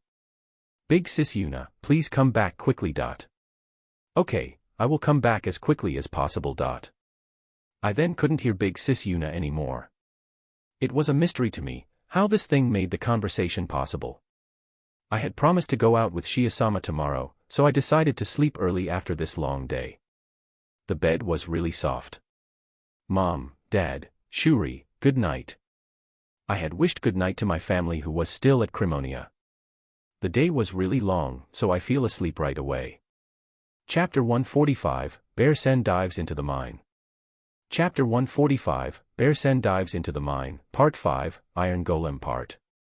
The adventurers started drinking, so I promptly fled to my room. There was nothing worse than drunkards. I couldn't talk to them normally, and they even picked fights with me, which made them really annoying. No matter which inn I stayed at, this happened every time. It was something common in every world, and the only way to protect myself from drunk people was not to approach them. After I got to my room, I made sure I locked the door so that no drunk people could enter before laying down and thinking, what should I do now? Jade-san's party and idiot rangers seemed to have given up on subjugating the mithril golem, and when they told the Adventurers Guild that it was impossible for them, the soldiers would be sent out. They probably wouldn't move out straight away, but the mithril golem should be defeated as soon as possible, right? I really didn't want the country to take the mithril golem from me, so I had to somehow defeat the mithril golem myself before it was too late. Still, after seeing the fight between the mithril golem and idiot rangers, I couldn't think of an easy way to defeat it. I also had to take care of the iron golems guarding it. Well, I might be able to avoid fighting them, but that wouldn't really solve the problem. On our way back from the mine, I had brainstormed different ways of subjugating them and got a few ideas. They would be really effective if I could make them work, but I had to try them out first, so I installed a bear transfer gate inside my room and went to Pechi. Yesterday night, I had experimented different ways of defeating the golems, and it had been late when I had finally gone to sleep, so I was tired and wanted to sleep some more. The adventures downstairs had still been noisy even after I had came back. Had they not been tired after fighting so much during the day? Well, that much was probably expected from adventurers, they were supposed to have a lot of stamina. Still, did C-rank adventurers really have that much stamina? I'm awake. I grabbed swaying bears and hugging bears' paws. They had been tapping my face all over for a while now. I felt well rested thanks to the white bear suit, but I was a bit sleepy. Well, it would be the worst if the white bear also took away my sleepiness since I loved sleeping. It felt so good, after all. Sadly, I couldn't keep sleeping today and had to wake up. Good morning, swaying bear, hugging bear. I stretched my back, then petted swaying bear and hugging bear's heads. I was sleepy but had to get to work. Working at the age of 15 had this world managed to taint me at last. I climbed out of my bed and changed into the black bear suit before going to the dining room. Ugh, the whole room reeked of alcohol. Oh, Bear Missy, you're up early, huh? The innkeeper said, coming out of the kitchen. Good morning. It reeks of alcohol, doesn't it? I said while pinching my nose with the bare hand. Those idiots continued to drink until morning, it seems. I left my husband to deal with it and went to sleep though. He only came to bed early in the morning, he kept them company till the end, it seems. Anne, your husband is sleeping. I let it go this time, but if he does this again, I will need to discipline him. The innkeeper laughed and opened a window, allowing a pleasant wind to enter the room. Fresh air will come in soon, so please endure it for a short while. To make up for this, I will make you a good breakfast on the house, so please sit down and wait a bit. I sat down and yawned. It was still early, so I was the only one in the dining room. Other than the adventurers, there were also merchants, who came to purchase or, staying at the inn. However, since nobody was here yet, I could leisurely wait for breakfast without somebody trying to talk to me. As time passed, the air changed bit by bit, and the smell of alcohol disappeared by the time the innkeeper brought me breakfast. Here you go. Sorry to keep you waiting. What will you be doing today? I heard that you're an adventurer, Bear Missy, but I don't believe that the others will wake up anytime soon. I think I will go to the mine by myself for now. By yourself? The innkeeper said loudly after being stunned for a few seconds. Yep. I want to get it done quickly, so I can go back, after all. Get it done, you say? It's impossible even for Jade and Babbard, you know. Right, people normally wouldn't think that a girl wearing a bear suit would be strong. Still, she was genuinely worried for me, so I didn't object. As an innkeeper, you would be troubled if the mine stayed like this, right? Well, of course. If it stays like this, merchants and miners will stop coming here. I don't plan on doing the impossible. I will run away if I think it is dangerous. It's a promise, okay? Run away if you think it is impossible, all right? What has the world come to, for such a young girl becoming an adventurer? I thanked the worried innkeeper for the abundant breakfast and headed to the mine. Well then, I hoped that my plan, which I had sacrificed my sleep for, would work. Since I left early in the morning, the streets were more or less empty, and no one tried to pick a fight with me. I entered the tunnel, and since I was on my own this time around, I used the bear map so that I wouldn't get lost on my way to the mithril golem. Soon, an earth golem appeared, but I cut it to pieces with wind magic without even slowing down. Now that I was alone, the tunnel was quiet and a bit lonely without Toya-san saying idiotic things, Senya-san wielding her sharp tongue, Jade-san giving instructions, and Mel-san talking to me. I didn't think that the tunnel would be this quiet when I was on my own. Okay, since music wasn't an option, and I still wanted something that would give me a sense of security, I summoned Swaying Bear and Hugging Bear. With them, I wouldn't be lonely. I now walked with Swaying Bear and Hugging Bear close to my left and right. This made me somewhat happy. I was thankful to God for giving me Hugging Bear and Swaying Bear as my summoned beasts. I continued to quickly dispose of any earth golems that crossed our path with wind magic. They had all respawned, I was able to see many of them with detection magic. When had they resurrected, though? There had been no golems when we had gone back using the idiot ranger's path yesterday. I didn't know if they had respawned a few hours after they were defeated or if they all respawned at a fixed time. Well, no matter what, the miners couldn't do their jobs with them around. I blasted through the earth golem floor and descended to the stone golem 1, where I defeated the stone golems that crossed my path with bear punches. While fighting, I noticed that Hugging Bear and Swaying Bear seemed like they wanted a turn. Well then, I will leave the next ones to you two, okay? When the next batch of 2 stone golems appeared, I left them to Hugging Bear and Swaying Bear. They took on one each and defeated them using real bear punches. Yep, they were cute, strong, soft, warm, and useful during travels, so every household needed one. The stone golems were all defeated by swaying bear and hugging bear from here on out, so I didn't get a turn anymore, but we would soon arrive at the iron golem floor, and I couldn't leave those to swaying bear and hugging bear. They would probably be able to defeat them, but they would probably also make a mess out of the tunnel in the process, so I decided to face the iron golems myself. Going by the results of yesterday's secret training, I should be able to defeat the iron golems easily. Well, if I couldn't, I would just have to use brute force. I still hoped my plan would work, though. I had used my precious sleeping time to come up with it, after all. We arrived at the iron golem floor and it didn't take long for us to encounter an iron golem. I told my bears not to move and approached the golem on my own. Well then, would this work? I created an image in my head, and a pale yellow light appeared, cracking and coiling around the black bear puppet. It was lightning magic. Electricity was the best option against iron, after all. I hoped that when I hit the golem, electricity would flow through it and destroy the magic stone inside. I didn't really know if lightning magic even existed in this world. It wasn't in the beginner's book I had bought before. Electricity probably wasn't even used in this world. They must know about lightning but most likely didn't understand where it came from or how it worked. That was why it made sense that they didn't have lightning magic. Well, I was only guessing this, though. So, having thought of it, I had slipped out of the into practice lightning magic last night. I had trouble imagining it at first.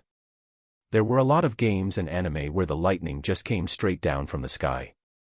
Protagonists would do it by creating an image in their heads and calling out things like light ing or thunder. However, the magic in this world worked differently. I had to change the magic I had in me into the form I wanted and then throw it at my enemies. I couldn't just make lightning fall from the sky. That was why I had thought of making the lightning coil around the bare hand. It was easy to make the magic inside me transform into lightning. I just had to imagine it coiling around the bare hand, like a crackling discharge. I had tried to make this electricity fly from my hand, but I couldn't do it properly. My image seemed to be too fixated on the lightning falling from the sky. It was too difficult to imagine it flying away from the bare hand, so I couldn't do it. Well, I had stopped trying because it had been late at the night, and I had thought that just being able to use lightning magic was good enough in itself. Neither light ing nor thunder could come out, but I could call it a bear lightning punch. TL note, lightning and thunder were written in English as a reference to Hunter x Hunter, hence the use of italics. Author also censors it due to copyright. This lightning I got with the special training was now coiling around my bare hand and making a crackling sound. I didn't really know how strong it was. It might only sting a little, or it might be stronger than a real lightning. I had trained until I had been able to produce electricity, but I hadn't tried it out against monsters yet. If this worked, it might become a practical magic I could use even in cramped areas. I ran at the iron golem and hit it with a light bear punch coiled with lightning. It was more of a touch than a punch since I was trying out electricity and not the strength of my bear punches, after all. My bear lightning punch hit the iron golem with a loud creak, sending the electric current through the golem instantly.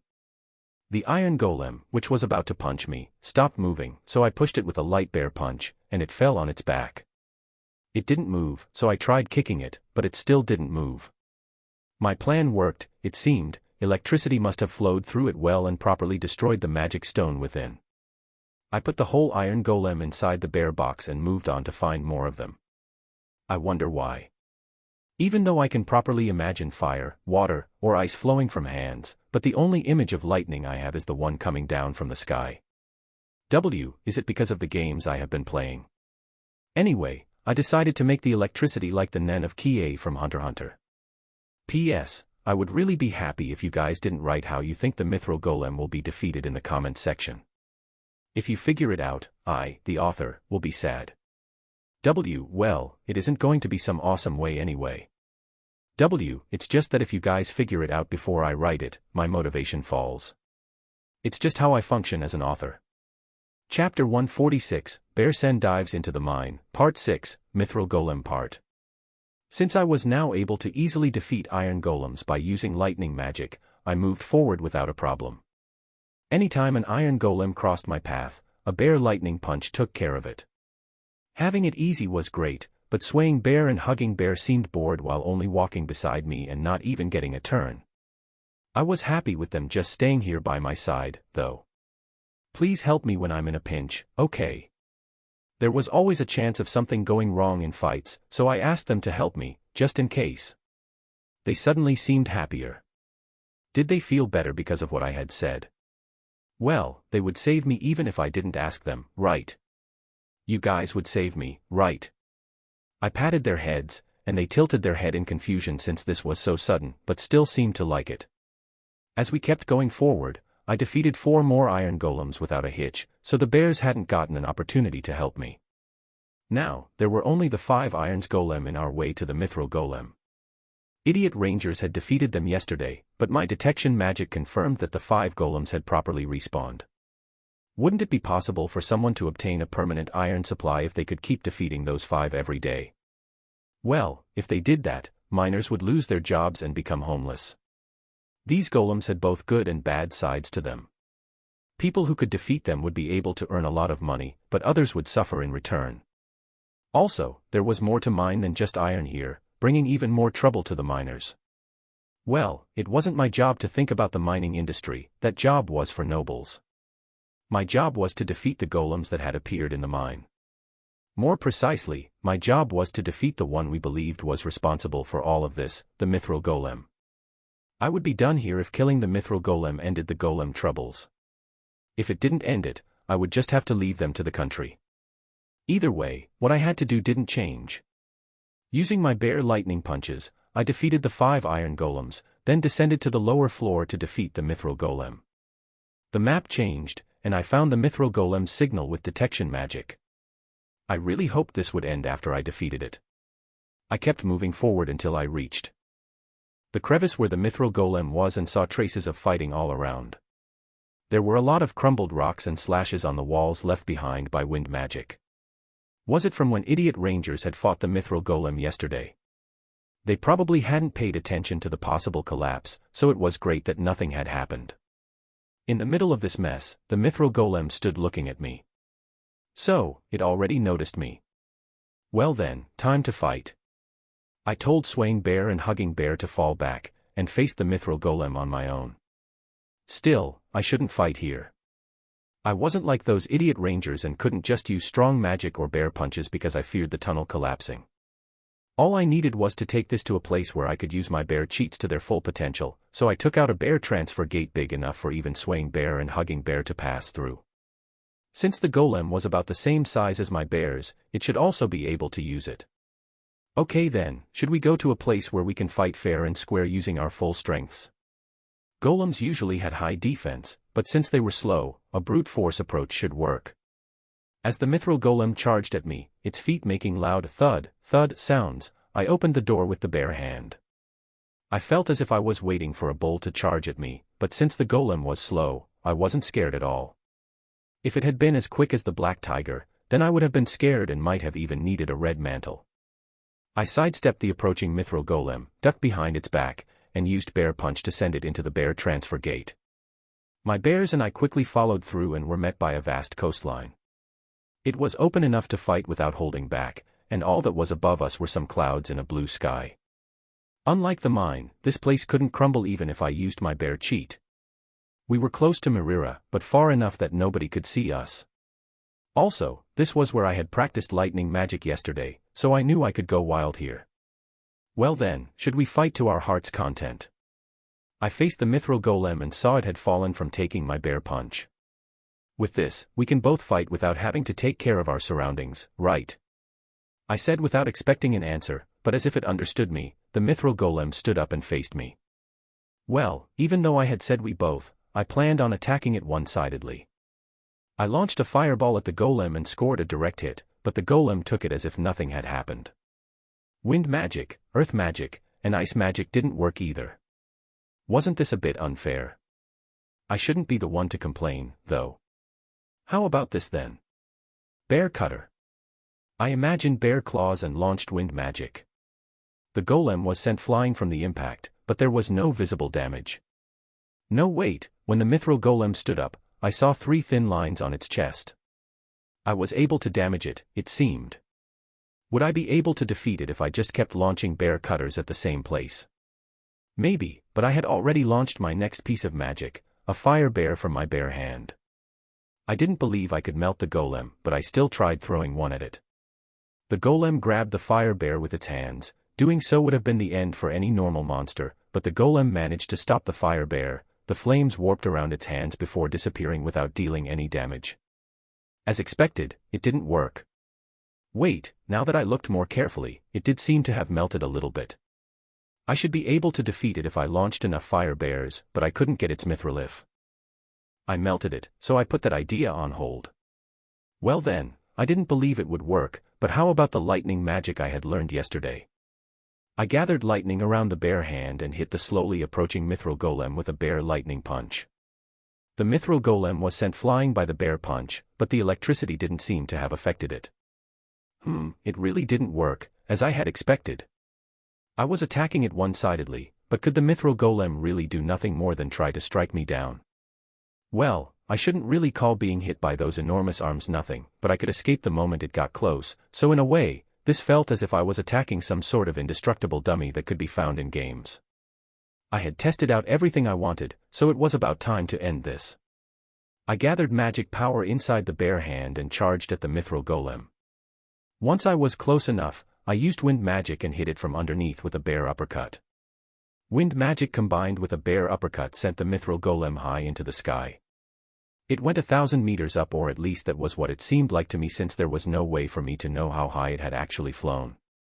I didn't happen to have a special power that let me know how high a plane was flying or how high a skyscraper was. Well, I did know that there was nothing that wouldn't break from falling from this height. Even though it was made of mithril, considering the golem's weight, the fall distance and speed, it shouldn't come out unscathed, especially when it was also spinning while falling. Had that happened because I had put some rotation into my bare uppercut. The mithril golem crashed into the ground with a loud noise, causing a small earthquake. This should be enough to defeat it, right? Just as I thought that, the mithril golem tried to get up like some sort of a broken robot. It could still move after falling from this height, huh? How tough could it be? The magic stone should have been destroyed from such a shock. Still, even though it managed to stand up, it was in a really bad shape. One of its arms had been destroyed, and its head was bent at a strange angle. Its whole body was fractured in many places from the hard landing, and I even saw the magic stone in the midst of the cracks where I had first hit it with my wind magic. Well then, destroying the magic stone should finish this. I ran at the now even slower mithril golem and sent a bare lightning punch at its magic stone. The electricity passed through the cracks and destroyed the stone, making the golem stop completely. It would be great if the golems stopped spawning at the mine now. With my fight finished, Swaying Bear and Hugging Bear approached, seemingly worried about me. I petted their heads and put the mithril golem inside the bear box. I killed it in a really terrible fashion, but I had no other choice. Well, I wanted to make weapons and a dismantling knife from it, so there was no real problem. With the golem securely put away, I went back to the mine through the bear transfer gate. I then put away the bear transfer gate at the mine, but I would also have to put away the other bear transfer gate even though it was at a place nobody went to. I would have to go there tonight or tomorrow. Since I was now back in the mine, I looked around. In games, there was always something in the boss room. A treasure, or there might be the thing that made the golems respawn. There might also be a hidden room, so I inspected every wall to check. There was nothing. Even though I had been sure that there would be something. Well, there was no helping it, so I should just go back. When I turned around to leave, I saw Swaying Bear and Hugging Bear digging a hole. I asked and approached them. They were digging at the place where the mithril golem had been standing before. I hadn't thought about this possibility. It might have been protecting something. I looked at the hole my bears made and saw two dully shining stones. I asked the bears, but they only tilted their heads. You two had dug it up, right? Why didn't you know then? I grumbled to myself. I took the stones out of the hole and noticed that they were only about the size of my fists. I inspected them, but since I wasn't a blacksmith or an maniac, I had no way of knowing what the stones were. They could just be normal stones, or they could be special. This was where my bear skills could shine. I used the observing eyes of the bear. Bearmanite, a mysterious ore. That was all that it said. More importantly, what was up with this name? Was it mocking me? The god that had brought me to this world must have named it like this, right? An ore with such a name. It wasn't spread throughout this world, right? Wait, there had been something about this in the letter I had received from the god when I had come here.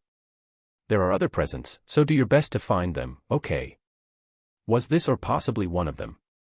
Still, even if this was the case, couldn't he do something about his horrible naming sense? Also, how was I supposed to use this mysterious ore? There had always been some hints in the game, you know.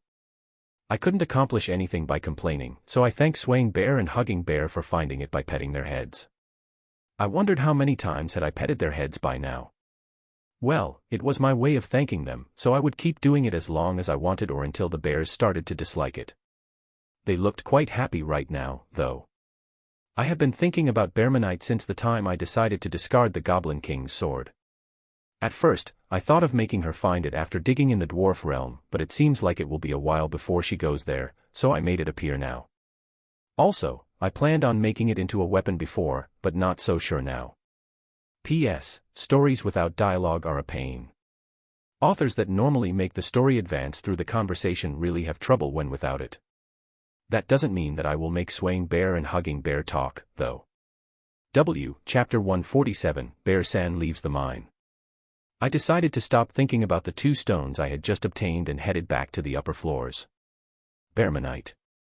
There was no use in thinking about something I didn't understand, especially since it wasn't something that important. After going up a floor, I used detection magic to check if there were any golems remaining. There were.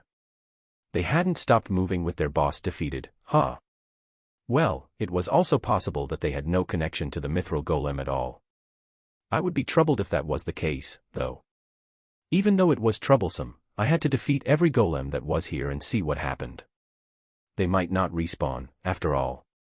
Still, doing this on my own would be really troublesome. Just as I thought about asking Jade-san's party to help me, Swaying Bear and Hugging Bear nudged me. Will you two help me? They cried softly.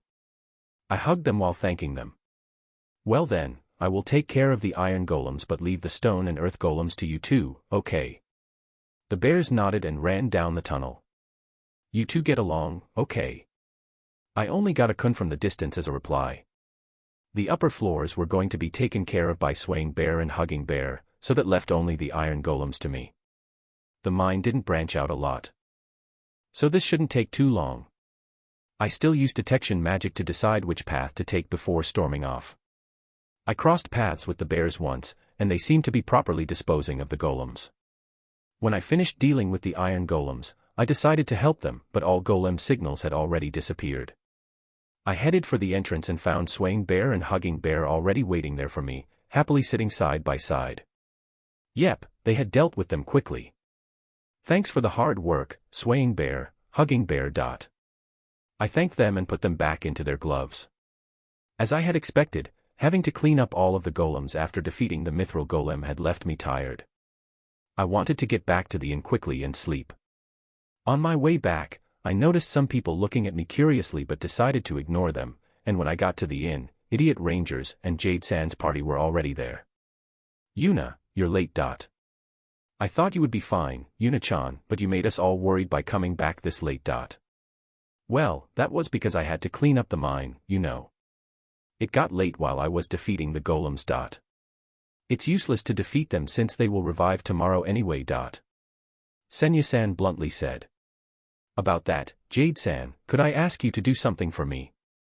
I defeated all the golems including the golem at the lowest floor, so could you check tomorrow if they respawn or not? I'm sorry, what did you just say? I defeated all the golems including the golem at the lowest floor, so. Yuna-chan, you're joking, right? No, I really defeated it, but I don't know if it will respawn or not. I wouldn't know until tomorrow at least. Hey, you, pet over there, stop lying. You're telling us that a pet like you defeated a golem that the 5 of us couldn't. Don't joke around. Idiot Red approached us with a beer in hand. Had he listened in on our conversation? While I had been cleaning the mine, I had experimented with lightning magic some more, and in order to see the results of my training, I hit him with a light bear lightning punch. Yujiya. Idiot Red let out a strange voice and collapsed. Babbard. Babbard's friends quickly ran to his body. They called his name, but he didn't answer. He just lost consciousness and was still alive, right? Had I made it a bit too strong? I had to practice it some more, it seemed. Well, it was just the right strength for him since he kept mocking me and calling me a pet. I decided to try to deceive them for now. Didn't he just collapse because he drank too much? I said and pointed at the beer that was now spilled over the floor. Luckily, he had drunk most of it, so not much damage had been done. There's no way Babbard would be drunk with just that much. He's sleeping, though. They all believed that I had done something, but they had no proof without even knowing what it was. Idiot Red's friends didn't say anything else and took his big body to his room, so I sat down and asked for a meal. Yuna-chan, you really didn't do anything just now. I tilted my head as if I didn't understand what they were asking me. Yes, Yuna-chan, you didn't do anything, right? Babbard only collapsed because he was drunk, right? Mel-san was nodding to herself. So, Yuna, is what you said before true? Before? About the golem. Ah, about that, huh? I defeated all the golems, including the one at the final floor, so if it doesn't respawn, we're done here. It's up to you if you believe me or not. You retelling the truth, right? Yuna was faster than us, huh? Faster than you, you said you hadn't even planned on defeating it. To tell the truth, we hit it off with Babbard's party while drinking yesterday. We decided to defeat the golem together since it would be better to split the reward rather than let the country have it. We also decided to take today off and defeat it tomorrow. But I was the one who took the kill, huh? I hadn't known anything about that deal. Hadn't they all abandoned the idea of defeating it? In any case, you did well defeating it on your own. Well, there's a different method to do it, after all. Ugh, I wish I could have seen your fight, Yuna-chan. If you had been with me, I couldn't have used the transfer gate, though. Yuna, I'm sorry, but could you show us the golem? You have it with you, right? Even if they see it up close, they wouldn't find out that it was mithril, right? Since I had no real choice, I went outside and took out the mithril golem. Oha, it's in a terrible state. They reacted to the crumbled mithril golem. How could you put the golem, which even Babbard's party couldn't defeat, in such a terrible state? The bear's strength is incredible. Even if its strength is incredible, could it really put it in such a terrible state? When Jade-san tried to inspect the golem in more detail, I heard the innkeeper calling me from the inn. My meal was ready, it seemed. I answered the innkeeper and put away the mithril golem. Since I didn't want them to inspect it too well, this was perfect timing. I entered the inn, happy with this outcome. Yuna defeating this golem might have had an effect on the other golems. Yuri right. We should check it out tomorrow. We planned on going in with Babbard's party anyway. True. If any golems still appear, we can just head straight to where the mithril golem was, or search the tunnels if they don't. After the meal, I went back to my room and considered going to the place where I had fought the mithril golem. Even though people didn't go there, I didn't really want to leave a bear transfer gate there. I was tired and wanted to sleep, but if I go to Mirira during the day tomorrow, someone might see me, and that would be troublesome. I had no other choice but to go now, I could also do it tomorrow night, but something might happen in between. Since I had no other choice, I installed a bear transfer gate and transferred to the bear house in Mirira. I looked outside, and it was already dark, which meant it would be easier for me to move without being seen. Also, it was great that my clothes were black. It was a bear costume, though. I rushed out and disappeared into the darkness as if I was some sort of assassin.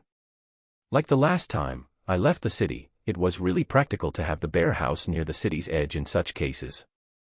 If it had been at the center, I would have had a difficult time moving undetected, even at night. When I was far enough from the city, I summoned Hugging Bear and rode him to the bear transfer gate. I put away the gate and returned to Mirira as quickly as I could, then transferred back to the inn, changed into White Bear, and dove into bed. I had Swaying Bear and Hugging Bear with me while I slept, of course. The next day, Idiot Rangers and Jade-san's party went to the mines. I lied about still being tired from yesterday so that I could stay in. By the way, Idiot Red didn't remember what had happened yesterday at all. He actually believed that he had fallen asleep because he drank too much, it seemed. Yep, it was great that he was an idiot. I ate breakfast and went straight back to sleep. I had done my best yesterday, so I should take it easy today, right? I was sure that Fina had been enjoying the capital the last few days, so it was okay, right? I had asked Eleonora-san to take Fina to the castle. We hadn't been able to sightsee the castle at all last time since we had been caught by Princess Flora. I really hoped she had enjoyed the castle tour. Well, when I had called her with the bare phone, she seemed to have been having fun, wearing beautiful clothes, and sleeping in a luxurious bedroom. Eleonora-san had also properly showed her around the castle, and she even had the luxury of having a meal with Princess Flora and the king, so the castle tour had been a great idea. I had also asked Shia to show her around the capital since we had been here during the king's birthday last time, and the normal capital gave off a different feeling, so she should be having fun. I had troubled Fina, after all. She had to fully enjoy herself.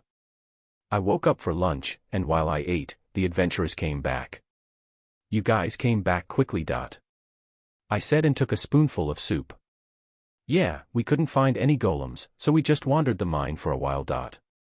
I couldn't believe my eyes, there wasn't a single golem, even though there had been so many before. I didn't know if it was due to the defeat of the mithril golem or the removal of the bearmanite, but it seemed that the golems weren't respawning anymore. Did this pet really defeat that golem on her own? Idiot Red said while looking at me. Should I electrocute him again? You confirmed that the last golem wasn't there anymore, right? Yeah, but to take down the golem that the 5 of us couldn't defeat. We told you a lot of things Yuna had done before, right? How she defeated the tiger wolves, Black Viper, Goblin King all on her own. Well, normally you wouldn't believe something like that, right? Mel-san seemed to agree with Idiot Red's logic.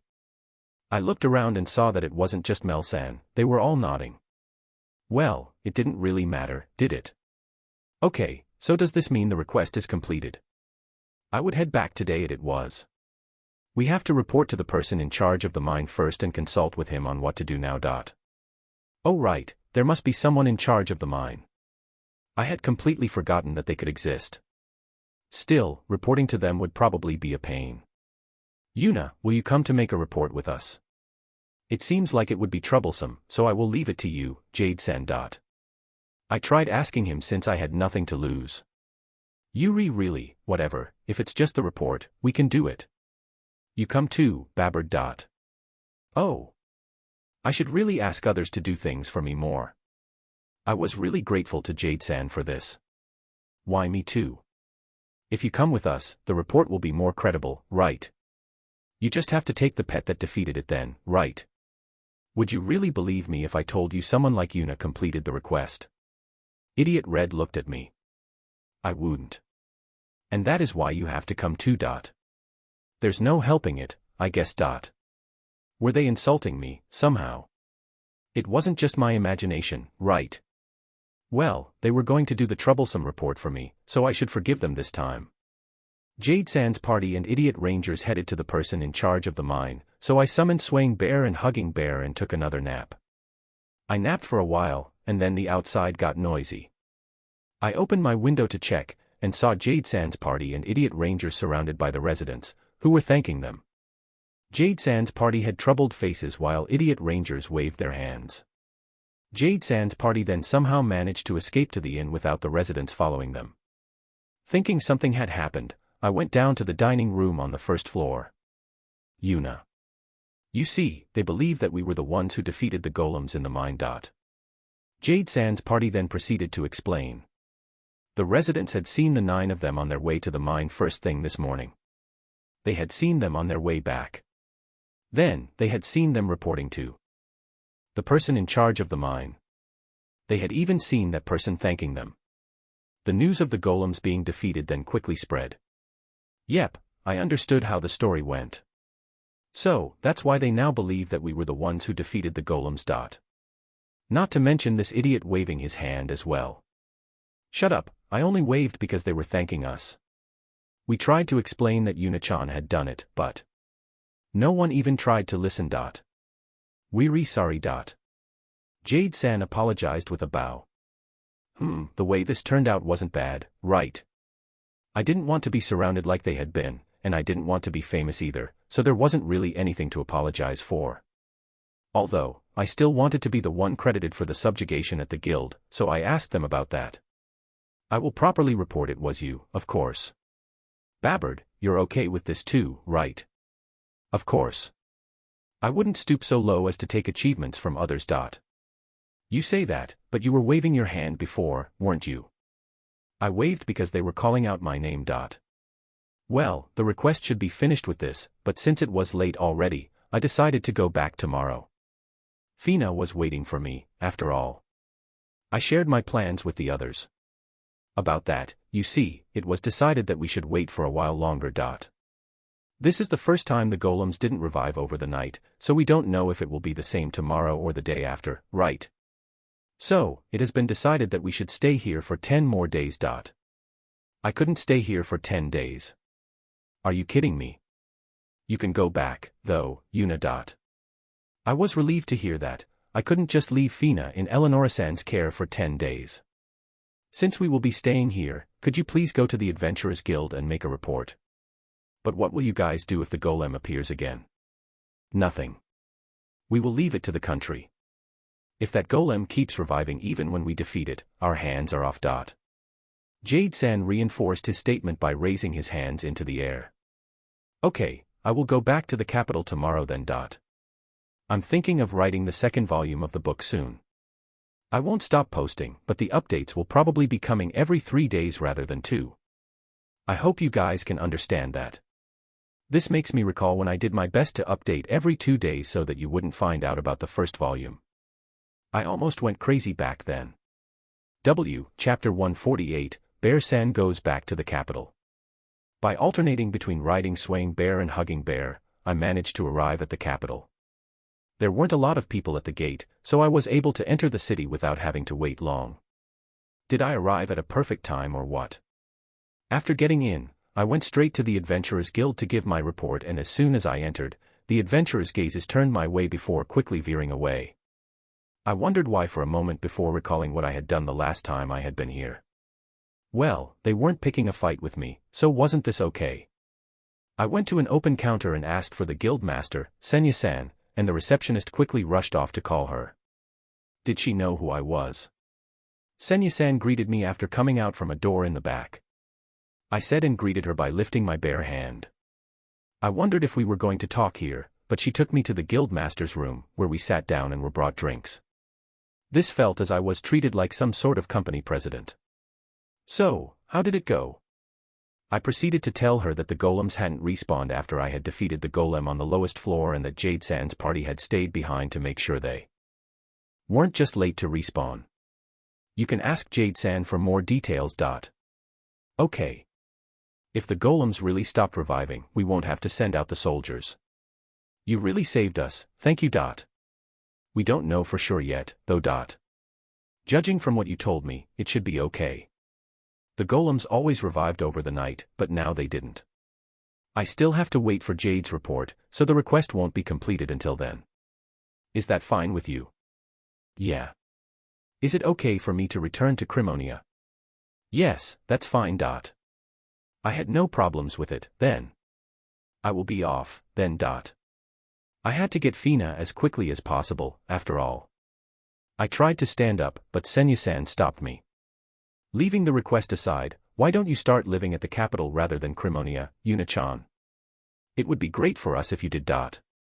She suddenly said. I don't plan on doing that for the time being. Over the time I had spent here, Crimonia had become easy to live in. People had stopped staring, and the adventurers had stopped picking fights with me. Not to mention that I had my shops there, so there was no real merit to living at the capital. On the contrary, my workload would probably increase here, and I wouldn't like that.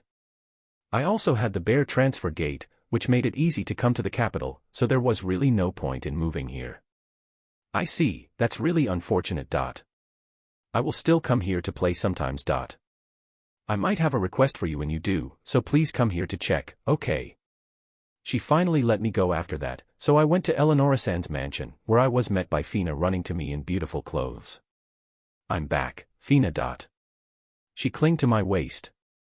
I had a big belly, so I was able to properly catch her. By the way, I didn't mean that my actual belly was large. I meant that the costume's belly was big. Fina, you really are wearing cute clothes, huh? The clothes suited her so well that she could only be seen as a young lady of high status. Big sis Yuna, I don't want to hear that from you when you're wearing this cute bear-san suit. And it's not like I'm wearing them because I want to. Eleonora-sama forced me to wear them. She said my bear suit was cute, but that was totally different than her clothes. There was a big difference between the cuteness of a costume and the cuteness of beautiful clothes. Any girl would be happier hearing she looked cute in beautiful clothes than when wearing a costume, you know. I was happy to see that Fina was well, though. It would have been hard to face Terumi-san if something had happened to her, after all. Yuna-chan, welcome back. You finished with the mine. Eleonora-san came from the mansion. More or less. They just need to wait and see if there is a chance of golems still respawning, so I decided to come back. You must have worked hard, right? I will prepare a delicious dinner today, so please eat with us. I wanted to take a bath before dinner, so I used this chance to talk with Fina as we bathed together. Fina, did you enjoy the capital while I was away? I asked Fina while washing her back, but she didn't reply. Had she not enjoyed herself? You went to see the castle, right? And also walked around the capital. Eleonora-sama made me wear beautiful clothes, so my stomach ached as I tried my best not to dirty them. I see. This isn't a laughing matter. She even took me to the castle in those clothes, you know. But you were able to sightsee the castle, right? Yes, Eleonora-san showed me all around the castle. I even got to see a beautiful garden. Now that she mentioned it, I also recalled seeing the garden. It had a lot of beautifully blooming flowers. But then, King-sama came to the garden, and I don't really remember. What happened after that? Can't a girl get some peace while watching flowers? Because of his appearance, I can't even remember the taste of the food you had prepared, big sis Yuna. I'm sorry. It's okay, I can make it again. Still, I will have to properly lecture this king. Anytime I came to the castle, he always sought me out. Was he even doing his job as a king? I will tell him not to get close to you anymore, so we can sightsee the castle without him ruining it next time, okay? Don't say that. Fina's voice echoed throughout the bathroom. Why did she get mad? When we left the bath, Eleonora-san and Shia, who was already back from the academy, were already waiting for us. Era, you're in your white bear clothes already. I will go straight to bed after we eat, after all. I had been invited to sleep at Eleonora-san's place tonight, so it was easier this way. Yuna-san, were the golems strong? Shia wanted to hear about what had happened at the mine. I'm not sure if they were strong or not, but it was hard to fight them in the tunnels. Because you were underground. Yeah, I didn't want to collapse the walls by using too much strength, after all. The other adventurers who came to subjugate them had the same problem as well. So, how did you defeat them, then? Swaying bear and hugging bear helped me. I wasn't really lying, they had helped me with the earth and the stone golems. Oh right, Shia, thank you for taking care of Fina. Fina is a good girl, so it wasn't a problem at all. That's not true, I caused you all sorts of trouble. Fina denied it, but Shia just showed a pleasant smile. Well, I was happy that they got along. While we ate, I briefed Eleonora-san about what had happened at the mine, mainly talking about Jade-san's party, so that I wouldn't stand out. I didn't mention lightning magic and the bear transfer gate, of course. I deceived them by keeping my fights vague. Yuna-san, we are of the same age, but you're just incredible. Shia, you're a noble, so you don't really need to be strong, right? It's because I'm receiving education that I want to be strong. I let you do it, but don't forget that you're only allowed to go to the nearby beginner forest. Yes, I won't forget, Mom. Shia obediently agreed with her mother. We finished the delicious meal, and when I thought of going to sleep in the room that had been given to me, Eleonora-san stopped me. Yuna-chan, please wait a minute. You going back to Crimonia tomorrow, right? Yeah, I plan on doing so. Fina's parents will be worried if I don't return her soon, after all. When I said that, Eleonora-san signaled Tsururina-san, who then left the room. What is it? I need to give you the reward for the request. I will get the reward at Crimonia's Adventurers Guild in 10 days' time when they are sure it's really finished. I'm not talking about that. Did you forget? I promised you a mithril knife. She was right, she had promised it, but since I had already obtained mithril, I didn't really need it anymore. Did you think that you don't need it, just now? Was she an esper? It didn't take long for Tsururina-san to come back with something wrapped in a cloth and gave it to Eleonora-san, who unfurled it to reveal an embellished tantu and presented it to me. TL note, tantu is a traditional Japanese ornamented dagger. Yuna-chan, here. The tantu had a very detailed engraving on it and seemed really expensive. My consciousness was telling me not to take it. What is this? This beautiful tantu. It's the knife I had promised you. Eleonora-san pulled the tantu out from its sheath. It really was beautiful. This isn't something used for dismantling, right? It's also not used for fighting, right? It's not, but it's made of mithril and is very sharp. It looked like something a woman would carry for self-defense, but I had the feeling that this was different. I don't want it. Why? It's your reward, you know. There seems to be a trick to this. The bare danger sense was going off even though there was no skill like that. There's no trick, okay. Don't worry, you can take it. Eleonora-san said while showing a frightening smile. I couldn't lose here. I will have to politely refuse. Geez, your intuition is top-notch. Eleonora-san said and pouted. As I thought, there is a trick to it, right? It's not really something significant. This tantu just has the Foshiro's crest on it. You can get out of almost any bad situation by simply showing it to the other party. So, it was like Kaman-sama's seal. TL note, in his TV show, Kaman-sama is a popular judge that puts on disguises and goes out to catch bad guys together with his followers. Whenever he apprehends someone, his followers show his seal to the culprit, and the culprit cowers just by seeing it. Why to me? I mean, Yuna-chan, you get into trouble a lot, don't you? She was right, so I couldn't deny it. I got into all sorts of trouble because of this bear suit. Is it really just because of that, though? Honestly, my real motive for giving you the tantu is that I wanted to let the other nobles know that you and I are involved parties. Involved parties. It would be bad if people who know about your strength tried to misuse you, so the tantu is to prove that the Fosquiros family stands behind you. She wanted to give me the tantu for my own good, it seemed. You can use it all you want. I won't use it. There was a good saying that could be used here, nothing was free in this world. If I kept using the crest all the time and was then suddenly asked for compensation, that wasn't something I wanted to chance. You can use it to buy land at the Commerce Guild without needing a letter of introduction, you know. If you get into trouble with some idiot nobles, the crest will make them go away. Still, it won't work if you show it to people who don't know of Fosquiro's crest. It should come in handy in most cases, though. Eleonora-san offered the tantu again. I could do something bad while using this tantu that represents your family, you know. Ufufu, Yuna-chan, you really say funny things from time to time. Is this really something to laugh at? In which world would a girl, who has an orphanage under her wing, who went to kill a black viper on her own for the sake of a worried boy, who dug a tunnel for everyone and didn't even ask for any compensation, and who went to defeat an army of monsters just to protect a girl's father, do something bad?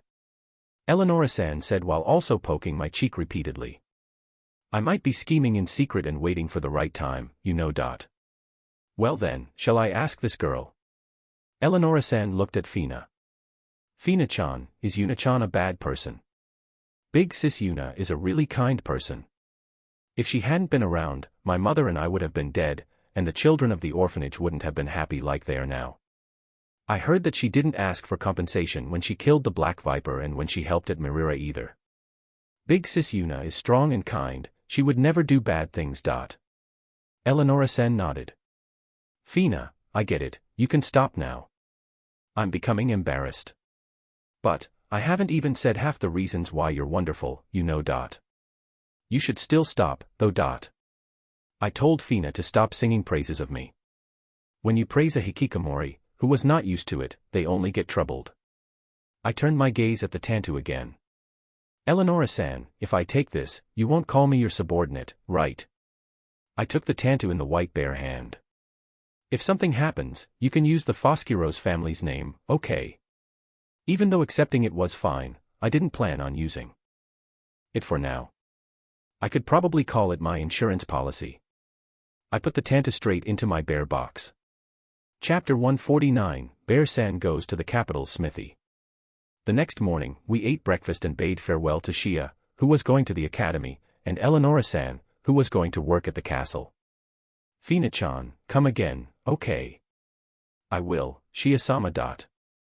You two can always come to play, okay?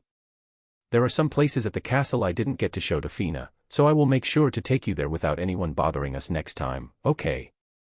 Okay. Fina answered with a troubled expression. The king must have really done some bad things to her, huh? Poor thing. If I ever took Fina to the castle again, I had to protect her. Shia and Eleonora-san were about to leave, so we departed too. We weren't headed to Crimonia, though, but to Gazer-san's smithy. Big sis Yuna, we're not going back. Fina asked me when she noticed we weren't headed towards the bear house. I plan on making use of Gold-san's letter before going back, so we're headed to Gazer-san's smithy. Well, I could have went back without going there, but I had something to ask him and give him a souvenir. Also, I wanted to have a few mithril knives made.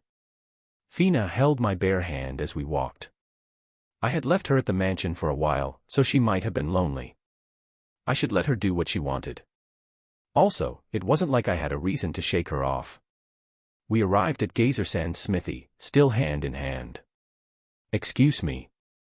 Gazer-san, are you here? I called out when we entered the shop, and he came out from the back. What I was thinking who it was, but it was you, the one wearing those strange clothes. Why have you come so early in the morning? To tell you that the mine has been cleared, I guess. It won't take long for the ores to start coming again. You aren't telling me that you were the one who took care of it. I helped. I then gave him a brief report of what had happened. I see, thank you for telling me. A mithril golem, though. I don't believe it. Well, I defeated it and took its mithril, so could I ask you to make a mithril knife for me? You could just ask Gold to do it, right? I plan on asking him too. Making mithril weapons takes time, right? Yuri, right, processing mithril is difficult and is not done overnight. I want to have 4 knives made, so I planned on asking Gold-san and you to make 2 each. I understand your reasoning, but you live at Crimonia, right? If you don't plan on coming back here anytime soon, it might be easier to just ask Gold to make all of them. It's fine since I have a way of coming here quickly. If you will really be coming back here to receive them, it is fine by me. Thank you. I will take out the mithril golem now, okay?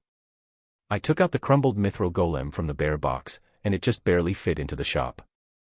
So, this is the mithril golem, huh?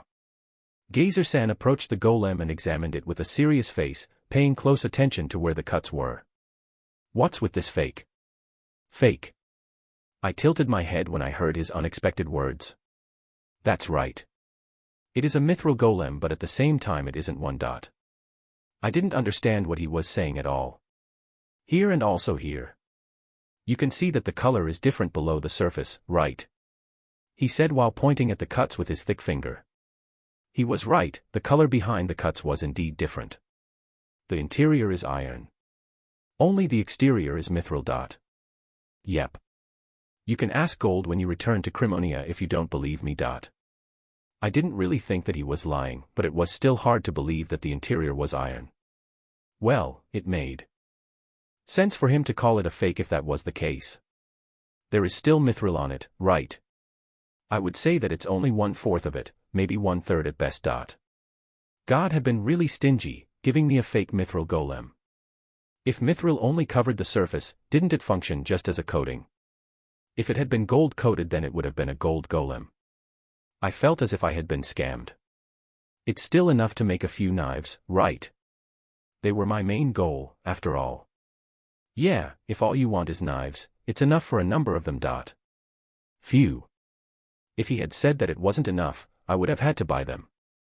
If I remember correctly, you wanted a dismantling knife, right? That's right, but might I ask you to make me 2 fighting knives? This request made me want a mithril weapon. I had started to want them when I had seen how Senya-san fought. I wouldn't mind a long sword, but they didn't seem easy to use while I could use knives for other things as well. What about the dismantling knife? I will ask Gold-san to make 2 of them for me. It was better to ask Gold-san to make the dismantling knives since he would also be the one maintaining them. Okay, then. You're asking for 2 knives, is it one for you and one for the missy next to you? No, I will use them both, so one right-handed and one left-handed knife if possible. You will dual wield them, huh? Well, that's fine by me. You want 2 knives, so I will make 2 knives. Show me your hands. I showed him my bare hands. Are you kidding me? I asked you to show me your hands because I need to know their size, so I can make knives that fit them. I will hold the knives with my gloves on, though. I made the bare hands mouth open and close. Just remove these strange gloves and show me your hands for now. Since he persisted, I removed my gloves and showed him my hands. Such tiny hands. Gazer-san touched the palm of my hands, which made me a bit ticklish. They are really soft too. You really fight with these hands? I mostly use magic, but yeah. It's okay then, but you will have to train, or you will get blisters on your hands. Well, I got your hand sizes now, so put your gloves back on now. I put my gloves back on, and Gazer-san held my hands again. Nice fabric you're using, huh? You can tell just from touching it. Pretty much, yeah. Okay, I have a feel of what your hands are like, now. Do you need the knives made quickly? Not really, you can take your time. How long does it normally take? It takes time to process mithril, so about 10 days. Okay, fine by me. So, which mithril type do you want? From what you told me, the magic one would be the best for you, but... Mithril type. I tilted my head, hearing those words for the first time. Yuri asking for a mithril weapon without even knowing about its types. I couldn't help not knowing about it. After all, mithril weapons had no types in the game. Gazer-san proceeded to explain. If I just rely on the pure mithril ore, I can draw out its sharpness. Such weapons are generally used by those who can't use magic. If I add a magic potion to the mithril ore, I can make a magic-type mithril weapon. Wielders can then use magic to reinforce the mithril. Its sharpness is lower without magic, but with it, it can be stronger than a regular mithril weapon. Doesn't everyone possess a certain amount of magic power? Anyone was able to light a light magic stone and make water from a water magic stone. If a person doesn't have the magic power of a mage, they aren't strong enough to reinforce mithril with magic power. So, people without enough magic power couldn't use them, huh?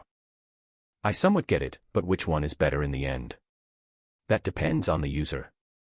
Pure mithril weapons are generally stronger than magic ones, but with enough magic, magic mithril weapons triumph over the pure mithril weapons. Can you make it a bit easier for me to understand, please? Magic users use magic type. Others use pure type. He said as if giving up on me. Well, he did make it easy to understand, so I didn't mind. Please make the magic type mithril knives, then. Gazer-san let out a sigh as if the explanation had left him tired.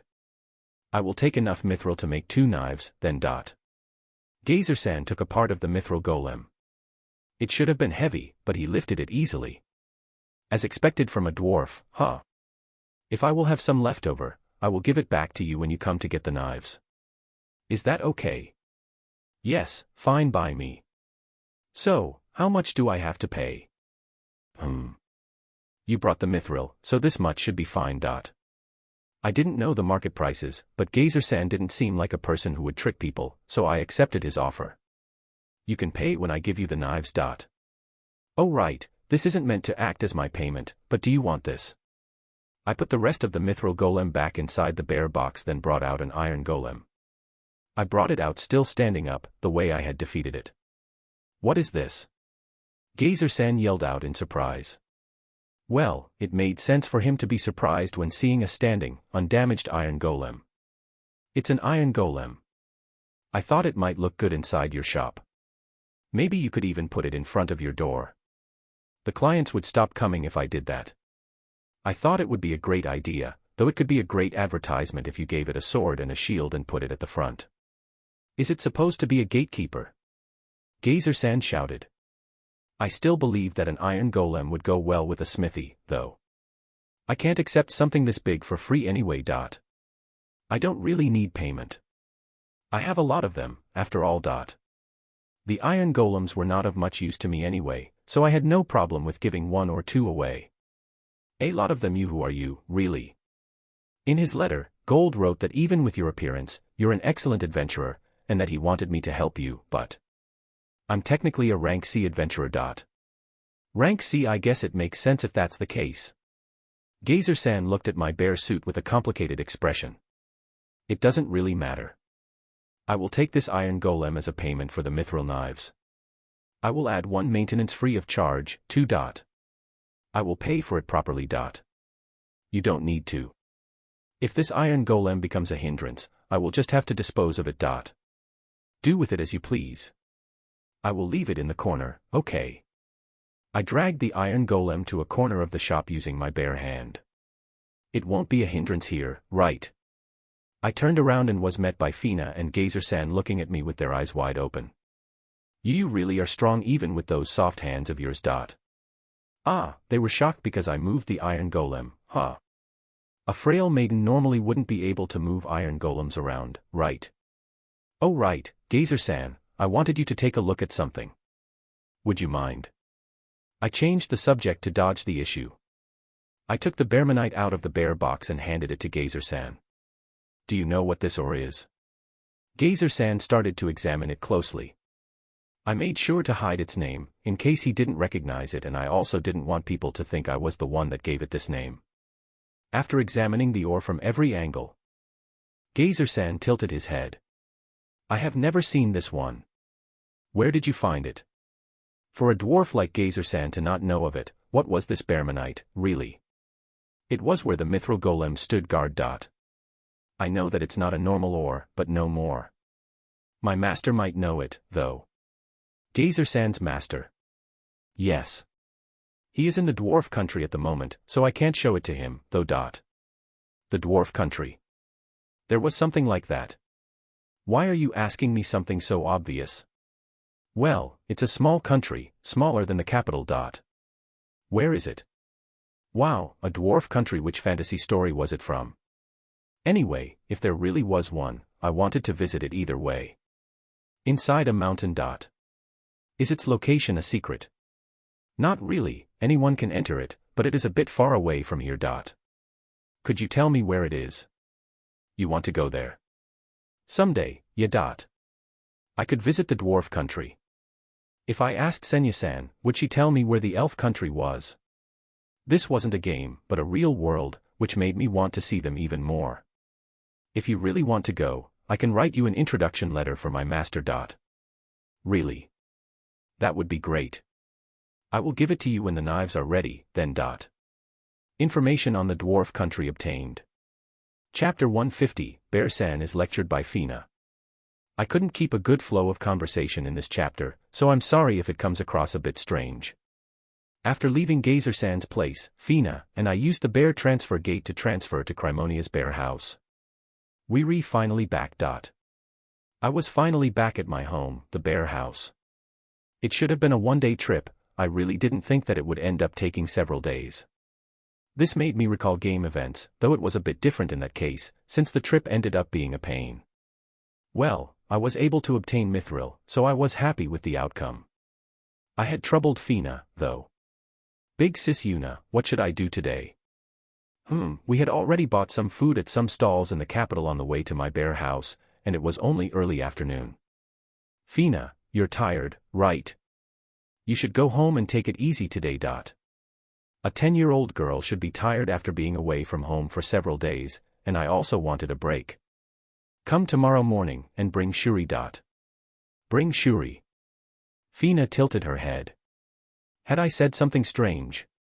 You don't have to force her to come if Terumi-san doesn't allow it, okay? Okay, see you tomorrow morning then. I will make sure that Shuri comes too. Please say hello to Terumi-san for me as well. Fina nodded.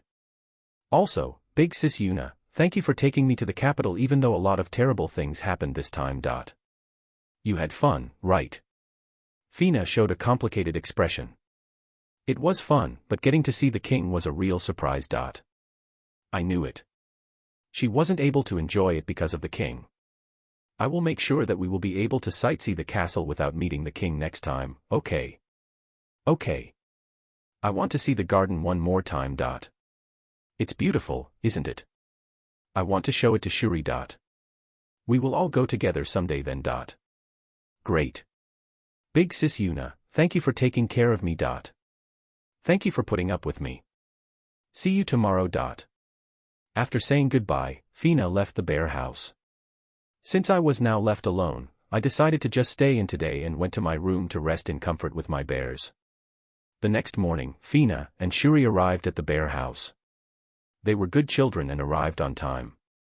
Good morning, Sis Yuna. The two sisters greeted me. Good morning, you two. Shall we go then? I greeted them back and left the bear house with them. Terumi-san didn't mind. Yes, she was fine with it. She wasn't worried. Since we would be with you, Big Sis Yuna. I didn't know if I should be happy for being trusted this much or if I should get angry at her being so irresponsible as a parent. I was kind of troubled by this. Sis Yuna, where are we going? Shuri asked with Fina in one hand and me in the other. We are going to commission knives at Gold-san's place. Commission knives? She said while tilting her head. Oh, I had never mentioned it to her. Fina and I got an ore named mithril the other day, so we are going to ask Gold-san to make knives from it. I tried to explain in a way Shuri would understand. Why am I going to, though? That's because we will ask for a small dismantling knife that will fit your hands. I gripped Shuri's little hand. Gosh, it was really small. But you already got me one last time, Sis Yuna. Recently, Shuri had been interested in a lot of things. Anytime Fina came to the bear house to dismantle monsters or animals for me, she also came along to look at the process or even help. When we visited my shop, she grew interested in the bread and other meals that Morin-san and Anzu made, so she now sometimes visited the kitchen by herself. On top of that, she was also making sure to study, help Terumi-san, and even help take care of the birds at the orphanage. She was at an age where many different things started to interest her. So, since she was interested in dismantling, I had asked Gold-san to make my dismantling knife, which I had never used before, fit Shuri's little hand. I thought that making a 7-year-old girl do dismantling work was strange, but she wasn't against it, and Terumi-san and Gant-san didn't say a thing either. If we had been in Japan, I would have been scolded for giving a knife to a child, but this world was okay with children handling knives when needed. By the way, I didn't just let her walk around with the knife. It was stored safely in the bear warehouse. She only used it while helping Fina. I had no idea what Shuri would do in the future.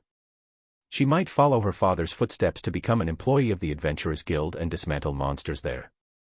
Having a mithril knife wouldn't be a bad idea in that case. This knife will be a bit different. Different? Shuri tilted her head again. Even if I explained the difference to her, I doubt she would understand. This knife will cut better than the one you have right now. While I did my best to explain it to Shuri, Fina suddenly entered the conversation. Big Sis Yuna, are you planning on having a mithril knife made for Shuri too? Even if I got a mithril dismantling knife for myself, I wouldn't use it, so it was better to get one for Shuri, who would at least sometimes use it. Fina, though, gave me an angry glare. Big Sis Yuna, that's ridiculous. Did you hit your head or something? Why did you get so angry all of a sudden? It was really rare for Fina to get this loud, and even rarer for her to get angry. Do you even know how much a mithril knife costs? Even I feel anxious about getting one, so it is just ridiculous for you to consider having one made for Shuri too. Fina scolded me. I noticed even Shuri got flustered seeing how Fina got angry so suddenly. Fina-san. Why are you so angry? I didn't really know why, but seeing Fina like this, I couldn't help but to add san to her name. How many of my mother's monthly salaries do you think just a single mithril knife costs? Fina kept scolding me. I didn't really know how much the knives cost.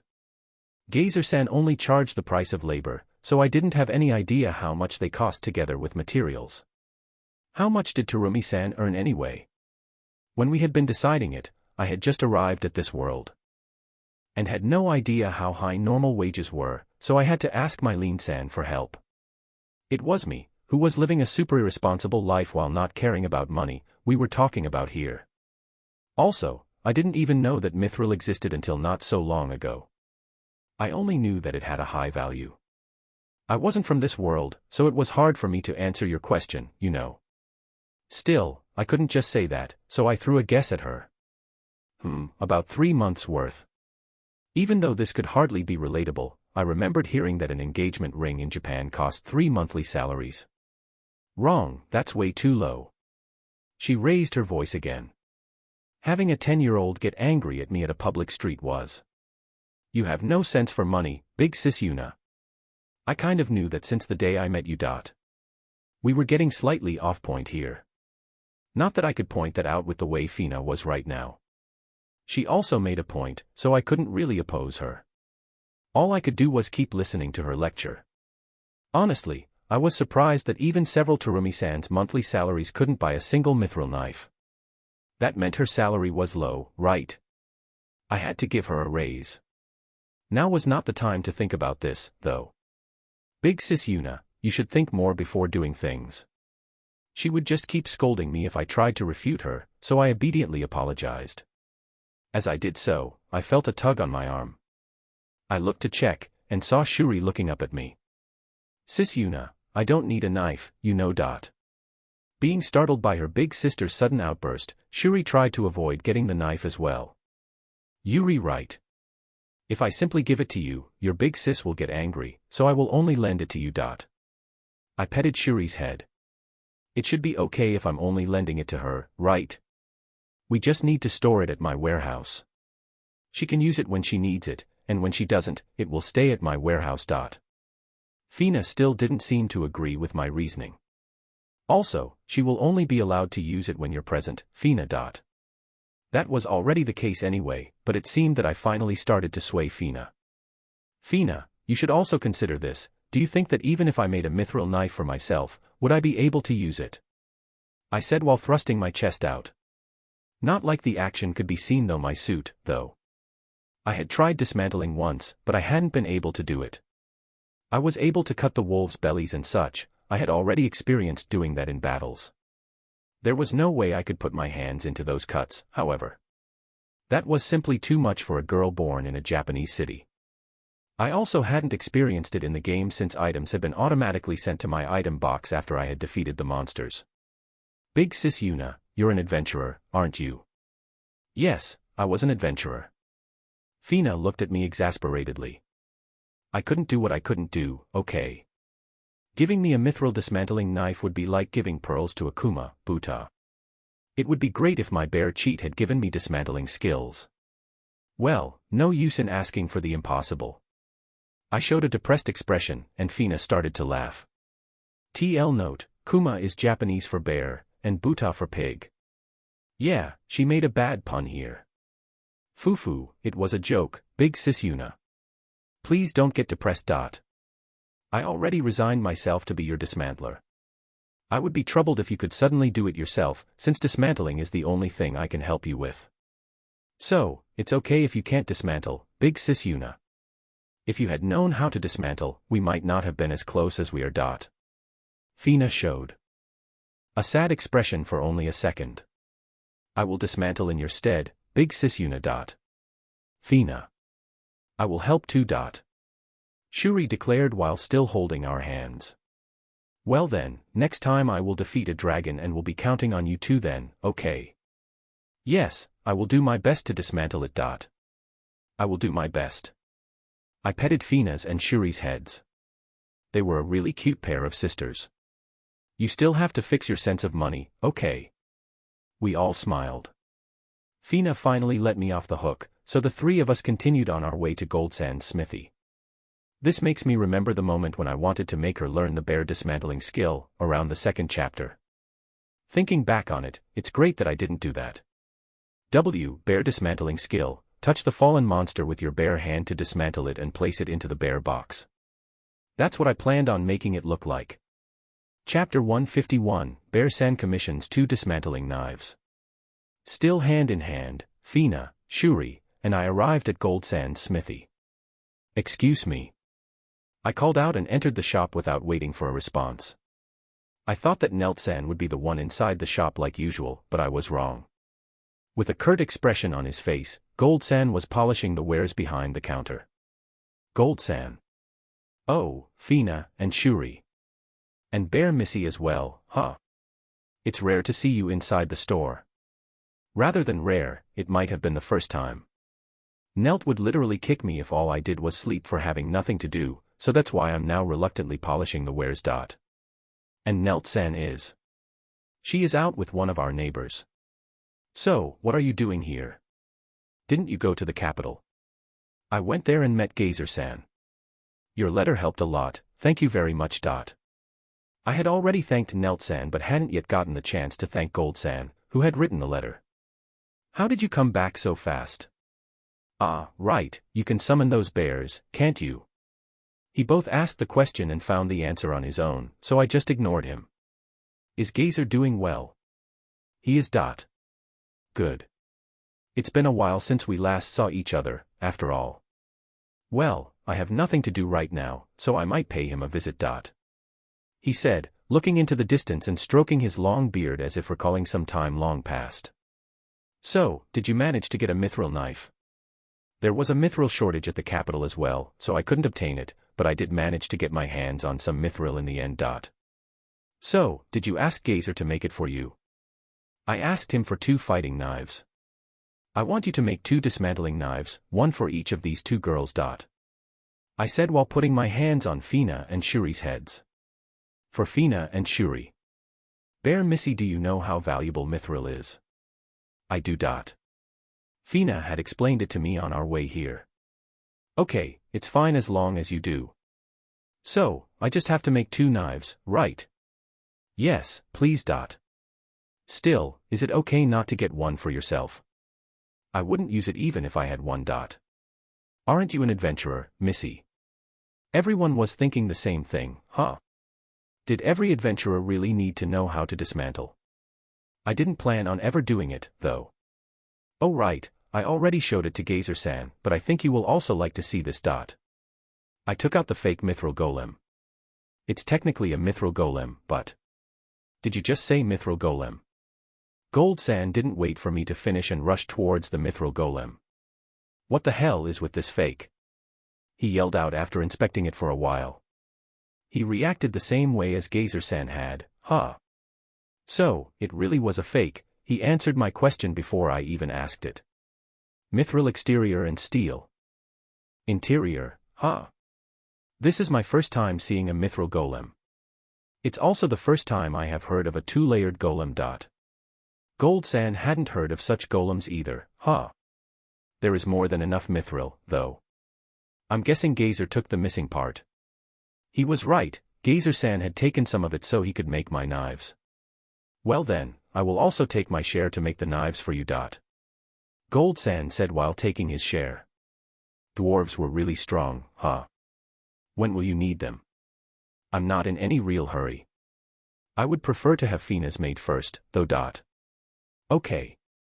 I will get that one made in 4 days' time. "Thank you. How much will you charge me?" The price should be different compared to the fighting knives I had commissioned at Gazer-san's smithy, right? He answered differently than I had expected, though. "No idea. I leave those things to Nelt. This dwarf was no good. Gazer-san was a craftsman, but he made sure to know his cut. On the contrary, Gold-san seemed to be a craftsman who only cared about his craft and nothing else. What should I do, then?" asked Nelt. How could he run a store like this?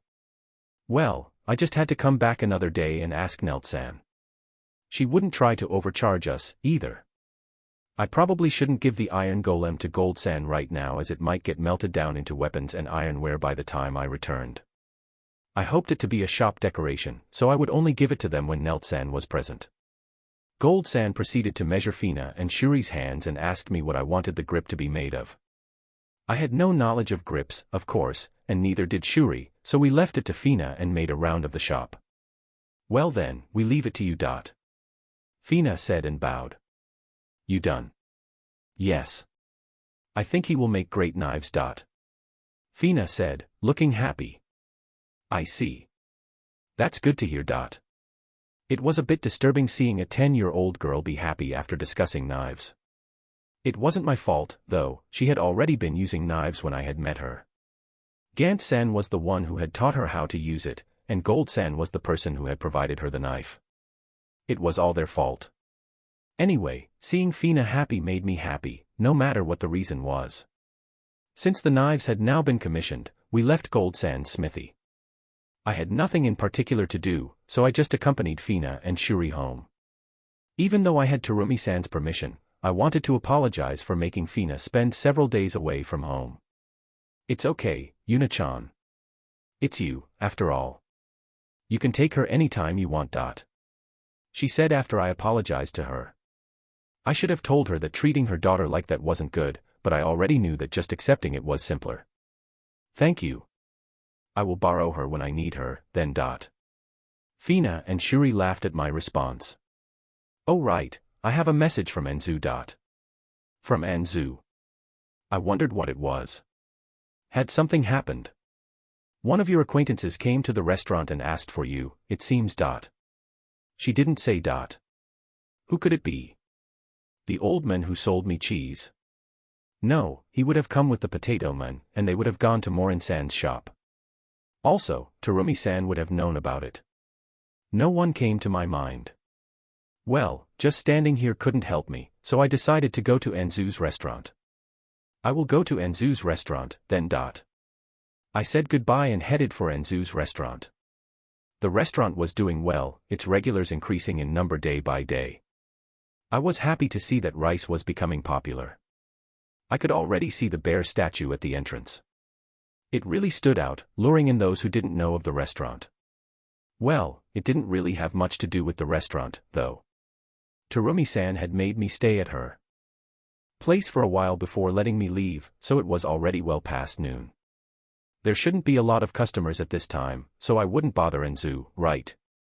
I entered the restaurant, and it was more or less empty since lunchtime was already over. Inada-san, who was wearing a bear-embroidered apron, was the first to notice me. Is Enzu here? I was sure she was, but still wanted to check just in case. She is. Enzu-chan. Yuna-chan is here. She shouted towards the kitchen, and soon, Enzu came out. Yuna-san, where have you been? I had something to do quite far away. Terumi-san told me that someone came here looking for me. Yes, Blitz-san came here the other day. Blitz, Ah, I completely forgot about him. Yeah, I remembered now. He had told me that he would come here once things calmed down at Mirira. He asked about your whereabouts, so I went to ask Terumi-san, who told me that you went off somewhere with her daughter and said she would let you know when you returned. Did he say where he would be? Like the inn he would be staying at? I'm sorry, he didn't say, but he did tell me that he would be working here for a while, so he might be at the Adventurers Guild. I will make sure to ask him the next time he comes here. Okay, I will go to the Adventurers Guild for now. I might not find him there, so please ask him if he comes. I left the restaurant and headed for the Adventurers Guild.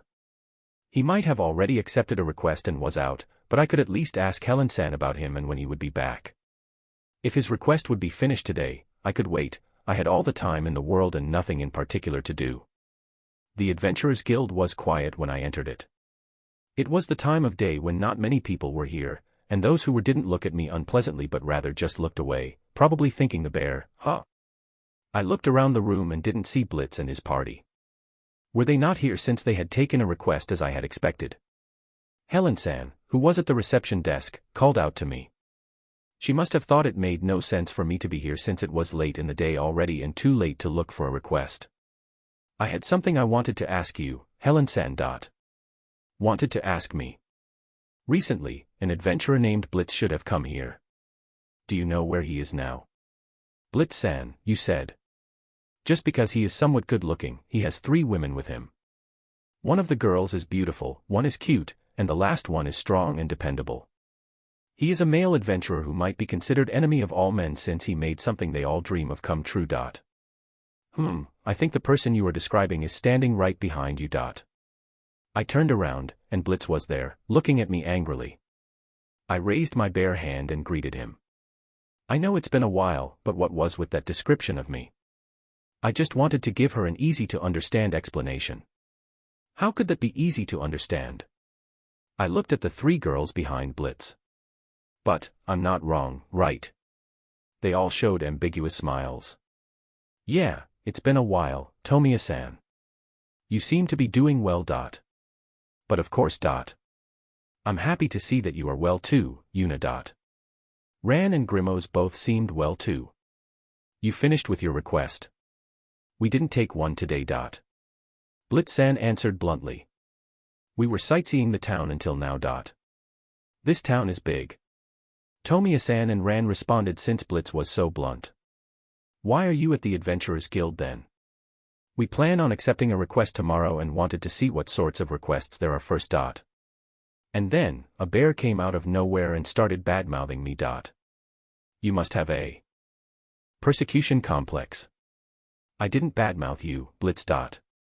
Where did you hear of such a complex? You telling her I'm somewhat good-looking? He had been there from the beginning, huh? It's a compliment, isn't it? And I have 3 women with me. Is it a lie? What about the enemy of all men thing then? That's also true, is it not? What would you think if someone else was here with 3 women following him? That's this and that are the same thing. I looked at the other adventurers in the room, and when Blitz followed my gaze, the male adventurers all nodded, making Blitz fall silent. I decided to ignore him and continued my conversation with Tomiya-san. So, Yuna-chan, you came here because you spoke with Enzu-chan, right? Yeah, I just spoke with her today. I was away from Crimonia for a job until yesterday. We talked with many different people about you, Yuna-chan, and there was no one who didn't know you. Taking on a black viper and a goblin king on your own, it's just unbelievable. Tomiya-san and Ran talked about their impressions on what they heard about me. Also, we heard you own another shop, not just Enzu-chan's restaurant, Yuna-chan. And the food in both places is so delicious. Yeah, the bread we had for lunch today was so good. Gumoris, who normally didn't show much expressions, said with a smile. You already ate it. I was planning on treating you to it, though. We have no problem with eating more of it, so you can still treat us. Tomiya-san said with a smile. C-rank adventurers should have plenty of money, right? Well, I had offered it, so I will treat you to dinner, then. Which place would you prefer? Enzu-chan's meals are delicious, but all those breads are also delicious, right? I can't choose. Tomiya-san and Ran were both seriously troubled by this choice. I was in your care for a while, so I will treat you to both. You won't be leaving by tomorrow, right? Yes, we plan on staying here for a while and enjoy the town while also taking on some requests. Well then, Enzu's restaurant tonight. You just ate bread for lunch, after all. They agreed, and even though it was a little early, we decided to go now. With this, the mine arc is now finished. It will be a bit of a relaxing story from here on out. Or, that is what I plan at least. Chapter 152, Bear-san makes a shortcake. I had finally completed it. The devil's food. Using a spoon, I scooped up a bit of this white and soft thing and tasted it. So sweet. I finally managed to make cream, and making cream meant I could now make shortcake. I had seen strawberries being sold in the town, and it had made me want to eat shortcake. Now, after numerous attempts, I finally completed it. I could even make many different flavors now, all I had to do was just add various things to the cream. I could make cream puffs and many other cream-related sweets. First things first, though. I baked a sponge cake and added strawberries, covered it all with cream and topped it with more strawberries. My pseudo-strawberry shortcake was complete. Cream might have already existed in this world, but I had never seen any, and now, I managed to make it using my vague memories. I cut off a slice of the shortcake and ate it. It wasn't as good as those made by Japanese professionals, but it was delicious enough. Yep, it was totally worth going through all that trouble to make it. As I was enjoying my shortcake, I heard someone knock at the door of my bear house. Who dared interrupt me when I was finally enjoying a cake after a long time? Big sis Una. It was Fina. It was fine, then. If it had been Cliff or Mylene-san who had interrupted me, I would have sent them away. Fina, why are you here? Gold-san should have finished the knife by today, so we should go and retrieve it, right? Oh right. Now that you mention it. I had just shut myself inside the house the last few days, so. You forgot even though it was just a few days ago. She scolded me sharply. No, today was not a day for retrieving knives, it was the day I finally made cream. I should be eating my shortcake now. Fina, I made something delicious. Want to eat it? Since it was finally complete, I had to have Fina taste test it for me. Eat what?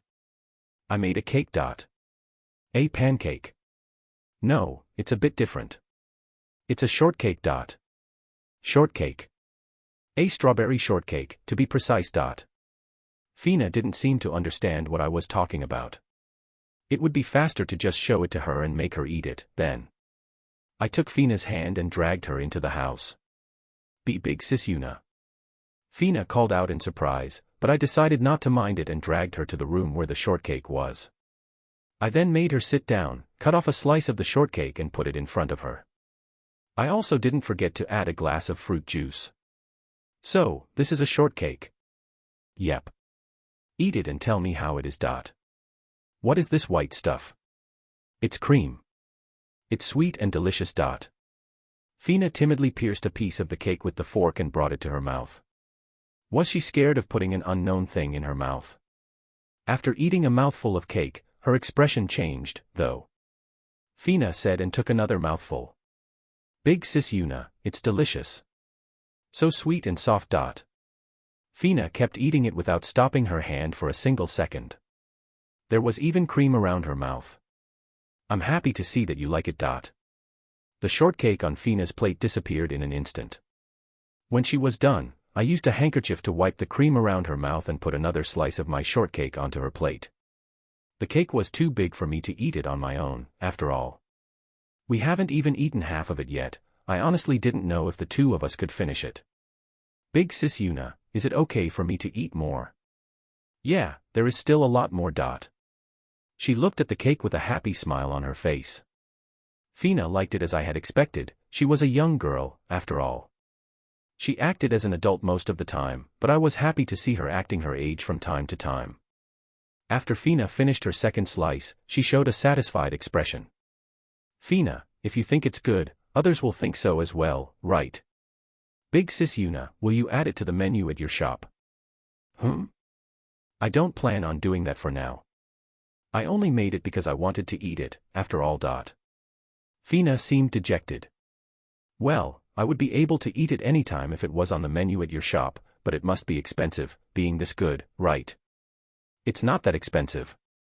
The most expensive ingredient were the eggs, I think. And since eggs are easy to come by these days, why won't you sell it at the shop, then? It's not that I never plan on selling it. I just haven't considered it yet. She was right, though, wasn't she? If I added it to the menu, I could eat it just by going there and wouldn't need to make it myself. I should probably make another cake and present it to Morin-san and the other employees. There were quite a number of them, so I would have to make a lot of shortcake. Completely forgetting about the mithril knife, Fina and I started to make the cakes together and in a few hours, managed to get a few of them done. Yep, they all looked delicious. We didn't just use strawberries as a topping, but other fruits as well. Now, we just had to bring it to the shop for a taste test, and if Morin-san and the other employees all like them, it should be safe to add them to the menu. Just as I was about to head to the shop, Fina finally remembered the other important thing. Big sis Una, we still have to go to Gold-san's smithy. Fina suddenly said with a slight panic in her voice. I had been so focused on making the cakes that I had completely forgotten about the knife. The shortcake was of higher priority than the black tiger's pelt right now. There was no point in fetching the knife if we weren't going to dismantle the black tiger straight away. Still, I promised Neltsen that I would come to pick it up today, so there was no helping it. I suppressed the urge to go directly to the shop and decided to go fetch the knife with Fina.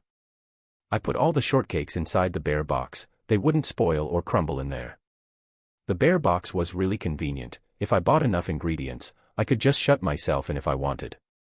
I would get fat if I only ate cake, though, so I had to be careful. I had been going out a lot since I had come to this world, which also meant a lot of exercise. How did the exercise work with the bear equipment, though? Did I lose fat while I exercised, battled? I didn't put up muscle, though, did I? My bear punches and other quick movements were all thanks to the bear suit and not my own strength. Anyway, I had never gotten fat even if I ate a lot since my body didn't absorb a lot of energy due to my inefficient metabolism. I did plan on having 2 big lumps of fat in a few years, though. While I was imagining myself in a few years' time, we arrived at Goldsand's smithy and saw an iron golem standing in front of the shop in an imposing manner. It was really cool. The day after commissioning the knives, I had met with Neltsen and had talked about the iron golem only to learn that she also liked the idea of it standing guard in front of the shop. We hadn't forgotten to add a sword and a shield, of course. Is it really okay for us to have it? Yes, I would be happy if you put it on display. When I offered it to Gazer-san, he said that it would only be a hindrance and customers wouldn't come anymore. He doesn't understand the greatness of the iron golems, it seems. He has a long way to go as a salesman. She had said while patting the golem. She really loved it. Also, when I had offered her the golems, she had said that it would act as labor fees for the knives just like Gazer-san had done. I had said that it was a gift, but Neltsen had said that she couldn't accept the labor fees when given such a splendid gift. I had realized it had been meaningless to push the issue, so I had decided to just accept it. I looked at the iron golem once more before entering the shop, which was tended to by Neltsen this time around. Welcome. I have been waiting for you. Sorry for coming this late. It's okay. You already paid, after all. Coming late doesn't matter much after you paid. She said and gave Fina the knife. Fina tightly gripped the knife and looked at the blade. It's beautiful and easy to hold. Fina looked at the knife with a smile on her face. Fina had become a bit dangerous. Thank you, big sis Yuna. Well, she was happy and that made making the knife for her totally worth it. I will have you dismantle a lot of things in return, Fina. Fina put the knife back inside its sheath and placed it into her item bag. It will take 4 more days to make the other knife. We're not in a hurry, so you can take your time. It will still be ready in 4 days. If I don't make gold work, he will just keep sleeping. Okay then, but no need to rush him. If the knife gets dull, you can come anytime, okay? We thanked Neltsen and left the shop. Well then, should we go back and eat one of the cakes we had made? The black tiger's dismantling. We could do that anytime. Also, I wasn't such a bad person to leave Fina to dismantling while I ate cake on my own. So, when we got back to my house, we both ended up eating more cake. Big sis Yuna, is it okay for me to take some for Shuri? I plan on doing the taste testing tomorrow, but having Terumi-san eat it in advance wouldn't be a bad idea. I said and cut a slice for both Shuri and Terumi-san before giving them to Fina. I want to hear Terumi-san's opinion tomorrow, so please tell her to come over when she has time. I asked Fina, and then we ate what was left of the cake. Preliminary announcement. I will revive a special character next chapter. Helena, it's finally my turn again. Yuna, who are you? Well, that's what I plan on doing at least. W.P.S. I will ask you not to comment about the minute details of how she made the cream, please. I might add some more, next time. Chapter 153, Bear-san and the Cake Taste Test, Part 1. The Bear-san's relaxing shop was closed the next day, so it was the perfect opportunity to have a taste test there. Morin-san and Karen-san were already at the shop while Fina went to the orphanage to get the children, and since we didn't have enough cake for all of them, she would only bring the ones working here. When I got to the shop, Fina and the children were already there. There were also some people I hadn't invited. Mylene-san, Elena-san, why are you here? Somehow, it seemed as if the 2 adults had come here with the children. Why, you ask? We saw the children going here, so we talked to them and learned that we could taste your new recipe, Yuna-chan. So, they came along because of that, huh?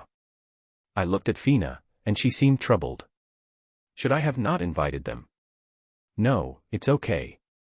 We need someone to do the poison test, after all. I couldn't really blame it on Fina. Yuna-chan, it isn't nice to call us your poison testers.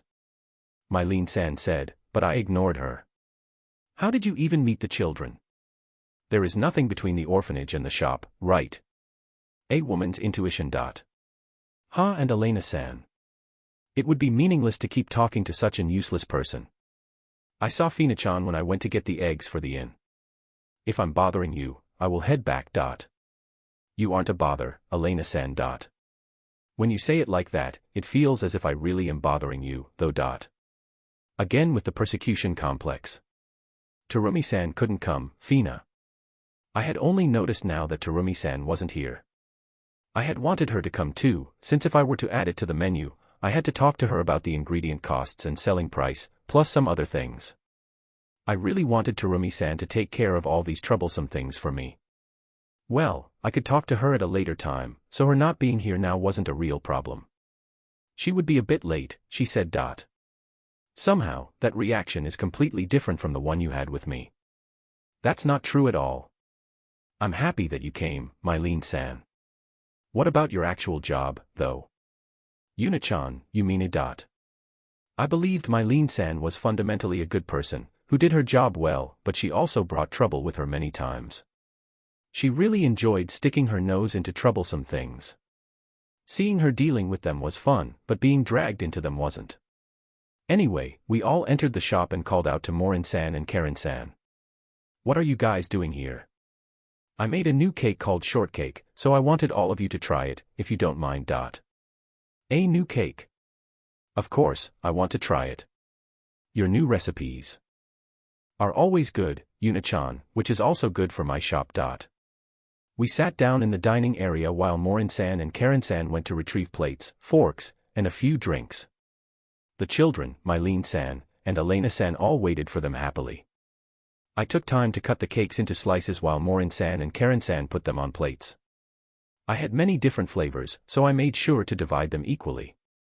There are many different flavors, I would be happy if you tried them all.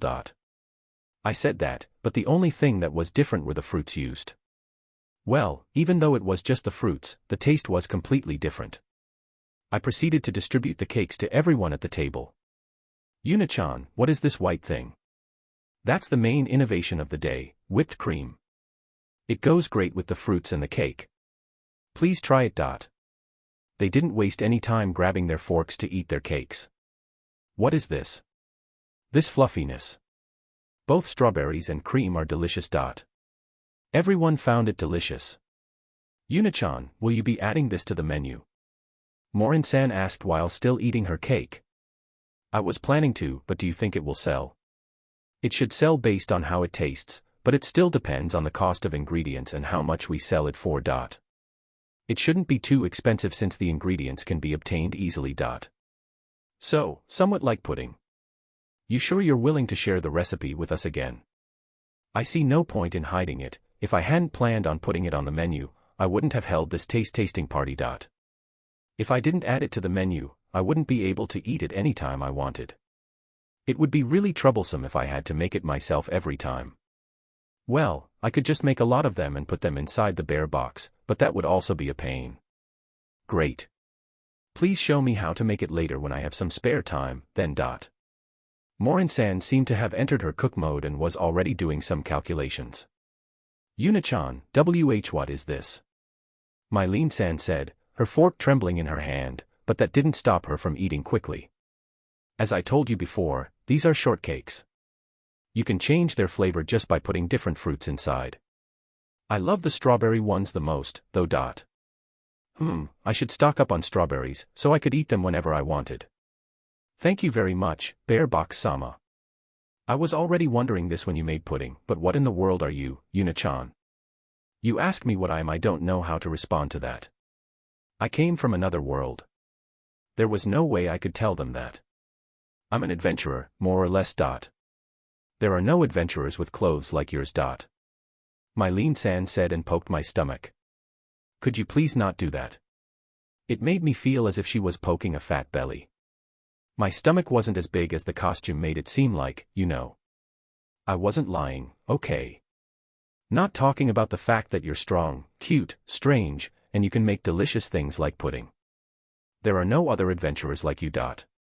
Well, it was all thanks to the bear, cheat, after all. I agree. Thanks to Yuna-chan, I can now make many new varieties of bread. Her innovations are just incredible. Morin-san praised me as well. So, when will you start selling it? That depends on Morin-san and Terumi-san, I guess. We have to discuss the price, and I'm not sure if Morin-san will have the time to make them every day. Yuri right. We are already tight on time as it is.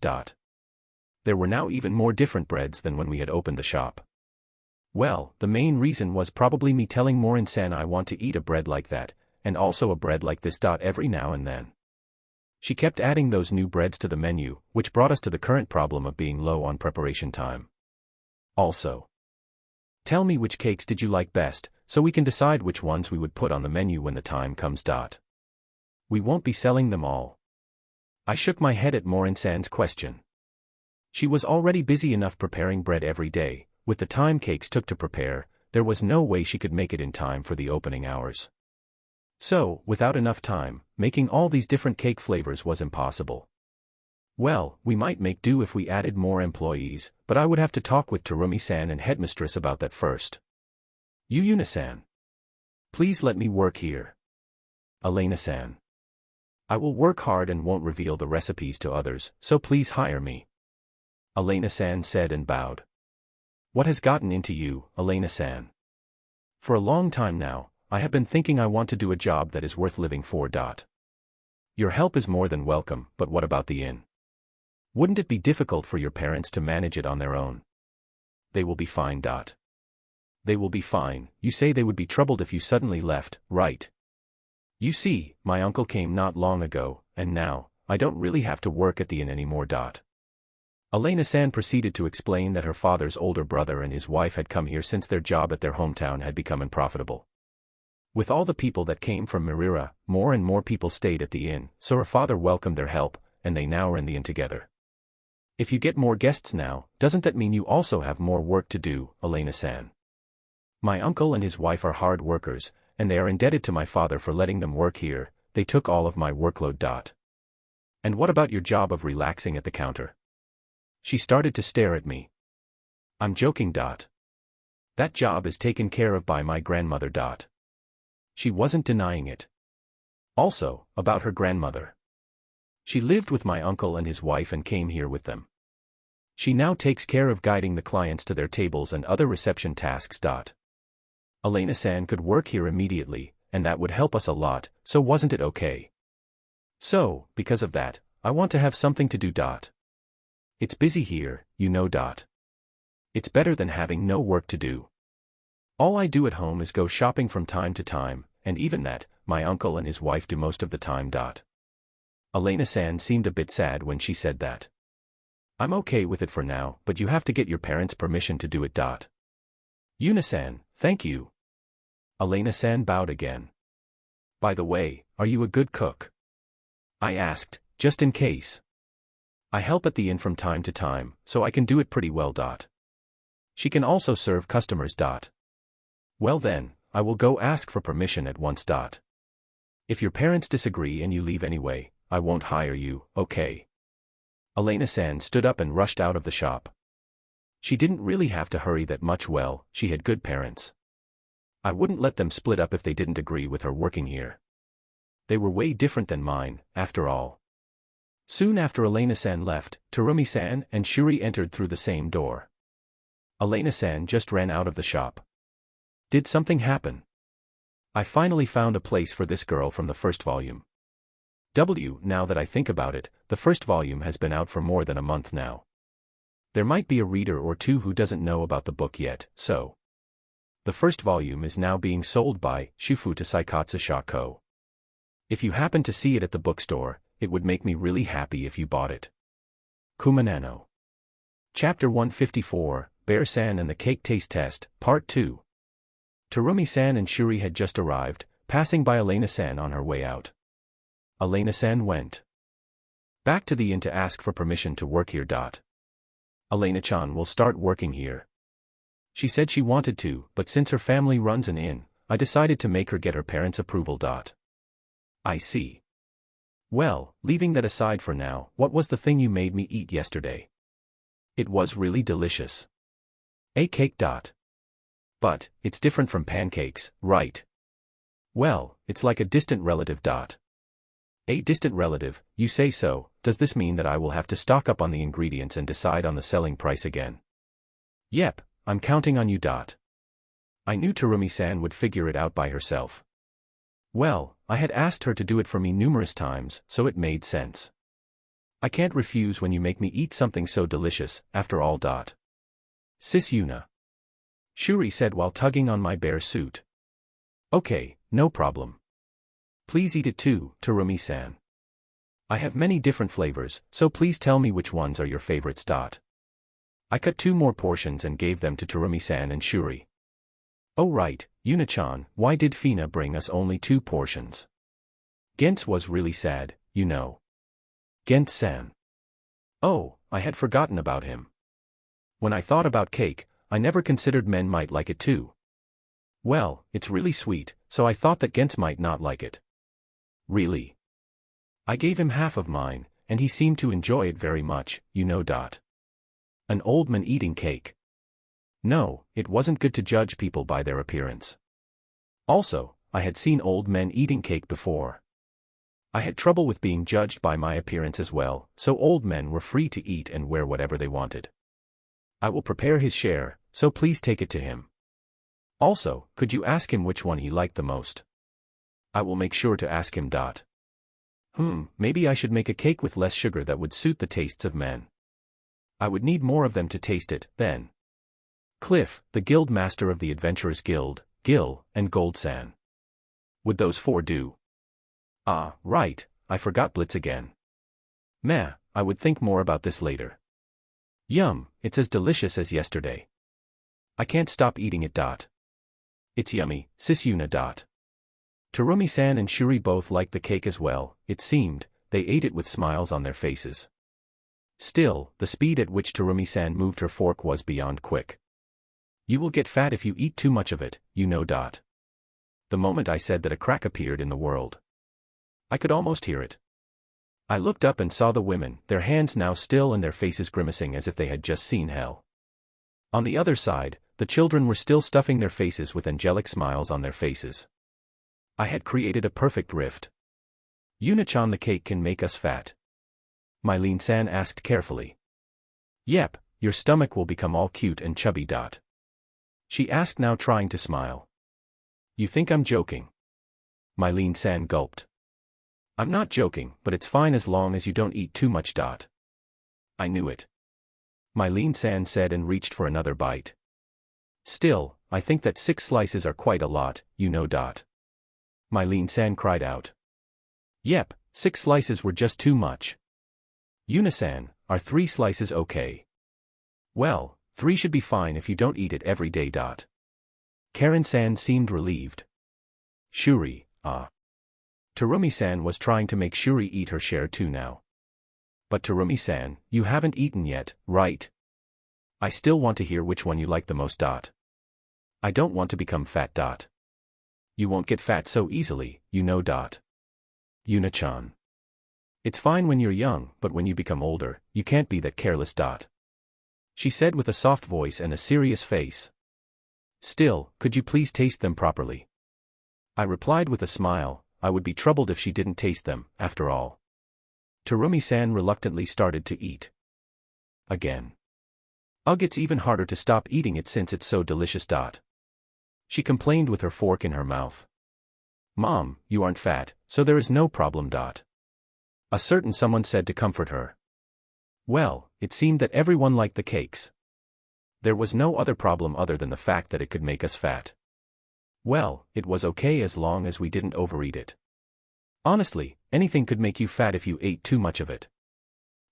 Cake did that quicker, though was a low-calorie cake necessary? I might have to consider making one with less sugar. When all the plates were cleaned out, Morin-san stood up. Well then, I want to try making it, so do you mind showing me? Morin-san said vigorously. She wanted to try making the cake immediately. I didn't mind, so Morin-san and Karen-san ended up helping me, while Terumi-san and the children just watched. As I had expected from Morin-san, who was an experienced baker, she followed my recipe and made a strawberry cake without a problem. However, it won't be possible to add it to the menu, we don't have enough time as it is, after all. Even if we get more helping hands.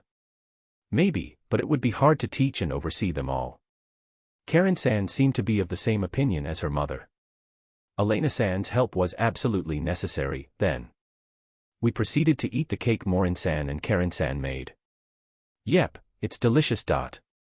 As expected from Morin-san, the taste was perfect. It's all thanks to your instructions, Yuna-chan. As a fellow baker, I can tell that you are just incredible, being able to invent such a recipe. Sorry, but I hadn't invented it. It was just food from another world.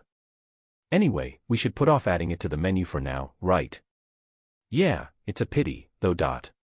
Morin-san agreed with me. You really won't sell it? We don't have enough employees to make it, after all. I will lend you some people from the Commerce Guild, then.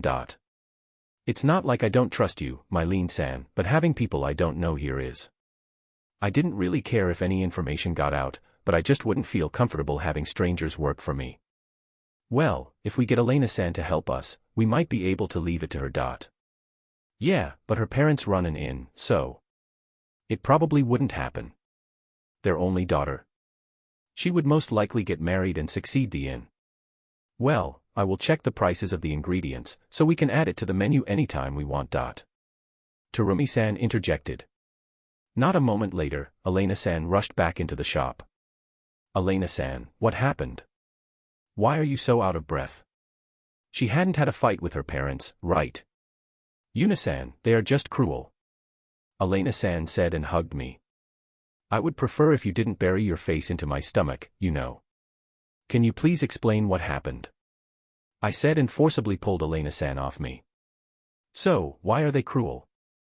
They said that I'm a scatterbrain and often cause trouble. So, that means it's a no-go. No, I managed to persuade them, but they said that they will come here to make sure I'm not just causing you trouble, Yuna-san. So, it would be something like the Parents' Day. It should be called business inspection in this case, right?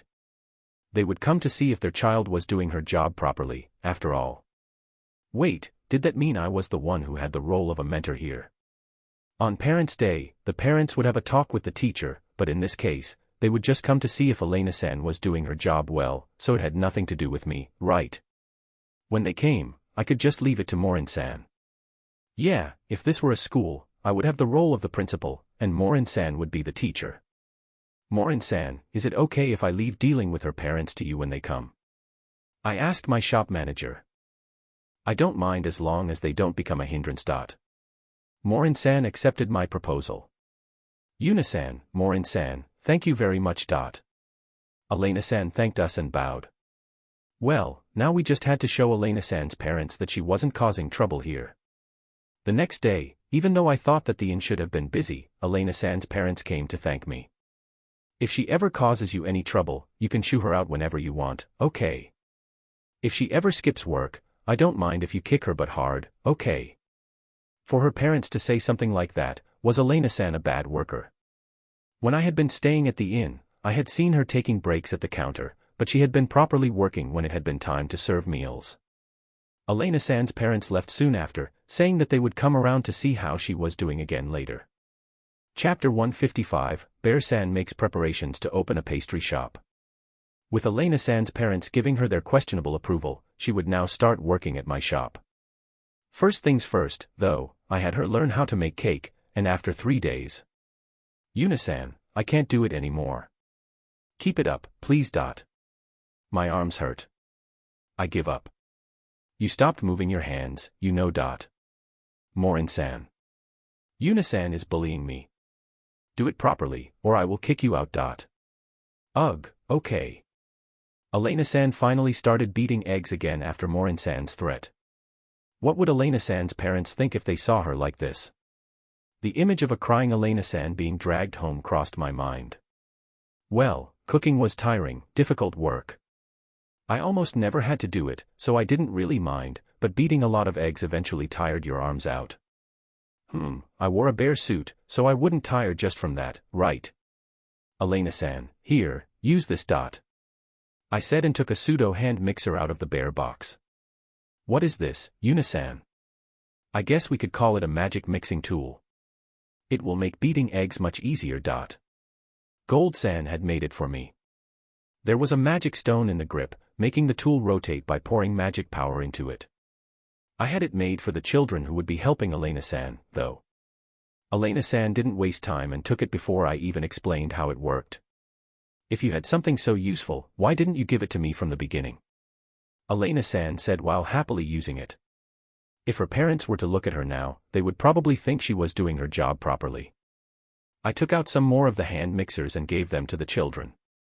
It took time to teach them, so a lot of cakes were made in the process. The children took them to the orphanage with the excuse of taste testing them.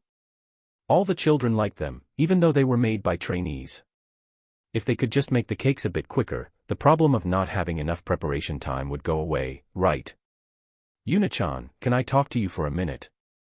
Morin-san spoke to me, just as I was thinking it was about time to leave Elena-san's training to her. Are you sure about adding the cakes to the menu? Yeah, I was planning on doing so. You think it isn't a good idea? Well, I think the shop has a lot of traffic as it is. And the place is getting crowded every day, and with these delicious cakes.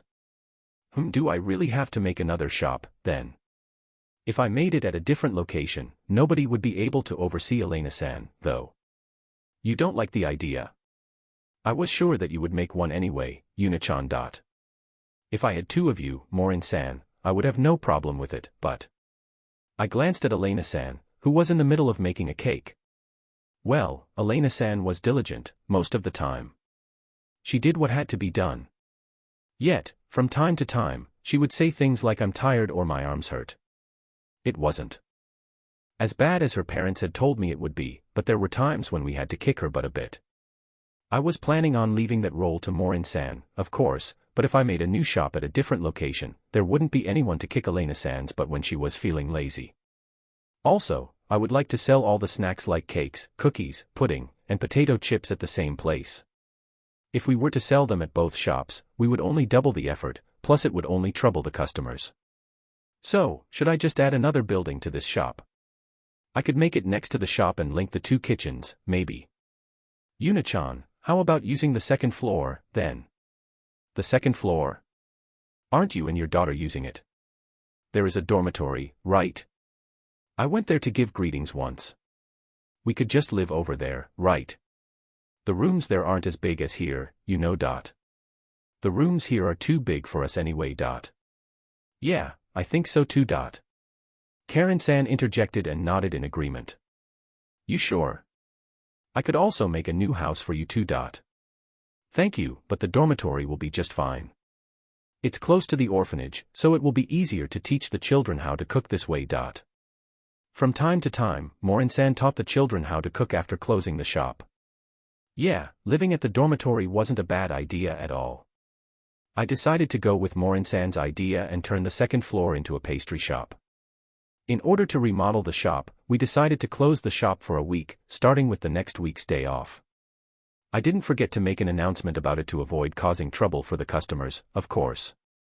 We also decided that, during that week, Elena-san and the children helping her would keep practicing at the dormitory's kitchen while Morin-san and Karen-san would use the time to move. I took out the home furnishing from the second floor and demolished the walls while making sure to keep some pillars to carry the weight. It looked like one wide floor when I was finished. Since there was no third floor, the attic would be used for storage. I didn't forget to make stairs to the kitchen on the first floor for easy access. I then made a kitchen on the second floor by the staircase. Having the kitchens connected like this meant that I could have Morin-san supervise Elena-san. After I was done, I asked Mylene-san and Terumi-san to furnish the kitchen. Mylene-san managed to get all we needed, even on such a short notice. Well, that much could probably be expected from someone with the power of a Commerce Guild's master. She deserved a 1-week all-you-can-eat ticket for this, right? It would just be Mylene-san who would get fat from eating too much, anyway. Anyhow, after doing the basic reconstruction of the shop, I left everything else to Terumi-san. Being able to rely on her when I didn't know what to do was really convenient. I decided to head to the Adventurers Guild to ask Rurina-san and Gil to do some bodyguard work for me. I wanted to reduce the trouble this remodeling would cause. As for their payment, it was free food, of course. I also didn't forget to go and retrieve Shuri's knife from Gold-san's smithy. Gazer-san should have finished my knives by now as well, but I didn't really need them at the moment, so I didn't go to the capital to fetch them yet. There was another place I had to go right now, the home of a person who could cause trouble during the reopening of the shop. So I went to Noah's mansion to deal with it before it happened. Yuna-san, it has been a while. What brings you here? Noah asked me after I was taken to her room by her maid, Lala-san. I came because I wanted you to try my new dessert. New dessert? It's a new recipe I'm planning on adding to the shop's menu. Is it delicious like pudding? Noah said with a sparkle in her eyes. It tastes a bit different, but I think you will like it. I said just as there was a knock at the door. Excuse me. Lala-san said while entering with drinks. Would you mind trying it too, Lala-san? The more people giving me feedback the better. But, you see, I'm working, so. Lala-san, let's eat together. But, you see, Noir-sama. It's okay. Noah tugged on Lala-san's hand and made her sit down. I took out 3 different cakes and cut 2 small slices from each of them. Mylene-san was the only one who could eat 3 normal-sized slices without remorse. Well then, please tell me if you like them. I said and took a sip of the black tea Lala-san had brought. I didn't eat the cake, or rather, I didn't want to see it for a while. Just looking at it made my stomach hurt. Cake was good once in a while, but it was just too much eating it every day. Yeah, it tastes great, Yuna-sama. I will be adding it to the menu, so I hope you will come and eat it from time to time. I will come to buy it for sure. Are the sweetness and the texture good? Yes, they are. It makes you thirsty, though. What drinks did we sell at our shop again? I always tried new breads, but never cared much for drinks. By the way, Lala-san, is this black tea expensive? I asked her about the tea I was drinking. Yes, it's the highest grade of black tea. It's for guests with whom we must show the utmost courtesy. Fufu, am I? Lala-san glossed over it with a laugh. Well, is it possible to buy it, then? It's okay even if it's not of the best quality. On the contrary, it would be easier to add it to the menu if it was cheaper. Cheap black tea doesn't taste that good, you know. I guess I will have to try it first, then. It would have been great if I could just add this good black tea to the menu. Yuna-sama, there is also special techniques to pouring tea. It wouldn't taste good if an amateur were to pour it. Hadn't I seen that during TV intermissions before? There had been many things they had to keep in mind. Things like the water temperature and the amount of tea leaves. Black tea didn't just use tea packs, after all. Considering all that, it might be difficult to just add it to the menu. While I was still wondering what to do, a certain someone entered without knocking. Lala-san quickly stood up and bowed. I'm really sorry for my behavior. I asked Lala-san to try my food, so don't get angry at her. I won't get angry for such a little thing. Well, it might be different in Rondo's, our butler's, case, though. So, what are you eating? He asked while glancing at the leftover cake on the table. Something that I will be adding to the shop's menu. Yes, it was sweet and really delicious. Noah and Lala-san both answered. If you're okay with sweet stuff, do you want some? When Cliff sat down, Lala-san poured him some tea. She did it so elegantly that it seemed as if she didn't waste a single movement, from an amateur's point of view, at least. It isn't too sweet. I was thinking of making a less sweet version in the future. It's not too sweet. Well, I wanted to add in some black tea for the patrons to rinse their mouth since it's sweet, but Lala-san told me that it's expensive and difficult to make. You want to serve black tea? Yeah, I would like to serve cheap black tea that still tastes good. That's a bit unrealistic, you know. Well, it's meant for all the common folk that come to my shop. Maybe you could make it a thing for rich people only since it is this good. The pleasure of eating delicious things should be shared by everyone. It's more delicious to eat it with others. After all. A veteran hikikomori was saying it, so that really meant something. If you went to buy cake and bought it just for yourself since it was too expensive, do you think you would enjoy it without Noah eating it next to you? Cliff only took a second to think before shooting out an answer. I wouldn't. I would say that I don't need any and make my daughter eat it. But that would make Noah feel bad, wouldn't it? Ah, you're right. I see what you're trying to tell me. I looked at Cliff, somewhat impressed. What's with that face? I was just thinking how weird it was for you to give me a proper answer. I thought you would just say something like, I have enough money, so I would buy enough for both. Don't treat me like an idiot. I can at least understand the basis of your question and what you wanted to tell me with it. I will introduce you to the person who procures the tea for us. I can vouch for the taste, but you will have to negotiate the price on your own. Wouldn't it be better for you to talk with them to get me a good price?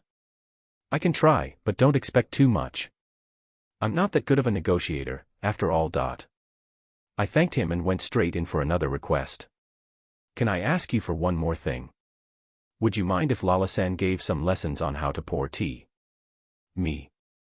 Even if the tea leaves are of high quality, the taste can change depending on how you pour it, right? I was hoping you could teach my employees how to pour the black tea. Lala, huh? It's true that the tea Lala pours is delicious. Lala-san seemed to be deeply moved by Cliff's words. Okay, I'm fine with it. It's strange for me to ask this as the one who put out the request, but won't it interfere with her working here? I don't want to do the terrible thing of increasing her workload and taking her free time. I leave those matters to my butler, Rondo, so there should be no problem. Okay, sounds good, then. I will be counting on you, Lala-san. Okay, I will make sure to properly teach them the right way to pour black tea. I came here to ask them for a taste test but ended up getting really lucky and obtained the tea. After talking about it for a while longer, we decided that Lala-san would come to the shop in a few days and show my employees the right way to pour tea. Chapter 156, Bear-san opens the pastry shop. Reconstruction of the shop's interior design was now finished. The furniture had been purchased, and the reopening day was steadily approaching. All that was left to do was for Lala-san to teach my employees how to pour tea. Everyone gathered for this opportunity. Elena-san, Morin-san, Karen-san, and all of the children who worked at Bear-san's relaxing shop. For some reason, Terumi-san and Fina, who had no reason to be here, also participated. Why are you two here? I asked them. Nothing wrong with learning it, right? Yeah, it might turn out to be useful in the future. They told me. When Lala-san arrived and started teaching, everyone listened seriously and some even took notes. They all did their best to learn how to pour tea. Also, thanks to Cliff and Mylene-san, I had managed to procure medium-quality tea leaves at a cheap price. Well, this much should be expected when the feudal lord and the guild master came together. Mylene-san took care of some other matters concerning the shop as well, and since I didn't want to be in her debt, maybe I should offer her a 1-month free cake ticket. I was sure she would accept it. In that case, should I prepare a scale to measure how much weight she gained? As for Cliff, he was already in my debt, so there was no problem in doing nothing for him, right? Anyway, back to the tea and cakes. Thanks to Morin-san kicking her. But, Elena-san managed to improve her cake-making skills. The children who helped make the cakes improved considerably too, of course, and thanks to Lala-san, they now knew the proper way to pour tea. They weren't as good as Lala-san, of course, but their tea was delicious enough. Soon, only one day remained until the reopening, which meant that Elena-san and the children in charge of helping to make the cakes were already preparing for their first day. Interrupting their hard work, Mylene-san entered the shop. It was made just in time. Mylene-san said, holding something in her hands. It was that, right? Mylene-san approached Elena-san, who sensed danger and drew back. Mylene-san, is that possibly Elena-chan's uniform?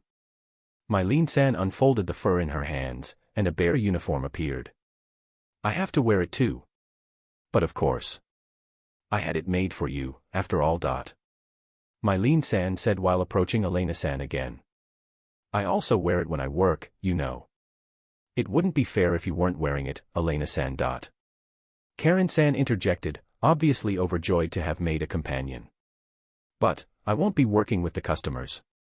You will also serve after you finish making cakes, you know. Yuna-san. If nothing major happens, the cakes made in advance will last for a while, so you will have spare time to serve the customers. When I shook my head, Elena-san tried to flee, but there was no way she could escape an adventurer like me. Thanks to the explosive power of the bear's feet, I jumped past Elena-san and caught her without a problem. I delivered a pitiful Elena-san back to Mylene-san, who dragged her into the changing room. People who worked here had to wear uniforms, it was that simple. The children followed Elena-san and Mylene-san into the changing room, and after a few minutes, an embarrassed Elena-san and the newly employed children came out wearing bear uniforms. There was nothing to be so embarrassed about. I walked around in this world wearing a costume, even though it wasn't a uniform, you know. Also, I was sure I was the only one who did something like that after coming to a different world. I had never seen it in mangas, animes, or novels, after all. Yuna-san, it's embarrassing. Are you trying to say that my clothes are embarrassing? They were embarrassing, though. No, I didn't mean it like that. It changes with the person wearing it. Yuna-san, you're cute, so it's okay. But, I am. Yuri cute too, Elena-san. Ugh, Morin-san isn't wearing it, so I thought that these uniforms were only for the children. Elena-san said while glancing the children, who seemed very happy in their bear uniforms. Also, I wasn't the one who had proposed this uniform, it was the person smiling next to me. Make sure to wear it to work tomorrow, okay? Ugh. Elena-san let out in response and dropped her head. Finally, the day of the reopening came. At first, the number of customers seemed to be normal, most of them coming for Morin-san's breads. Still, it didn't take long for them to notice that the second floor was now remodeled into the Bear-san's relaxing shop's pastry shop. I also posted some flyers at the entrance of the shop and around the tables at the first floor. Well, it wasn't as much of posting rather than making the bear statues hold the flyers, though. The customers who went to the second floor were met by an employee running a sampling stand right next to the stairs, where they could taste bite-sized pieces of our cakes. The reason we had set it on the second floor was so that it wouldn't steal Morin-san's customers away.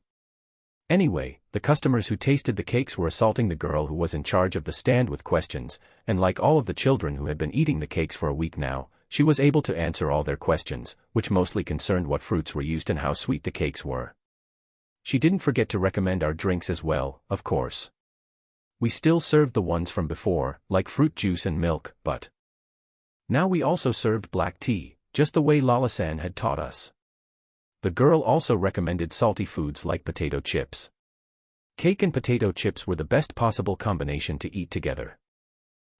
They were also the best combination to make people fat. Well, we got money only if the customers ate our food. Maybe if I just posted a warning not to eat too much. Meh, I should deal with that when we get more people who ate cake like Mylene-san. Anyway, after the customers barraged the stand's girl, they all rushed to the second floor's counter and ordered some more cake. Even though we didn't advertise it in advance, the cake completely sold out. Still, we didn't make any more for today but rather focused on tomorrow's share. It would probably be a good idea to make a few more than we had done for today, right? Do your best, please. But, I can't move at all.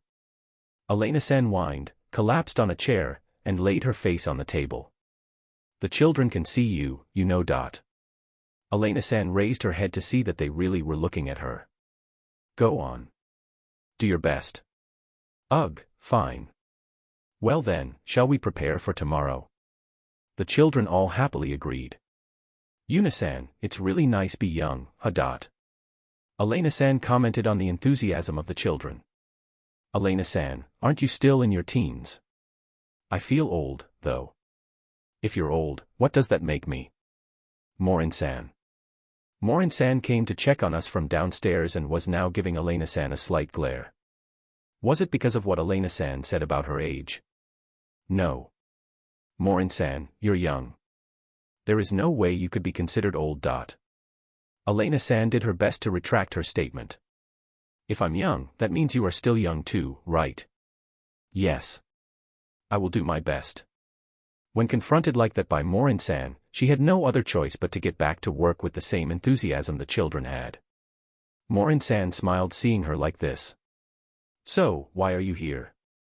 Well, Karen acted just like this when she was a bit younger.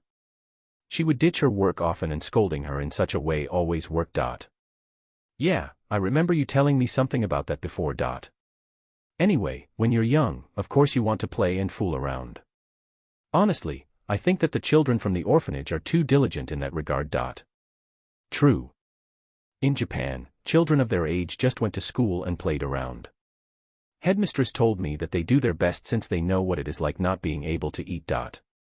There is that, and also the fact that they want to be of help to a certain someone. This time, Morin-san gave me a smile of a profound meaning, then went to kick Elena-san's butt again. On the second day, a short line appeared in front of the shop from all the people spreading word. However, thanks to Rurina-san and Gil, the day went smoothly. On the third day, the number of customers increased again, some coming for the first time and some already for the third. Mostly women, of course. I was happy that we had so many customers, but it wasn't good to eat cake every day. I would really have to put up a big poster warning them not to eat too much by tomorrow. Since I wanted it to be easy to understand, I decided to draw a woman becoming fat from eating too much. I only wanted to stop the women who were coming in every day, so I also wrote down that once or twice per week was fine. I wasn't sure if it was thanks to my drawing of the fat woman, but the number of customers coming daily decreased, so things were able to calm down a bit at the shop. We were still busy, though. Yuna-san, I'm exhausted. Tomorrow is your day off, so you can use that time to rest. I heard that there was a fixed day off here, but is it really okay for me to enjoy it too? There was no day off. At the inn, so. Still, there were times when you had no clients, right? There were, but we had to be ready since someone could arrive at any time. Oh, so, how was your week here? Want to resign yet? It's really busy, and I have to work hard, but I don't want to quit. Seeing people eating things I make and find them delicious makes me happy. Well, it's all thanks to your recipes, though. It might be difficult, but working with Morin-san and the children is also fun. Elena-san said with an happy expression. I will be disabling the comment section temporarily. Sorry for the inconvenience. TL note, from what I can gather from skimming the comment section, some readers didn't like the introduction of a strict/mean granny, so the author decided to rewrite the chapter in a way that the granny doesn't appear anymore. Chapter 157, Bear-san goes to fetch her mithril knives.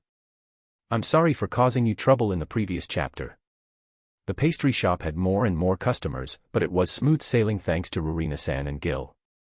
If I really had to point out a problem, it was that the popular cakes disappeared in an instant. More often than not, customers couldn't buy the cakes they wanted since those cakes had already been sold out. We could just call it the customer's fault for coming too late, but I would prefer if they could eat what they wanted, no matter when they came. Elena-san, could you please adjust which cakes you make more of, so that we don't run out of the popular ones so quickly? Can I really make that decision? Yes, of course. You also have popular foods at the inn, don't you? Yes. We make sure to stock up more ingredients for the foods that are ordered a lot. If we ran out of the ingredients, the customers would be dissatisfied. Most would probably just order something else, but some would surely decide to go to a different place, which would end up lowering our profit. Well, it's similar with the cakes. You should make more of the popular cakes and less of the others. If you have any questions, you can always talk to Morin-san and Terumi-san. Also, if you end up making too much of one cake, you can just tell the children to take it to the orphanage, where they will be happy to eat it. Over time, it would become obvious which cakes to make the most of. Even now, we could already guess it by which ones were disappearing first, and which ones were left over in the end. It would be great if we eventually made just the right number of each cake, and they all sold out right at the closing hour, but that might be a bit too much to hope for. Well, I would be happy if we came close to that goal at least. If we managed that, I could come to the shop to eat any cake at any time. I decided to leave everything concerning the shop to Morin-san and Elena-san and went to do something I had neglected, fetching the mithril knives from the capital. While I was there, I could also bring some cake to Princess Flora. Like the last time, I decided to invite Fina, but I will pass this time. She declined my invitation. This might be the first time Fina had ever refused me. What was it, this pain piercing my heart? It was like the disappointing feeling I got when a pet ran away after I approached it. I felt like crying. Why? Did I do something to make you hate me, Fina? Why you didn't? I don't hate you, big sis Yuna. Why don't you want to come with me, then? Is it because of my clothes? Did she finally reach the age where she found it embarrassing to walk around with me in my bare clothes? Big sis Yuna, that's not it, so please calm down. Fina reassured me before giving me her real reason, clearly embarrassed. I don't remember what happened after I met King-sama, and if I did something rude. Oh right, she had mentioned this before. Eleonora-san was with you, and she didn't say anything about it, so shouldn't it be okay? Still, I don't remember it at all, so I think that the king wouldn't mind it anyway, and if he did actually have a problem with it, I will just have to knock him out. I said and threw a few bear punches into the air. You will be arrested if you do something like that, big sis Yuna. Don't worry, I will punch him when nobody is looking. I'm just joking. Well, if he really did something to Fina, it wouldn't be just a joke anymore. After talking with Fina for a while longer, I learned that it wasn't just the king's fault that she didn't want to come with me, but also Eleonora-san, since she had treated Fina like a doll and had dressed her up in beautiful clothes, which had ended up traumatizing her. She couldn't dirty or rip those high-class clothes. Such thoughts still seemed to bother her young mind.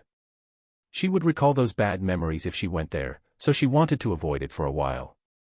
Those clothes really suited Fina, though still, I understood her feelings. If I were forced to wear a pretty dress, I would sustain psychological damage as well. I sympathized with Fina because of that and didn't force her to come. She promised me that she would accompany me next time, though. Because Fina didn't come with me, I had to transfer to the capital all alone this time around. I had to pass by a lot of people on my way to Geyser-san's smithy, and if Fina had been with me, she would have diverted my attention from all the stairs. Yet, she wasn't here, so I covered my face with the bear hoodie and scurried to the smithy. Excuse me, I shouted when I entered, and soon, Geyser-san showed up from the back. You finally came, huh? I'm sorry. A lot was going on, so I couldn't find the time to come here. I don't mind, really. You had to come all the way from Cremonia, right? Geyser-san said with an expression of, you came from far away, so there is no helping it. Sorry. In truth, I could have come here anytime because of my bear gait. When I wasn't at the shop, I was either napping or just playing with swaying bear and hugging bear. If I really wanted to come and fetch it, I could have come much sooner. Honestly, I was postponing it just because it was troublesome.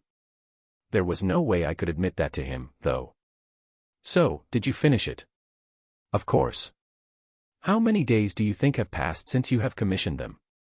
Geyser-san handed me 2 things wrapped in cloth. I unwrapped one, and a knife in a beautiful sheath appeared. It had a splendid black handle, and when I looked at it more carefully, a bear head was carved on the handle, like some sort of a crest. It was a good idea, wasn't it? Did you engrave it, Geyser-san? I didn't plan on doing it at first, but since you didn't show up for so long, and I had free time, I just went with it. I'm sorry for being late. Now I was really sorry for not coming to get it sooner just because it was troublesome. Sorry for myself. No need to apologize. I did it because I felt like doing it. More importantly, unsheath it. I did as he said, and unsheathed the knife. I wasn't Fina, but I still knew that it had a beautiful edge. I raised the knife over my head, and it reflected the light coming in from the window. So, how's the grip? The black knife you're holding right now is for your right hand. Please hold it with the black bear glove. Black knife. The other one has a white grip and is for your left hand. It will be easier to differentiate them since the colors are different, right? I unwrapped the second knife, and it was another beautiful knife, with a white handle this time. Of course, this one had a bear face carved into it as well. Thank you. How much do I owe you? I told you that the golem was enough, didn't I? But, you also added this beautiful carving, so I did it just because I had time, plus the golem was more than enough to cover everything. Gazer-san threw a look at the iron golem that was still standing at the entrance. You left it there, huh? I was sure that he would melt it down to make other things. It's really popular with the customers, so I left it be. No one had seen an iron golem in such a good condition before, after all. A lot of curious people come just to see it. They don't buy anything, though.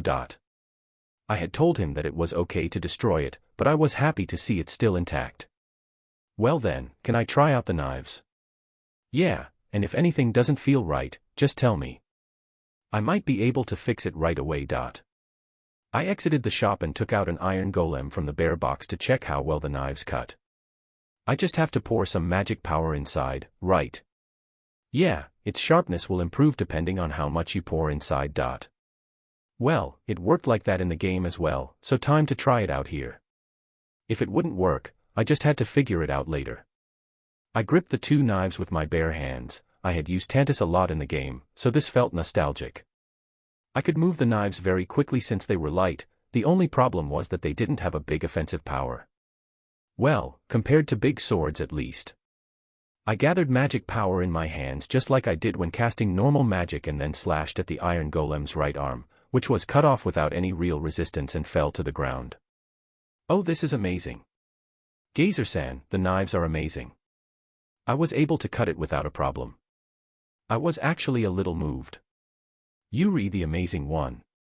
Normal people couldn't cut an iron golem so easily, even with a mithril knife. He praised me. Still, a moving iron golem has a magic core which makes it sturdier than iron, right? Yeah, but this is still the first time I have seen someone cutting iron so easily with a mithril knife. I assented because the knives you make are incredible, Gazer-san. I put some distance between the iron golem and me before charging at it and cutting it several times as quickly as I possibly could on my way past it. The iron golem broke into a number of pieces and crumbled down. This somehow made me feel like a ninja. It seemed that I could become a shinobi when using my bare equipment. Wow. I didn't even see how many times you cut it. Gazer-san approached what remained of the iron golem to inspect it and then turned to me. Show me the knives. After I handed him the knives, he lifted them up towards the sky. You cut iron, but there are no nicks on the blades. That much is enough to prove your strength. Be it your talent wielding knives or the flow of your magical power, I now understand why Gold said that you were an excellent adventurer. You really make an example for the proverb, you shouldn't judge a person by their appearance. Nelt-san was the one who made him write it, though. What had been written in that letter, really? Gazer-san returned the knives to me, and I put them inside the bear box, happy with the purchase. Well then, thank you and have a good day. I thanked him and tried to leave, planning to head to the cast, which Fina feared so much. Wait, I will return you the leftover mithril, so just give me a minute. Also, did you plan on leaving this wreckage behind? He pointed at the crumbled iron golem. It was scattered in so many pieces that I had thought it would be a pain to put it back inside the bear box, so I had planned on leaving it here and fleeing the scene, but he had managed to thwart that plan. Gazer-san, want me to give you a job? What is it? This gives me a bad feeling, though. I will give you all the iron here, so could you please separate the mithril from the iron on the fake mithril golem? I didn't quite know how much mithril I had since the golem was also made out of iron. Knowing how much I had might end up being useful for something at a later time. Oh, that's what you wanted. If it's only separating the ores, you are offering me too much. It's troublesome to tidy everything up, so I'm giving it to you. Yuri a real idiot, you know that. Even though you cut it into pieces, it's still iron. How many weapons and tools do you think can be made from all of it? You make some sense, but I have no intention of using iron in this crumbled state, so. Just sell it, then. You will make quite the profit. I looked at the iron pile again. There were just too many pieces. Putting it back into the bear box would be too much of a pain. Like I already said, picking it up would be too much trouble. Okay. I get it. I will buy it, then. It will be at a low price, though. I don't really need the money, though if you really want to repay me, just separate the mithril and the iron from the fake mithril golem. That doesn't work, you would be giving me too much for the work I would do, Missy. I would prefer for us to be on equal terms when we do business in the future. When he put it like that, I had no other choice but to accept his proposal. The mine is finally providing the ores for the market, so you wouldn't be getting much from selling it to someone else anyway. Oh, the ores are finally coming from the mine again, huh? Now that he mentioned it, I had completely forgotten to go to the guild. Yep, it was all because of the commotion with the cakes.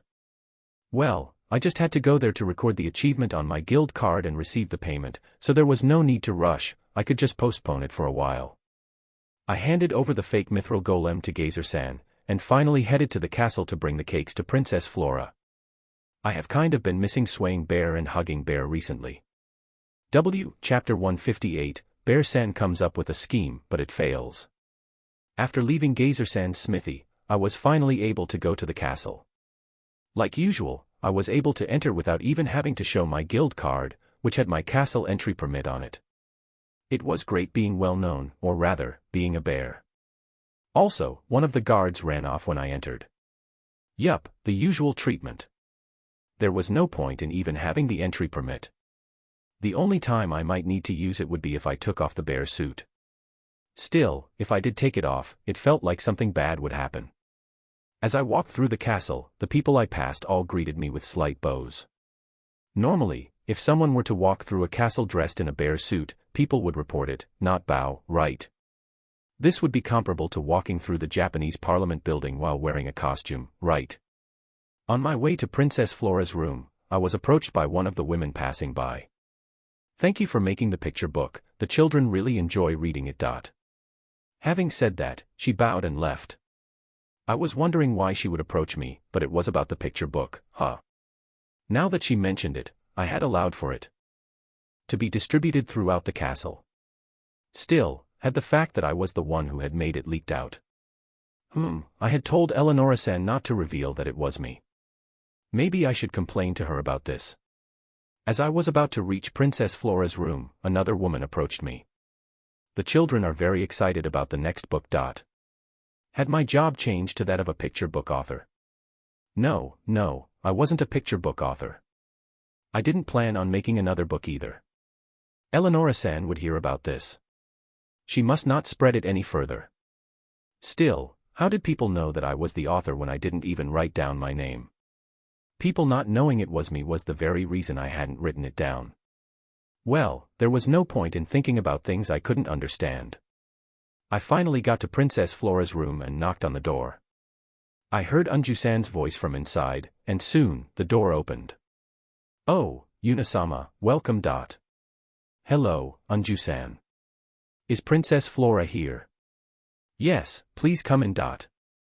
As I was about to enter the room to greet her, Princess Flora appeared next to Unju-san. Princess Flora cried out with a huge smile on her face and hugged me. It's been a while, Princess Flora. Yes, it's been a while, Bear-san. Flora-sama returned my greeting properly. Her cuteness made it hard to believe that she was related to the king. Oh, she did look more like the queen, so she would surely become as pretty as her in the future. Well then, Yuna-sama. Please enter. I was about to do so, but then a sudden idea stopped me in my tracks. Yuna-sama. Bear-san. Both of them asked in confusion. Princess Flora, the weather is nice today, why don't we go to the garden instead? If we stayed in her room, the king was bound to show up, we might be able to avoid him by going to the garden. Yeah, since we ate in her room every time I came to visit her, he would surely come to look for me there. So, the solution was easy, just eat somewhere else. Because of the king and Eleonora-san, Fina had taken a lot of mental damage, so I wouldn't be happy until I got at least a bit of revenge. Yuri right, not being outside in a weather this nice would be a waste. Flora-sama, shall we head to the garden and eat there? If Bear-san wants to go, then we should go.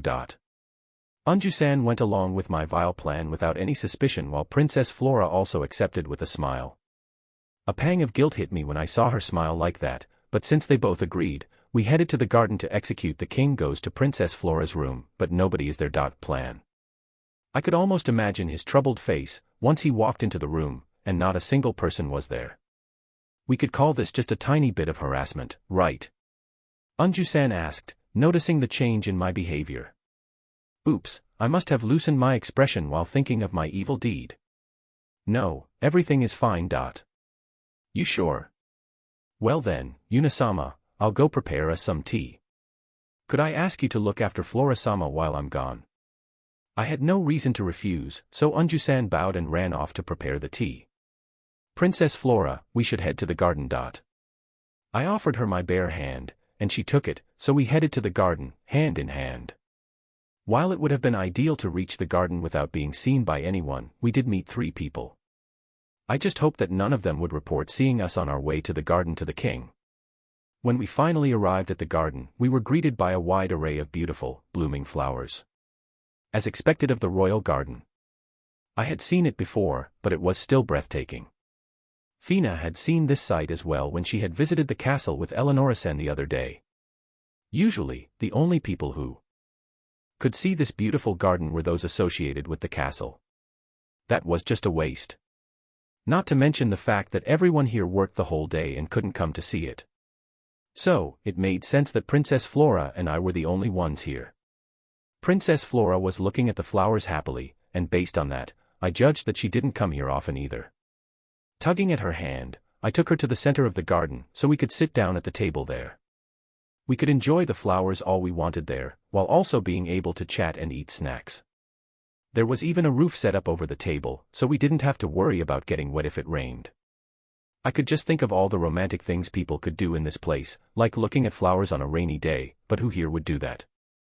The king was absolutely out of the question, but maybe the queen spent some time here. When we reached the center of the garden, that very certain someone was already there. Oh my, it's Flora and Yuna-chan. What are you 2 doing here? The queen was sitting at the table all by herself, looking at the garden. Was it really okay for the queen to be left alone? Well, we were inside the castle, so it should be fine. We were planning on having a meal out here today. Would that bother you? Of course not. May I join you? There was no way I could refuse the queen, so I agreed. Still, was it okay to just give food to the queen like this? Well, it was too late to think about it at this point since I had already fed Princess Flora so many different things. Bear-san, what are we having today? Princess Flora asked while sitting down on a chair next to her mother. Now, every time I came here, it was always about food. Well, I did bring her something every time I came, so it couldn't really be helped. It still felt like feeding a baby chick, though. It's something sweet and delicious, but wait a moment. I had to make it so that nobody could join us before I brought the cakes out, so I summoned my bears in their cub forms and sat them down on the remaining chairs. With this, the king would have no seat even if he managed to find us. When I had to sit down, I could just pick one of the bears up onto my lap. It was a perfect plan. Sadly, it fell apart in an instant. It's a small bear-san. Princess Flora jumped up from her seat to hug and pull Swaying Bear of its seat. I hadn't expected this to happen. To make the matters even worse, the queen also stood up and took Hugging Bear into her arms. My, how cute. I definitely couldn't tell them to let go of the bears, so we were now left with empty seats. Bear-san, is this Big Bear-san's child? Oh, was this the first time Princess Flora had seen the bears in their cub forms? No, I just made Big Bear-san smaller. Princess Flora said and kept hugging Swaying Bear. Somehow, this visit was no longer about cake. Well, it was fine as long as she was happy. Princess Flora started running around the garden together with Swaying Bear. I started to fear that she might fall, but the queen just watched her while embracing Hugging Bear. She was hugging it quite tightly, in fact. Hugging Bear seemed to be suffering, so I hoped she would let it go soon. After Princess Flora played with Swaying Bear for a little while longer, Unju-san finally came, but not alone. Yuri eating here today. Yuna-chan, what did you bring today? The king and Eleonora-san both accompanied Unju-san, and with that, all the usual members had gathered. Just like that, my king goes to Princess Flora's room, but nobody is there. Plan fell apart. What are you 2 doing here? I asked, despite more or less knowing the reason. Oh, it was reported to me that you were at the castle. I ditched my work to go to Flora's room, but I ran into Unju on the way there. That is how I learned you were planning on eating here today. Where should I even start? First, it would probably be the best to tell him not to abandon his job. So, Yuna, what's with the bear that my daughter is playing with? The king asked, glancing at Princess Flora and Swaying Bear. It's my summoned beast, Swaying Bear. I did show him to you before. The size is different, though. Oh right, I heard that you can make them smaller. Eleonora-san knew about the bear's cub forms. She had probably gotten the information from Cliff. Anything I talked to Cliff about went straight to Eleonora-san. Swaying Bear, come here. When I called it, Swaying Bear immediately ran to me, with Princess Flora right on his tail. That bear can get this small. The king picked up Swaying Bear when it got to us. Ooh, how soft. Father, don't take him from me. Princess Flora said and clung onto his leg in protest. You shouldn't be the one to say that, Swaying Bear was my family. Okay, but he's heavy, so take care. The king said and returned Swaying Bear back to Princess Flora. She was slightly bigger than Swaying Bear but still wasn't able to hold him and ended up falling on her back. She didn't care, though, and kept hugging Swaying Bear happily. She would give him back, right? The only outcome I could see was Princess Flora crying after I took Swaying Bear and Hugging Bear away from her. I replenished my bear dose. Chapter 159, Bear-san eats cake with the royal family. I finally broke the 20,000 bookmarks barrier. Please continue supporting my work from now on as well. My plan ended up failing as everybody gathered at the garden. Also, the number of chairs increased to 5 without me even noticing. It must have been Unju-san who had brought it, right? When had she done it, though? She sure acted quickly. Anyway, the people who had already sat down were, the queen, who was holding Hugging Bear in her hands, the king, who had abandoned his work, and Eleonora-san, whose actions I could never really understand. Princess Flora, how about you let go of Swaying Bear for now and sit down with us? I said in an attempt to get Swaying Bear back. No. Princess Flora said and kept hugging Swaying Bear, which looked quite troubled within her arms. I wanted to save it, but she would cry if I forcibly took it away. Princess Flora, I brought some yummy food, so why don't you have some? You won't be able to eat it if you keep holding on to Swaying Bear. Yummy food. Yeah, it's really delicious. Also, Swaying Bear is getting tired, so it said it wants to take a break. I glanced at Swaying Bear to give it a signal, and it let out a small yawn to seem like it was tired. My bears were well known for their acting ability. They had already tricked Noah in the past and also threatened the villains who had come to attack me at the inn in Mirira by pretending to be man-eating bears. After seeing that Swaying Bear was getting tired, Princess Flora reluctantly let it go. I'm sorry, Swaying Bear. I hope we can play again later. What a kind child. Swaying Bear didn't have to act this time and let out a real, happy cry. Thanks for the good work, Swaying Bear. I patted its head to reward it for playing with Princess Flora and returned it to its glove before she changed her mind. Seeing Swaying Bear disappear, Princess Flora appeared to be sad, but stayed seated. Maybe I should ask Sherry to make her a plushie version of Swaying Bear and Hugging Bear. Princess Flora would surely be happy if I presented them to her. I looked over at my other summoned beast, Hugging Bear, which was currently still being held by the queen. She looked like she had no intentions of letting Hugging Bear go, though. Oh come on, your daughter had given Swaying Bear back properly. Would you please give Hugging Bear back as well? Ignoring my silent glances, the queen continued to pet Hugging Bear while Princess Flora looked at them enviously. At this rate, they were going to start fighting over Hugging Bear. I decided to figure out how to get it back later and took out a whole shortcake out of the bear box. Strawberries. Princess Flora's gaze snapped to the cake. Great, I could avoid the fight with this. It's similar to the pancakes you ate before. Oh, those. They were tasty. I set down enough plates for everybody then cut the cake. Meanwhile, Unju-san prepared black tea on the other side of the table. There are strawberries inside as well. I love strawberries. Just as I finished dividing the cake, Unju-san also served the tea. Princess Flora's tea had milk added into it. Bear-san, can I eat now? Princess Flora held her fork but still waited patiently. Was it because of the king? No, it was probably because Unju-san had taught her properly. Sure, go ahead. She didn't waste time and started eating happily.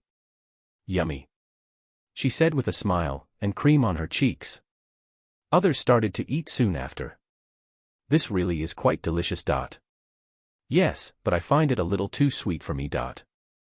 Really? I think its sweetness is perfect. I just drank the tea Unju-san had poured for me and didn't eat any cake. The tea was good, it tasted just like the one I had drunk at Cliff's mansion.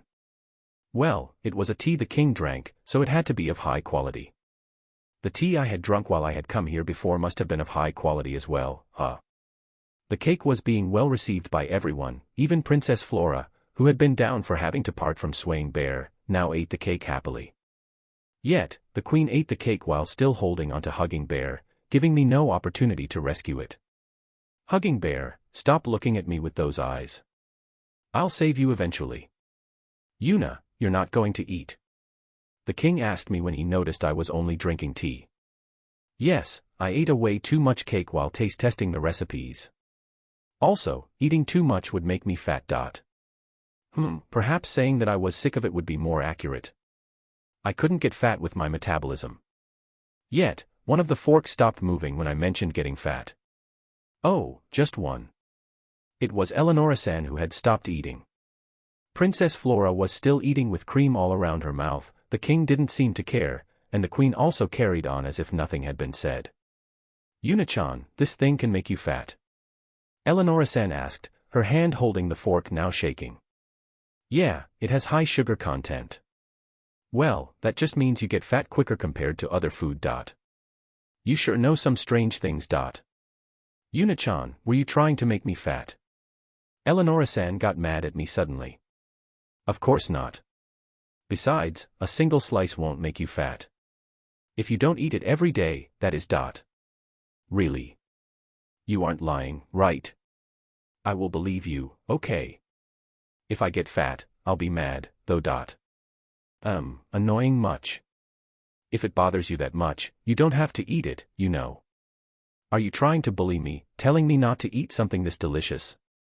How can you even say such a cruel thing, Yuna-chan? Fat turned out to be a forbidden word amongst women after all, huh? Maybe I should be more careful with using that word in the future since it only brought trouble when it was used in the wrong context. Still, if she was that worried about her weight, she shouldn't eat snacks at all. She would just lash out again if I mentioned that, though, so I kept it to myself. On the other side of the table, the queen was eating without a care in the world. Did she not care if she got fat? I hadn't seen her put on any weight in the time I had known her, so maybe she just didn't eat much in general. The queen doesn't get fat no matter how much she eats. Eleonora-san told me when she caught me staring at the queen. She's a true enemy of all women. I must have been included in that group as well since I didn't get fat either. So, that was why I couldn't respond. Yuna-sama, may I have a moment? Unju-san asked me as I went back to watching everyone eat cake and drink tea. Do you happen to have an extra share for the head chef? Head chef? Yes. You see, while I was preparing tea earlier, the head chef approached me. I told him that you had come to visit, and he immediately got excited. She explained to me with some hesitation. Every time I came here with a new recipe, I had the head chef taste it. If it was something that Princess Flora liked, I even gave him the recipe. I cut 2 more slices of cake and put them on 2 different plates. Unju-san, could you give this to the head chef? Also, you can eat the other one later. Unju-san would be able to join us if it was just Princess Flora, but with the king here, it was a bit difficult for her to be that casual. Can I really? Yeah, just let me know what you thought of it the next time I come here. She happily accepted it and placed both plates onto her trolley. Unju, we'll be fine here, so you can take that to Zlef. Is it really okay for me to leave? Yeah. I know he is really looking forward to Yuna's cooking. Okay, I will deliver the cake to him, then. Unju-san said, bowed, and left the garden. Please forgive him, he enjoys your cooking very much. It's fine. On the contrary, I always end up causing him trouble, coming here without warning and bringing my own recipes even though he is the one taking care of your meals. They probably noticed that this was bothering me. Me passing along my recipes often caused him trouble since Princess Flora liked to eat them, which put him in a bad spot. I didn't want him to think he was an inferior cook to me. Honestly, there was no point in even comparing us. I just happened to know a few recipes from a different world, but there was no way I could make full-course royal banquet meals the way he did. Every person had their own field of expertise, and it was impossible for them to be the best in everything in that whole field. That was why I had told them that there was no winning or losing when it came to cooking. All that mattered was making good food. A while after Unju-san had left the garden, I noticed that Princess Flora's plate was empty while she stared at what was left of the cake, so I cut her another slice. Thank you, Bear-sen. It's a reward for being a good girl and letting Swaying Bear go. Unlike the person next to you. It's yummy. Good, maybe I should bring a different type of cake next time. A fruitcake or a cheesecake might be a good idea. Yuna-chan, can I have another slice too? Eleonora-san said and timidly passed her plate to me. I couldn't be held responsible if you get fat, okay? Yuna, one more for me as well. I would like some more too, please. I put another slice on each of their plates. It kind of felt as if I had become a maid. Since everybody's teacups were empty as well, I poured them tea just as Lala-san had taught me. I hadn't thought I would ever have to do it myself. The king drank the tea I had poured him and said, "What is this, you can pour tea as well? You're very good at it." The queen praised me. The maid at Cliff's place taught me. Oh, you mean Lala? Yes. I added the cakes to the menu at my shop and wanted to serve some tea that went well with it, so I had her teach me. So, I could eat this cake whenever I wanted at your shop, Yuna-chan. Maybe I should head home to Crimonia. You will get fat if you eat it every day, though. I won't let you leave anyway, so no need to worry about getting fat. Yuri both so mean. As we were enjoying our cake chat, I heard heavy footsteps from within the garden. I turned to look and saw head chef Zilef-san running towards us. Zilef-san was a plump old man with grease all over him. Even though he looked that way, he was a dependable person and was in charge of cooking for the entire royal family. Yet, this dependable person was now standing in front of us, completely out of breath. Chapter 160, Bear-san is going to open a shop at the capital. Zilef-san managed to make it to us, even though his running speed was slow. I noticed Unju-san walking right behind him, keeping up with his speed. This had often happened in anime and manga, but it was my first time seeing it in person. Wouldn't it have been better if he just walked as well? Zilef, did something happen? The king asked Zilef-san when he finally reached us. Your Majesty, Your Highness, you're both here. Yes, I'm taking a breather from work. You did that every time I was here, ditching work to find me. Well, at least that was what I came to believe. Did anybody even check in on him?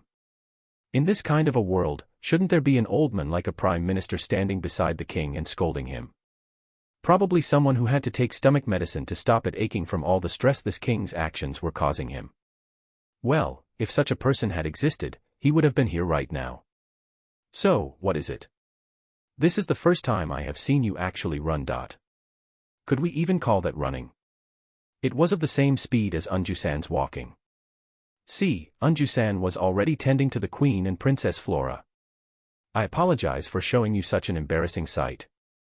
I rushed here because I wanted to know more about the new recipe Unadano just let me taste. He answered and scratched his head in embarrassment. It was pretty tasty, wasn't it? Yes, it was, and since I wanted to know what it was, I ran here despite my old age. Despite his old age. He seemed to be in his 30s, no more. Also, I didn't think that his age was the reason for his slow running. He would do much better if he exercised more and got rid of his bulging stomach. Zilef-san looked my way, not realizing what was going through my head. Unadano, it's been a while. As usual, I would like to thank you for letting me taste your new food. How have you been, Zilef-san? Oh right, I'm sorry for always giving you trouble when you are already preparing meals for the royal family. I certainly did feel that way at the beginning, but now, I look forward to your cooking. As a chef, your food motivates me to improve myself. Thanks to you, I understand that cooking has no limits. He was exaggerating. Well, it was food from another world, so it might make sense for him to see it that way. Well then, Unadano, what was the thing that you let me taste today? Zilef-san asked while stepping a bit closer to me. Even though I shouldn't be able to feel hot because of my bear suit, I could sense the heat coming from his body. I nudged my chair away from him a bit before answering. It's called cake. It's similar to the pancakes I had brought over before. How many times had I said this by now? Well, it couldn't really be helped since it was the only way I could explain it. I get that part, but what was that sweet white stuff? Oh, whipped cream. It's called whipped cream. It was very delicious.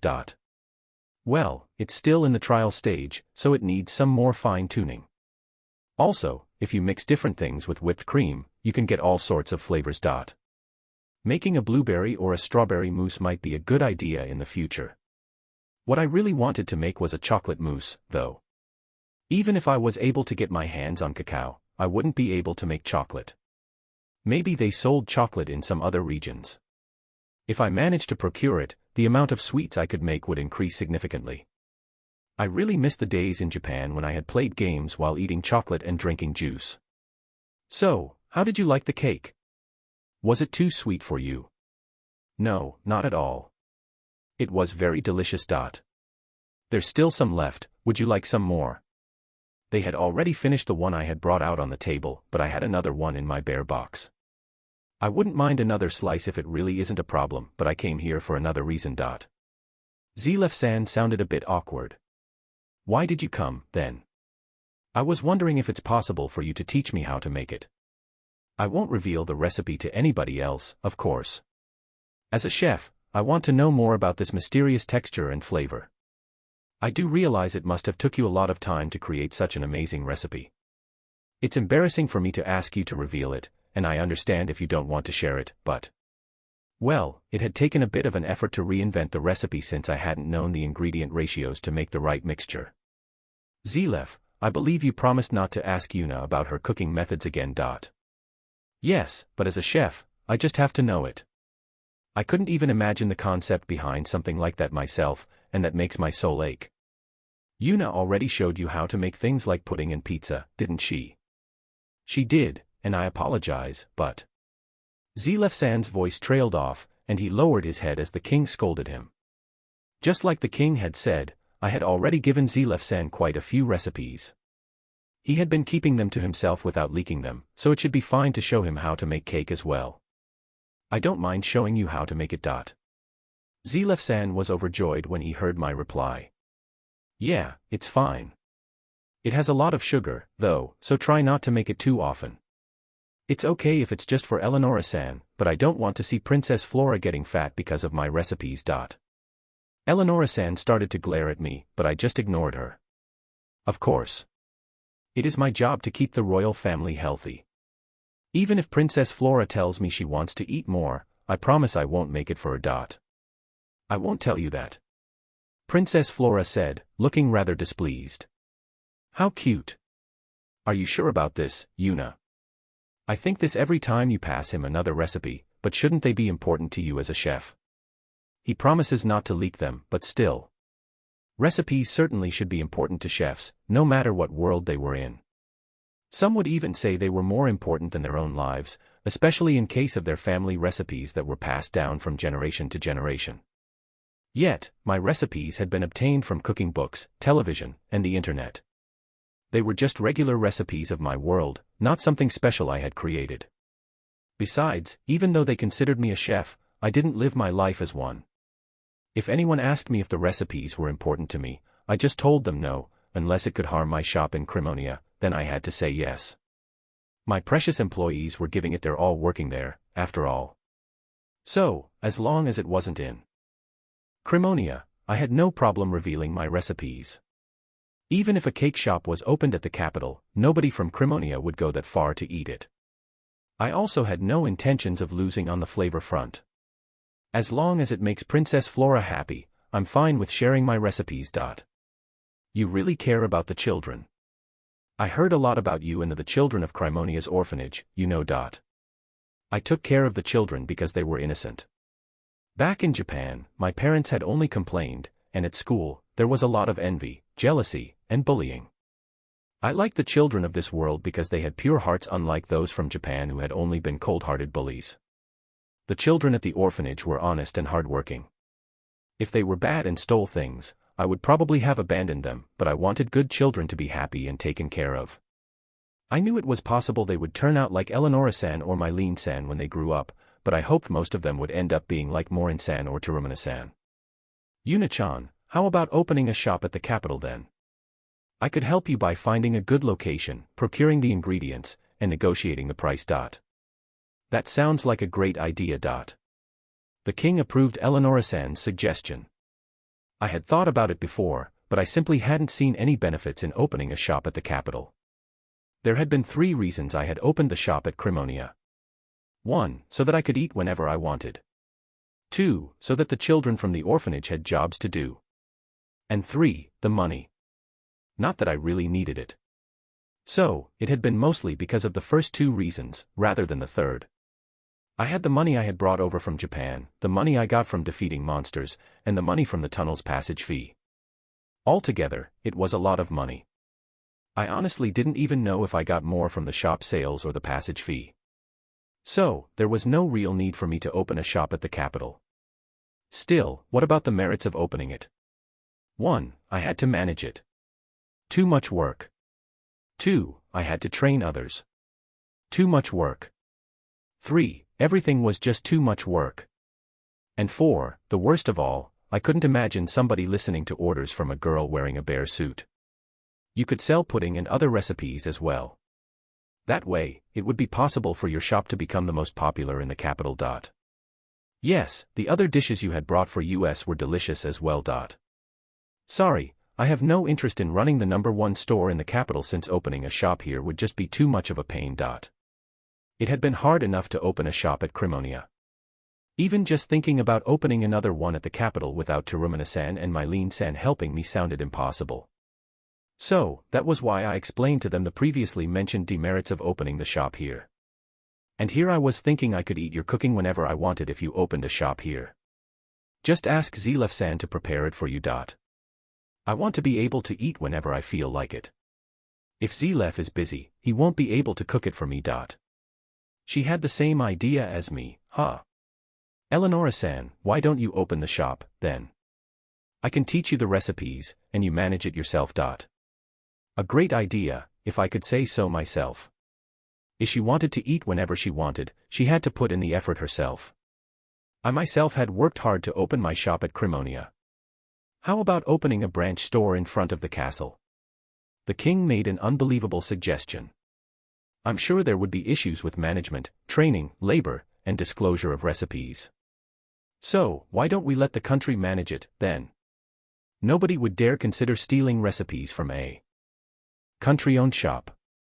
If we choose our employees wisely, disclosure wouldn't be a problem at all. The country management would surely find many people. As for the training, we can just leave it to Zlef, who already knows the recipes. Leave it to me. You know Yuna's recipes the best. But, I already have my job as your head chef.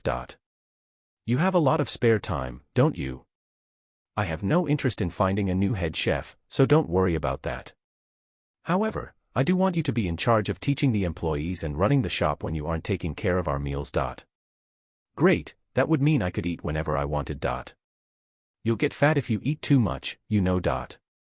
I don't eat that much, so it won't be a problem. If they were going to do it all for me, I saw no more issues with opening a shop here.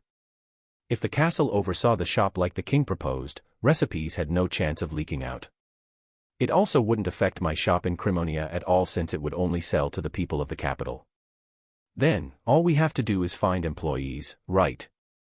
You can leave that to Eleonora and Zlef. Also, I will supply the funding for the shop myself. We also have to figure out the location and ingredient list. And, don't forget Yuna's share of profits as well. My share. Of course. We will be selling your food. Yeah, it only makes sense for you to get a piece of the cake. Even though the shop will belong to the country, you have a right to a portion of the profits since we will be using your recipes. Well, I didn't mind taking what they would give me, but my income was already high as it was. The three of them weren't done talking yet, though. Fufu, I'm looking forward to this. I'm quite excited myself. It'll become the speciality of the capital. The three of them seemed to be having fun. At this point, I didn't think that I would regret leaving everything to them. Yet, if I had just came here while they were building the shop, I would have never let it have that kind of exterior. Chapter 161, Bear-san holds a cake baking lesson. Eleonora-san seemed quite pleased with the fact that a shop using my recipes would be opening in the capital. However, in order for it to work out, I had to teach Zlef-san all of my recipes. I had given him my pudding recipe some time ago, but it seemed like he had only managed to make it after failing numerous times. Unlike in Japanese cookbooks, there were no pictures in this world. Also, it appeared that I hadn't relayed some parts of the recipe well enough. That was why we decided I would be personally teaching him this time around. Should we start now, then? Would that really be okay? There doesn't seem to be a problem, since everybody already finished their cakes. As I said, all of the plates were already empty, and it was time for me to make an excuse to get away from here, so that I could save Hugging Bear from the queen. She hadn't let go of it all this time and had managed to embrace it even while eating. Thinking of how to rescue it, I glanced at the queen, who was now elegantly drinking tea with one hand while holding onto Hugging Bear with the other. Hugging Bear looked at me dejectedly. "I'm going to save you, so wait for me," I called out to it silently. I then spoke up to begin the Hugging Bear rescue plan. "Your Highness, I'm going to teach Zlef-san how to bake a cake now, so about Hugging Bear." "It's fine. I will carry it." The queen responded and stood up with Hugging Bear still secured in her arms. What was fine? Why would she carry it? Could it be that she was coming with us? "You shouldn't bother Yuna and Zlef. I won't get in the way. I just want to test Yuna's recipes. The queen wanted to come with us because she wanted to eat more also. Taste testing wasn't something a queen should do, right? Didn't royal families normally have a poison tester checking their food before they ate it? Well, that was just my own tale on royalty. I will go too. Now even Princess Flora was saying she would come with us. Was this royal family going to be okay? Not to mention, Princess Flora had already eaten 2 slices of cake. A small child shouldn't be able to eat 3 slices at once. Well then, I will be heading back to work. Thank you for the meal, Yuna. It was delicious, as always. The king said before leaving the garden. I wanted him to talk to the queen about giving me back Hugging Bear first, though. Okay, I'm going to begin the preparations for setting up for the shop, then. Eleonora-san said and followed the king out of the garden. I wanted to ask her, "Eleonora-san, what about your job?" but decided not to. She was the type of person who always did what they wanted. "Yuna-chan, we should get going as well. The queen tapped me on the shoulder. I'm going. Before that though, Your Highness, please return Hugging Bear to me," I protested silently. Before I could do anything, the queen started to walk off with Hugging Bear resting its head on her shoulder, looking at me with a sad expression. "Sorry, I couldn't save you." Once we arrived at the kitchen, Zlef-san closed and locked the door. What was going on? This is to prevent information from leaking. Zlef-san answered my unsaid question. There was indeed nobody else in the kitchen besides us. Whenever I'm making the food that you taught me, I always lock the door to prevent people from barging in. Aren't there other chefs that would want to come here? This is my personal kitchen, so no other chefs will be coming here. Was it like this to prevent people from poisoning the royal family's food? If there were a lot of people in the kitchen, it would be difficult to figure out who added the poison.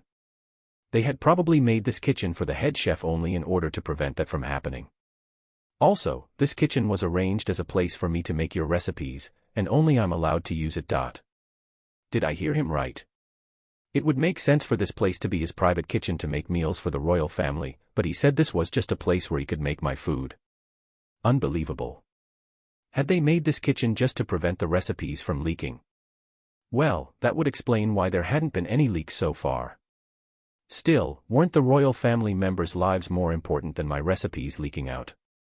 Maybe I should just pretend I hadn't heard it. I took all the required ingredients and utensils for making a cake out of the bear box and started to make it while explaining the process to Zilef-san, who was following along and taking notes. He asked some questions from time to time, but we progressed without much of a problem. I wondered if Princess Flora and the Queen were enjoying themselves. After all they did was watch me bake. Partway through, Unju-san also joined in after she was done tidying up the garden. I see, so this is how it's made. I have to say, you are indeed a skilled chef, Unidano.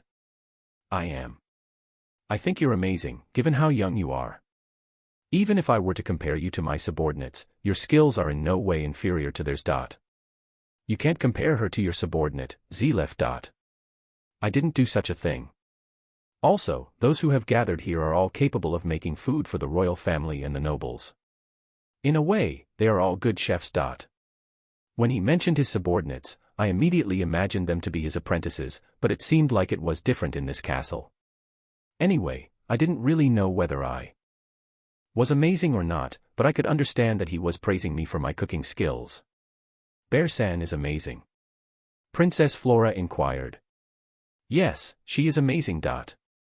I agree, she truly is amazing. Zilef-san and the Queen both answered her. Bear-san, you're amazing. That's not true at all. While the sponge cake was in the oven, I made some whipped cream, scooped a bit of it up with a spoon, and brought it to Princess Flora's mouth, who ate it without concern. Delicious. As soon as the sponge cake was finished baking, I took it out of the oven, layered strawberries and whipped cream in the middle, then put some more strawberries on the top. Yeah, and it looks delicious. Thank you very much, Unidano. I learned a lot. You can also try switching out the strawberries with other fruits that are in season. There are many things that go well with cream, so you should experiment a bit. Okay, I'll try out as many things as I can to see which ingredients match it the best. Well then, it's time to eat it, right? The Queen said while looking at the cake longingly. Yep, it made sense to eat it, but could they really eat more? Well, some time had already passed since they ate at the garden, so it should be fine, right? I glanced at Princess Flora, who seemed really happy. I will go prepare the tea, then. Unju-san said and left the kitchen. Zilef-san, can you get us some plates and forks? I asked, and he didn't waste any time fetching them. I bet Zilef's subordinates would be surprised if they were to see a bear giving orders to their head chef. The Queen said with a smile. Oh right, Zilef-san was the head chef of this castle, even though he didn't look nor act like one. Zilef-san ignored the Queen's comment and brought over enough forks and plates for all of us. I proceeded to cut the cake and placed a slice on each of the plates. I made sure to make Princess Flora's slice smaller. She wouldn't be able to eat her dinner if she ate too much. Here, Unju-san, your share. I told Unju-san, who had just returned after preparing tea. Good thing Zilef-san had brought a plate for her as well. I still have the cake you gave me before. She hadn't eaten it yet, huh? You can give that one to the kids, so join us. If I remembered correctly, there were some more children of Princess Flora's age here at the castle. Of course. Unju, eat with us. Unju, eat. Also, please tell me what you think of it. Thank you very much, everyone. After she distributed the tea, Princess Flora's had milk added in, everybody started to eat the cake. Now was my chance to get Hugging Bear back. There was only one chair in the kitchen, and Princess Flora already had it covered, so everybody else had to eat standing up. Even though there was a table, it would be difficult for the Queen to eat while still holding onto Hugging Bear. As I had expected, the Queen put Hugging Bear down on the corner of the table, so she could eat. Hugging Bear finally left her arms. As she started to eat, Hugging Bear looked at me. I waited a bit and then nodded. Hugging Bear slowly started to move and made its way to my side of the table while the Queen was completely focused on her cake. When she finally noticed, it was already too late as Hugging Bear was out her reach, so it seemed like she was sending it off instead. Yuna-chan, I want Hugging Bear-chan back. Don't worry, Your Highness, I'll hold onto him for now, so please eat your cake. The Queen continued to eat the cake while looking at Hugging Bear disappointedly. I wasn't going to give it back even when she looked at it like that. Hugging Bear looked happy to be back in my arms. I would have to comfort it tonight. After we finished eating, I had to answer some more of Zilefsan's questions, and the day was slowly coming to an end. The queen-eyed Hugging Bear the entire time I was chatting with Zilefsan, she must have really liked it. Well, Hugging Bear did feel rather nice to touch, and it was also cute. I wondered if it was necessary to give the queen a Hugging Bear plushie, for the sake of Hugging Bear's well-being. How many plushies should I ask Sherry to make for me? Chapter 162, Bear-san asks for some plushies. After leaving the castle and getting home via the Bear Gate, I had dinner and got ready for bed. Since Swaying Bear had played with Princess Flora, and Hugging Bear had dealt with the queen, I thought of letting them recover in their bear gloves, but since they preferred being out, I summoned them before I went to sleep, like I always did. Once out on my bed, they happily came up and rubbed against me. Thank you for today, Swaying Bear, Hugging Bear. Have a nice rest tonight. I dove straight under the blankets after thanking them, and they both got on my sides and assumed their usual manju shapes. I silently wished them good night and soon fell asleep. I had no urgent matters the next day, so I spent the morning in bed. Even though I wasn't as obsessive as the queen, I did like cuddling with Swaying Bear and Hugging Bear. They kept napping next to me as I lazed around, and just like that, the morning went by. I couldn't really stay in bed for the entire day, so I switched back to the Black Bear and headed out to the tailor shop Sherry worked at. I wasn't sure if Princess Flora would want one, but just in case, I would have plushies of both Swaying Bear and Hugging Bear made. If she disliked it, I could just give it to the children at the orphanage or use it to decorate the shop. Heck, I could even put them in my room. As I walked down the streets in my usual bear outfit, I didn't get any unpleasant glances like at the capital. Well, some people did still stare, but there wasn't a lot of them, unlike at the capital, where most of the people threw all sorts of glances at me, from scornful looks to interested expressions, shocked responses, and more. I had been to the tailor shop before, so I got there without a problem. The shop sold stuff like clothing and handkerchiefs, so there were quite a few customers checking the wares. Most of the customers were local commoners, of course. A lady in her 30s was running around the shop and helping the customers. It was Gnarl-san, Sherry's employer. Once she was done talking with other customers, she approached me. "Oh, Yuna-chan, it's been a while. Did you come here to buy some clothing?" She knew that I didn't wear any clothing other than my suit but beamed a business smile at me anyway. "Want me to pick out some cute outfits for you?" "While that would be nice, I came here for a different reason." "Is Sherry here?" "Sherry? She should be making clothing in the back, together with my husband. Are you guys busy?" "Not really, since we have no urgent jobs at the moment." "I will go and fetch her for you, so please wait a moment." Gnarl-san headed to the back of the shop and called out Sherry's name. Soon, both of them trotted out from the back. "Big sis Yuna." "Hi, Sherry. Sorry for bothering you during your working hours." Sherry shook her head. "No problem. So, why are you here?" "I heard that you were looking for me." "Yeah, there's something I want you to make for me." "You want me to make something for you?" "If you're busy with work, don't worry, it can wait." "As I already told you earlier, we're doing just fine, time-wise. Sherry, you can take your break now, so why don't you and Yuna-chan go to the back and talk about it there?" Gnarl-san came up with a timely suggestion. Since we got her permission, we headed to the back without arguing. "So, what is it that you want made?" Sherry asked while serving us both drinks and then sitting down. I first thanked her for the drink and took a sip. "I want you to make us some plushies for me." Plushies?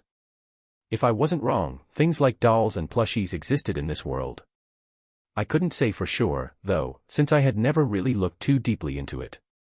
I had seen a child holding some sort of plushie from a distance while walking the streets before, but I couldn't have really told what kind of animal the plushie had supposed to be, though.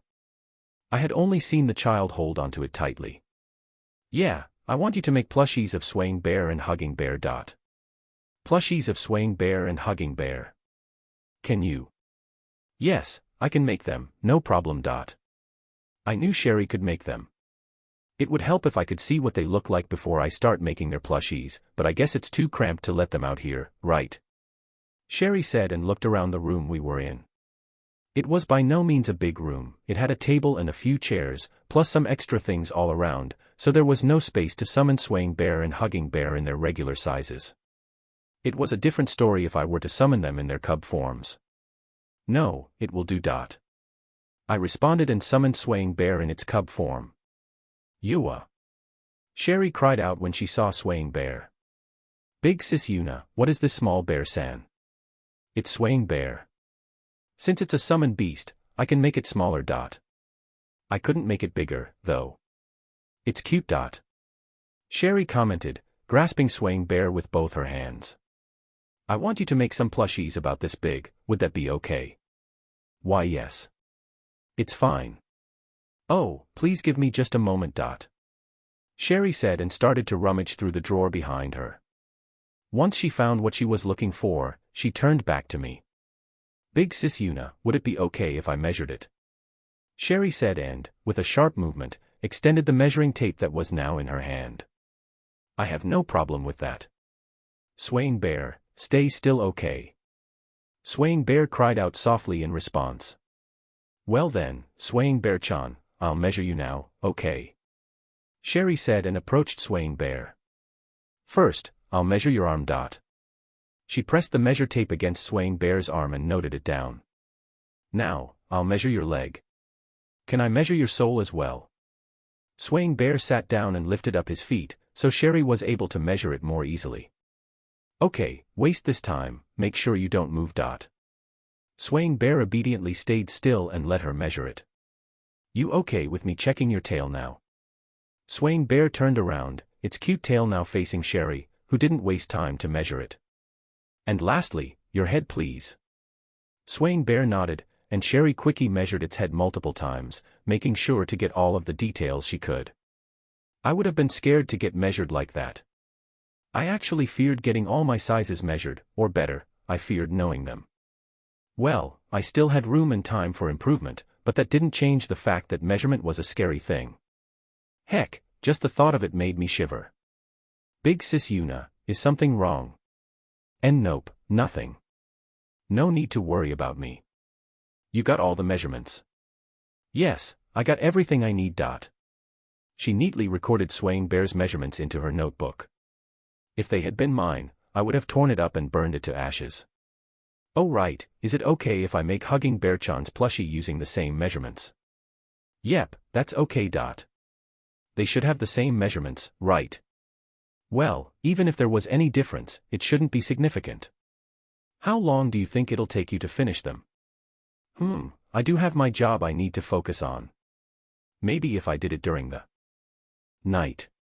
Sherry, what are you talking about? A man in his early 30s suddenly barged in from the adjacent room. Tomoka-san. Tomoka-san was the other owner of the tailor shop, and also took care of Sherry. He taught her how to make clothes and improve her embroidery. Yeah, it's been a while indeed. I'm borrowing Sherry for a bit. Oh, that's fine. The shop isn't that busy anyway. So, what seems to be the problem? He seemed to be a nice person. Big sis Yuna asked me to make plushies of Swaying Bear-chan and Hugging Bear-chan for her. And by bear, you mean that? He said and nudged his head towards Swaying Bear, which was still sitting on top of the table. Yep, that's Swaying Bear-chan. Tomoka-san then took some time to compare the measurements Sherry had written down in her notebook to Swaying Bear. Interesting. In this case, you can take a break from working here for a while. Sherry was perplexed by his sudden proposal. Well, of course she would be surprised, she was just told to take a break from work. Like I said earlier, we aren't a busy shop. Gnarl and I did just fine on our own before you started working here. Besides, I think this will be a good practice for you, so you should try making them. Thank you so much. However, once you're done, you have to come back here. There are still many things we have to teach you. Sherry replied happily. From the looks of it, she was in good hands. For some unknown reason, this couple didn't have children of their own, so they doted on Sherry like she was their own daughter. Headmistress had even talked to me about them maybe adopting her. Those two are both nice people. I think it'll be fine as long as they treasure Sherry. I agree. Well, we will have to see if Sherry accepts them as her parents on her own, though. That was what our conversation had been like. I wasn't sure if my opinion had been of any help to her, though. For now, we just waited to see how things went. If the adoption was sprung upon her suddenly, Sherry might reject it. Headmistress had probably just told them to get along with her and treat her as their daughter. So, that was why I just watched how things unfolded while not saying anything. After all I had done was argue with my parents, so the only advice I could give was based on my common sense. Also, feel free to use anything from the shop to make those plushies. Yeah, since making them will be practice for you. Tomoka-san said, gently patting Sherry's head. Wait, I couldn't just let him lend me Sherry and also provide all the materials. I'll pay for all the material costs and the labor fees, so don't worry about making mistakes and take as much time as you need, okay? I intended on paying for everything from the start, so it wasn't a big deal anyway. I guess the only issue was that I didn't know how much commissioning plushies cost. Making them from scratch should be quite expensive, right? Just bill me all the materials used, including those of mistakes. What an admirable thing this was for me to say. Well, there was much to learn from mistakes when creating things. Just like in the game, if one strategy against an enemy failed, then I would use a different one to ultimately win the fight.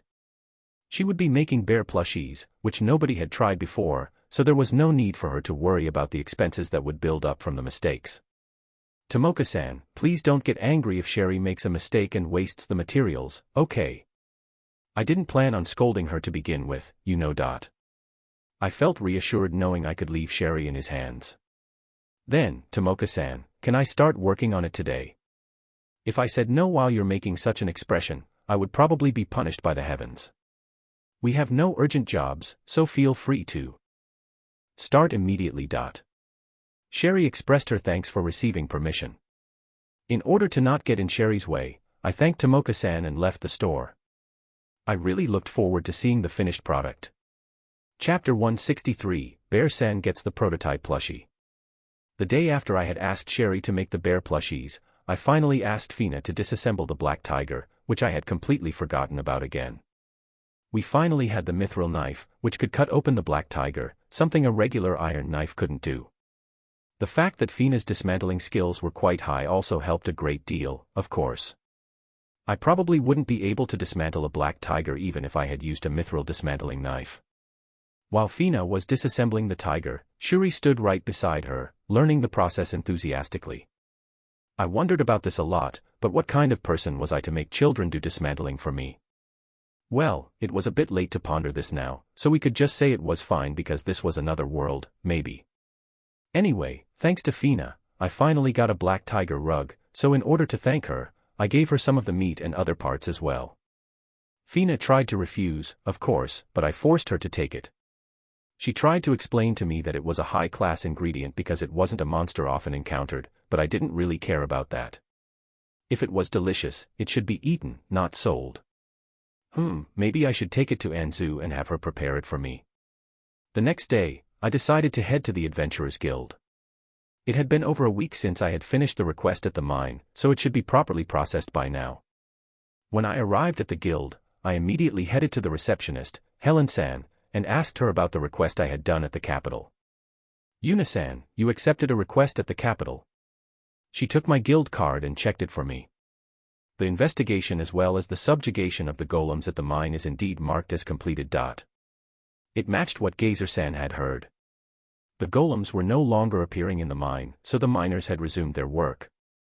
That meant that the golems had indeed most likely been spawning because of either the mithril golem or the bearmanite. I was very curious about the bearmanite I had obtained, but the dwarf country was far away, so it would be too much of a pain to get it checked. It would be great if I had a skill that could teleport me to any location I wanted. Well, the bear gate did that job quite well, so I couldn't really complain. Anyhow, Helen-san returned my guild card to me, and I received the payment for my achievements on the request. By the way, Yuna-san. I heard that you renovated your store. I did. What about it? The female adventurers were talking about how you started selling this food that is really delicious. Ah, the cake. Yes. Is it possible to reserve one? By the time I finish my shift, it's all sold out, and it's going to be a while before I get my next vacation. I really want to try it soon since I heard of how delicious it is, though. All other women at the reception desk nodded when Helen-san said that. Well, she was right about the cakes being popular. They were indeed always sold out by the time their shifts ended. I went there the other day and asked if I could reserve one, but they told me I couldn't. Oh right, Terumi-san had indeed told me about the requests for reservations, but she had to refuse them all because there were simply too many. I somewhat remembered ignoring the issue and asking her to take care of it. So, could you please make an exception, just for me? Helen-san asked me while putting her hands together. Helen, it's not fair if you only ask for yourself. That's right, how could you possibly only ask for your own share? The two women sitting at the reception desk next to Helen-san complained. I'm Yuna-san's friend, so I can ask her to make an exception for me. When had we become friends? I wanted to say that, but I managed to keep it to myself. Leaving aside the question of whether we were friends or not, Helen-san had indeed been taking care of me ever since I had joined the guild. Besides, she didn't really need to reserve a cake since I had plenty of them in my bear box. I don't think we can hold onto a cake for you, but... So, it's no good, huh? All the women showed sad expressions. They should at least finish listening to what someone had to say to them. I have some cake with me now, so everyone in the guild can have some. I said and brought out an entire strawberry shortcake from the bear box, making their expressions instantly change. This is the rumored cake. Yup, make sure to split it up and share with everyone. How much do we have to pay for it? It's okay, we're all friends here. It's my treat. Helen-san yelled out, stood up, and grasped my bare hand tightly. Thank you so much. It's not that big of a deal. I mean, the female adventurers were all boasting about how delicious it was so vexing having to listen to them and not being able to eat it myself. Well, if you find it delicious, please come to the shop and eat it when you get your day off. Of course. I'll request a day off just so I can come and eat it. The other receptionists followed suit and thanked me as well. With that, I was done at Adventurers Guild and returned home to stay in and play with Swaying Bear and Hugging Bear. They would start sulking if I didn't take care of them every now and then, after all. I also had to reward them for working hard at the castle the other day. Come here, Swaying Bear, Hugging Bear. Once they trotted over, I embraced the both of them. If I wasn't wearing the bear costume, it would have most likely been difficult to hold both of them at the same time. It would be impossible to let them ride on my shoulders, like a certain yellow mouse liked to do. So, that was how I spent the rest of my day, laying around and playing with my bears. As I was thinking about what to do the next day, somebody knocked on the front door. I went to open it and found Sherry standing there with a big bag on the ground next to her. Morning. Could it be that in that big bag next to you? The bag looked even bigger next to the small Sherry. It was obvious what was inside since she was the one who came here with it. Yes. The plushies are done, so I brought them here. If you will like them, I'll make more of them. Great, come in. Sherry hoisted up the big bag and entered the bear house. She seemed to be having trouble with the bag, so I stepped in to help her. It was amazing that she had even managed to carry it all the way to my house. The moment Sherry crossed the doorstep, she noticed Swaying Bear and Hugging Bear on the sofa. Swaying Bear-chan. Hugging Bear-chan. She yelled out and rushed to sit down next to them on the sofa. She carried such a huge bag all the way to my house, so I made sure to offer her a cold drink. Are the plushies inside this big bag? The bag was about the size of Swaying Bear and Hugging Bear in their cub forms, so the plushies were definitely inside as they wouldn't both fit in a bag smaller than that. Should I give her an item bag? I planned on asking her to make me 5 sets, after all. Yes, Swaying Bear-chan and Hugging Bear-chan plushies are in here. It was difficult to bring them since they are quite large. She was smiling while saying that, but it was indeed obvious that a bag of that size was difficult to carry around.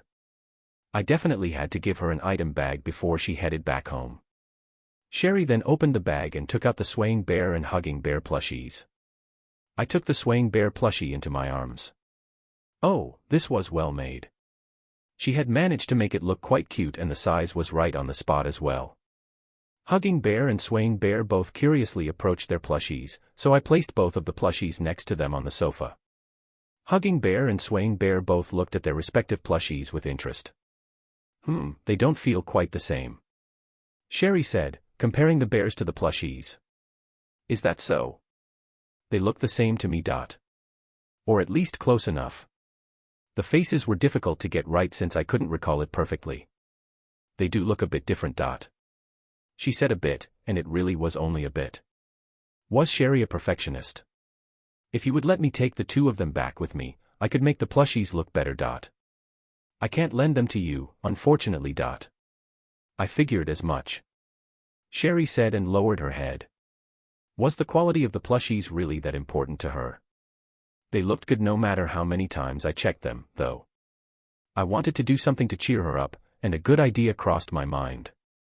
If I remembered correctly, when Sherry had been taking note of Swaying Bear's data, she had scribbled a simple drawing of Swaying Bear to make it simpler to write down its measurements. It must have been hard to get a good image with just a simple drawing. A photo would be very useful in this situation, but getting that would be impossible in this world. I could just draw it, then. I was a provisional picture book artist, after all. I could draw things other than just my deformed art. So, that was why I fetched some paper and writing tools. I'm going to draw a picture of Swaying Bear for you, so use that as your reference. Big sis Una, you can draw as well. Well, just a bit. Did you ever look at the bear picture books at the orphanage? Ah. Could it be that you are the one who drew them? I did think that the drawing of the girl was similar to Fina-chan. Yes. That's why I can draw to some extent. I began sketching only after lining Swaying Bear and Hugging Bear up. Since Sherry had no problem with their body shapes, I decided to draw a big picture of their facial expressions. As I was drawing the two of them, a thought crossed my mind. Did I need to write down which one was which? She wouldn't be able to tell the difference since the drawing was black and white.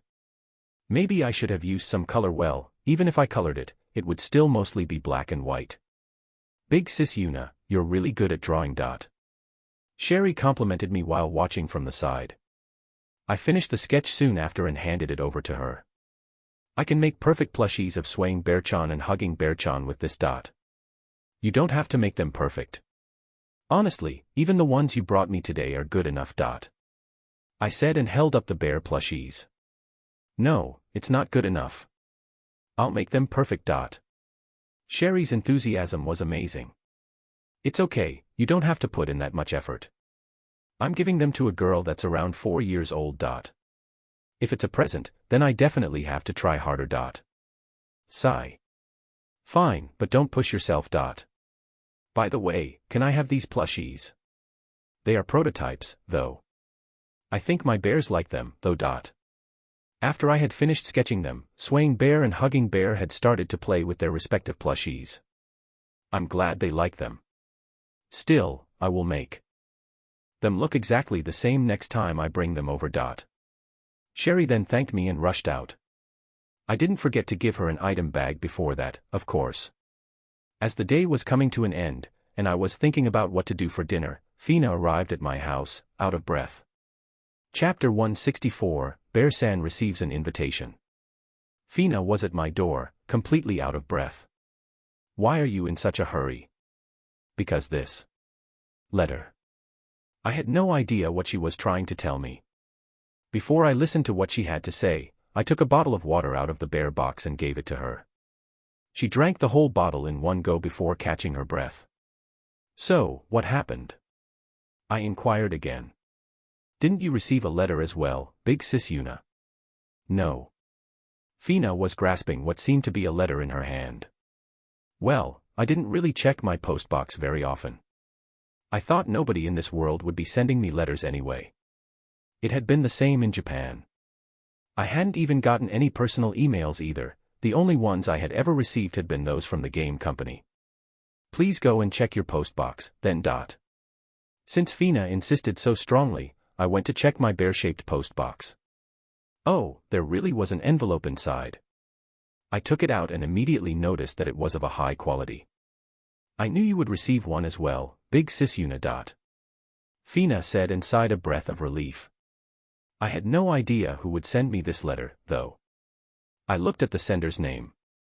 Who was Misana Farron Graham again? I faintly recalled hearing that name before. Is this person your acquaintance? What are you saying? It's Misana-sama. We ran into her on our way to attend the king's birthday party. The noble, Misa-sama. Ah, I remembered now. Misa was Misana's nickname. Still, why would Misa send me a letter? I headed back into the house with Fina to hear the details. Fina, did you read yours already? Yes, I have. It's an invitation to Misa-sama's birthday party. An invitation to her birthday party. I broke the seal on my envelope, took out the letter, and quickly scanned over it. Just as Fina had said, it was an invitation to Misa's party. So, leaving you aside, why did Misa-sama send an invitation to me, a commoner? This is a noble-sama's birthday party, Fina said while anxiously staring at her letter. Well, if we compared the two of us, Fina, who made friends easily, was more likely to be invited to the capital than me. If I wasn't wrong, they had met with each other a few times in the capital while I had been running errands. Big sis Yuna, what happens if I refuse? There was no point in asking me that since I didn't know, either. Well, based on my common sense, refusing would most likely be considered rude. She would probably need a good enough excuse to refuse an invitation of this sort. I honestly had no knowledge of noble etiquette, especially the one of this world. Also, this was a pain for me as well since I had never gone to any birthday parties back in my world. Not to mention, this was a party for nobles. I had nothing against Misa, but if other noble families were attending, then I didn't want to go. Also, attending a birthday party in a bear suit. All the girls there would be wearing beautiful dresses. I would look like some sort of a comedian wearing my bear suit. So, for a different reason than Fina, I also wanted to refuse the invitation myself. Could we refuse it, though? Since neither of us knew much about nobles, we couldn't come up with a good answer no matter how much we pondered about it. In that case, we had to ask somebody who did know. We'll have to ask Cliff and Noah, then. Cliff-sama and Noah-sama. If we got the invitations, I'm sure one was sent to Noah's mansion.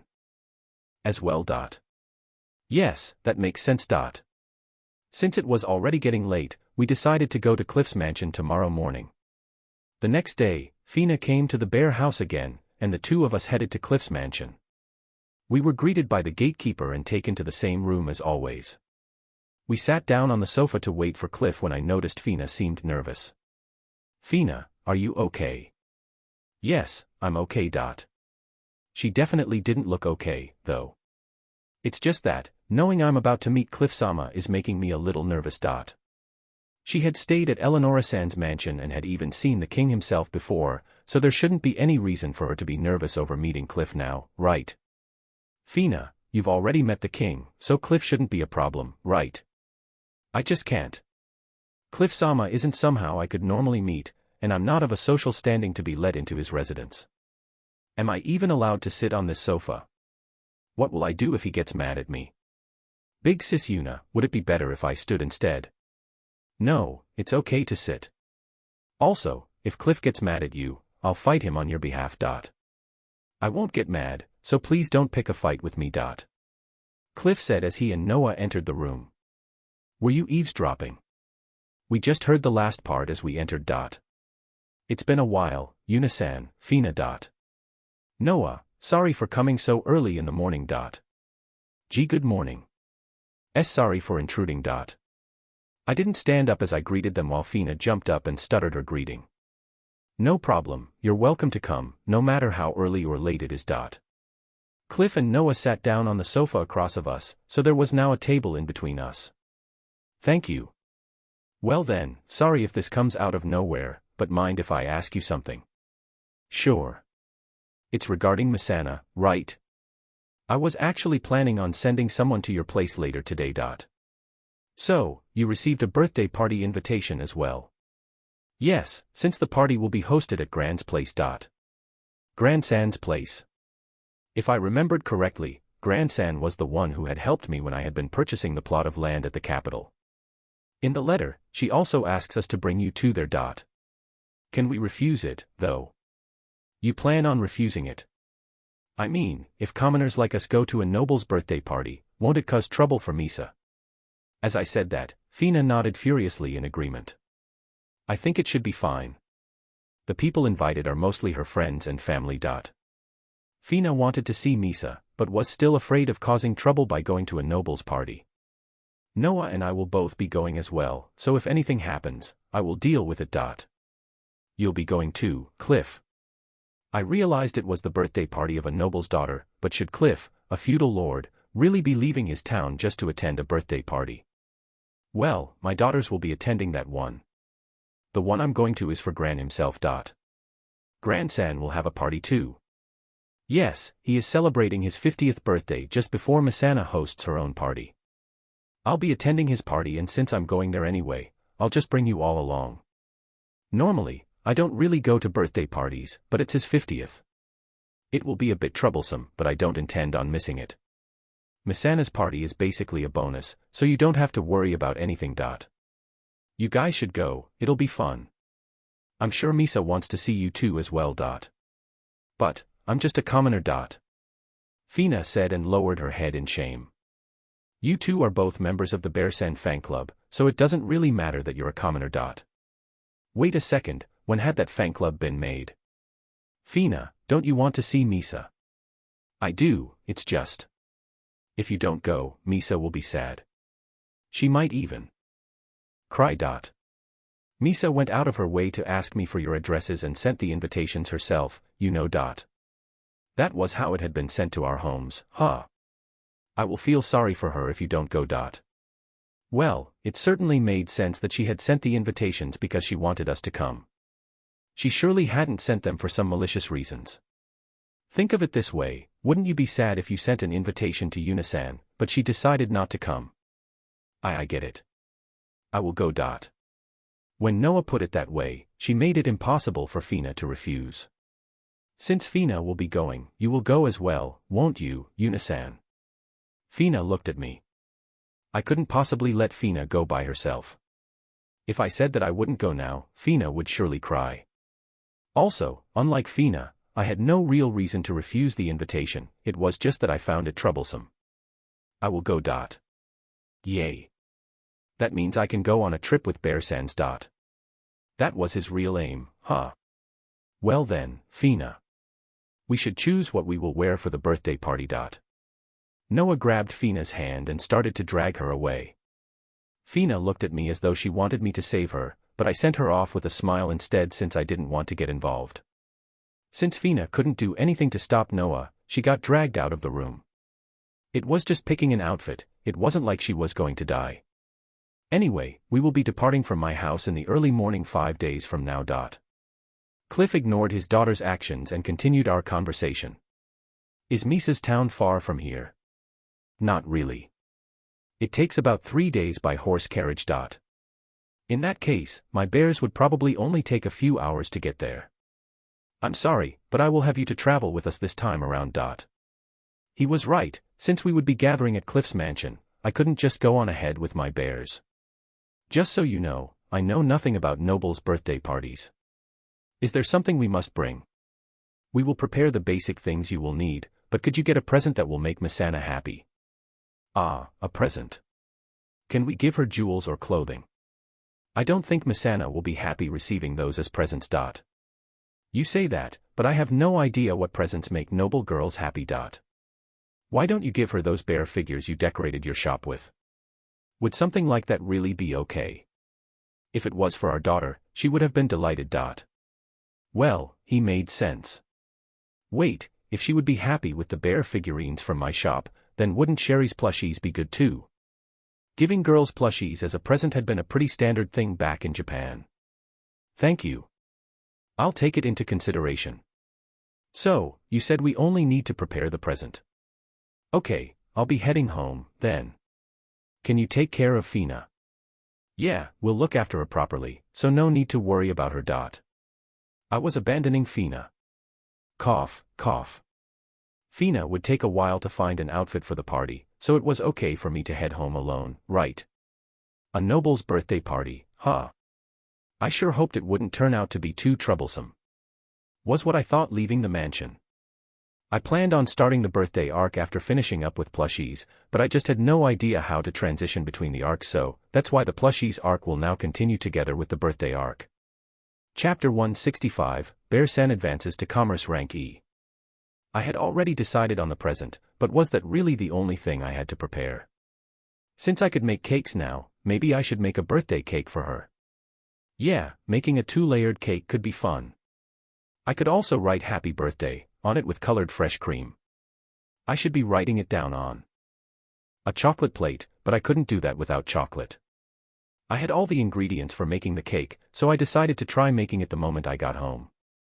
It would stay fresh in my bear box, so making it in advance wouldn't be a problem. Still, I should probably drop by Sherry's place to see how the plushies were turning out first. Just as I started to head towards the tailor shop, someone called out to me.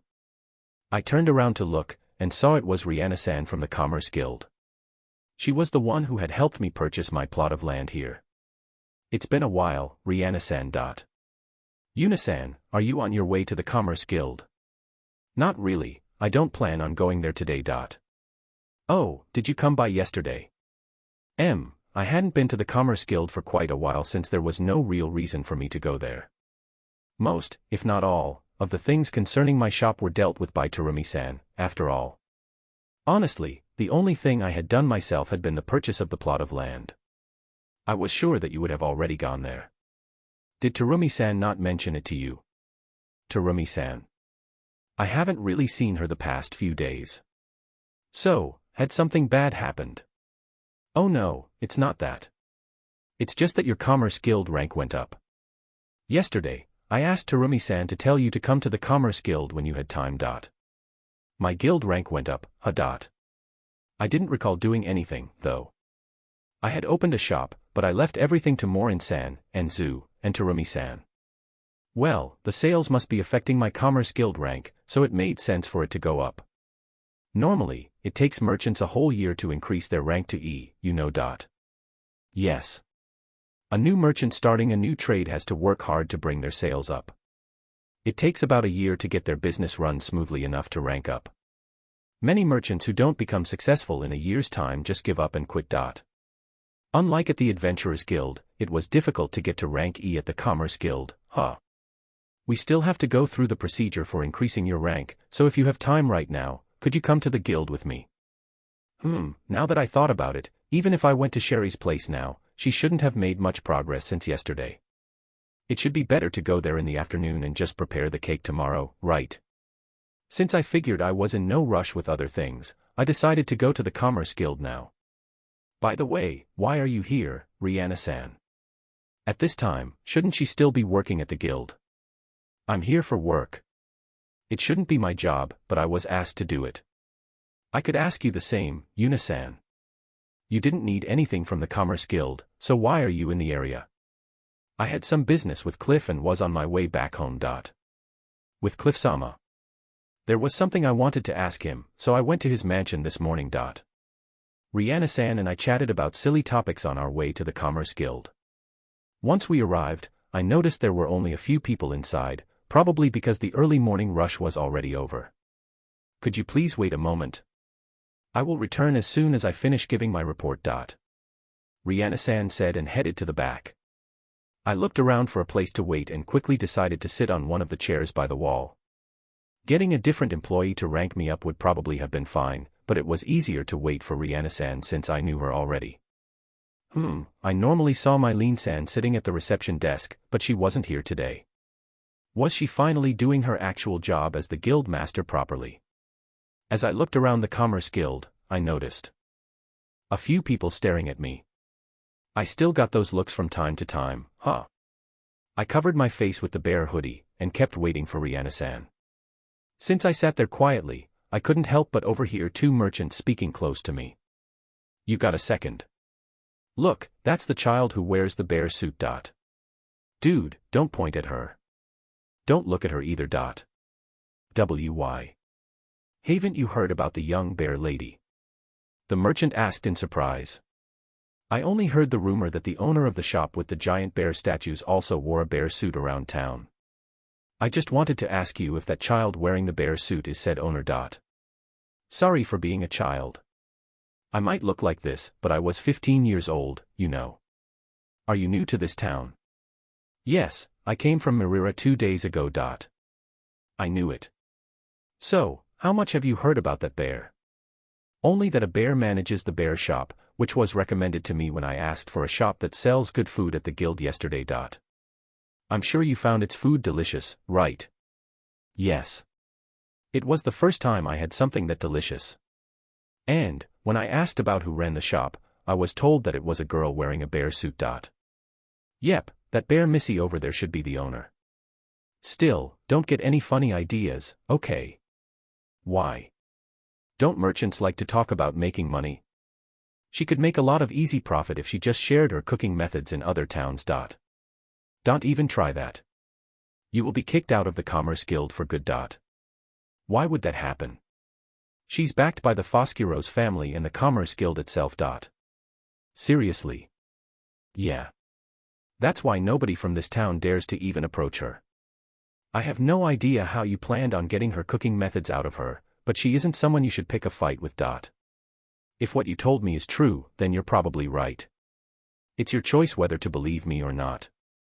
I'm just warning you as a fellow merchant. I'll accept a warning from a fellow merchant and won't try to cross such a dangerous bridge, then. The merchant said while nodding in resignation. I had thought that fellow merchants would get along poorly, but it seemed like that wasn't true at all. Well, I had heard that merchants valued their connections, so it sort of made sense for them to get along. A wise decision. As fascinating as the bear's recipes are, there isn't a single person dumb enough to pick a fight with that young bear lady. Well, that makes sense if both the nobility and the Commerce Guild are backing her. You really know nothing, huh? The other merchant said, amazed. Why would you say that? You know, that young Lady Bear is also a rank C adventurer. So, my rank had spread, huh? Well, it wasn't like I was hiding it. Anyone could find out if they just looked into it. Although, that old guard who normally stood by the town entrance seemed very suspicious. You bastard, are you making fun of me just because I'm new to this town? You think I'm lying to you? If you don't believe me, just ask anyone else. Every merchant from around here will tell you the same thing. You must be joking. Yup, that was a joke, right? About everybody knowing, I meant. Well, I warned you. Now, what you do is up to you. The other merchant said and left. The first merchant took another look at me then left as well. The rumors about me must have been spreading around again. According to Noah, the Fosquiros family was backed by the royal family, and that was why things had been so peaceful till now. Though this was unrelated to the merchant's conversation, I was sure that if anybody harmed the children working at my shop, they wouldn't be let off easily. This wasn't due to me being backed by the nobles, but rather just Cliff making sure the children weren't bothered. I should probably thank him for that, but I was a bit reluctant to just genuinely admit that I was grateful for his help. While I was still pondering if I should openly thank him or not, Rihanna-san returned from the back. Thank you for waiting, Yuna-san. Rihanna-san sat down at her reception desk and started the rank-up procedure. Here you go. Your Commerce Guild rank is now E. I thanked her and took back my guild card. I had now officially became rank E, huh? Normally, I should congratulate you for becoming a full-fledged merchant, but I feel like that doesn't really apply for you. Becoming rank E means becoming a full-fledged merchant. As I must have mentioned before, a new merchant has to pay income taxes like any other merchant, and that makes their first year rather difficult. That made sense. It must take a lot of time to build a business from scratch and make sure that everything goes according to plans. Without a good business understanding, it was hard to profit quickly. You really are amazing, though. You already became rank E, even though you only joined the Commerce Guild a few months ago. Well, it's all thanks to everyone working at my shop. They were all doing their best working hard for me. I had to reward them somehow.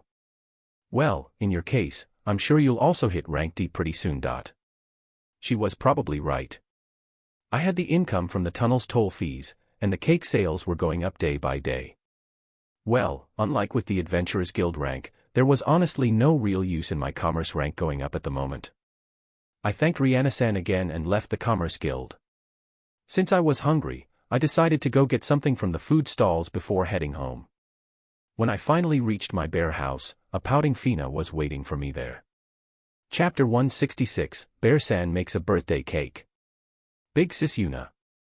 You're so mean. How could you leave without me? Fina yelled at me and angrily clung onto me. I had thought that she was going to tackle me, but I still managed to catch her properly.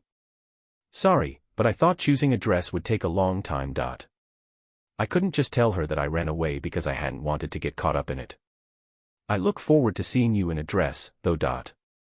Big sis Yuna, you aren't going to wear one. No, I won't. I don't look good in dresses anyway. There's no way that's true. I'm sure that you would look beautiful in a dress. I knew she was just trying to flatter me, but her telling me that still made me happy. Oh right, big sis Yuna. I have something to ask you. What are we going to do for her birthday present? What should we get her? Well, Noah-sama said a present wasn't necessary, but don't you agree that we should bring something at the very least? Was Noah trying to be considerate of Fina because she was a commoner? Well, some people were happy with people just coming to their party and didn't care about the presents, and I was sure that Misa wouldn't mind not receiving a present if that meant Fina would be able to come to her party. After all, who would want to hear that someone couldn't come just because they couldn't afford to bring a present? Fina didn't want to come empty-handed, but she most likely didn't know what sort of present would be acceptable for a noble like Misa. Well, if I hadn't asked Cliff, I wouldn't know either. There is no way I will be able to buy a present that will make Misa-sama happy. Fina said with a troubled expression. Also, if I give her something weird. How about we give her a present together? If Fina couldn't find a good present on her own, then sharing one with me wouldn't be a bad idea. Also, if people made fun out of it when they saw it, I would share her embarrassment. Give her a present together. Yup, if we give her one together, you will feel less anxious, right? True, but are you really okay with that? Of course. I'm thinking of baking a cake for her. What do you think? A cake? Yep, and we can make it together. Are you really sure about making a cake for her? Yeah. So, will you make one with me? I will. Thank you, big sis Yuna.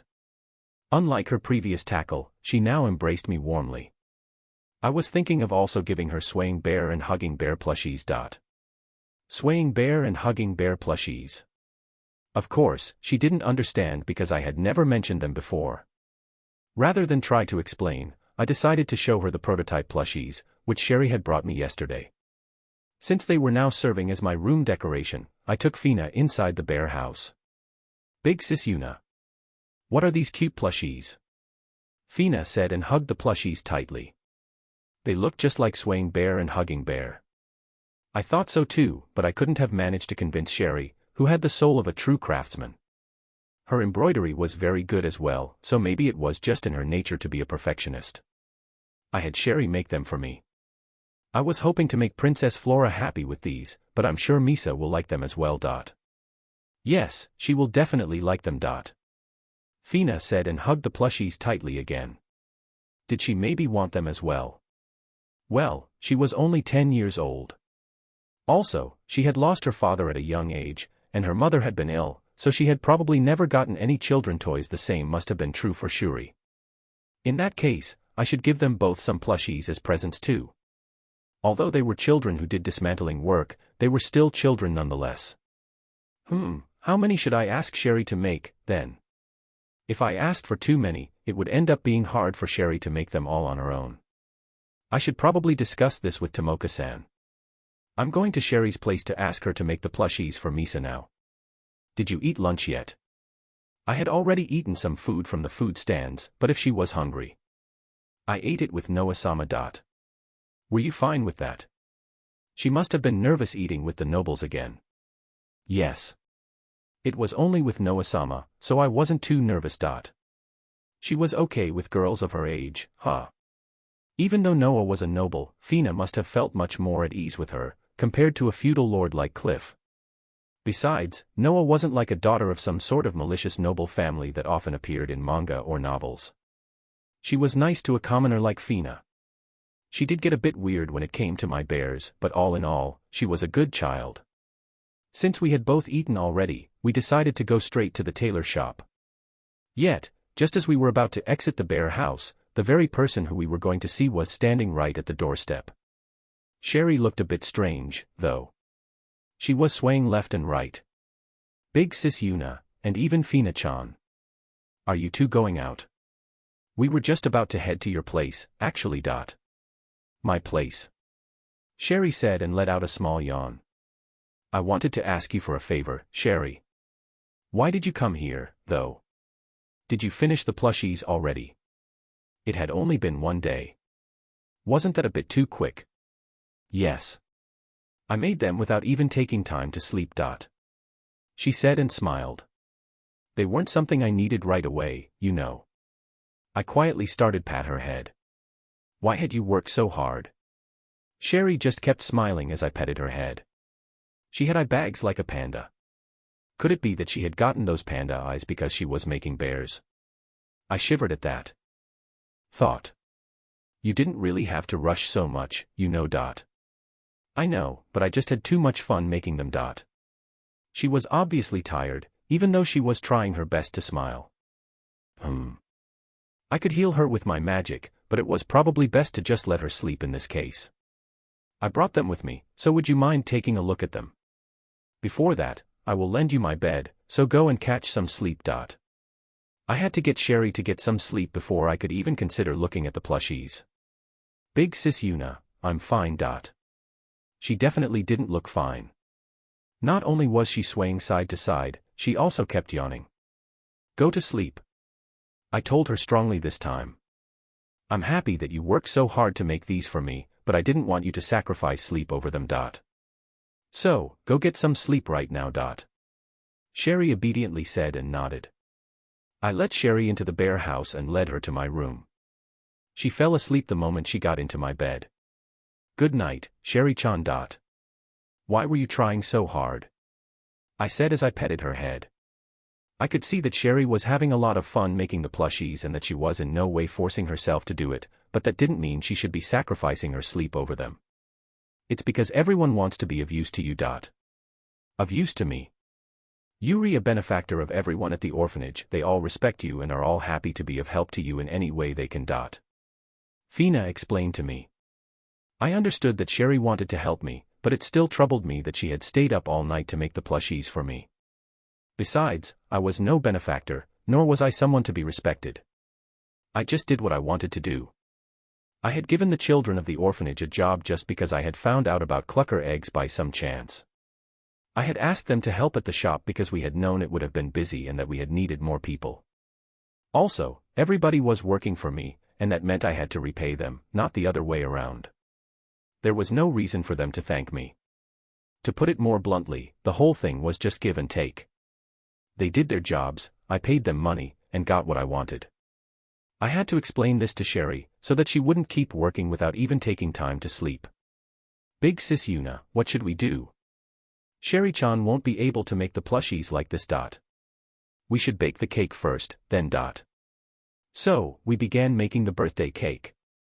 Well, we were just going to make a basic strawberry shortcake with the only difference being that it would have 2 layers. I made the sponge cake for the bottom layer while Fina took care of the top one. We then split some whipped cream between ourselves and finished creating the cake together. Big Sis Yuna, I'm going to write it, okay? I left the role of writing down happy birthday to Fina. I'm nervous. It's okay even if you mess up, so don't worry and just write it. Oh okay. Fina took a deep breath and began to write with strawberry whipped cream. She did it slowly and carefully wrote down each letter. I did it. Fina said, finally releasing her breath. We redone, then. Happy birthday was now written in nice pink letters on the top of the cake. I hope Misa-sama will like it. I'm sure she will. We worked hard to make it, after all. Yes, we did. We should put it away before something bad happens to it. I said, put the cake into a container, and sealed it tightly with a lid before placing it into the bear box. Big Sis Yuna, your item bag is so strange. The food you put inside doesn't spoil at all. Yeah. It's Made out of a special material, after all. I really did appreciate it being able to do so.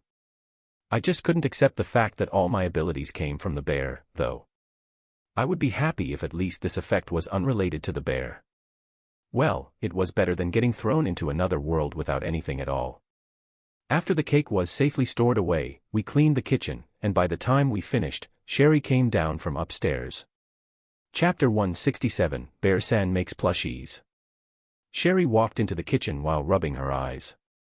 Good morning, big sis Yuna, Fina-chan. She looked sleepy, probably because she had just woken up. She looked a lot better now, at least. I did. What are you two doing? We just finished making a cake. A cake? You two made a cake? Sherry reacted strongly at the word cake, and her sleepy expression disappeared in an instant. Well, she was a girl, after all. Do you want some? Can I really? Was it really okay for her to eat right after waking up, though? I looked at her face, and she seemed pretty excited, so it should probably be fine. Just one slice, though. It would be a problem if you couldn't eat the dinner headmistress and the other children prepare for you. I got both of the girls to sit down and took out a cake from the bear box. I cut 3 slices, one for each of us. You okay with black tea? Yes, I'm fine with it. I took out the tea and poured it just like Lala-san had shown me. Soon, a nice fragrance started to drift around. With everything in order, we began to eat. Ah, it's so good. Yeah, it's delicious. Fina and Sherry both seemed to be enjoying the cake. It had been a while since I last had some cake too. Cake was delicious, as long as I didn't eat it too often. Oh right. Big sis Yuna, swaying Bear-chan and hugging Bear-chan plushies are both finished. Right, the very reason Sherry had come to my house was so that she could deliver the plushies. Sherry took the plushies out of the item bag I had given her yesterday. It's so cute. Fina reacted strongly and embraced the swaying bear plushie. That left the hugging bear plushie for me. Both plushies looked similar to the ones she had brought over yesterday, but these two did look a bit better. Their faces were a real challenge to get right. Sherry said and pointed at the head of the hugging bear plushie. She then happily proceeded to explain in detail what parts were the most difficult and how she had managed to overcome them. She really liked sewing, huh? By the way, big sis Yuna. Did you need something from me? Yeah, I do. There's a girl I want to give the plushies to. Could I ask you to make some more plushies for me in 4 days' time? I said, then looked at the plushies in front of me. She had already finished them, didn't she? I could just give these 2 to Misa and have her make the ones for Princess Flora and the other children later. I happily looked at the hugging bear plushie again just as Sherry asked me something. By big sis Yuna. About those plushies, could you wait just a bit longer than normal? You see, when I was making the plushies at the orphanage, some of the younger children wanted to have them, but when I told them I couldn't give it to them because I was making them for you, they ended up crying, so I promised to make them their own plushies. I will pay for the materials myself, of course. Also, I will make you new plushies within 4 days, I promise. That's why, you see. Sherry lowered her head as if this was difficult for her to say. Acting like this, even though she was a child as well. You can give these 2 to the children. Also, I will still pay for the material costs of all the plushies, so you don't have worry about that at all. I was planning on giving some plushies to the children at the orphanage anyway. It would just be a bit earlier like this. As long as I got the plushies for Misa before we left in 5 days, there should be no problem. Will 2 be enough for all the children, though? There were a lot of young children at the orphanage. 2 plushies surely wouldn't be enough. If they ended up fighting over them, they could damage the plushies. Swaying bear and hugging bear's hands and legs might even get ripped off. Even if they were plushies, that would be sad. Sherry, their maker, would surely be sad as well. I'll work hard to make enough of them. The way she said that made me a bit worried that she would skip sleep again. I should really talk to Tomoka-san. You can't skip sleep anymore, okay? I was definitely worried, so I made Sherry promise me that she wouldn't start making them today. Since I also wanted to help her out a bit, I decided to go to the tailor shop tomorrow. Get plenty of rest tonight. If you look tired tomorrow, I'll get mad at you. Sherry replied and headed back to the orphanage. She still seemed a bit suspicious, but I would just have to believe her for today. When I returned to the house after seeing off Sherry and saw that Fina was still standing there, I suddenly remembered something. Oh right, I have completely forgotten. Fina, can you tell Terumi-san that my Commerce Guild rank just went up? Big sis Yuna, your rank went up. Yep, I raised it today. This is all thanks to the hard work of Morin-san, Terumi-san, and Zu, and all of the children from the orphanage. Thanks to the children of the orphanage looking after the cluckers, I got eggs to make things like pudding and cake. Morin-san's bread and Enzu's dishes were both very popular, while Terumi-san played a big role as she was the one supervising everything. She made sure that both the shop and the Commerce Guild got enough eggs, stocked up on ingredients and regulated the prices for my shop, and kept track of the sales. It wouldn't be an exaggeration to say that Terumi-san was a true manager of everything. When I put it this way, wouldn't it be a huge problem if Terumi-san quit? Fina, please tell your mother not to quit, okay? I asked Fina with a serious face. I don't really get it, but I can just tell her that, right? Fina tilted her head trying to understand the meaning behind my words, then left the bare house. The next day, Fina and I headed to the tailor shop, and when we got there, Gnarl-san and Tomoka-san were in the middle of setting up the shop. Good morning. Is Sherry here yet? Yes, she came in early. She's in the back, making plushies. Now I was worried if she had properly slept or not. After getting permission from Tomoka-san, I headed to the back. Morning, Sherry. Did you sleep well? Yes, I did. I woke up early, though, and ended up interrupting Tomoka-san and Gnarl-san's breakfast when I came here. She laughed to play it off. Sherry had no panda eyes this time, so it looked like she had slept properly. Did the children end up fighting over the plushies? It seems like they were about to. Sherry said and laughed again. Still, they quieted down when I told them that I would make one for everybody. Yep. Sherry replied happily as if I just praised her actual younger siblings. Okay then, is there anything we can do to help you, Sherry? We'll do anything you tell us to. Yes, we'll help you. We can't work as quickly as you, though. Even Fina and I combined can't compare to you. We will do our best work at half your pace, okay? Would you mind if I joined you in that case? I think I can be half as useful as Sherry myself. Tomoka-san.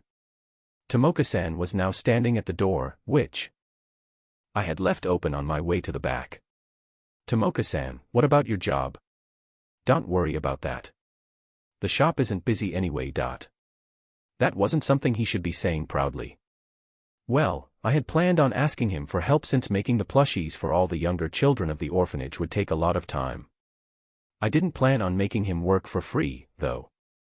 Tomoka-san, I will pay you for your work, then. I don't want money, I just want to join in on the fun. After saying that, Tomoka-san walked over to Sherry and listened to the instructions on how to make the plushies. This guy was definitely losing his battle against life. Still, although I had no intention of taking advantage of Tomoka-san's kindness, I knew nothing about making plushies. Whenever I was troubled, I called for Terumi-san. I whispered into Fina's ear to get Terumi-san for me, and she left the shop without objections. I then headed over to Sherry to help her in any way I could. Sherry and Tomoka-san had already begun the preparations. So what should I do? I thought silently. Big sis Yuna, can I leave the tail and ears to you? Sherry said and proceeded to give me a few pointers to help me start out. Making the tail was probably possible, at the very least. Following Sherry's instructions, I managed to slowly make several tails and ears, and after a while, Fina returned, bringing Terumi-san with her. Yuna-chan, it's a rather busy morning, you know. Terumi-san seemed to be angry. Well, of course she was going to be mad. I called for her during the morning rush hour. I'm sorry. There's just something I wanted to ask you to do for me, no matter what. I heard from Fina. It's plushies this time, right? She seemed exasperated, but still smiled. Well then, I will go speak to Gnarl-san now, so don't mind us. Thank you very much, Terumi-san. It's fine. Also, I won't quit or anything, so you don't have to worry about that. Terumi-san said and flashed another smile my way before leaving the back room. I wondered what that was all about for a while before remembering that I had asked Fina to pass on a weird message to her yesterday. I really needed to thank Terumi-san for everything she did for me. Part 3 of the series ends here. Thank you for watching and listening. If you find it interesting, please give us a like, a comment and a subscription so that we have the motivation to make the next videos.